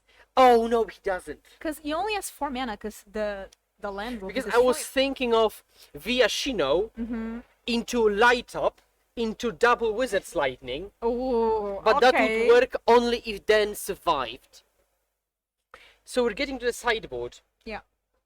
And Ricardo has got triple Rending Valley, triple Rose, double Lava Coil, double Madcap Skills, Experimental Frenzy, Chandra, and a Tormod Script. I think he will side in Rending Valley Yeah, because it just 1 kills. damage. Rose might come in, but it's 2 mana. Lava Coil, I think if he sides in removal, he sides in Roast first. Yeah, Lava And- Call does destroy Adeline, but I think Rose is just better. Yeah, but so does Roast. Yeah. And Lava Coil is just The exiling effect is not the- worth it because it's Yeah. 2 mana sorcery speed. If exactly. it was instant. Madcap Skills. Madcap Skills is this enchantment that buffs, right? Yeah. Madcap Skill is this Gate Crush. I literally played this card like a long time ago, okay? A long time ago. So I'm not sure when he sides it in, honestly. But the mono white player also has some good cards in sideboard. They have portable all, which Yeah, Declaration in Stone potentially. Thalia Heretic Katha might be good because it makes creatures enter tapped, which is relevant against haste. it does And hold honestly, on. First Strike. First Strike is relevant. But I think the mono white player, like, on the one hand, wants to go as slow as possible because they will win the long game. But on the other, there are the burn spells, right? How's the other matchup going? It's 1/1. 0-0. 0-0s. We are getting info here from the And- Willow. And it should take a bit because it's black-white mid-range versus red-black mid-range. No, it's not mid-range, it's control. Oh, sorry, I've got the control. information that I thought it was mid-range, but it's control. So Okay, I'm going. okay. I'm excited to see that. So it's a matter of personal usage. I think, and I believe, if you're not playing blue, it's not control. Change my mind, but yeah. Black-white control. So I will just call it mid-range, you will call it control, and chat will figure it out. Let's see what the player said about the deck, because we have it here. So Yeah, the let's see. player named it as... There's no name. Deck designer, event. Yeah, the deck has no name. Okay, so we will have to ask the player then. He told me it was a control-ish deck, but... I'm really curious whether the mono-red deck brings in Experimental Frenzy and Chandra Dress to Kill as a way to, like, you know, I will use Burn Spell on every creature you play. Maybe side in the roasts, actually, and just go removal, removal, removal, frenzy, removal, creature, removal, and just basically play control. That would be a huge pivot. But they does could. Mono Red want to play control on the play? I can imagine that for game 3. That's a good argument. That's a very good. That was a very solid argument. You could try to play that on the draw, not on the play.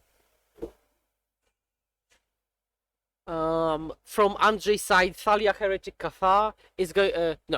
Guardian of Thraben is going to be pretty good because of the first strike. Again, first strike really relevant.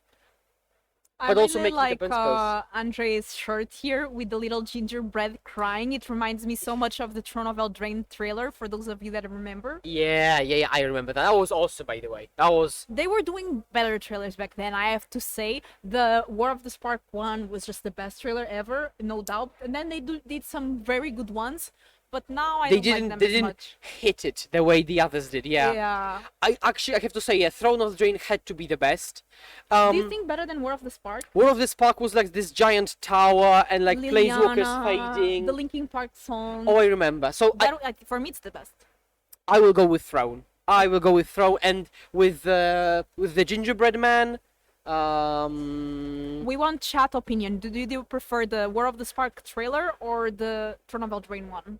Let us know. I think Chastic, because he lost his wife there, right? If I remember. Yeah. Or the wife His lost the they got husband. it was a gingerbread situation. Yeah.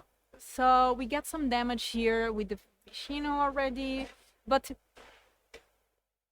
again, a similar start to the last game.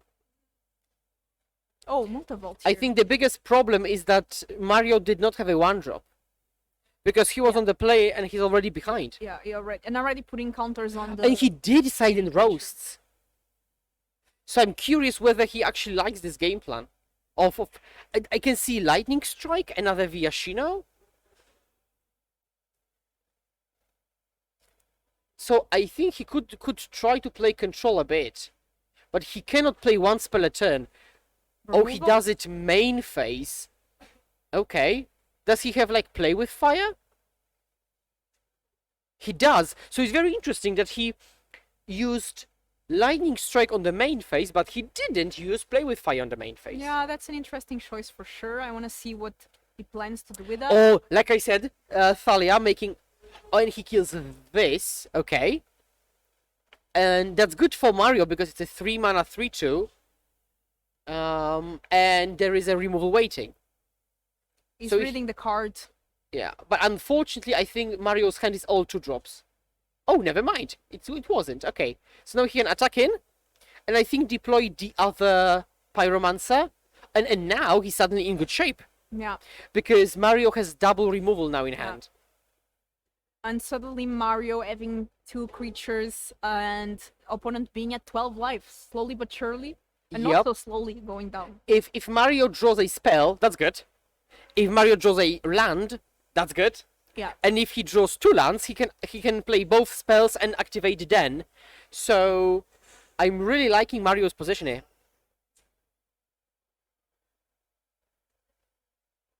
And what will Andrzej do? He could block with the Mutavolt, technically. But losing the Multivolt. Yeah. It looks like he has some lands in hand. I cannot see exactly what it is else. Activate Mutavolt, Thales Lieutenant? Yeah. And bash for 2, which Mario doesn't block. For 3, actually, right? Oh, for 3, sorry, yeah. And I think that's why it Oh, doesn't that was a work. good draw. Mhm. Because it's a one drop, so you can perfectly go kill, Yeah. play a one drop, attack for 4. I think Mario is in a really good position. Attack for 4, and now he can play the Humanos, so opponent Faces losing one Kakazan. more.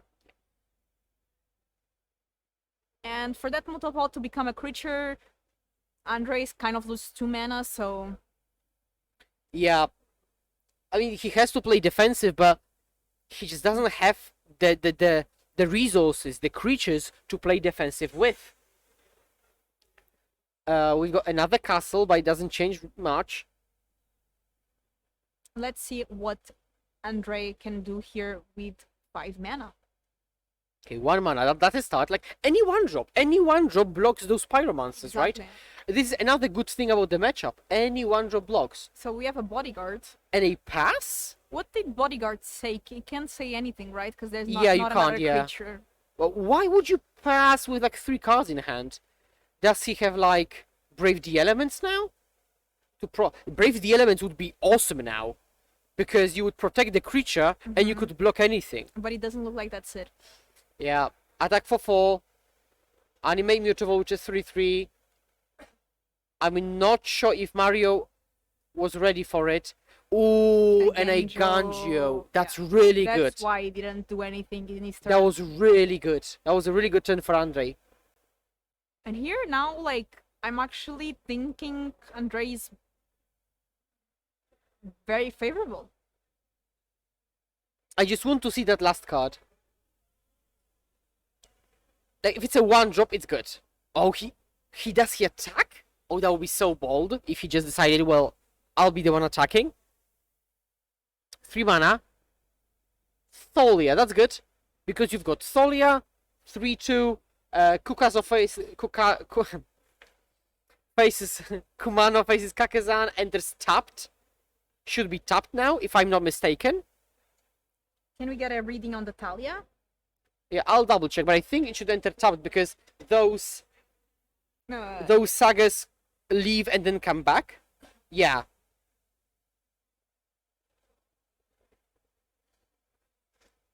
I think this should enter tapped. This should have entered tapped. Yeah. Fortunately, it doesn't seem to be relevant.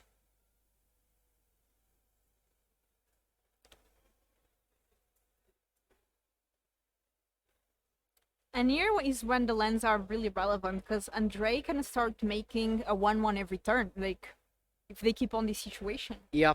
And those 1/1s can just keep jumping. Yeah.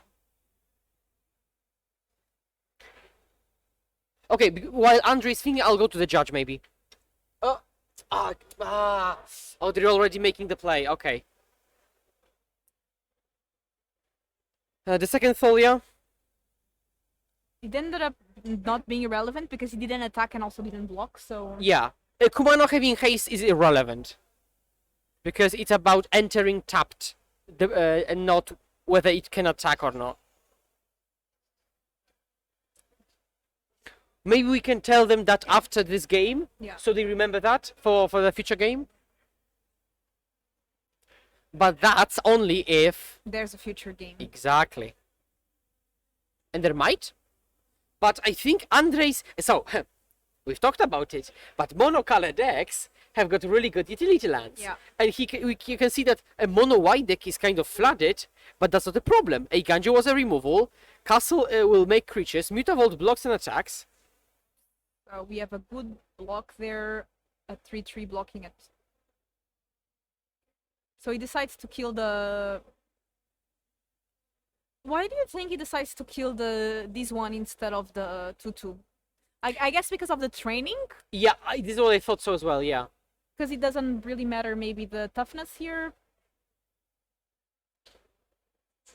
Thalia doesn't have a trigger. It's a passive, it's a static, so you cannot miss it. Like, it's just, yeah, you cannot miss a passive. The players just forgot about a situation that should be the case.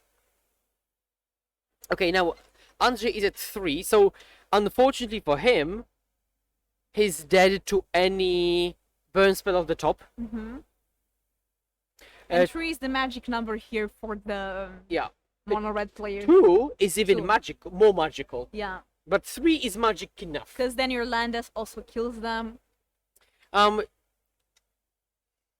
Yes, I think Hazard QF's comment is exactly the case. It's a fault of both players for not maintaining the correct board state.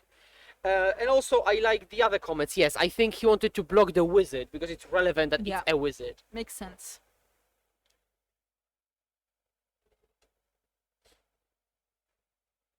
Okay, oh, he passes. Okay, but now he will. Oh, he can't even use the land yet.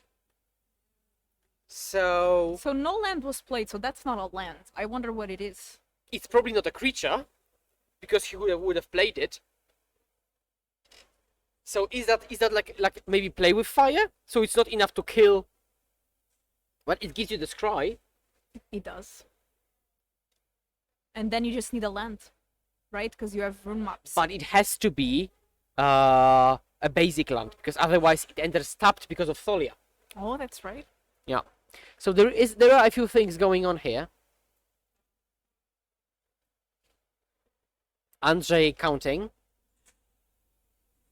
Oh, you can see that he's really unsure. But he has to start closing the game. I think he Yeah. has to like finish his game in like two combats. For sure. Because you don't want to give Mario that many top decks. I think he's trying to figure out if there's a way to win the game right now. On top, oh, actually, if Mario has got play with fire, the lethal draws include mountain, another play with fire, another Kumano faces Kakezan deals the last one.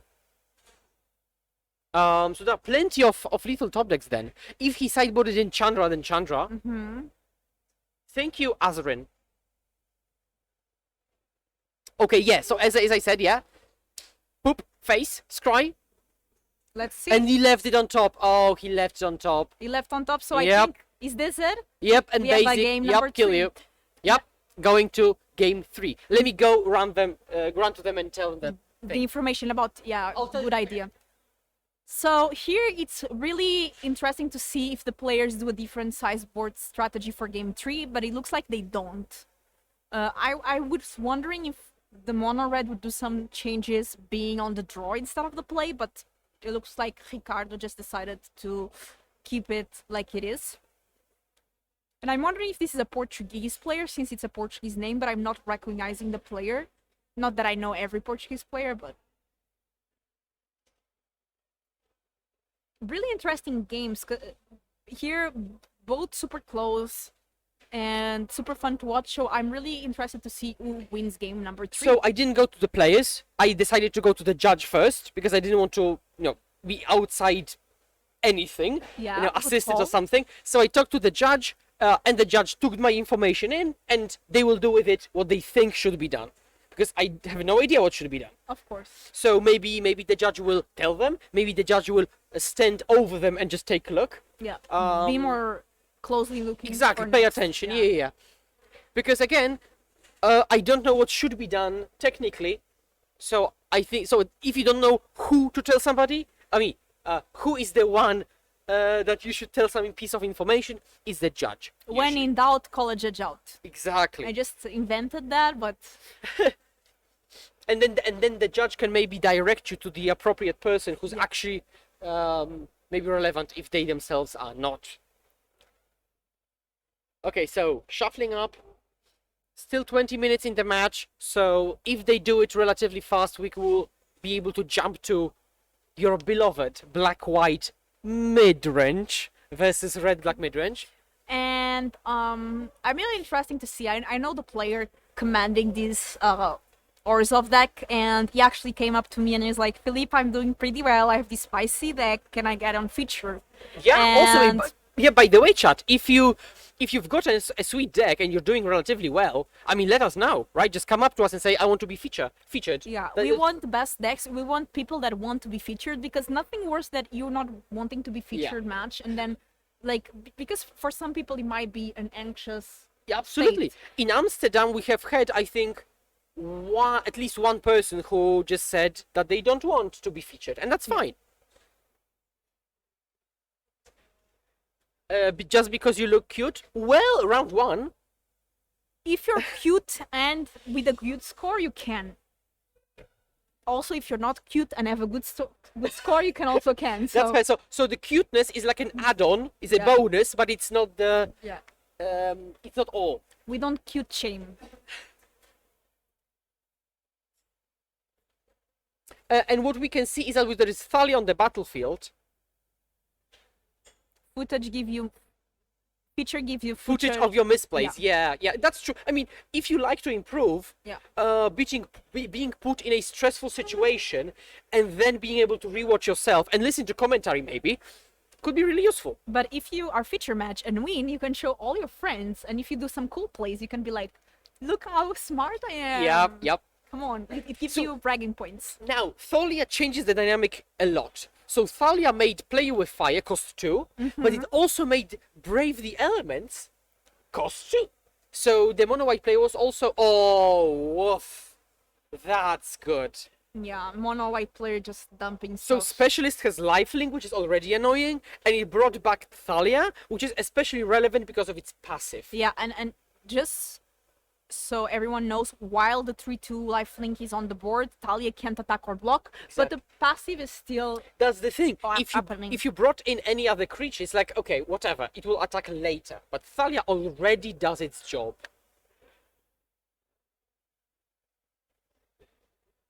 and it's looking really good for the mono white player. Yeah, and there is a 3-drop Adeline. And I can see that they really, really like the black-white Innistrad treatment of the cards. Yeah, Okay, so we've got Adeline. it's a bit confusing, but it looks cool. I like different art styles. So there is an attack for 3. Now, let's see if there is any removal.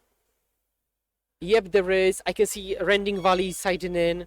Yeah, and I was saying that this mono white doesn't have a lot of lifelink, and the lifelink that it has is specialist, which is going to be relevant. Yep. So now, lightning on the creature. Now block the other one. Yep. Okay, so now we come out of the combat relatively unscathed. Although you still have opponent still has an Adeline and a Talia, so And a 1-drop that's now being put into the play. trainer, yeah. So I really like the mono white player's chances. I see a Bone Crush on the red player side. But again, every spell costing 1 more because of Talia is really punishing on the red player. Okay, Rose is good because it gets rid of the most annoying threat. But it's 3 mana. Yeah, and mono red player has got 4 cards in hand still, so there is and- plenty of gas. Yeah.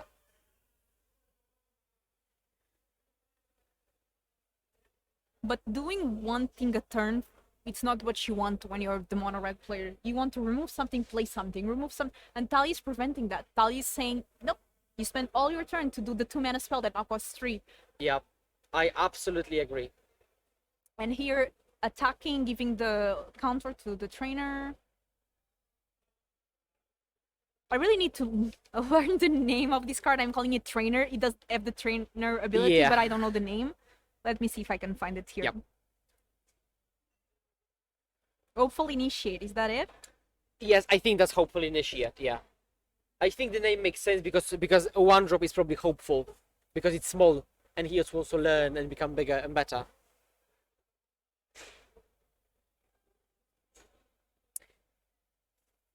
So now Ricardo is considering his option and he passes back. I think I've seen Brave the Elements, which could be also very backbreaking. Yeah. Because if Mario is setting up a situation where he spends 3 mana on a removal spell while being behind on the board, and then Andrzej says, okay, 2 mana, counterspell, basically. Yeah. He's also slowly approaching lethal territory. I think like 2 attacks will be lethal from this position. And he's looking really good for the mono white player here.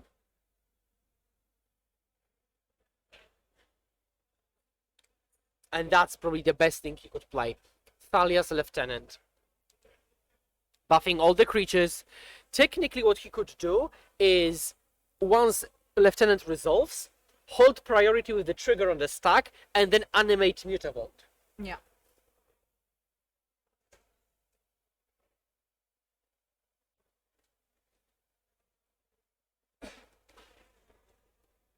We've Okay. got Stomp on Thalia, and I think we will see Brave the Elements. That's back-breaking.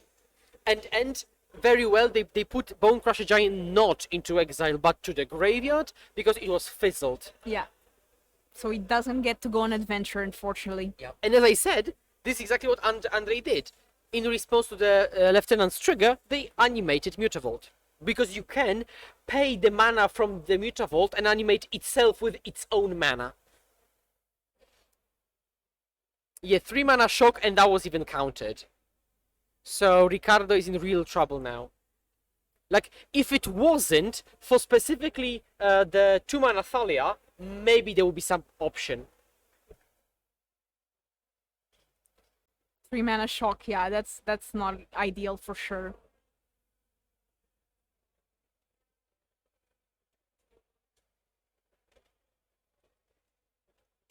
Yeah, and he's really thinking about it. He's at 4, so I do not I don't think he's got any good place here. And it looks like this is going to be GG.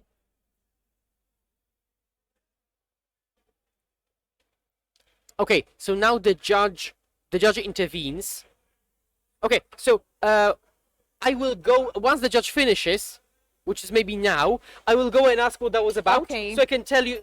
Because I Perfect. think that's interesting. What happened? Yeah. I can really tell because we cannot catch the sound of what's happening, but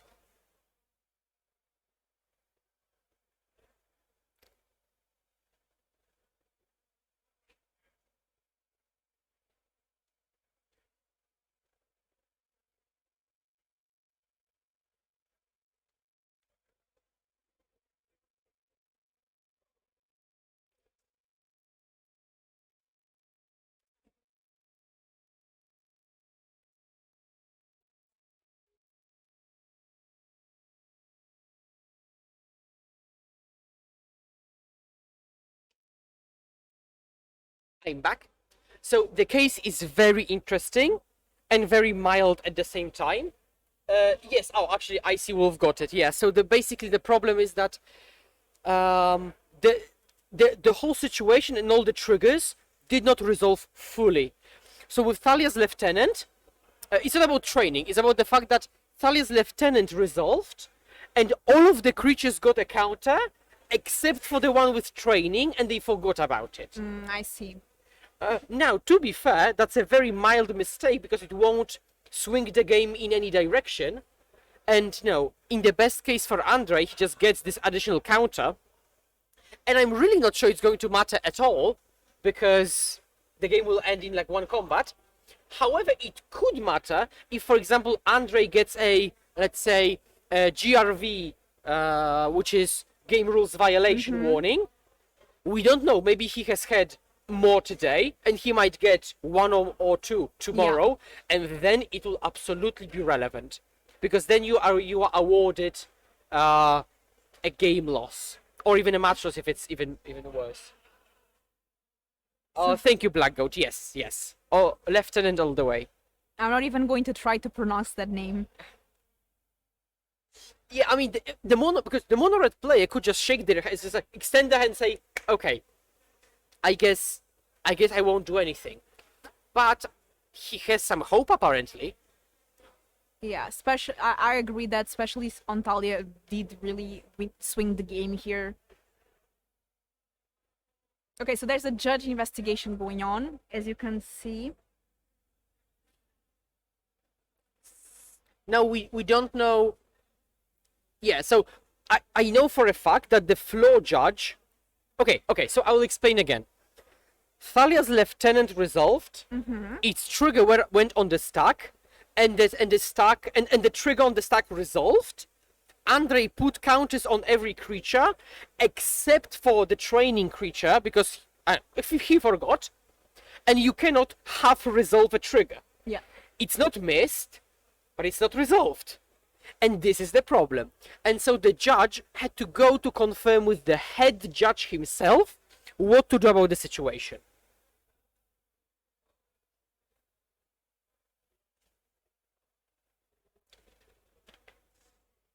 My usual strategy is if I stack my deck and I cannot win this game, I concede. Yeah. That's usually my own, unless Same. there's like one combat and I can count on my opponent making a bad blocks, right? Yeah. And in this spot, I actually think that the mono red player might not be able to win even if they stack their deck from this position. So, well, mono red player has not lost yet. Yeah. We can all see that the situation is very bad, but the mono red player has all the right in the world to continue playing until the game is over. Yeah. And so they're using this right. And people are asking why judge investigation. This is a competitive tournament, so rules are competitive rel. Exactly.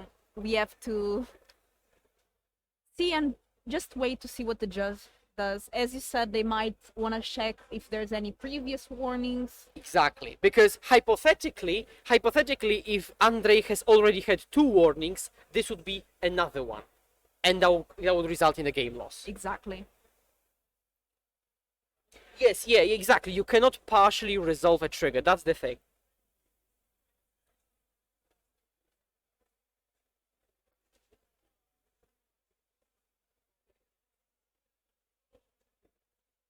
Okay, so I think the judge has come back. So again, I'm leaving you with chat, Okay. and I'll get all the info I can. So Philip is running to see what is happening. And we are just waiting to see.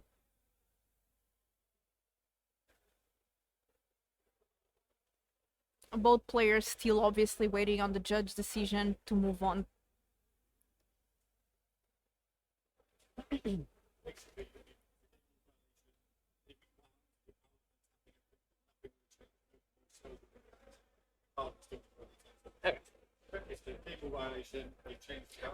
But yeah, okay, yeah, sure. Oh, and the game is over. Yeah. Yeah, so they saw that they did the investigation. They saw that nothing would change. Yeah, so they just added the counter, rewound to that point, added the counter, gave a GRV, which stands for Game Rules Violation, warning. Yeah, and it concluded. Okay, so now we're switching to table 2, which is black-white mid-range versus red-black mid-range. So I'm really excited to see this black-white mid-range deck. Is playing with Liliana Dreador General, which is a Liliana I haven't seen playing in a while. Oh, I think the black-white deck has already finished, and that's another okay. one. So we are going to toss I to- think black-white has already finished. Yeah. So we are going to another. So this is not the second feature; it's the third feature then. So we are going for the third feature, Yeah. which Yeah. Sorry, Chad, but apparently they have already finished as well. So now we're watching. We actually haven't watched that much red. Alvarez. So we have here. We haven't watched that much red-black. We haven't.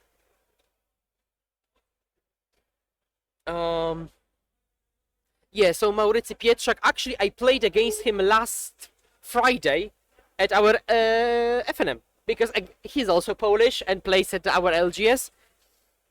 Yeah, exactly. This is the third feature. So the second feature we had chosen already finished. So we are having a lot of options here because we want to show you Magic until the end of the clock.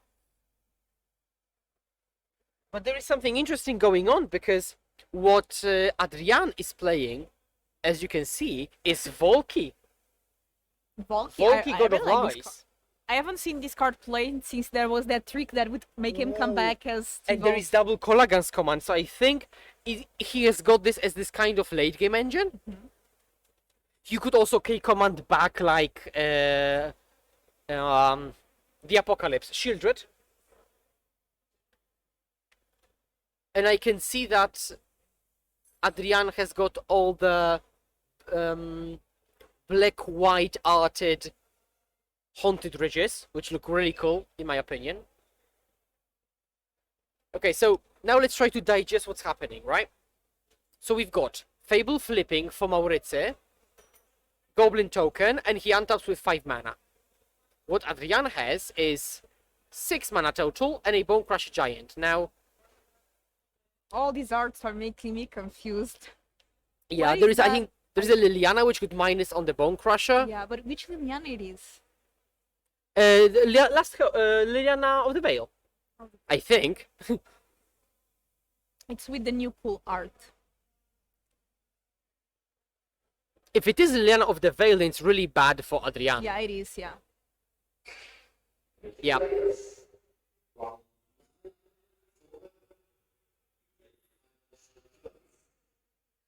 So there is the end of the round, but it works a bit different for feature matches because they usually begin a bit later. Yeah. So feature matches have some additional time. Okay, we've got Fatal Push with Revolt.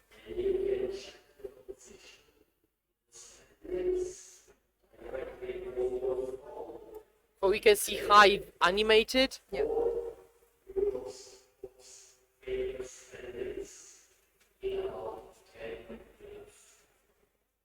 As we end day one, we want to know your feedback. Have you been enjoying the stream? What do you think of the quality? Have you been enjoying the games? I hope everyone is having a blast with us all day, because we definitely have been enjoying commentating on these games. Yep. And tomorrow there's going to be day 2, which obviously is really exciting.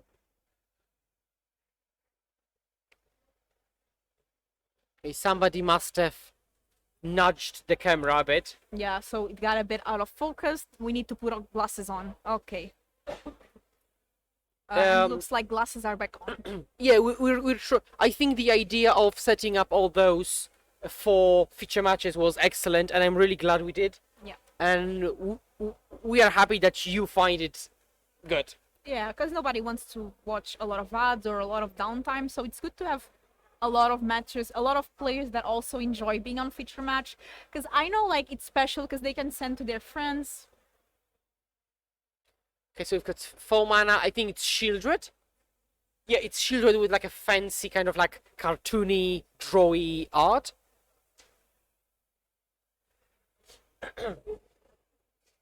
Yeah, so this is actually one of the things I came up with last time in Amsterdam. I thought that it would be interesting to go physically and ask the judges what's happening, to then come back to chat and tell them that. And I can see that chat is interested in, like, why is the investigation? What went wrong? What's the result?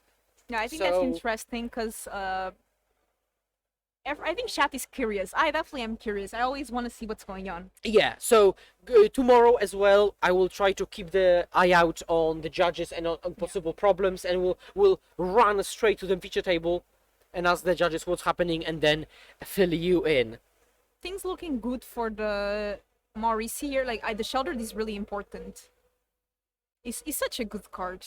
Shieldred is excellent, especially when you've got board stalls. Yeah. When nobody's doing anything. And have you noticed that both of the sides barely have any basic lands?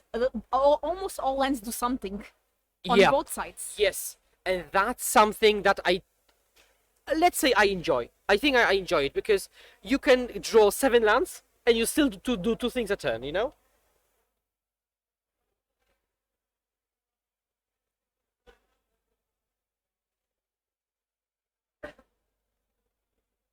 Like, you cannot deny that there are multiple decisions that both players have to take now. Okay, Hive getting animated. And can you imagine, like, if you're a red-black player and this is your, let's say, 2nd or 3rd mirror match? Oh my god, your head has to be, like, you know, steaming.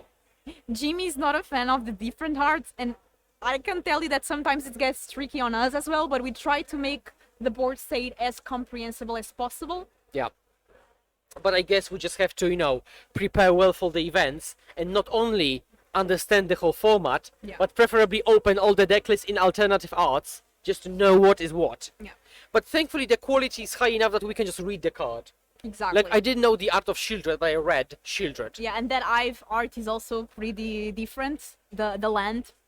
So that's Ive Yeah. of the Eye Tower Tyrant.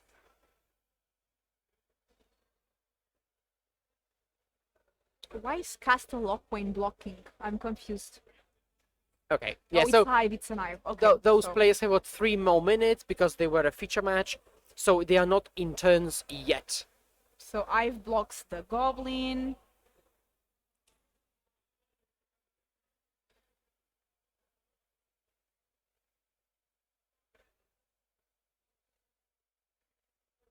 Alvarez is at 6. When he draws, he loses 2 life because of the... Of children, yeah. So I think he won't be wanting to activate the Fable second ability, because if he draws the card, he dies. Yeah, that's a He good needs to be observation. careful with that, right? Yeah, he has to remember to say no. No, I don't want to. Let's see if he does. Okay, yeah, this is the key moment. Take up the saga. Take up the saga.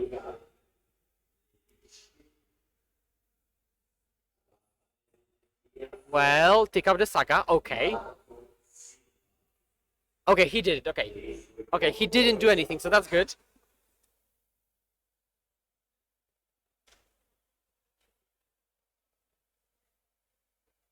I mean, still, to be fair, being at 4 life doesn't... It's still a bad situation, but at least he's not dead yet. Yeah. But he can only draw... Either he needs to find removal, or he needs to not draw 2 cards. Something like Clink to Dust could be good to gain you life. I mean, or removal for children, of course. And untap here for Marcy, wins 2 lives from... Back at 14? No. There was some demo? Yeah, back at 14.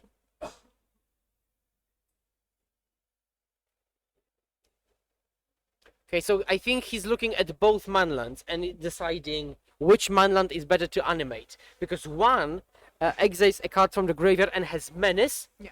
but the other creates an additional token.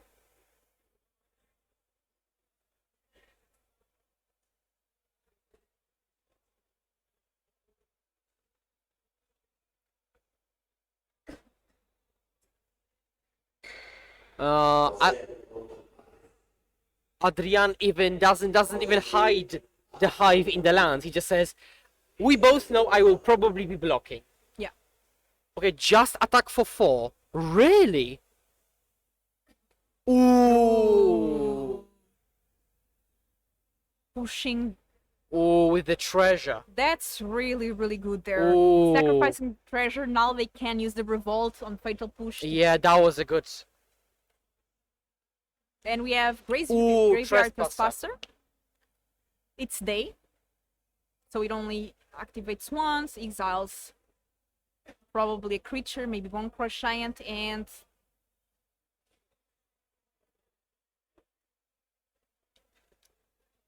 And Fable. Fable. Okay, so there is now. Oh, there is a lot of power, right? There is the Goblin, there is the Trespasser, and there are 2 manlands. yeah. So I'm really not sure how Andres is coming back. Where is the Goblin though? I think he just used Ooh, he used the castle, I think, in his upkeep. Or end step. No, that was end step. Okay, that was end step. But you could also do that. Did he create a Goblin though? I didn't see from the Fable. Yeah, he hasn't made the Goblin, that's true. Okay. Well, So the counter there, the dice, it represents the turn, so this is turn 1.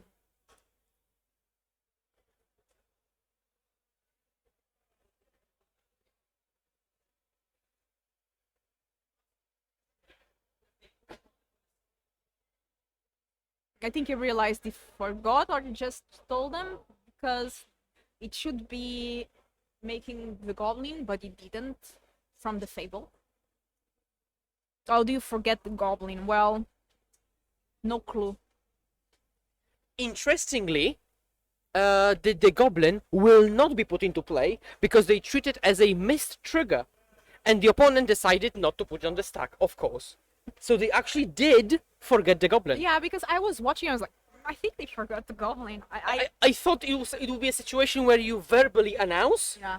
and then you find the token somewhere, right? But he actually missed the token, and you can see him like holding his head, like, oh my god. I might have messed this up, right? That's Yeah, probably you're the just instant thought. this tiny teeny close to winning, and you forget the trigger of your Fable. Hopefully it's not crucial, because I don't like when somebody loses the game because they missed the trigger or they forgot something. Yeah. Especially on feature match, let's be honest.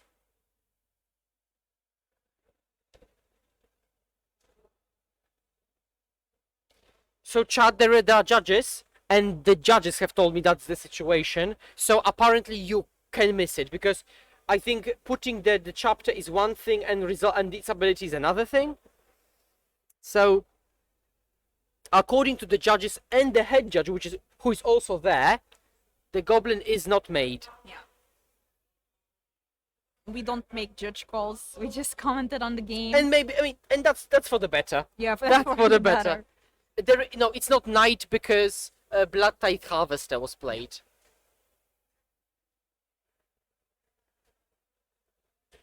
Unless you're talking about the US time zone, then yeah, it's probably night. Oh, actually, no. They've just woken up. No, it's earlier there. Here it's becoming Oh, night. because it's 6 hour back. Yeah. So it's like midday Yeah. for the US. Not 6 hours more. It's like 8-ish 9 hours. back. Okay. It depends. It depends on the time zone in the US. Okay, and this is 3. So Maurizio has to actually close the game, otherwise it's a draw. And it's possible that Adrian just actually stays alive. That's the quote of the day, staying alive. Ahaha. Yeah. Yeah, it depends, because I know about the time zones of the Pacific time. It's 9 hours different from here. It's 9 hours early in the Pacific, but I Okay, know so now West Coast is different. Now, I think it's Maurizio's last turn. So I think Adrian might actually just squeeze out a draw. Yeah. Out of a losing position. And there is a Kalitas, but Kalitas is too slow. That doesn't add anything now. I know, I'm questioning you. Did the Goblin make a difference? What do you think? Oh, and it might. This is the problem. This goblin might make a difference because he would have had one more attacker for lethal. Oh, he just plays Kalitas. Really, he doesn't attack. I mean, yeah, I think it's a draw. Yeah, turn 5 on Adrian. He just K commands. Doesn't change anything. Discards a card and turn 5. Draw, and you can see the shrug. It's like draw, draw. Yeah, somebody's saying the missed treasures that would make him use both lands because he would make them mana. Unfortunately,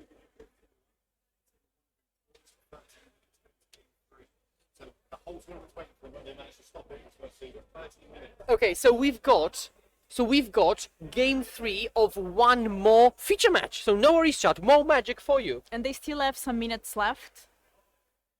I think 13. So we've got blue-white control versus blue-red creativity. That's one of the matchups I really wanted to watch, actually. Yeah, really interesting here. And we have Gianluca, and Gianluca actually was the winner of the Copenhagen event. Oh, really? Was he? Yeah, Gianluca was playing some deck that I cannot recall because my memory is terrible, but I know it was the winner at Copenhagen. And it was a different deck. I've got the deck list now. I'm really happy that this is our last match. I mean, that this is another match that we get to watch. Yeah. Personally, I really like creativity. And I'm really happy to see it do pretty well.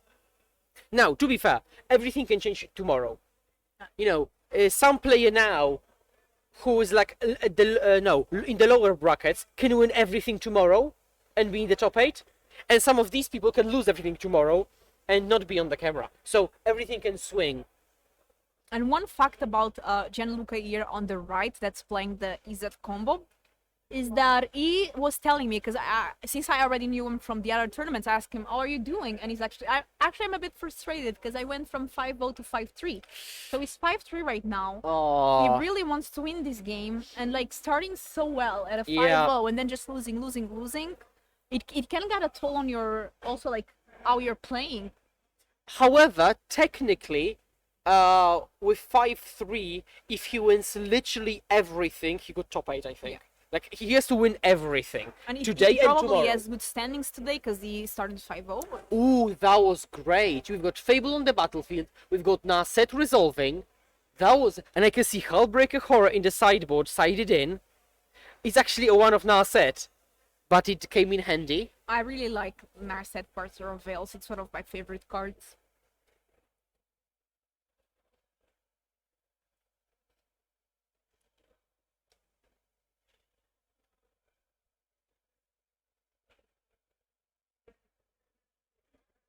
And Fable is now flipping.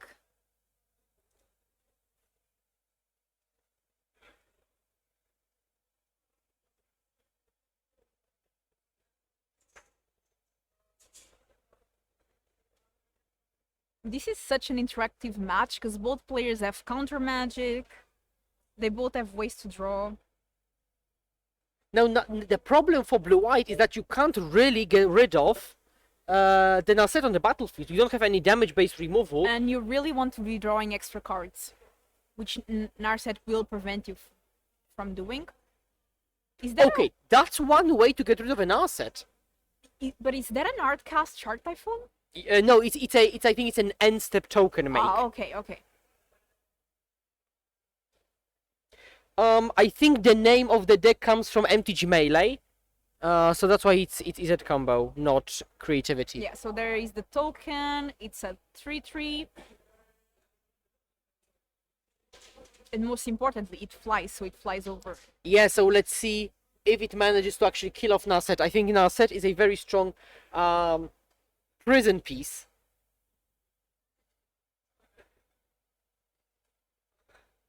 I think he has got Fires of Victory. But I'm not sure why he didn't do it when the opponent was tapped out.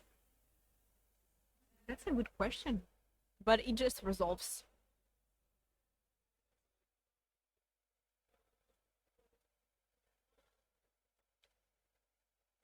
Steam Vents paying the 2 life.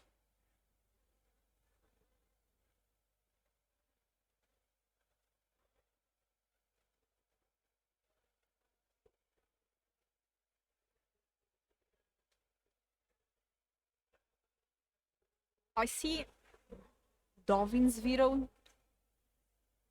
which is a really good card against Control X. Oh, we have the Wanderer. Does it resolve? Okay. It's a 4-mana spell, and it does resolve. Okay, so I think it minus, right? Oh, make a creature. Oh, Because I think, okay. So just end step, make a creature, untap. Now he could minus still if he wants to. yeah, but then the Wanderer is gone. Oh, he pluses. Ooh, getting aggressive. He really... But does it destroy... Yeah, so I think it tries to destroy... Ooh. Ooh. Is there a counter on the other side? Counter magic doesn't work. I see Absorb, but it doesn't work, right? Because it Yeah. says it can be countered. Exactly. Divide by 0 would work. Is there any divided No, by no, 0? no. But I'm referring to the previous blue-red decks that we've Oof, watched. That's really Divide by 0 punishing. would work. But they're... Oh, shock in. Shock in for what? Shock in for what? Oh, settle. I can see settle the wreckage in hand. I will have to tell you, these can't be countered just being so good in this mirror. Not in Yup. this mirror, in this matchup, like, just so good. Opponent has Absorb. Opponent has counter magic, but does nothing against it. And you can also copy the Halberd Horror. What I'm learning is Divide by 0 should be played more.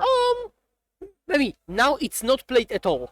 So yes, it We should be saw played somebody more. play it today, right? Yeah, but it's just a few players in Poland. Yeah. Online you can't really find it.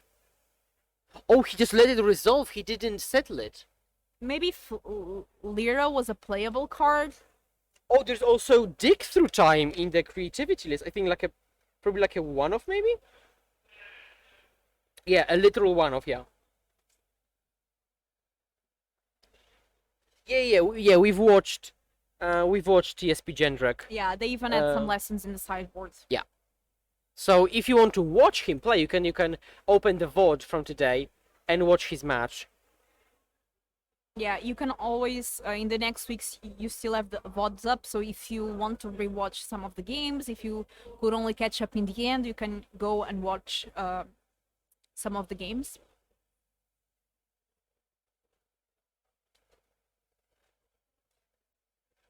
We cannot see the graveyard of the creativity player, so I can't tell you how castable the dig is, but I think pretty castable. So now, copy. Attack.